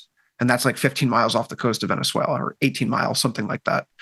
So VLO is the one that's pressing the top side of its range. It's not giving back its gains post Venezuela, whereas oil has, and the other 3 major U.S. companies have as well. So if you're looking for the winner, that may be the market's clue that VLO is going to be the ultimate champ here on the side of this series of wild events in the past week. Yeah. The other wild event, are you enjoying the metal volatility? The volatility there in the metals? Is this has your position wavered? No, yesterday I took profit on the shorter dated gold and copper call spreads, rolled out further for gold, going out of the money, rolling it up, as we've been doing for several months now, which has been working neatly. With copper, I took profits yesterday and didn't immediately go back in. I had noticed, Nick, that on December 26th, when copper and all the metals gapped open higher, the following session, they were slammed back into their 1-week moving average. And the peculiarity there was, in the most recent uptrend for basically all the metals, if they spend a day not touching their 1-week moving average, the next session they've returned to it, as if almost to like re-anchor. So yesterday I took profit on copper. I waited to see if we get a pullback. We got it today. I re-entered a new long call spread, out of the money around 45 DTE, around the 6.2 level, and think we're going to get a bounce from here. So we had a return to our 5 EMA or 1 week, and time to reload. So delighted to see that I can add more metals at a cheaper price. I'm looking at maybe doing a put spread here. Just so high. Yeah, vol. I mean, all the metals are. We were talking about it this morning. Like you don't. I obviously I don't remember a time where silver volatility was 70%. I think gold volatility. Like if you look at GLD at 24%, I remember 5, 6, 7 years ago GLD volatility being in the teens. It's both of these. I mean, have had incredible volatility. All right, I'm going to look to do a put spread here in copper. I'm going to join you. You have some goodwill with me because I took your last copper call spread, and I took that. I closed it in the middle of December, so I wrote it. Yeah, I got some of it, not all of it. That's what matters, right? You don't need to catch. No one catches 100% of the move. No, I don't know anyone that ever has, unless like you're the founder of a company, right? Like a Jeff Bezos has caught 100% of the move, I suppose you could say. That's true. But not in Amazon. Yeah. So today's a pullback day for the metals. We reset. Maybe one of those warning signs in the market, Nick. We just interdicted a Russian flagged boat in the North Atlantic that supposedly had oil on it, but it was apparently a rusted tanker that had no oil on it. So why was Russia so interested in this ship? Okay. What's on it, Nick? What's on it? Why would they be so interested in a rusty old ship if there's no oil in it? Must be a coincidence. Silver, though, like a double top near 83, 82 and a half. That's a real possibility. And I'm reminded of what happened in metals last summer, where if you were a bull, you made money expressing that bullish opinion, not by buying the out of the money calls, but by selling the puts. Yeah. Because the market stabilized. It just stopped going up. Yes. If you were directionally neutral, you did well. So if we have a new range forming here, and it's far too early to say that, but if it's between like 70 and 82 in silver, there are some things that can be done. And speaking of which, like, you got to look out at 48 days. You have to think about a short iron condor if that's the case. Mm-hmm. It's not how I'm doing it because I like my long exposure still. But there are ways to structure this and take advantage of the vol right now. If things just calm down and they don't need to plummet, they just need to stabilize, and this market then coils, you can win. What do you think is kind of the low for silver? Like, where would you feel comfortable selling puts / put spreads, or at least, what are areas of interest for you down there? Like 60, is the 60 handle reasonable? Are we never seeing that again? I don't think we're going to see 60 soon. Okay. Yeah, SI is just such a big contract right now. So something like the short 69.70 put spread, while it offers a 63%, pop, max profit 17.95 versus a max loss of 32.05. It's decent. It's better than a 2-to-1. So if you want to treat 70 as like the post Christmas swing lows, as long as we hold that, I think we're good. As long as we hold the post Christmas swing lows, I'm going to stay long silver. What's the upside bound for you? When do you start getting skittish on the upside? 100? Are we getting that? 95. 95. Well, if this isn't a double top and it's just a sideways range, isn't a $70 base up to an 82.5 resistance, that's a $12.5 move, $13. So slap it on top, 82.5 plus 12.5, 95. Crazier things have happened in silver, haven't they? Yeah. That's not a huge gain from here. No, for sure. And one of the things you got to be careful with silver options, not only are they huge, the far less liquid. The bid-ask spread's very, very wide, and these will widen out in the overnight session. You're going to see. I've gotten countless emails from people trying to trade, iron condors or stuff like that here, and they do get. You're going to see some funky marks. So just chill, Matt. If you're defined risk via an iron condor, max profit, max risk on the table at entry. Just relax a little bit if you are trading those. As we get into the close here on a kind of nothing close here, E-mini's down 24. You got the NASDAQ up 18. You got the Dow down just under 500, about 1%. It's the weakest of the group. You got the Russell down 6. Is today just another kind of chop fest? No big story for you?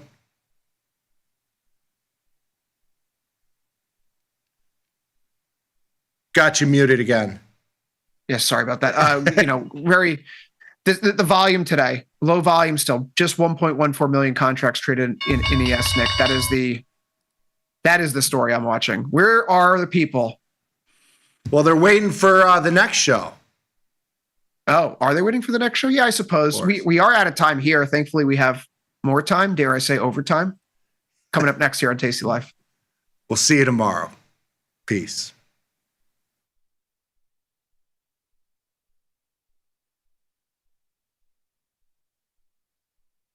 In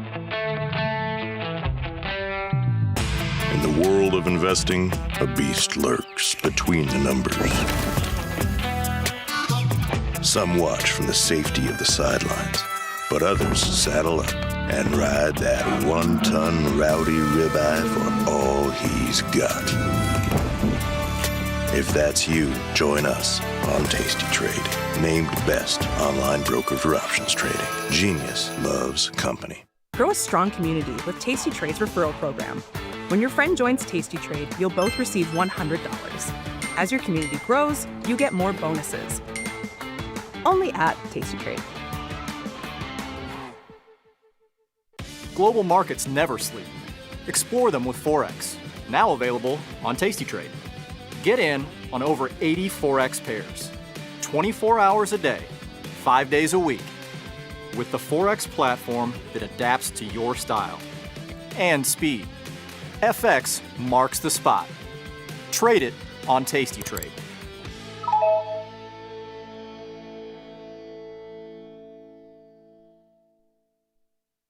We wanted to call in because recently some traders may have known there was some crazy activity in the SPX, and for some reason they were stopped out 200 or 300%. And what happened, unbeknownst to us, is the trade desk just emailed us and said these trades have been busted and you're not going to have to pay it. It saved us about $10,000. And then Marty calls us this morning and says, I just want to explain to you guys what a trade bust is. When you really get down into the nitty gritty and you're in the foxhole and things are going bad, when you can reach out to the trade desk and you talk to someone that you've spoken with before who understands your account and the way you trade, that is a feature of Tasty Trade, which I think you guys need to emphasize more, because it certainly has meant a lot to us. It saved us a lot of money, and it's taught us how to trade a lot better, and that's really helped a lot. Well, thank you. This was not a paid, you're not getting paid for this advertisement.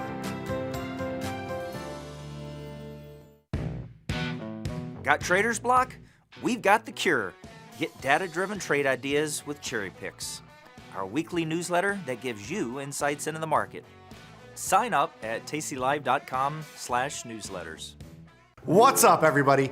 Check out my new series, Life Cycle of a Trade, where I show you my real-time trades with insights into strategy selection, adjustment mechanics, all the way to the closing order for all of the tastylive core strategies.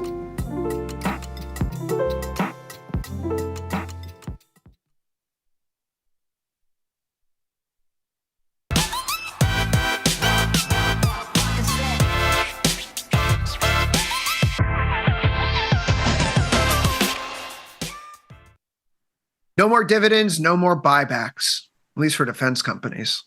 It's Wednesday. It's January 7th, 2026. This is Overtime. I'm your host, Chris Vecchio in New York. He's Ilya Spivak in San Francisco. We're here to take you through the rest of this half an hour as we wind down the trading session. A fairly boring trading session. We're not supposed to say that, Ilya, but let's be real with the people. There wasn't a lot of participation today. Barely 1 million contracts traded in ES. We squeezed past that threshold as we get into the close, where there is a minor wave of weakness. We briefly topped 7,000 today in the stock market, but those gains aren't able to be held as volatility, which was ticking up higher throughout the morning, ultimately proves too big of a burden for the rest of the stock market, and ES does meander down into a loss of about 0.4% on the session. The NASDAQ itself, it was up through almost 26,000 where it finds resistance. It's still technically in breakout-ish territory, but we are definitely at a line in the sand for both ES and NQ. We need to clear some final hurdles before this breakout begins. But volatility, it is creeping up. News for the day, the U.S. did intercept a Russian flagged ship in the North Atlantic, which if you're following the story, the Bella One, or I think it's called Marina or Marinera now. Either way, the funny thing is that it changed its. I was trying to figure out what it was called myself. I was like, this doesn't seem like a Russian name. I speak Russian. What's going on here? Well, they changed their flag and their name while they were on the high seas, which, funny enough, why is this rusty old ship that's apparently carrying nothing steaming off towards Russia from Venezuela? What could be in there? I don't know.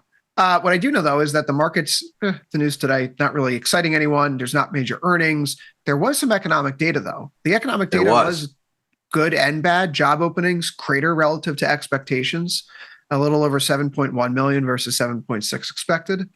But that's old news. But that is older news, and it is the older of the two data points. So into focus comes the services PMI, where the headline number is much stronger than expected. The new orders are much higher than anticipated. The employment figures are up. Prices paid are They turn down. positive, as a matter of fact. Employment turns positive. This is quite the development. We haven't had positive employment in the service sector, according to these PMI numbers, since May. Since May of last year. Well, that's news because it certainly hits the Treasury market. Well, I should say the rates market. The rates market today goes from about a 17 and change % chance of a 25 basis point rate cut in January down to just 11% here on the other side of the data. So if you're keeping score at home, what mattered more, the decline in JOLTS or the PMI figure? I would argue it was the PMI figure, Ilya. Yeah, I mean, clearly. But the curious aspect of all this is with the stock market coming in, we do see here that bonds had a fairly good session, 21 ticks higher in ZB, similar action in ZN, where likewise volatility is starting to decline a little bit more. So I just work with me here. If you told me that stocks were down, bonds were up, what would be happening to Fed cut odds today following the data? I would surmise that the cut odds had increased. Alas, that's not where we are. Nope. So there are some different influences here making their way through the market in the start of 2026. Maybe it's the fact that we don't have that participation. Although, Ilya, the news of the day, there was something interesting that came across the headlines that the administration is going to be seeking to ban buybacks and dividends for defense contractors now moving forward. That's okay. New. Fundamentally, I saw a question come in the chat earlier, and I wanted to address this right up front for the folks that were sticking around from last call. Why would a company do buybacks versus dividends? There are effectively tax reasons that you would do so. Dividends are taxed immediately as income, where buybacks return capital, and it's done through price appreciation, which means the investors only bear the burden of those taxes when they sell. And if they do sell, they're sold at long-term capital tax rates. So it just on that alone, okay, the buybacks have a little bit of an edge. Dividends also, just historically, because we viewed them, they're more of like a long-standing commitment. If you raise your dividend, the company is more or less fixed to that, and you can't let it go. And if you do lower your dividend, the market absolutely hammers some companies. You start to look crazy. You start like, oh, something must be wrong. They don't have enough money to return to shareholders. Whereas buybacks, those are finite commitments. We're going to do $100 billion of share buybacks. And then once that's done, right, there's no further expectation. And if it goes to zero, well, none more promised in the first place beyond there. So it's a little bit more manageable, psychologically speaking. And then, it's also about capital allocation for the company itself. I remember studying for the CFA charter, Ilya, and it's like if the company management thinks that the shares are undervalued relative to where they believe the company is going, then the buybacks are the best thing to do. If the company is way overvalued, then dividends may be the best thing to do. But it's a capital allocation and efficiency, mainly for taxes, and investors typically like the buybacks more because of the tax implications as the market has evolved over the past several decades. So a non-topical issue for today, but something perhaps that should be answered and provide at least some insight for why people do what they do. Either way, though, dividends and buybacks both might be not allowed, according to Trump, for some of these defense names. We did see General Dynamics take a little bit of a hit today, down 4.17%. We go over to an LMT, a Lockheed Martin, that was down a 4.87% as well. You can make your way around the horn, Ilya. It's just, Raytheon, that's off 2.45%. How are you enjoying, I think my question for you today, sir, because of this boring market, how are you enjoying state capitalism with American characteristics? Well, I think I'm enjoying it about as much as the market is, which is all of us are kind of sitting here scratching our heads going, wait, so what? Because if you look at the markets, interestingly today, you get this explosive ISM number. And the first reaction from the market says, we hate it because fewer rate cut implications get baked into this. But it doesn't last very long. And if you look at it, the markets don't really shift around their outlook for 2026 very much. They downscale the likelihood of a rate cut in January, but there was no rate cut expected in January. So this is just tinkering at the margins. When you look at what's expected for the year, it's still 2 cuts, and they're still coming in April and July. Now, July is really narrow. It's only a touch over 50% chance if you look at Fed funds futures. So let's call it September. Let's be conservative. But the markets have priced in 2 cuts for this year. The Fed has not owned that sort of timing.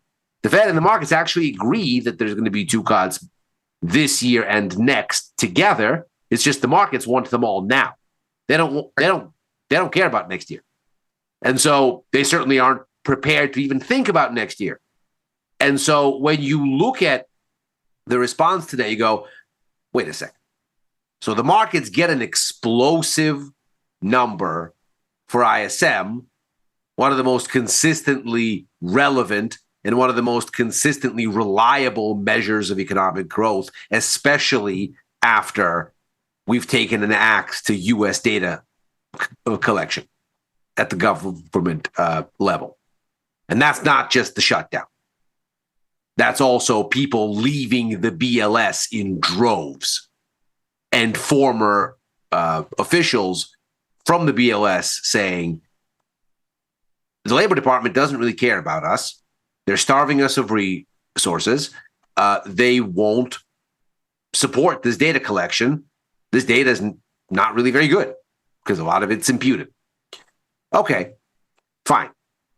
So the markets get this great set of numbers, explosive growth in the service sector, and that's the one that matters. That's most of the economy. You'd think they trim back Fed rate cut expectations. You'd think there'd be an increase in inflation expectation. You'd think stocks would go, oh, goody, growth. Everything's fine. No. And it's not even that the markets don't rally on this because growth, earnings, good stuff. It's not even that. It's that they don't change policy expectations. They go, no, we're still going to want our 2 cuts, and we're not lifting inflation expectations in any kind of a meaningful way. Wait, what? Why? What is it that you're seeing? And in my mind, it's not that they're seeing. It's that they don't know. And they perceive a very cloudy landscape ahead. And you see that in very elevated term premium in 10 years. At this point, it's somewhere around a 10-year high. Mm-hmm. The highest we've seen since 2014, a little bit more than a 10-year high. And you look at the continued fuzz around the trade policy uncertainty index. It's down, but man, it's real choppy. And so you see gold elevated. You don't see conviction elsewhere. So in my mind, growth is just not exciting for the markets because they're afraid of, maybe they don't even know what. But what they want is their backstop. And if they're not going to get the backstop, they don't know what to make of all of this. Apparently, they're not even that happy about AI. What they want now is some sort of protection. I'm not sure they even know why they need the protection. They just want it. Could we talk about AI here for a quick second? I don't see why not. One of my favorite activities to do over the holidays this year was to finally dig into some of what's been going on in poly market with some of these bets being made, these outsized bets, because as people may or may not know, if you were following the news this weekend, someone turned a quick profit of about 400 grand on Trump's Venezuela strikes in an account that had been dormant up until Friday and had only placed its first trades an hour or so before the strikes. This is not the That's first some time Gordon that we've seen Gekko this stuff right there. happen. I think back to what happened last April when in the S&P 500, there were big option sweeps where people, like the options call activity prior to Trump's tweet, which we covered live on Futures Power Hour that Tuesday, when the market ripped, NASDAQ was up 12% that day. Someone was front running it. So instead of these being little feelings that I've had, I decided to look a little into this and start putting together a follow list for folks who also were intrigued by the fact that there seems to be some folks who are keeping an eye on what their corporate overlords are doing and then creating these anonymous accounts and betting on them, which brings me to this account called Beep Boop ZYX on Polymarket. Beep Boop ZYX. What have they done? They have placed recent bets, and this comes via one of the follows on my list here, Tanga 0x, SH Tang A 0x.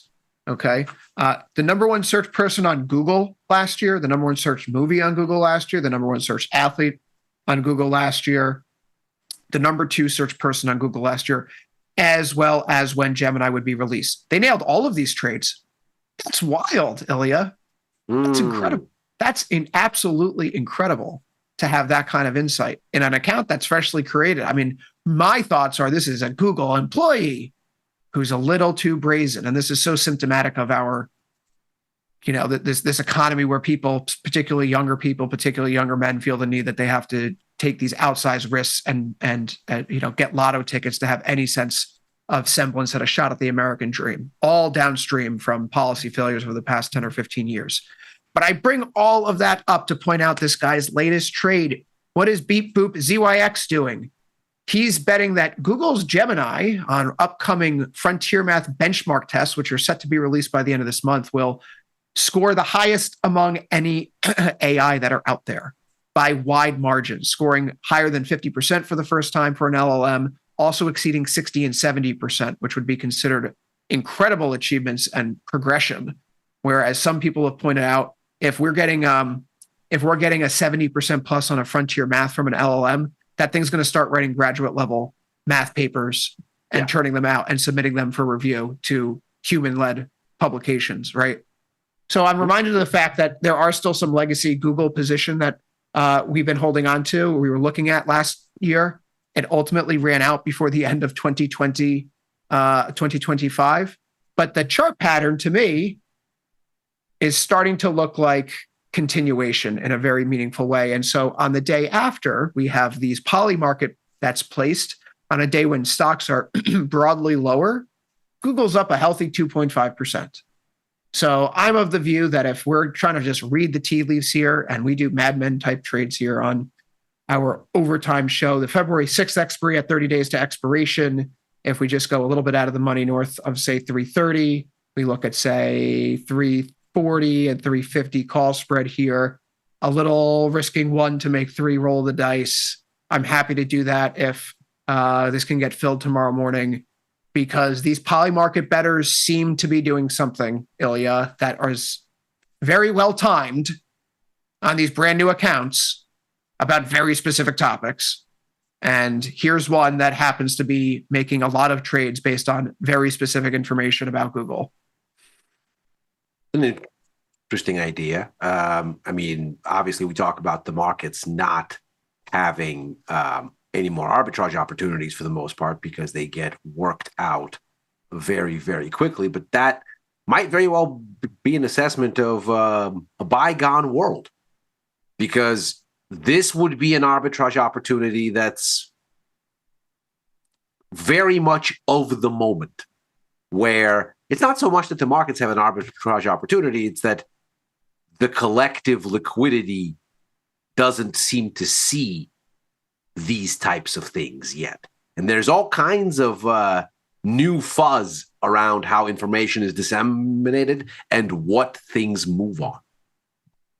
Yeah, so like if the guy who made all this money on Friday into Saturday on the U.S. strikes in Venezuela, if I see him place a bet on U.S. strikes in Iran, I'm probably going to take that as a signal, right? I mean, why wouldn't we? Why take a flyer? What's the worst that can happen? You lose a little money. If you're risk defined, you're not getting run over. No, and it's one of these things where like there are certain people and there are certain operators in the market that do certain things before certain events. And is this person insider trading? Oh. Defined insider trading. Is Polymarket? Is that the ethics of this seem horrible? But I'm going to operate by what dubious in the extreme. The CFA Institute would refer to as mosaic theory here, which is like this is information that's out in the public. Other people are putting it out there. I'm assessing it. Given the fact that this is not the first time such an occurrence has happened, and Polymarket traders are seemingly a little bit too arrogant to realize that they're like, oh, I'm going to create an account today and bet on this very esoteric thing that expires tomorrow, and then turn hundreds of dollars or thousands into tens of thousands or hundreds of thousands of dollars. There might be some sort of signal in here, and it's worth exploring. I know that I'm starting to do a bigger data review of this because it's very anecdotal right now, and I've been just matching some of these type of tweets and remarks and posts on Reddit, and Wall Street Bets has been all over this kind of stuff too. Maybe there's a signal in here that's worth paying attention to because, hey, there was a signal there on Reddit if you were in GME in 2020 and 2021. And, you don't want to ignore, we're not going to ignore things like that in this new world order where we're in the Wild West, it would appear. Nor should we. Again, if people wanted to read that tweet themselves, Tang0x on Twitter here. Worth a read. And a lot of people are tracking this stuff now. Ilya, Trump out here, we were mentioning that he's talking about dividends and buybacks. He said that Raytheon halt buybacks and dividends or face consequences. Okay. Face consequences. Okay. So, state capitalism with American characteristics leads to a 2.45% decline today. They closed at 185. They're currently at 183 post-market. So the president scaring the children a little bit there. We hit a low of 174 following those initial remarks right now. Hey, you know what? It's one of the reasons why gold, silver, despite today's pullback, still feeling pretty good. Yeah. To me, the only kind of logic here starts to be, okay, well, gold probably is okay. Silver probably is okay. And the dollar might have room to turn back higher. Because if we're going to get this level of antsy and the economy is not going to give evidence that it is going to allow the Fed to cut how the markets want to cut, the relief valve may well be just, you know what? They're not going to give us cheap credit, so let's start stockpiling liquidity. Buy dollars.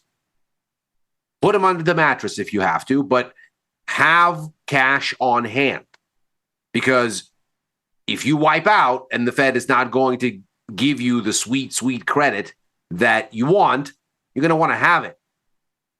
So buy dollars and expect that you'll earn a little bit more yield on holding them because the Fed won't cut as fast as everybody maybe wants.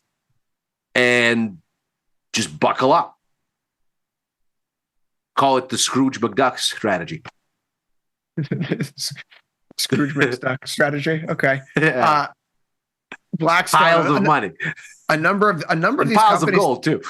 Yeah, you know what today, Ilya, I think like the story today is that you have a lot of these companies with big losses on the board today are all companies that were called out by President Trump at some point during today's session. Blackstone today being targeted because apparently Trump says that we have to ban institutional purchases of homes in the United States, which is, that's been a very popular topic recently. Who's in the president's ear out there? Did he start smuggling Elizabeth Warren in through the back door or something? But this is the thing, like Blackstone itself. So in October, when I tweeted this out, Blackstone and all of private equity owned just under, it's like around 1%, depending upon you were looking at. The most recent metric I saw today said it's just short of 1.1% of total U.S. housing stock, which is single family owned and apartment multifamily. And the same estimates say that housing supply in general is more than 4% below where it needs to be to normalize affordability. So bringing that forward, Blackstone's and these private equity companies, like I hate to be in defense of them right now, but like they're not keeping these things off the market. Do you think they're just buying homes and then just doing nothing with them? And how are they milking those assets for cash flow? That is not what they're doing. That's not what they're doing. That is not what they're doing. Let's just be clear. And so like, even if you took all this property from Blackstone and assumed all of it was vacant. Okay. So then we're still 3% below where we need to be in terms of supply. So like the only way out of this stuff is to build more housing, Ilya. You just got to build. I mean, this is the silliest. I mean, from an economics perspective, let me just put my economics nerd hat on for 1 second. From an economics perspective, this is just stupid. Because when you look at this and you go, wait, everybody is talking about how everything's expensive and there's an affordability crisis. Yet wages have been growing faster than inflation since 2012, with a very brief 2-year COVID outturn. Okay, so why is everybody whining about all of this affordability? Why aren't things affordable if wages have been growing faster than inflation for all but, let's call it 2021 to 2023? So 2 years out of the last decade and a half? Why are we so concerned? Because the problem is not affordability as such. It is fake restrictions on supply. It is intrusions into what the market would otherwise produce, like limits on housing, like very onerous permitting, et cetera, et cetera. And by the way, this isn't just housing. This is not a problem of affordability. It's a problem of affluence. People want more things. Well, you talk about and they're kept artificially undersupplied of those things. People should look up how we do elevators in the United States. Yes. And it's like the perfect example of why there are some of these ridiculous hurdles that why we can't build. We elevators license beauticians. Yeah, it's nuts. Ilya, with respect to the housing issue here, we talk about the supply and demand. This is a great chart coming from Bloomberg. The cities in the US over the past 5 years that have produced the highest new unit growth are also the cities that have seen the largest decreases in rental prices. Do you know why? Shocking. When you increase supply, you reduce price. Just shocking. If you have more of the stuff that people want, there's no affordability crisis. So unbelievable. That's going to set up, a longer term trade in home builders. I think if the administration is going to be going down this path, right? Home builders are probably looking good, and then existing real estate holdings in the short term, those are also probably looking pretty good. I know the interest rates expectations coming off a little bit today hurt some of the rate sensitive sector stuff, but these comments about private equity and owning housing, you're right. He has some people whispering in his ears. Maybe it's Mom Donnie's new housing czar, Sia Weaver. But he clearly has someone whispering in things about housing that are just demonstrably false. And like, we need more housing, and Blackstone is not the problem right now. It's a lot of people just don't want to see their home value go down because it's their biggest source of wealth. They don't want construction in neighborhoods. Laws don't allow it. They lobby their local politicians to construct ridiculous laws. I know it. I'm dealing with it in my own town right now. Fighting the good fight, though. We're going to build more housing. We've been fighting the good fight here in San Francisco for the past several years, too, because we have finally decided to get serious. Well, Ilya, we're out of time for overtime today, as we usually are right around 4:30 Eastern, which means it's time for Macro Money. So I'd encourage everyone to stick around for him. He's been Ilya Spivak. I've been Chris Vecchia. We'll see you tomorrow. Same time, same place, 4 Eastern, 3 Central. Always after last call. You're watching Tasty Live.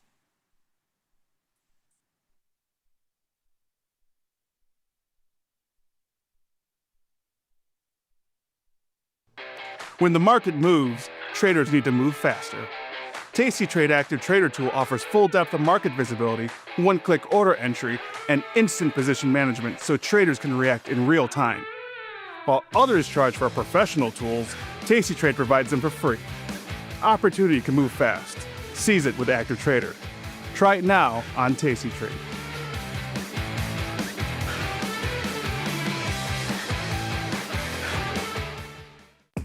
Ready to take your trading skills to the next level? Dive into the world of stocks, options, and futures with Tasty Trade courses. Whether you're a beginner or more advanced trader, our courses can empower you with the knowledge to succeed. Watch as our team in Chicago shows you how to use the Tasty Trade platform and go over the basics of trading. Perhaps you'll learn about a new strategy or a potential product for your portfolio. To find our courses, go to the Manage section of our web platform or head to courses.tastytrade.com. Start taking control of your financial future. Visit our courses today. If your trade's not going how you expected, it's not necessarily that your assumption is wrong. Maybe it's just not right. Yet. Rolling is managing a trade by closing your position and opening another one like it for a credit all in one order. The cool part is that you can change the expiration to get more time, or you can tweak the strike for a higher probability.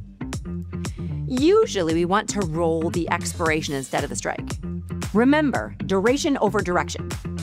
Exactly when and how to roll trades is a learned art, and it can be a little bit subjective. Usually we only roll if we haven't changed our assumption, and we almost never roll winning trades. If you have changed your mind, don't roll. Instead, you probably want to close it if it has undefined risk, or just let the probabilities play out if it has defined risk. So before you cut your losses, consider rolling the expiration or maybe even the strike. Pretty simple.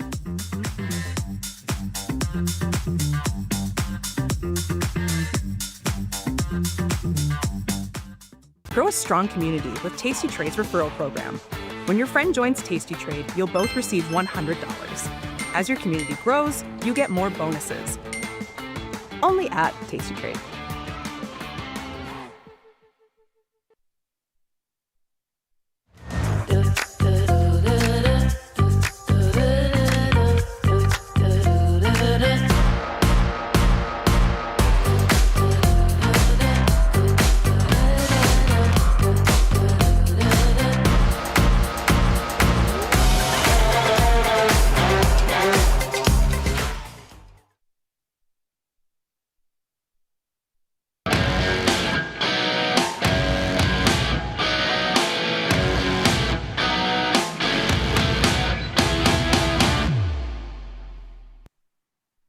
Well, what have we learned?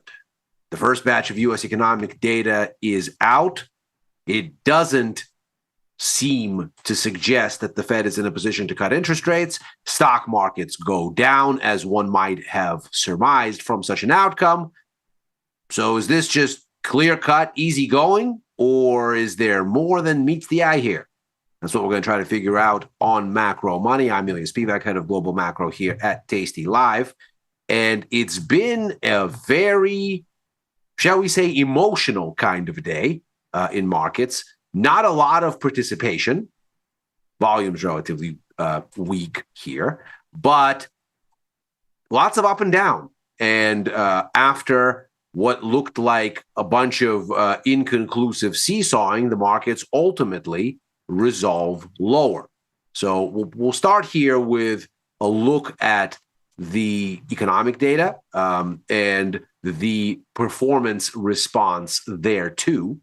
We'll see what markets did, and then try to figure out what's actually going on here and what we have learned from the interesting sort of setup here now emerging, not just in the stock market and not just in the major assets, but really across the board. It does seem like there is a narrative emerging here. We're going to try to figure out what that is. So here's today's performance.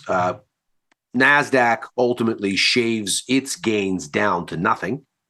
S&P comes off 0.4% by the time all is said and done.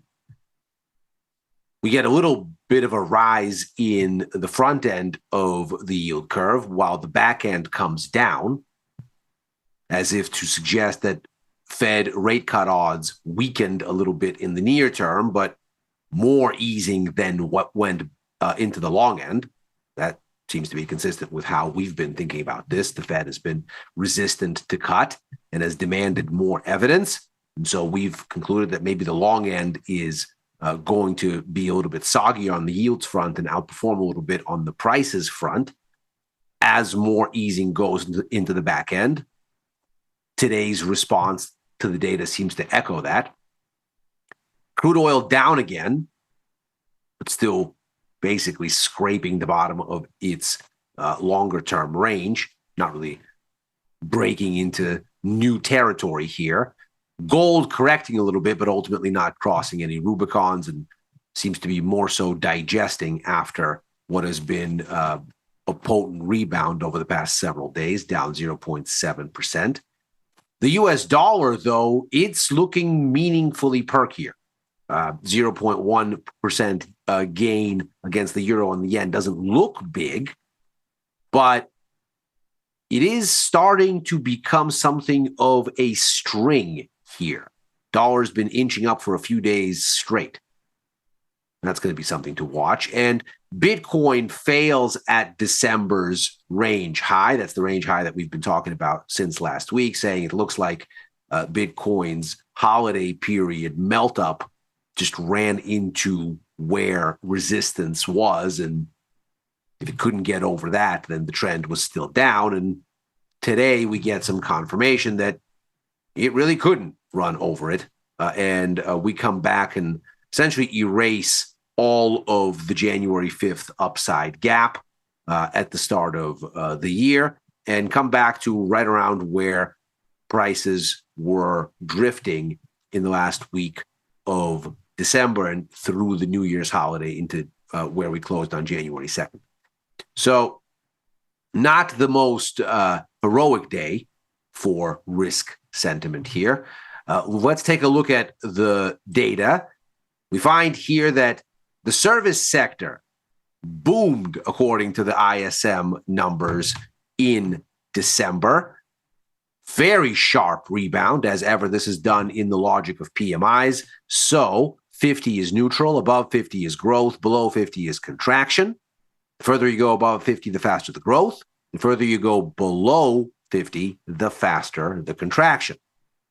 So we start the week with the manufacturing numbers. We've talked about those. They end up looking like a slightly faster contraction than anticipated, 47.9 versus 48.3. But ultimately, no big surprises there. The firepower came today from the service sector report. And I've added this little dashed line here, which is a guesstimate at what a composite taking in services and manufacturing would look like. That composite is 70% services, 30% manufacturing, which is a kind of back of the envelope breakdown for the shares of each sector in the U.S. economy. Obviously, it's not exactly this because there's also agriculture that makes up for a tiny part of what's going on. But overall, this is sort of a general idea of where the economy is trending. And what we find here is when you take this together, the expectation as it stood with an ISM of 52.3 on the services side was for the weakest growth in 3 months. Now, that would have been down from a 9-month high in the prior month, so not exactly the world's scariest thing. But what we end up with is actually much more dramatic. We end up with the strongest growth since February of last year.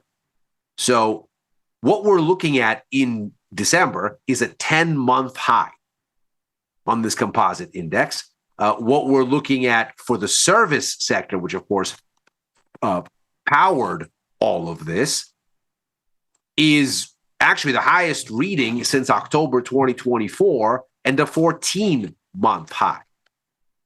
It gets more interesting still.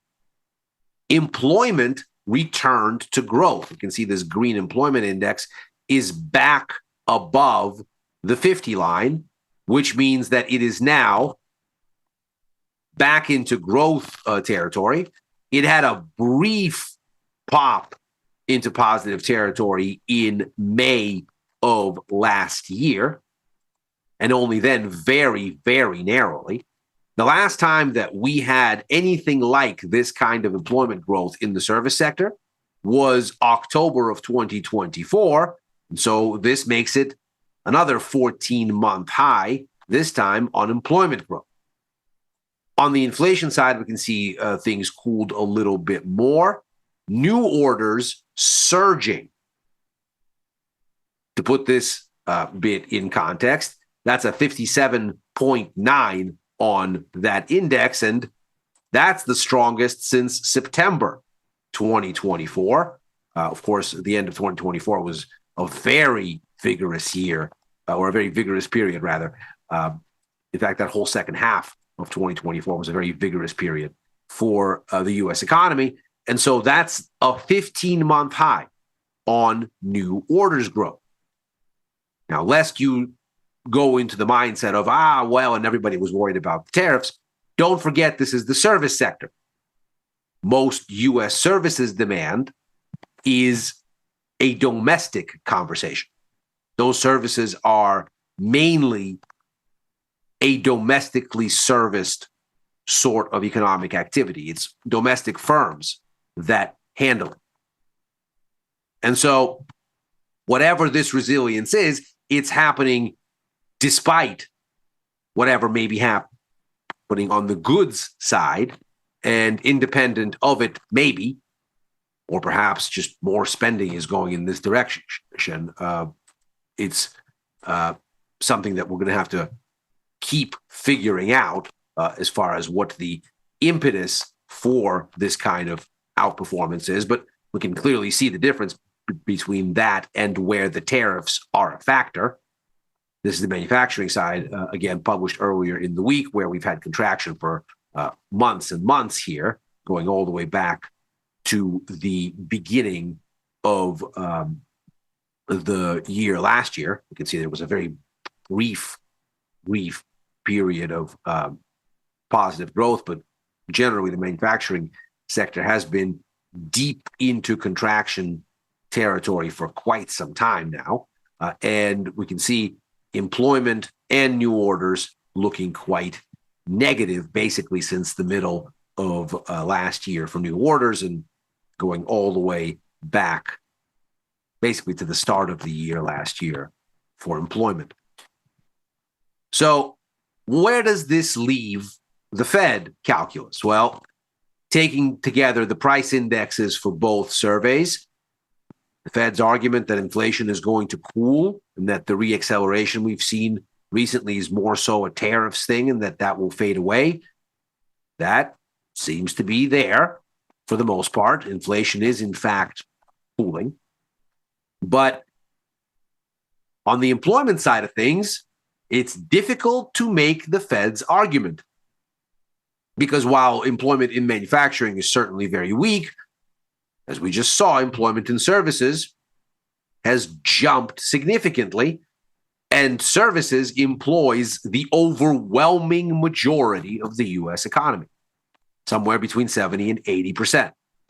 So with that, how easy is it going to be for the Fed to say, it's sogginess in the labor market, that's why we're cutting rates? Doesn't seem to make sense if this is what's going on. So surely then the markets clawed back Fed rate cut expectations, and surely then we are looking at an economy that's unexpectedly strong as far as the markets are concerned. Perhaps inflation might even perk up. Well, not so fast.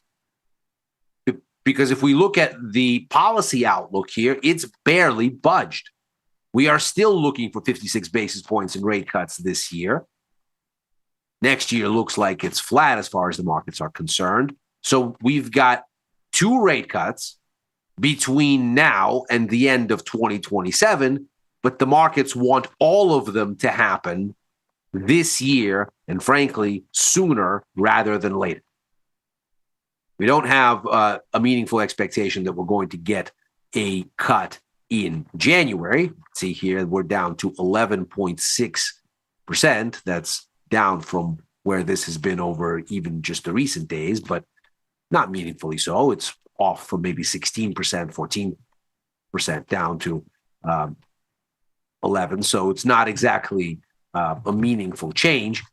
But we can see here the markets want their cuts, and they want them, for the most part, toward the first half of the year. That second cut on the menu narrowly for July, but you can see here the math is getting real close.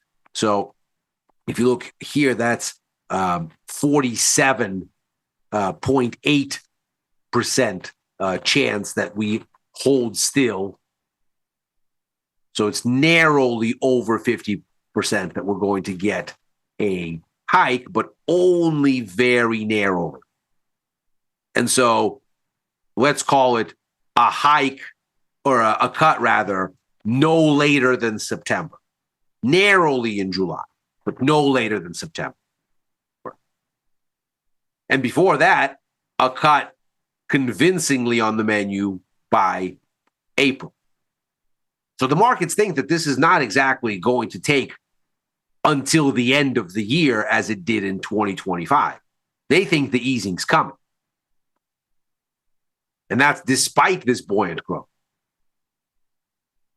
Meanwhile, the Fed certainly seems to be looking like things are evolving in a way that makes sense from their perspective. In December, they increased growth expectations all around. We can see here from this ISM data some evidence helping to support that argument.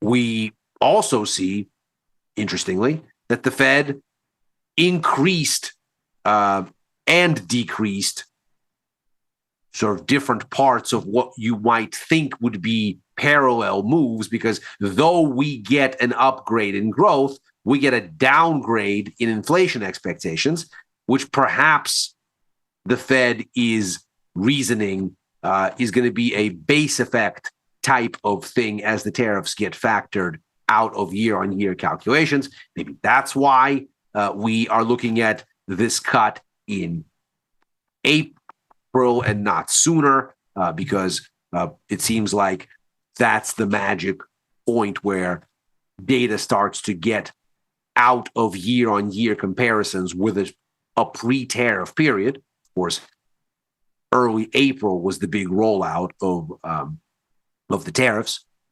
They subsequently haven't survived in the same form, but that was really the first month where things looked meaningfully hairy and started to show up in expectations and started to really rattle markets. So perhaps this is why April is the day or the meeting that the markets are looking at. But still, what the Fed is looking at here is only one cut for this year and one cut next. So it agrees with the markets ultimately that there's going to be 50 basis points in easing this year and next year, but the Fed's got them spaced out one cut per year. And the markets have a much greater sense of urgency. Now, we've seen just how this lines up with stock market performance. The Fed came out in October, late October. This was the October 29th Fed meeting right here. And this was where Powell forcefully came out and said, you all are over-extrapolating rate cut expectations. We are not on autopilot. You all are wrong. Stop it. And since then, the stock market hasn't really gone anywhere. Moreover, this has lined up with the stasis that we've seen in this policy outlook. So the Fed is telling the markets, don't overdo it. The markets have taken the cue, perhaps, to stop extrapolating into ever more dovish territory, but they've certainly not come off their square here. They're still calling for more easing this year than was on the menu for the Fed. So, and the markets clearly don't like that. They clearly want the easing. So what gives here? You'd think that after such explosive data, you'd get a meaningful pop in inflation expectations, but they're not really here. Moreover, I mean, I suppose there's a little bit of a wiggle here, but this looks like a wiggle within the confines of a downtrend going all the way back to July, August. So inflation expectations aren't really running away. And frankly, the strange thing here is that for how buoyant the ISM numbers look, they're not out of step.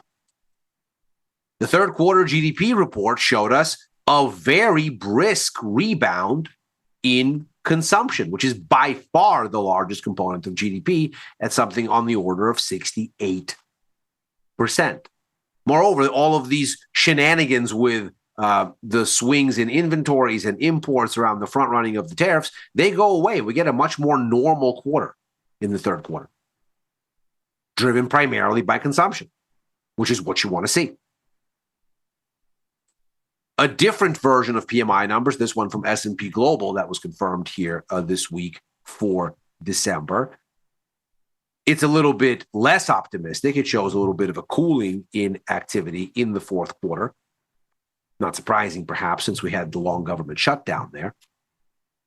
But even here, even on this pessimistic view, we're only at about the midpoint for what has been average growth once things sort of equalized post-COVID. We had a big rush to catch up on the way out of lockdowns. Then there was a kind of give back here where things evened out after all of this overexertion. And this was kind of the range for growth that we've carved out since. Where we land in December is right around the middle.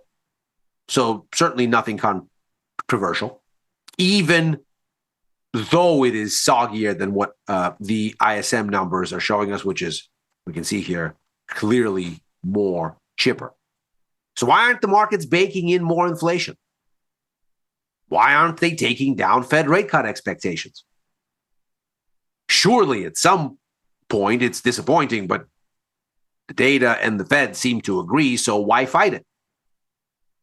Well, if we take a look at the makeup of the 10-year yield here for a clue, we find that yields have rebounded some and are now holding sort of near this 5% mark here for a while. We find likewise that quote unquote real yields, that is excluding inflation expectations, are there with the headline, so it's not some sort of aberration. Moreover, we can see that inflation expectations have actually come down even more recently here.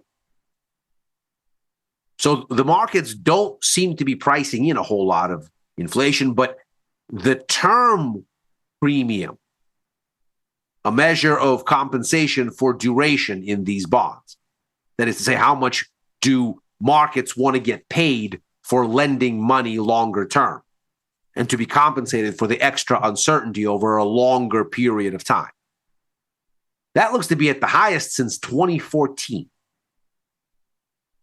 So we're looking here at a 22-year high on this measure of compensation for uncertainty in the benchmark risk-free asset, the 10-year U.S. Treasury bond. What is it that the markets are so afraid of? Is this why they want rate cuts? Because they perceive a lot of uncertainty? Maybe. Maybe they just want the cheap money there so that if something goes wrong, never mind what, if something goes wrong, then you have cheap money to protect yourself so that if you wipe out on some of your risk exposure, you can go back and borrow cheaper and go again. Well, perhaps this, as we've been talking about, is the issue. We can see here that Obviously, last year, the major point of consternation was the rollout of the tariffs. In fact, as this spike in the trade policy uncertainty index was appearing, stock markets had erased all of their 2024 rally just between February and April of last year. They then had to rebound to reclaim all of what they retraced. So they had to basically do 2024 in a time-crunched way again, and then set higher highs. But we can see here, even as this uncertainty about trade policy seemed to diminish, the amount of fuzz around the averages here, the level of volatility, is clearly very elevated relative to even where it was on the way to and during COVID. And of course, trade policy is pretty uncertain here in the sense that we have lockdowns. Even on the way out of the lockdowns here, it doesn't get meaningfully more uncertain. This is tightly wound around the 7-day and the 30-day moving average. Clearly not so here. So even though the overall levels have come down, the level of uncertainty around the trend is very elevated. And the results in 2025, we had a meaningful slowdown in global trade volumes. In fact, the most aggressive one in year-on-year percent change terms since the 08-09 global financial crisis, worse than COVID. So why is it that the markets want protection? Well, ostensibly because what this uncertainty leading to a decline in global trade does is it attacks the main underpinnings for what has been driving the market higher. And that's, of course, tech and AI optimism. We can see its contribution is head and shoulders above everything else for the S&P 500. Meanwhile, the supply chain for it is very globally dispersed. There are almost equal weighted pieces here, meaning that we have a very distributed supply chain whereby if even one node falls off, the whole thing starts to look very precarious indeed.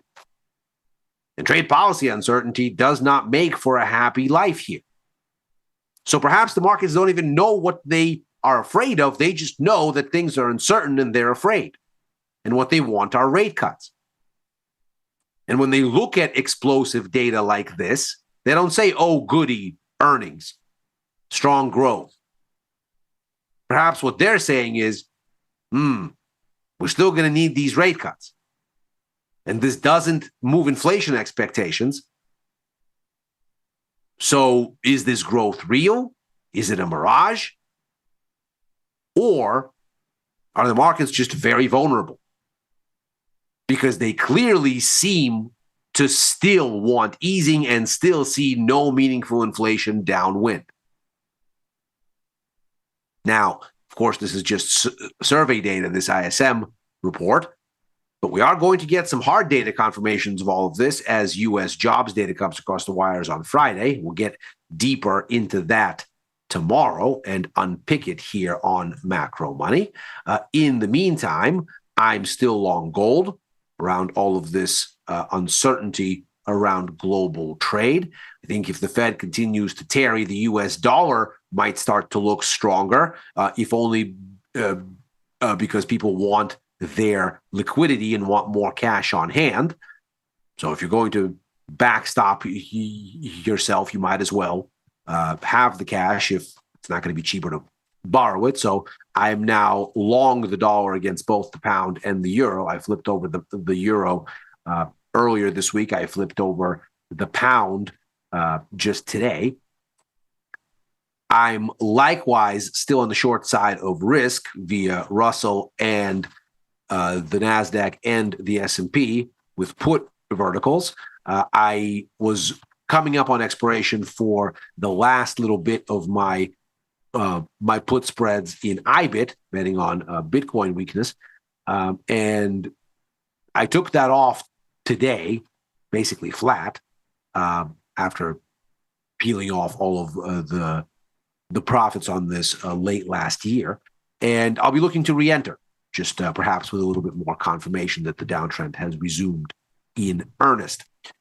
And that is Macro Money for today. As ever, we are here Monday through Thursday, right after overtime, a show I co-host with Chris Vecchio, looking at the Wall Street close and where things might go therefrom.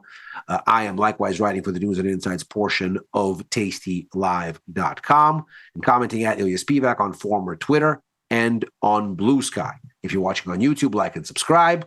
Macro Money is back tomorrow. Happy trading.